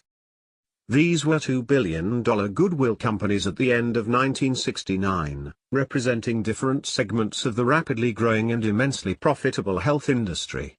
We shall refer to them as home and hospital, respectively. Selected data on both are presented in Table 18.3. They had the following favorable points in common: excellent growth, with no setbacks since 1958, that is, 100% earnings stability, and strong financial condition. The growth rate of hospital up to the end of 1969 was considerably higher than home's. On the other hand, home enjoyed substantially better profitability on both sales and capital. In fact, the relatively low rate of hospital's earnings on its capital in 1969, only 9.7%, raises the intriguing question whether the business then was in fact a highly profitable one, despite its remarkable past growth rate in sales and earnings. When comparative price is taken into account, home offered much more for the money in terms of current, or past, earnings and dividends. The very low book value of home illustrates a basic ambiguity or contradiction in common stock analysis. On the one hand, it means that the company is earning a high return on its capital, which in general is a sign of strength and prosperity. On the other, it means that the investor at the current price would be especially vulnerable to any important adverse change in the company's earnings situation. Since hospital was selling at over 4 times its book value in 1969, this cautionary remark must be applied to both companies. Conclusions: our clear-cut view would be that both companies were too rich at their current prices to be considered by the investor who decides to follow our ideas of conservative selection. This does not mean that the companies were lacking in promise. The trouble is, rather, that their price contained too much promise and not enough actual performance. For the two enterprises combined, the 1969 price reflected almost $5 billion of goodwill valuation. How many years of excellent future earnings would it take to realize that goodwill factor in the form of dividends or tangible assets? Short-term sequel. At the end of 1969, the market evidently thought more highly of the earnings prospects of hospital than of home, since it gave the former almost twice the multiplier of the latter. As it happened, the favored issue showed a microscopic decline in earnings in 1970, while home turned in a respectable 8% gain. The market price of hospital reacted significantly to this one-year disappointment. It sold at 32 in February 1971, a loss of about 30% from its 1969 close, while Home was quoted slightly above its corresponding level. Pair 4, H&R Block Incorporated, Income Tax Service, and Bluebell Incorporated, manufacturers of work clothes, uniforms, etc. These companies rub shoulders as relative newcomers to the New York Stock Exchange, where they represent two very different genres of success stories. Bluebell came up the hard way in a highly competitive industry, in which eventually it became the largest factor. Its earnings have fluctuated somewhat with industry conditions, but their growth since 1965 has been impressive. The company's operations go back to 1916 and its continuous dividend record to 1923. At the end of 1969, the stock market showed no enthusiasm for the issue, giving it a price-earnings ratio of only 11, against about 17 for the S&P Composite Index. By contrast, the rise of H&R Block has been meteoric. Its first published figures date only to 1961, in which year it earned $83,000 on revenues of $610,000. But 8 years later, on our comparison date, its revenues had soared to $53.6 million and its net to $6.3 million. At that time the stock market's attitude toward this fine performer appeared nothing less than ecstatic. The price of 55 at the close of 1969 was more than 100 times the last reported 12 months' earnings, which of course were the largest to date. The aggregate market value of $300 million for the stock issue was nearly 30 times the tangible assets behind the shares. This was almost unheard of in the annals of serious stock market valuations. At that time IBM was selling at about 9 times and Xerox at 11 times book value. Our Table 18.4 sets forth in dollar figures and in ratios the extraordinary discrepancy in the comparative valuations of Block and Bluebell. True, Block showed twice the profitability of Bluebell per dollar of capital, and its percentage growth in earnings over the past 5 years, from practically nothing, was much higher. But as a stock enterprise Bluebell was selling for less than 1/3 the total value of Block, although Bluebell was doing 4 times as much business, earning 21/2 times as much for its stock, had 51/2 times as much intangible investment, and gave 9 times the dividend yield on the price. Indicated conclusions. An experienced analyst would have conceded great momentum to Block, implying excellent prospects for future growth. He might have had some qualms about the dangers of serious competition in the income tax service field, lured by the handsome return on capital realized by Block. But mindful of the continued success of such outstanding companies as Avon Products in highly competitive areas, he would have hesitated to predict a speedy flattening out of the Block growth curve. His chief concern would be simply whether the $300 million valuation for the company had not already fully valued and perhaps overvalued all that one could reasonably expect from this excellent business. By contrast, the analyst should have had little difficulty in recommending Bluebell as a fine company, quite conservatively priced. Sequel to March 1971. The 1970 near-panic lopped 1/4 off the price of Bluebell and about 1/3 from that of Block. Both then joined in the extraordinary recovery of the general market. The price of Block rose to 75 in February 1971, but Bluebell advanced considerably more, to the equivalent of 109, after a 3-for-2 split. Clearly Bluebell proved a better buy than Block as of the end of 1969.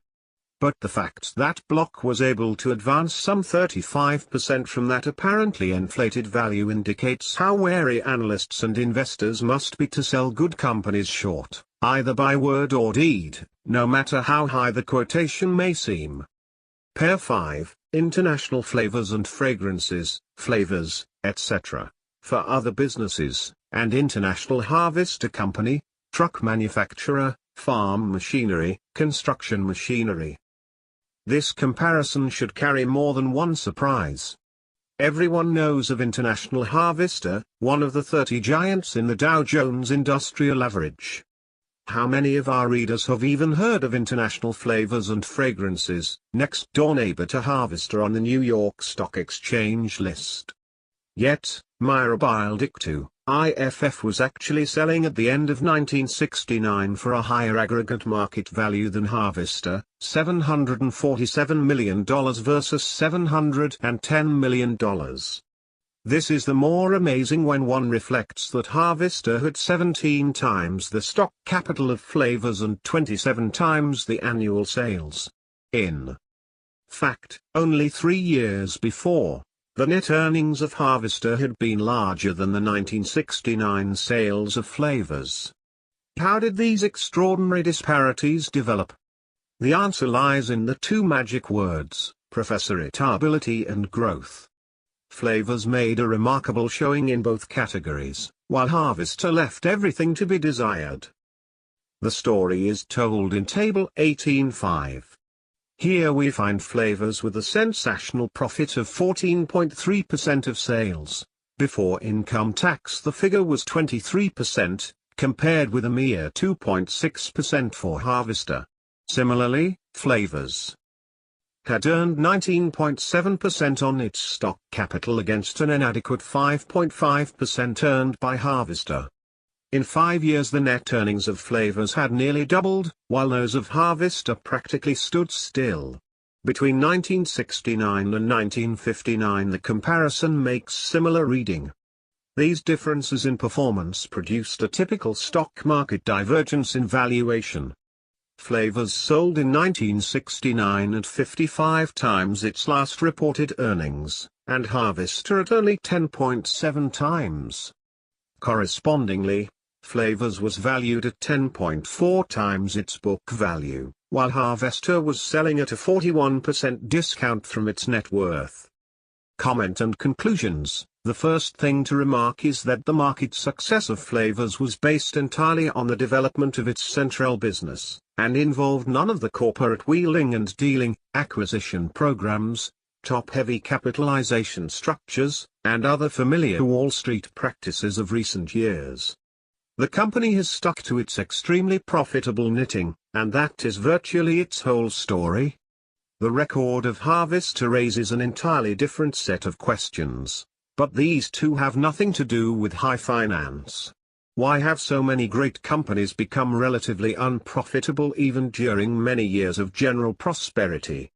What is the advantage of doing more than $21.5 billion of business if the enterprise cannot earn enough to justify the shareholders' investment? It is not for us to prescribe the solution of this problem. But we insist that not only management but the rank and file of shareholders should be conscious that the problem exists and that it calls for the best brains and the best efforts possible to deal with it. From the standpoint of common stock selection, neither issue would have met our standards of sound, reasonably attractive, and moderately priced investment. Flavors was a typical brilliantly successful but lavishly valued company. Harvester's showing was too mediocre to make it really attractive even at its discount price. Undoubtedly there were better values available in the reasonably priced class. Sequel to 1971, the low price of Harvester at the end of 1969 protected it from a large further decline in the bad break of 1970. It lost only 10% more. Flavors proved more vulnerable and declined to 45. A loss of 30%. In the subsequent recovery both advanced, well above their 1969 close, but Harvester soon fell back to the 25 level. Pair 6, McGraw-Edison, Public Utility and Equipment, Housewares, McGraw-Hill Incorporated, Books, Films, Instruction Systems, Magazine and Newspaper Publishers, Information Services. This pair with so similar names, which at times we shall call Edison and Hill, are two large and successful enterprises in vastly different fields. We have chosen December 31, 1968, as the date of our comparison, developed in Table 18.6. The issues were selling at about the same price. But because of Hill's larger capitalization, it was valued at about twice the total figure of the other. This difference should appear somewhat surprising, since Edison had about 50% higher sales and 1/4 larger net earnings. As a result, we find that the key ratio, the multiplier of earnings, was more than twice as great for Hill as for Edison. This phenomenon seems explicable chiefly by the persistence of a strong enthusiasm and partiality exhibited by the market toward shares of book publishing companies, several of which had been introduced to public trading in the later 1960s. Actually, by the end of 1968 it was evident that this enthusiasm had been overdone. The Hill shares had sold at 56 in 1967, more than 40 times the just reported record earnings for 1966. But a small decline had appeared in 1967 and a further decline in 1968. Thus the current high multiplier of 35 was being applied to a company that had already shown 2 years of receding profits. Nonetheless, the stock was still valued at more than 8 times its tangible asset backing, indicating a goodwill component of not far from $1 billion. Thus the price seemed to illustrate, in Dr. Johnson's famous phrase, the triumph of help over experience. By contrast, McGraw-Edison seemed quoted at a reasonable price in relation to the high general market level and to the company's overall performance and financial position. Sequel to early 1971, the decline of McGraw-Hill's earnings continued through 1969 and 1970, dropping to $1.02 and then to $1.82 per share. In the May 1970 debacle, its price suffered a devastating break to 10, less than a fifth of the figure 2 years before. It had a good recovery thereafter, but the high of 24 in May 1971 was still only 60% of the 1968 closing price. McGraw-Edison gave a better account of itself, declining to 22 in 1970 and recovering fully to 411 halves in May 1971. McGraw-Hill continues to be a strong and prosperous company. But its price history exemplifies, as do so many other cases, the speculative hazards in such stocks created by Wall Street through its undisciplined waves of optimism and pessimism. Pair 7, National General Corporation, a large conglomerate, and National Presto Industries, diverse electric appliances, ordnance. These two companies invite comparison chiefly because they are so different. Let us call them General and Presto. We have selected the end of 1968 for our study, because the write-offs taken by General in 1969 made the figures for that year too ambiguous. The full flavor of General's far-flung activities could not be savored the year before, but it was already conglomerate enough for anyone's taste. The condensed description in the stock guide read nationwide theater chain, motion picture and TV production, savings and loan association, book publishing. To which could be added, then or later, insurance, investment banking, records, music publishing, computerized services, real estate, and 35% of Performance Systems Incorporated, name recently changed from Mini Pearl's Chicken System Incorporated. Presto had also followed a diversification program, but in comparison with General it was modest indeed. Starting as the leading maker of pressure cookers, it had branched out into various other household and electric appliances. Quite differently, also, it took on a number of ordnance contracts for the U.S. government. Our Table 18.7 summarizes the showing of the companies at the end of 1968. The capital structure of Presto was as simple as it could be, nothing but 1,478,000 shares of common stock, selling in the market for $58 million. Contrastingly, General had more than twice as many shares of common, plus an issue of convertible preferred, plus 3 issues of stock warrants calling for a huge amount of common, plus a towering convertible bond issue, just given in exchange for stock of an insurance company, plus a goodly sum of non-convertible bonds. All this added up to a market capitalization of $534 million, not counting an impending issue of convertible bonds, and $750 million, including such issue. Despite National General's enormously greater capitalization, it had actually done considerably less gross business than Presto in their fiscal years, and it had shown only 75% of Presto's net income. The determination of the true market value of General's common stock capitalization presents an interesting problem for security analysts and has important implications for anyone interested in the stock on any basis more serious than outright gambling. The relatively small $41.5 convertible preferred can be readily taken care of by assuming its conversion into common, when the latter sells at a suitable market level. This we have done in Table 18.7. But the warrants require different treatment. In calculating the full dilution basis, the company assumes exercise of all their warrants, and the application of the proceeds to the retirement of debt, plus use of the balance to buy in common at the market. These assumptions actually produced virtually no effect on the earnings per share in calendar 1968, which were reported as $1.51 both before and after allowance for dilution. We consider this treatment illogical and unrealistic.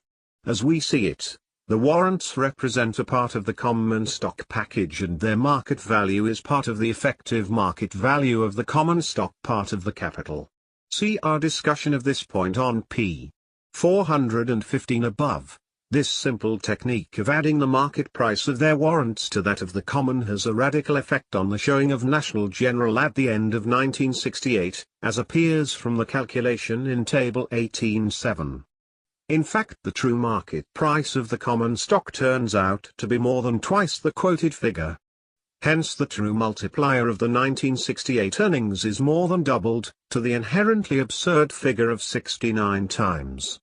The total market value of the common stock equivalents then becomes $413 million, which is over 3 times the tangible assets shown therefore. These figures appear the more anomalous when comparison is made with those of Presto. One is moved to ask, how could Presto possibly be valued at only 6.9 times its current earnings when the multiplier for General was nearly 10 times as great?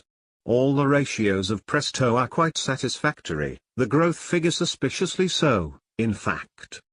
By that we mean that the company was undoubtedly benefiting considerably from its war work, and the shareholders should be prepared for some falling off in profits under peacetime conditions.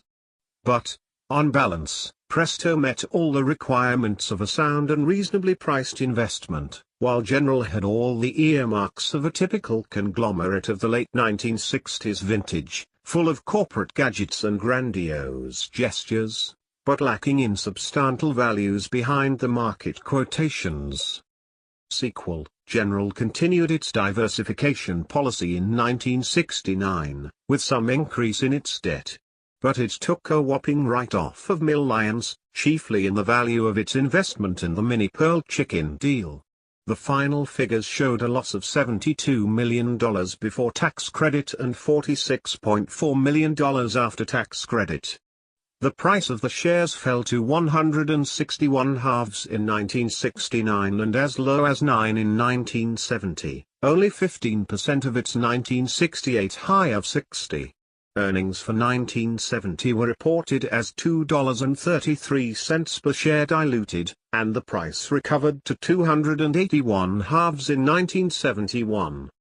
National Presto increased its per share earnings somewhat in both 1969 and 1970, marking 10 years of uninterrupted growth of profits. Nonetheless, its price declined to 211 halves in the 1970 debacle. This was an interesting figure, since it was less than 4 times the last reported earnings, and less than the net current assets available for the stock at the time. Late in 1971 we find the price of National Presto 60% higher, at 34, but the ratios are still startling.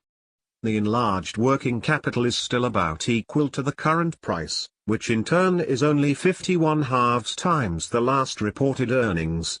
If the investor could now find 10 such issues, for diversification, he could be confident of satisfactory results. Pair 8, Whiting Corporation, Materials Handling Equipment, and Wilcox & Gibbs, small conglomerate. This pair are close but not touching neighbors on the American Stock Exchange list. The comparison, set forth in Table 18.8a, makes one wonder if Wall Street is a rational institution. The company with smaller sales and earnings, and with half the tangible assets for the common, sold at about 4 times the aggregate value of the other. The higher valued company was about to report a large loss after special charges. It had not paid a dividend in 13 years. The other had a long record of satisfactory earnings, had paid continuous dividends since 1936, and was currently returning one of the highest dividend yields in the entire common stock list. To indicate more vividly the disparity in the performance of the two companies, we append, in Table 18.8b, the earnings and price record for 1961 to 1970. The history of the two companies throws an interesting light on the development of medium-sized businesses in this country, in contrast with much larger-sized companies that have mainly appeared in these pages. Whiting was incorporated in 1896, and thus goes back at least 75 years. It seems to have kept pretty faithfully to its materials handling business and has done quite well with it over the decades. Wilcox & Gibbs goes back even farther, to 1866, and was long known in its industry as a prominent maker of industrial sewing machines.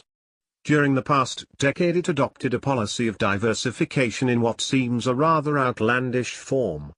For on the one hand it has an extraordinarily large number of subsidiary companies, at least 24, making an astonishing variety of products. But on the other hand the entire conglomeration adds up to mighty small potatoes by usual Wall Street standards. The earnings developments in Whiting are rather characteristic of our business concerns.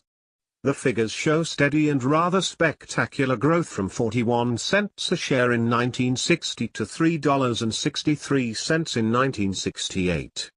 But they carried no assurance that such growth must continue indefinitely.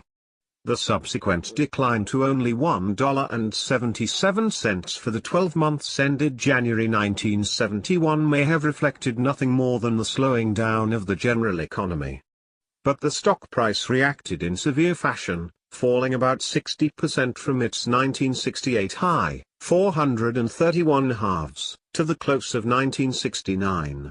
Our analysis would indicate that the shares represented a sound and attractive secondary issue investment, suitable for the enterprising investor as part of a group of such commitments. Sequel: Wilcox & Gibbs showed a small operating loss for 1970. Its price declined drastically to a low of 41 halves, recovering in typical fashion to 91 halves in February 1971. It would be hard to justify that price statistically. Whiting had a relatively small decline, to 163/4 in 1970. At that price it was selling at just about the current assets alone available for the shares. Its earnings held at $1.85 per share to July 1971.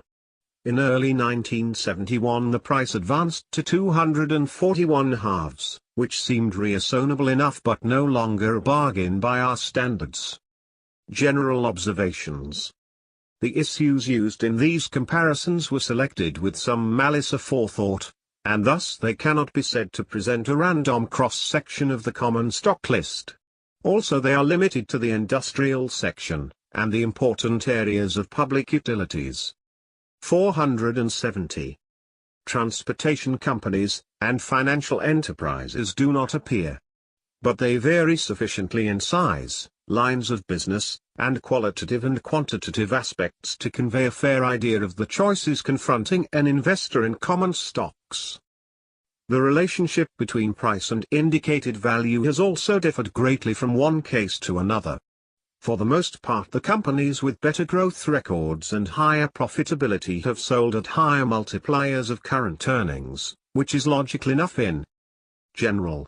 Whether the specific differentials in price-earnings ratios are justified by the facts, on will be vindicated by future developments, cannot be answered with confidence.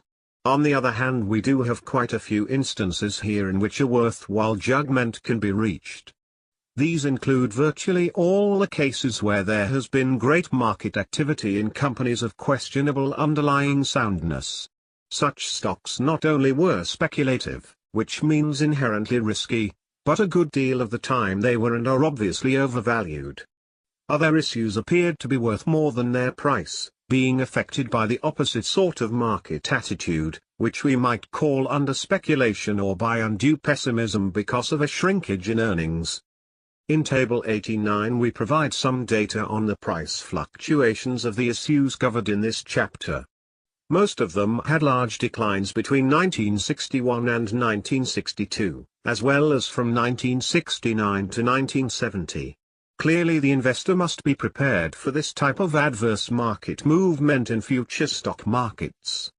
In Table 1810 we show year-to-year fluctuations of McGraw-Hill common stock for the period 1958 to 1970. It will be noted that in each of the last 13 years the price either advanced or declined over a range of at least 3 to 2 from one year to the next. In the case of National General, fluctuations of at least this amplitude both upward and downward were shown in each 2-year period. In studying the stock list for the material in this chapter, we were impressed once again by the wide difference between the usual objectives of security analysis and those we deem dependable and rewarding. Most security analysts try to select the issues that will give the best account of themselves in the future, in terms chiefly of market action but considering also the development of earnings. We are frankly skeptical as to whether this can be done with satisfactory results. Our preference for the analyst's work would be rather that he should seek the exceptional or minority cases in which he can form a reasonably confident judgment that the price is well below value. He should be able to do this work with sufficient expertness to produce satisfactory average results over the years. Chapter 19. Shareholders and Managements. Dividend Policy. Ever since 1934 we have argued in our writings for a more intelligent and energetic attitude by shareholders toward their managements. We have asked them to take a generous attitude toward those who are demonstrably doing a good job. We have asked them also to demand clear and satisfying explanations when the results appear to be worse than they should be, and to support movements to improve or remove clearly unproductive managements. Shareholders are justified in raising questions as to the competence of the management when the results, 1, are unsatisfactory in themselves, 2, are poorer than those obtained by other companies that appear similarly situated, and 3, have resulted in an unsatisfactory market price of long duration. In the last 36 years practically nothing has actually been accomplished through intelligent action by the great body of shareholders. A sensible crusader, if there are any such, would take this as a sign that he has been wasting his time, and that he had better give up the fight. As it happens, our cause has not been lost. It has been rescued by an extraneous development, known as takeovers, or takeover bids. We said in Chapter 8 that poor managements produce poor market prices. The low market prices, in turn, attract the attention of companies interested in diversifying their operations, and these are now legion. Innumerable such acquisitions have been accomplished by agreement with the existing managements, or else by accumulation of shares in the market and by offers made over the head of those in control. The price bid has usually been within the range of the value of the enterprise under reasonably competent management. Hence, in many cases, the inert public shareholder has been bailed out by the actions of outsiders who at times may be enterprising individuals or groups acting on their own. It can be stated as a rule with very few exceptions that poor managements are not changed by action of the public stockholders, but only by the assertion of control by an individual or compact group. This is happening often enough these days to put the management, including the board of directors, of a typical publicly controlled company on notice that if its operating results and the resulting market price are highly unsatisfactory, it may become the target of a successful takeover move. As a consequence, boards of directors have probably become more alive than previously to their fundamental duty to see that their company has a satisfactory top management. Many more changes of presidents have been seen in recent years than formerly. Not all companies in the unsatisfactory class have benefited from such developments. Also, the change has often occurred after a long period of bad results without remedial action, and has depended on enough disappointed shareholders selling out at low prices to permit the energetic outsiders to acquire a controlling position in the shares. But the idea that public shareholders could really help themselves by supporting moves for improving management and management policies has proved too quixotic to warrant further space in this book. Those individual shareholders who have enough gumption to make their presence felt at annual meetings, generally a completely futile performance, will not need our counsel on what points to raise with the managements. For others the advice would probably be wasted. Nevertheless, let us close this section with the plea that shareholders consider with an open mind and with careful attention any proxy material sent them by fellow shareholders who want to remedy an obviously unsatisfactory management situation in the company. Shareholders and dividend policy. In the past, the dividend policy was a fairly frequent subject of argument between public, or minority, shareholders and managements. In general, these shareholders wanted more liberal dividends, while the managements preferred to keep the earnings in the business to strengthen the company. They asked the shareholders to sacrifice their present interests for the good of the enterprise and for their own future long-term benefit. But in recent years the attitude of investors toward dividends has been undergoing a gradual but significant change. The basic argument now for paying small rather than liberal dividends is not that the company needs the money, but rather that it can use it to the shareholders' direct and immediate advantage by retaining the funds for profitable expansion. Years ago it was typically the weak company that was more or less forced to hold on to its profits, instead of paying out the usual 60% to 75% of them in dividends. The effect was almost always adverse to the market price of the shares.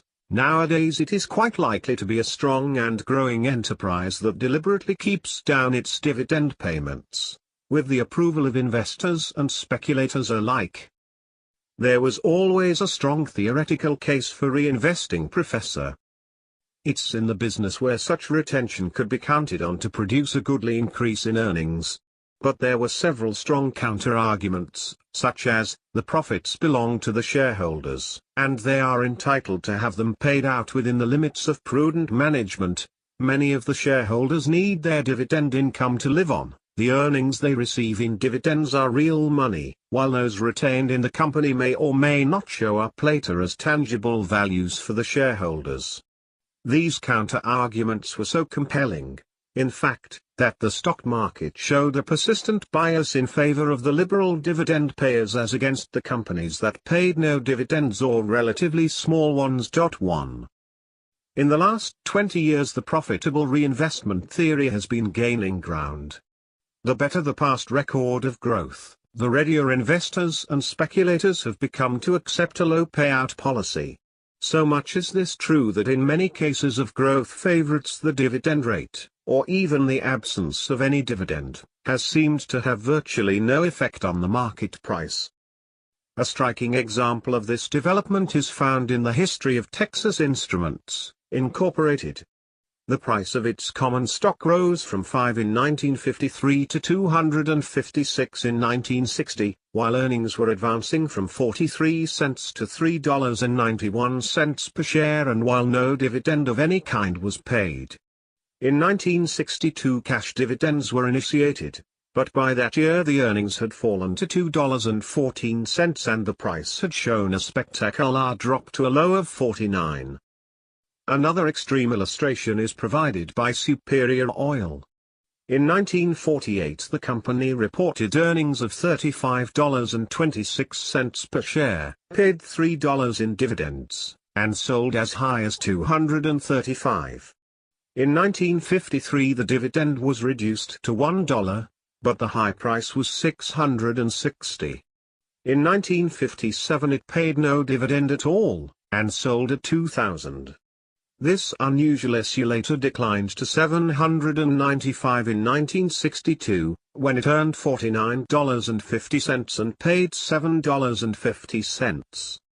Investment sentiment is far from crystallized in this matter of dividend policy of growth companies. The conflicting views are well illustrated by the cases of two of our very largest corporations, American Telephone and Telegraph and International Business Machines. American Telephone and Telephone came to be regarded as an issue with good growth possibilities, as shown by the fact that in 1961 it sold at 25 times that year's earnings. Nevertheless, the company's cash dividend policy has remained an investment and speculative consideration of first importance, its quotation making an active response to even rumors of an impending increase in the dividend rate. On the other hand, comparatively little attention appears to have been paid to the cash dividend on IBM, which in 1960 yielded only 0.5% at the high price of the year and 1.5% at the close of 1970. But in both cases stock splits have operated as a potent stock market influence. The market's appraisal of cash dividend policy appears to be developing in the following direction, where prime emphasis is not placed on growth. The stock is rated as an income issue, and the dividend rate retains its long-held importance as the prime determinant of market price. At the other extreme, stocks clearly recognized to be in the rapid growth category are valued primarily in terms of the expected growth rate over, say, the next decade, and the cash dividend rate is more or less left out of the reckoning. While the above statement may properly describe present tendencies, it is by no means a clear-cut guide to the situation in all common stocks, and perhaps not in the majority of them. For one thing, many companies occupy an intermediate position between growth and non-growth enterprises. It is hard to say how much importance should be ascribed to the growth factor in such cases, and the market's view thereof may change radically from year to year. Secondly, there seems to be something paradoxical about requiring the companies showing slower growth to be more liberal with their cash dividends. For these are generally the less prosperous concerns, and in the past the more prosperous the company the greater was the expectation of both liberal and increasing payments. It is our belief that shareholders should demand of their managements either a normal payout of earnings, on the order, say, of 2/3, or else a clear-cut demonstration that the reinvested profits have produced a satisfactory increase in per-share earnings. Such a demonstration could ordinarily be made in the case of a recognized growth company, but in many other cases a low payout is clearly the cause of an average market price that is below fair value, and here the shareholders have every right to inquire and probably to complain. A niggardly policy has often been imposed on a company because its financial position is relatively weak, and it has needed all or most of its earnings, plus depreciation charges, to pay debts and bolster its working capital position. When this is so, there is not much the shareholders can say about it, except perhaps to criticize the management for permitting the company to fall into such an unsatisfactory financial position. However, dividends are sometimes held down by relatively unprosperous companies for the declared purpose of expanding the business. We feel that such a policy is illogical on its face, and should require both a complete explanation and a convincing defense before the shareholders should accept it. In terms of the past record, there is no reason a priori to believe that the owners will benefit from expansion moves undertaken with their money by a business showing mediocre results and continuing its old management. Stock dividends and stock splits. It is important that investors understand the essential difference between a stock dividend, properly so called, and a stock split. The latter represents a restatement of the common stock structure, in a typical case by issuing 2 or 3 shares for one. The new shares are not related to specific earnings reinvested in a specific past period. Its purpose is to establish a lower market price for the single shares, presumably because such lower price range would be more acceptable to old and new shareholders. A stock split may be carried out by what technically may be called a stock dividend, which involves a transfer of sums from earned surplus to capital account, or else by a change in par value, which does not affect the surplus account. What we should call a proper stock dividend is one that is paid to shareholders to give them a tangible evidence or representation of specific earnings which have been reinvested in the business for their account over some relatively short period in the recent past, say, not more than the 2 preceding years. It is now approved practice to value such a stock dividend at the approximate value at the time of declaration, and to transfer an amount equal to such value from earned surplus to capital accounts. Thus the amount of a typical stock dividend is relatively small, in most cases not more than 5%. In essence, a stock dividend of this sort has the same overall effect as the payment of an equivalent amount of cash out of earnings when accompanied by the sale of additional shares of like total value to the shareholders. However, a straight stock dividend has an important tax advantage over the otherwise equivalent combination of cash dividends with stock subscription rights, which is the almost standard practice for public utility companies. The New York Stock Exchange has set the figure of 25% as a practical dividing line between stock splits and stock dividends. Those of 25% or more need not be accompanied by the transfer of their market value from earned surplus to capital, and so forth. Some companies, especially banks, still follow the old practice of declaring any kind of stock dividend they please, for example, one of 10%, not related to recent earnings, and these instances maintain an undesirable confusion in the financial world. We have long been a strong advocate of a systematic and clearly enunciated policy with respect to the payment of cash and stock dividends. Under such a policy, stock dividends are paid periodically to capitalize all or a stated portion of the earnings reinvested in the business. Such a policy, covering 100% of the reinvested earnings, has been followed by Purex, government employees insurance, and perhaps a few others.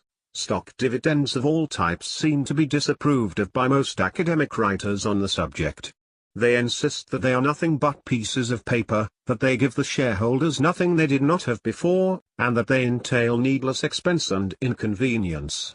On our side we consider this a completely doctrinaire view, which fails to take into account the practical and psychological realities of investment. True, a periodic stock dividend, say of 5%, changes only the form of the owner's investment.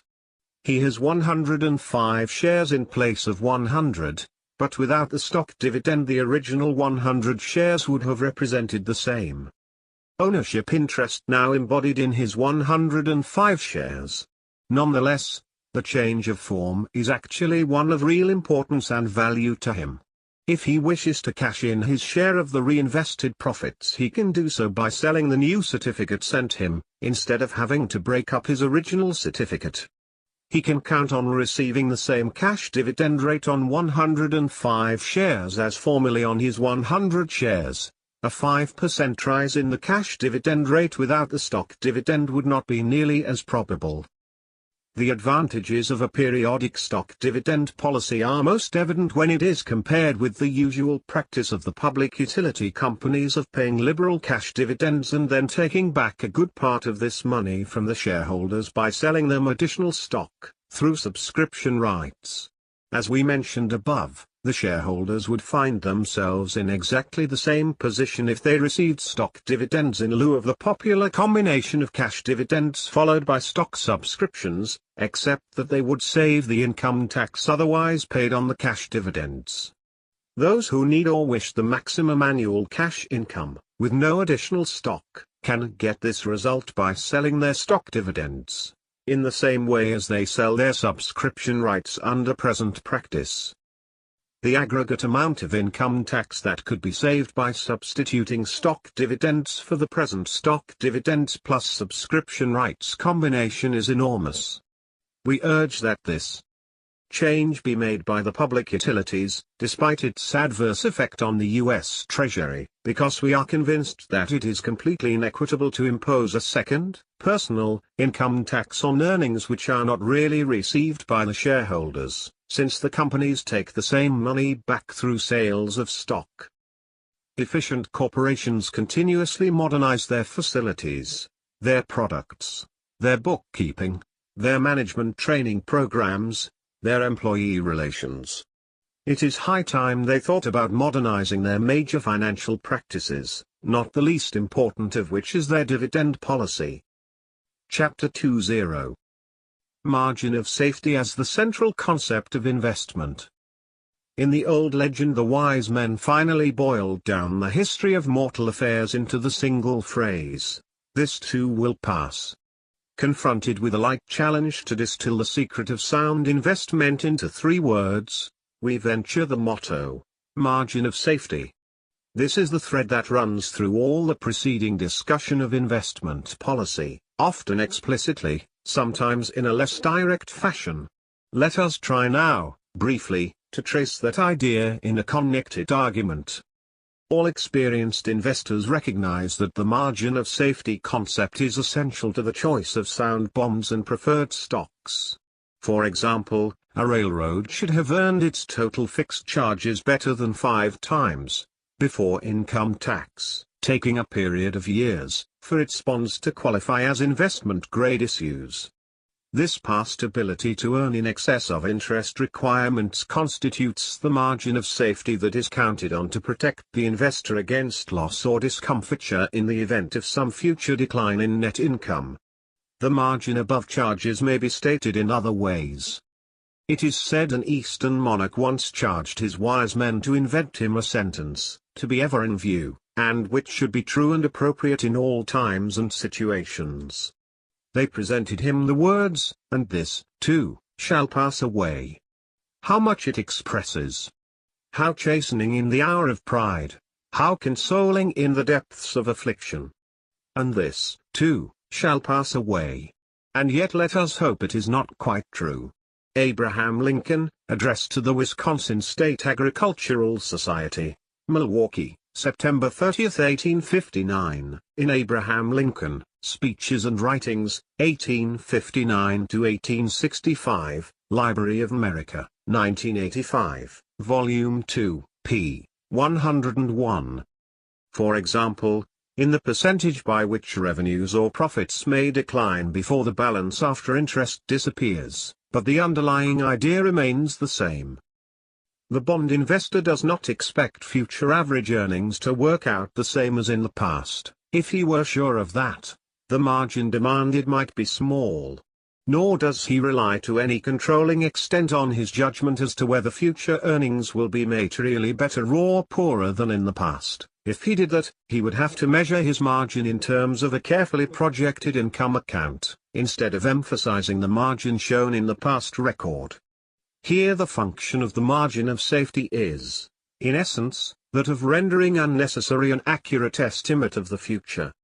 If the margin is a large one, then it is enough to assume that future earnings will not fall far below those of the past in order for an investor to feel sufficiently protected against the vicissitudes of time. The margin of safety for bonds may be calculated, alternatively, by comparing the total value of the enterprise with the amount of debt. A similar calculation may be made for a preferred stock issue. If the business owes $10 million and is fairly worth $30 million, there is room for a shrinkage of 2/3 in value, at least theoretically, before the bondholders will suffer loss. The amount of this extra value, or cushion, above the debt may be approximated by using the average market price of the junior stock issues over a period of years. Since average stock prices are generally related to average earning power, the margin of enterprise value over debt and the margin of earnings over charges will in most cases yield similar results. So much for the margin of safety concept as applied to fixed value investments. Can it be carried over into the field of common stocks? Yes, but with some necessary modifications. There are instances where a common stock may be considered sound because it enjoys a margin of safety as large as that of a good bond.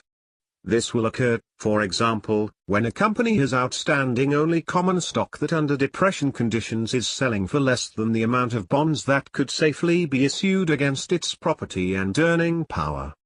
That was the position of a host of strongly financed industrial companies at the low price levels of 1932 to 33.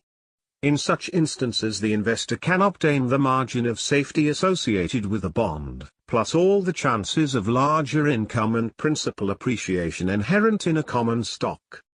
The only thing he lacks is the legal power to insist on dividend payments or else, but this is a small drawback as compared with his advantages. Common stocks bought under such circumstances will supply an ideal, though infrequent, combination of safety and profit opportunity.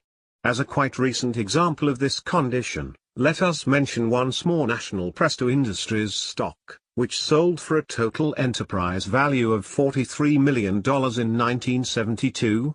With its $16 millions of recent earnings before taxes, the company could easily have supported this amount of bonds. In the ordinary common stock, bought for investment under normal conditions, the margin of safety lies in an expected earning power considerably above the going rate for bonds. In former editions we elucidated this point with the following figures. Assume in a typical case that the earning power is 9% on the price and that the bond rate is 4%, then the stock buyer will have an average annual margin of 5% accruing in his favor. Some of the excess is paid to him in the dividend rate. Even though spent by him, it enters into his overall investment result. The undistributed balance is reinvested in the business for his account. In many cases such reinvested earnings fail to add commensurately to the earning power and value of his stock. That is why the market has a stubborn habit of valuing earnings dispersed in dividends more generously than the portion retained in the business.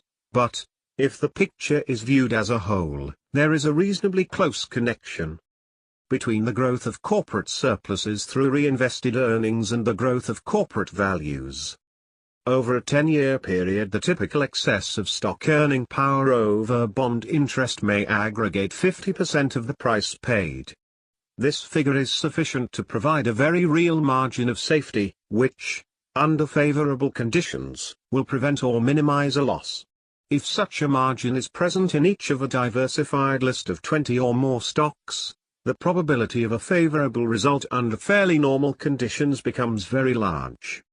That is why the policy of investing in representative common stocks does not require high qualities of insight and foresight to work out successfully. If the purchases are made at the average level of the market over a span of years, the prices paid should carry with them assurance of an adequate margin of safety. The danger to investors lies in concentrating their purchases in the upper levels of the market, or in buying non-representative common stocks that carry more than average risk of diminished earning power. As we see it, the whole problem of common stock investment under 1972 conditions lies in the fact that in a typical case the earning power is now much less than 9% on the price paid. Let us assume that by concentrating somewhat on the low multiplier issues among the large companies, a defensive investor may now acquire equities at 12 times recent earnings, that is, with an earnings return of 8.33% on cost. He may obtain a dividend yield of about 4%, and he will have 4.33% of his cost reinvested in the business for his account.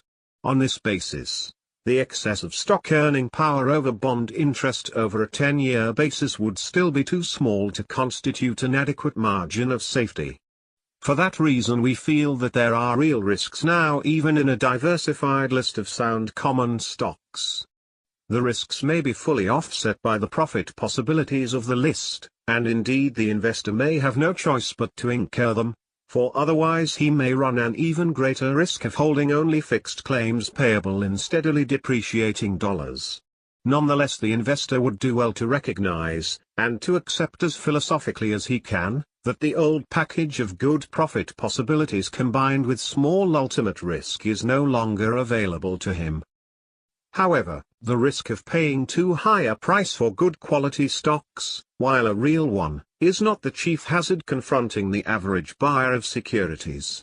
Observation over many years has taught us that the chief losses to investors come from the purchase of low-quality securities at times of favorable business conditions. The purchasers view the current good earnings as equivalent to earning power and assume that prosperity is synonymous with safety. It is in those years that bonds and preferred stocks of N4 grade can be sold to the public at a price around par, because they carry a little higher income return or a deceptively attractive conversion privilege. It is then, also, that common stocks of obscure companies can be floated at prices far above the tangible investment, on the strength of 2 or 3 years of excellent growth. These securities do not offer an adequate margin of safety in any admissible sense of the term. Coverage of interest charges and preferred dividends must be tested over a number of years, including preferably a period of subnormal business such as in 1970 to 71. The same is ordinarily true of common stock earnings if they are to qualify as indicators of earning power. Thus it follows that most of the fair weather investments, acquired at fair weather prices, are destined to suffer disturbing price declines when the horizon clouds over, and often sooner than that. Nor can the investor count with confidence on an eventual recovery, although this does come about in some proportion of the cases, for he has never had a real safety margin to tide him through adversity. The philosophy of investment in growth stocks parallels in part and in part contravenes the margin of safety principle. The growth stock buyer relies on an expected earning power that is greater than the average shown in the past. Thus he may be said to substitute these expected earnings for the past record in calculating his margin of safety. In investment theory there is no reason why carefully estimated future earnings should be a less reliable guide than the bare record of the past. In fact, security analysis is coming more and more to prefer a competently executed evaluation of the future. Thus the growth stock approach may supply as dependable a margin of safety as is found in the ordinary investment, provided the calculation of the future is conservatively made, and provided it shows a satisfactory margin in relation to the price paid. The danger in a growth stock program lies precisely here. For such favored issues the market has a tendency to set prices that will not be adequately protected by a conservative projection of future earnings. It is a basic rule of prudent investment that all estimates, when they differ from past performance, must err at least slightly on the side of understatement. The margin of safety is always dependent on the price paid. It will be large at one price, small at some higher price, non-existent at some still higher price. If, as we suggest, the average market level of most growth stocks is too high to provide an adequate margin of safety for the buyer, then a simple technique of diversified buying in this field may not work out satisfactorily.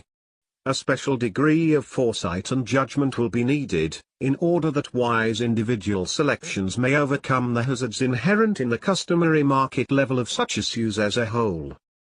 The margin of safety idea becomes much more evident when we apply it to the field of undervalued or bargain securities. We have here, by definition, a favorable difference between price on the one hand and indicated or appraised value on the other. That difference is the safety margin. It is available for absorbing the effect of miscalculations or worse than average luck. The buyer of bargain issues places particular emphasis on the ability of the investment to withstand adverse developments. For in most such cases he has no real enthusiasm about the company's prospects. True, if the prospects are definitely bad, the investor will prefer to avoid the security no matter how low the price. But the field of undervalued issues is drawn from the many concerns, perhaps a majority of the total, for which the future appears neither distinctly promising nor distinctly unpromising. If these are bought on a bargain basis, even a moderate decline in the earning power need not prevent the investment from showing satisfactory results. The margin of safety will then have served its proper purpose. Theory of diversification. There is a close logical connection between the concept of a safety margin and the principle of diversification. One is correlative with the other. Even with a margin in the investor's favor, an individual security may work out badly.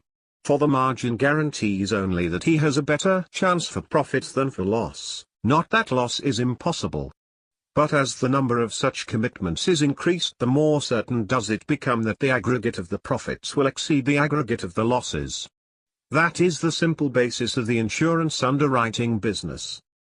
Diversification is an established tenet of conservative investment. By accepting it so universally, investors are really demonstrating their acceptance of the margin of safety principle, to which diversification is the companion. This point may be made more colorful by a reference to the arithmetic of roulette. If a man bets $1 on a single number, he is paid $35 profit when he wins, but the chances are 37 to 1 that he will lose. He has a negative margin of safety. In his case, diversification is foolish. The more numbers he bets on, the smaller his chance of ending with a profit. If he regularly bets $1 on every number, including 0 and 00, he is certain to lose $2 on each turn of the wheel.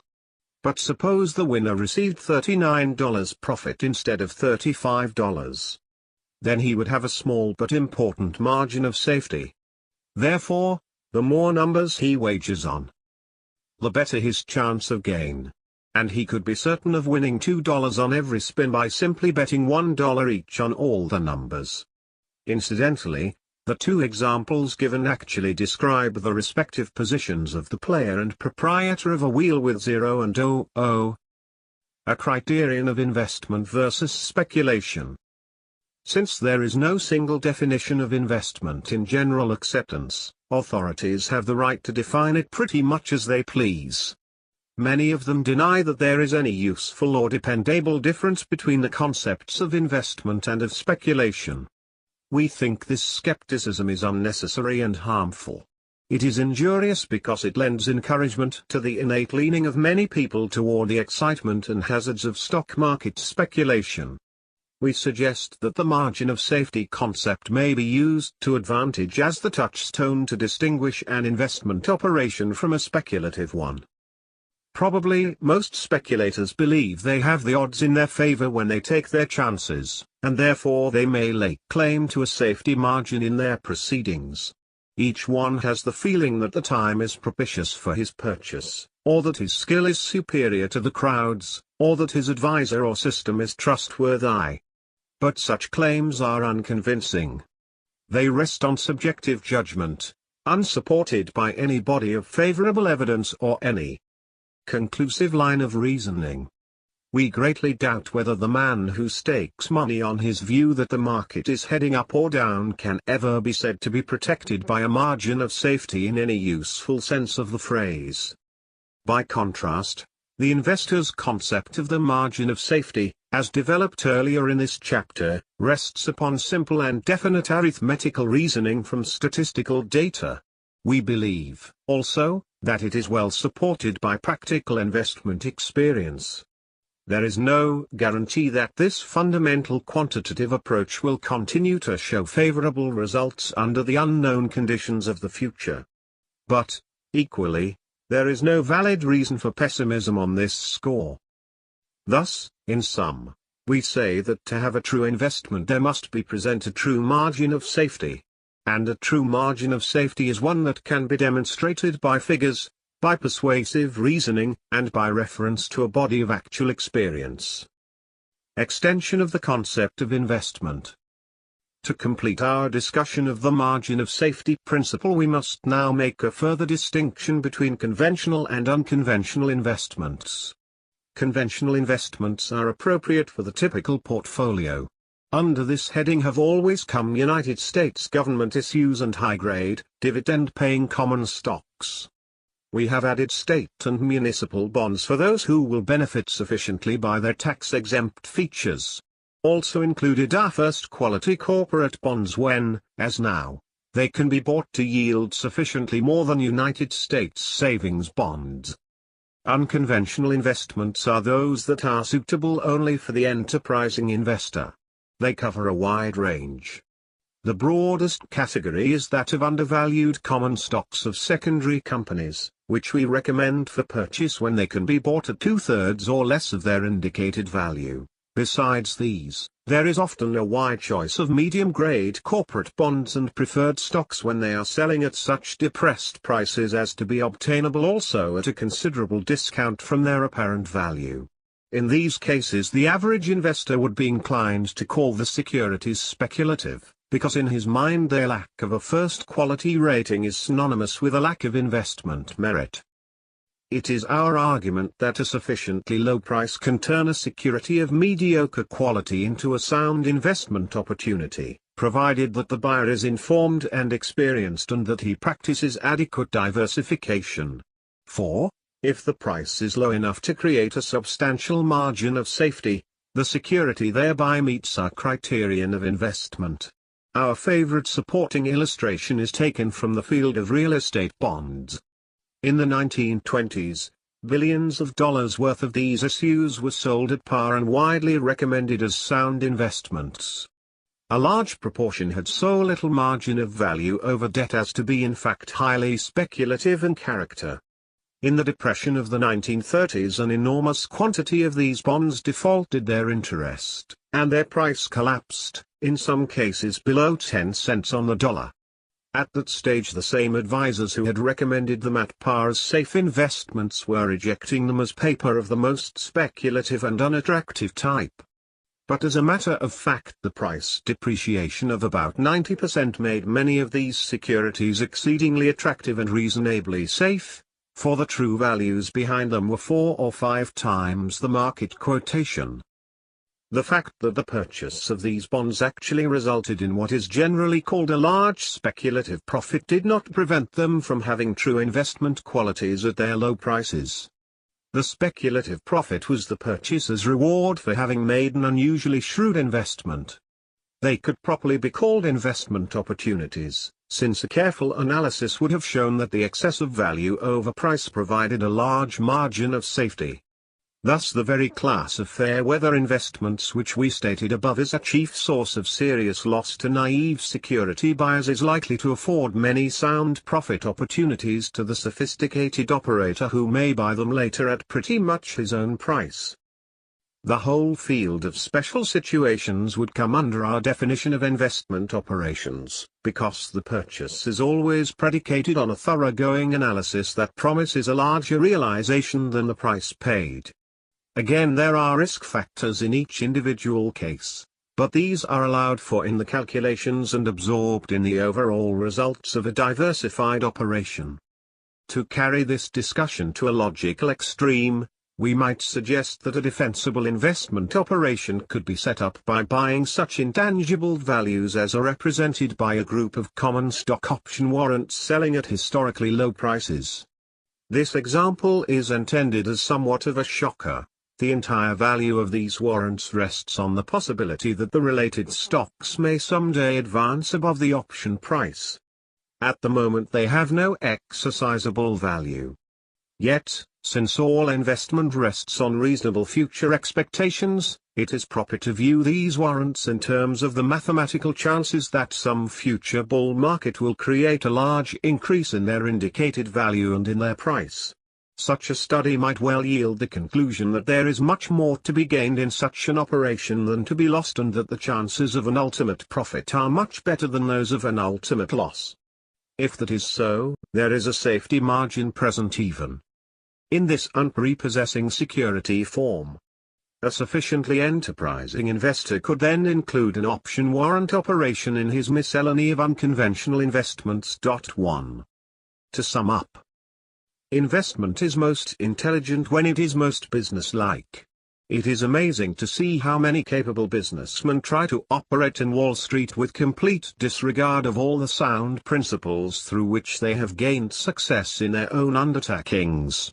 Yet every corporate security may best be viewed, in the first instance, as an ownership interest in, or a claim against, a specific business enterprise.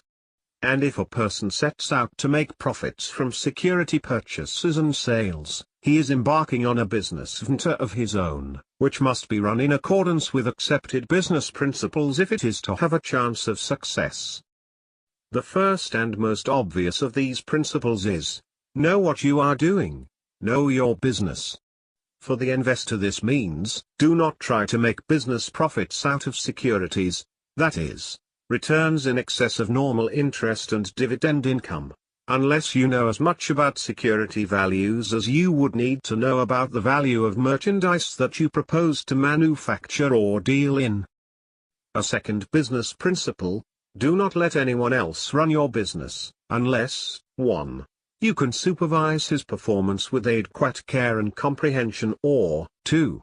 You have unusually strong reasons for placing implicit confidence in his integrity and ability. For the investor, this rule should determine the conditions under which he will permit someone else to decide what is done with his money. A third business principle, do not enter upon an operation, that is, manufacturing or trading in an item, unless a reliable calculation shows that it has a fair chance to yield a reasonable profit. In particular, keep away from ventures in which you have little to gain and much to lose.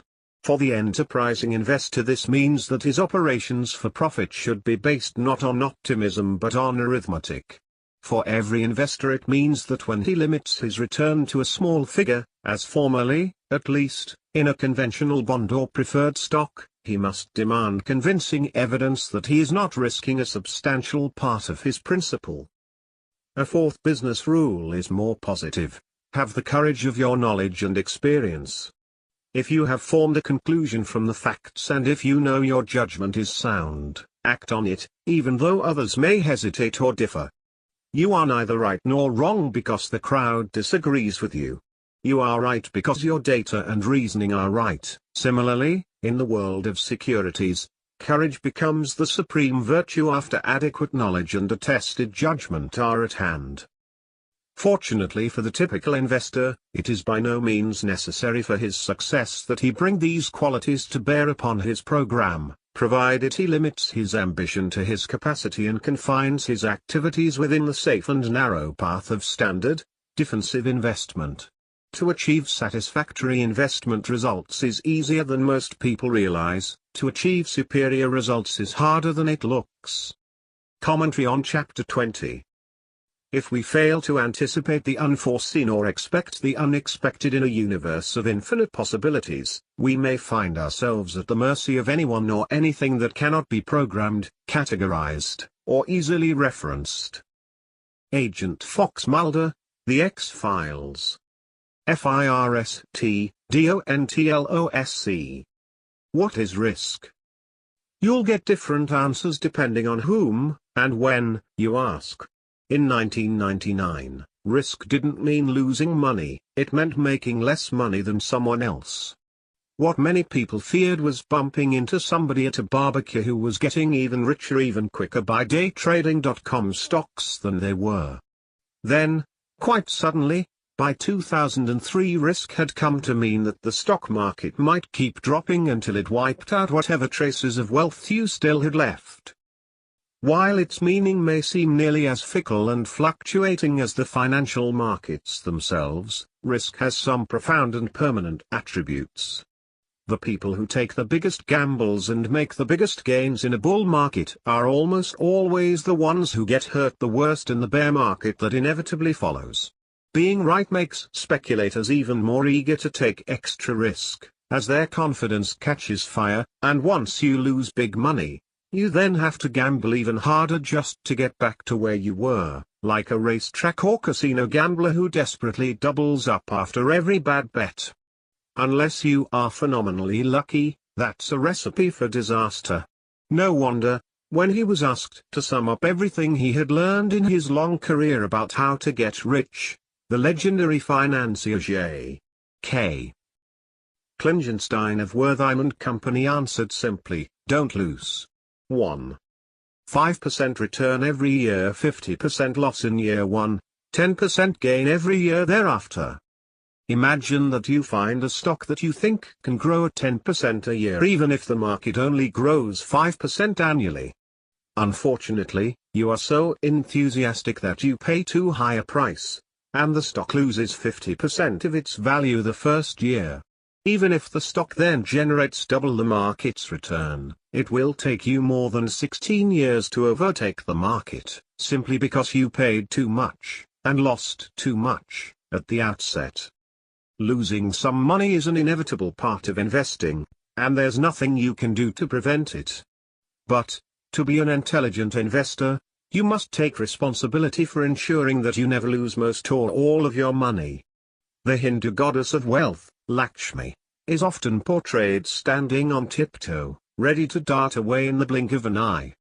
To keep her symbolically in place, some of Lakshmi's devotees will lash her statue down with strips of fabric or nail its feet to the floor. For the intelligent investor, Graham's margin of safety performs the same function. By refusing to pay too much for an investment, you minimize the chances that your wealth will ever disappear or suddenly be destroyed. Consider this: over the 4 quarters ending in December 1999, JDS Uniphase Corporation, the fiber optics company, generated $673 million in net sales, on which it lost $313 million. Its tangible assets totaled $1.5 billion. Yet, on March 7, 2000, JDS Uniphase's stock hit $153 a share, giving the company a total market value of roughly $143 billion. And then, like most new era stocks, it crashed. Anyone who bought it that day and still clung to it at the end of 2002 faced these prospects. If you had bought JDS Uniphase at its peak price of $153.421 on March 7, 2000, and still held it at year-end 2002, when it closed at $2.47, how long would it take you to get back to your purchase price at various annual average rates of return? Even at robust 10% annual rate of return, it will take more than 43 years to break even on this overpriced purchase. THERISKISNOTINOURSTOCKS, BUTINOURSELVES. Risk exists in another dimension, inside you. If you overestimate how well you really understand an investment, or overstate your ability to ride out a temporary plunge in prices, it doesn't matter what you own or how the market does. Ultimately, financial risk resides not in what kinds of investments you have, but in what kind of investor you are. If you want to know what risk really is, go to the nearest bathroom and step up to the mirror. That's risk, gazing back at you from the glass. As you look at yourself in the mirror, what should you watch for? The Nobel Prize-winning psychologist Daniel Kahneman explains 2 factors that characterize good decisions. Well-calibrated confidence: do I understand this investment as well as I think I do? Correctly anticipated regret: how will I react if my analysis turns out to be wrong? To find out whether your confidence is well-calibrated, look in the mirror and ask yourself, what is the likelihood that my analysis is right? Think carefully through these questions. How much experience do I have? What is my track record with similar decisions in the past? What is the typical track record of other people who have tried this in the past? 3. If I am buying, someone else is selling. How likely is it that I know something that this other person, or company, does not know? If I am selling, someone else is buying. How likely is it that I know something that this other person, or company, does not know? Have I calculated how much this investment needs to go up for me to break even after my taxes and costs of trading? Next, look in the mirror to find out whether you are the kind of person who correctly anticipates your regret. Start by asking, do I fully understand the consequences if my analysis turns out to be wrong? Answer that question by considering these points. If I'm right, I could make a lot of money. But what if I'm wrong?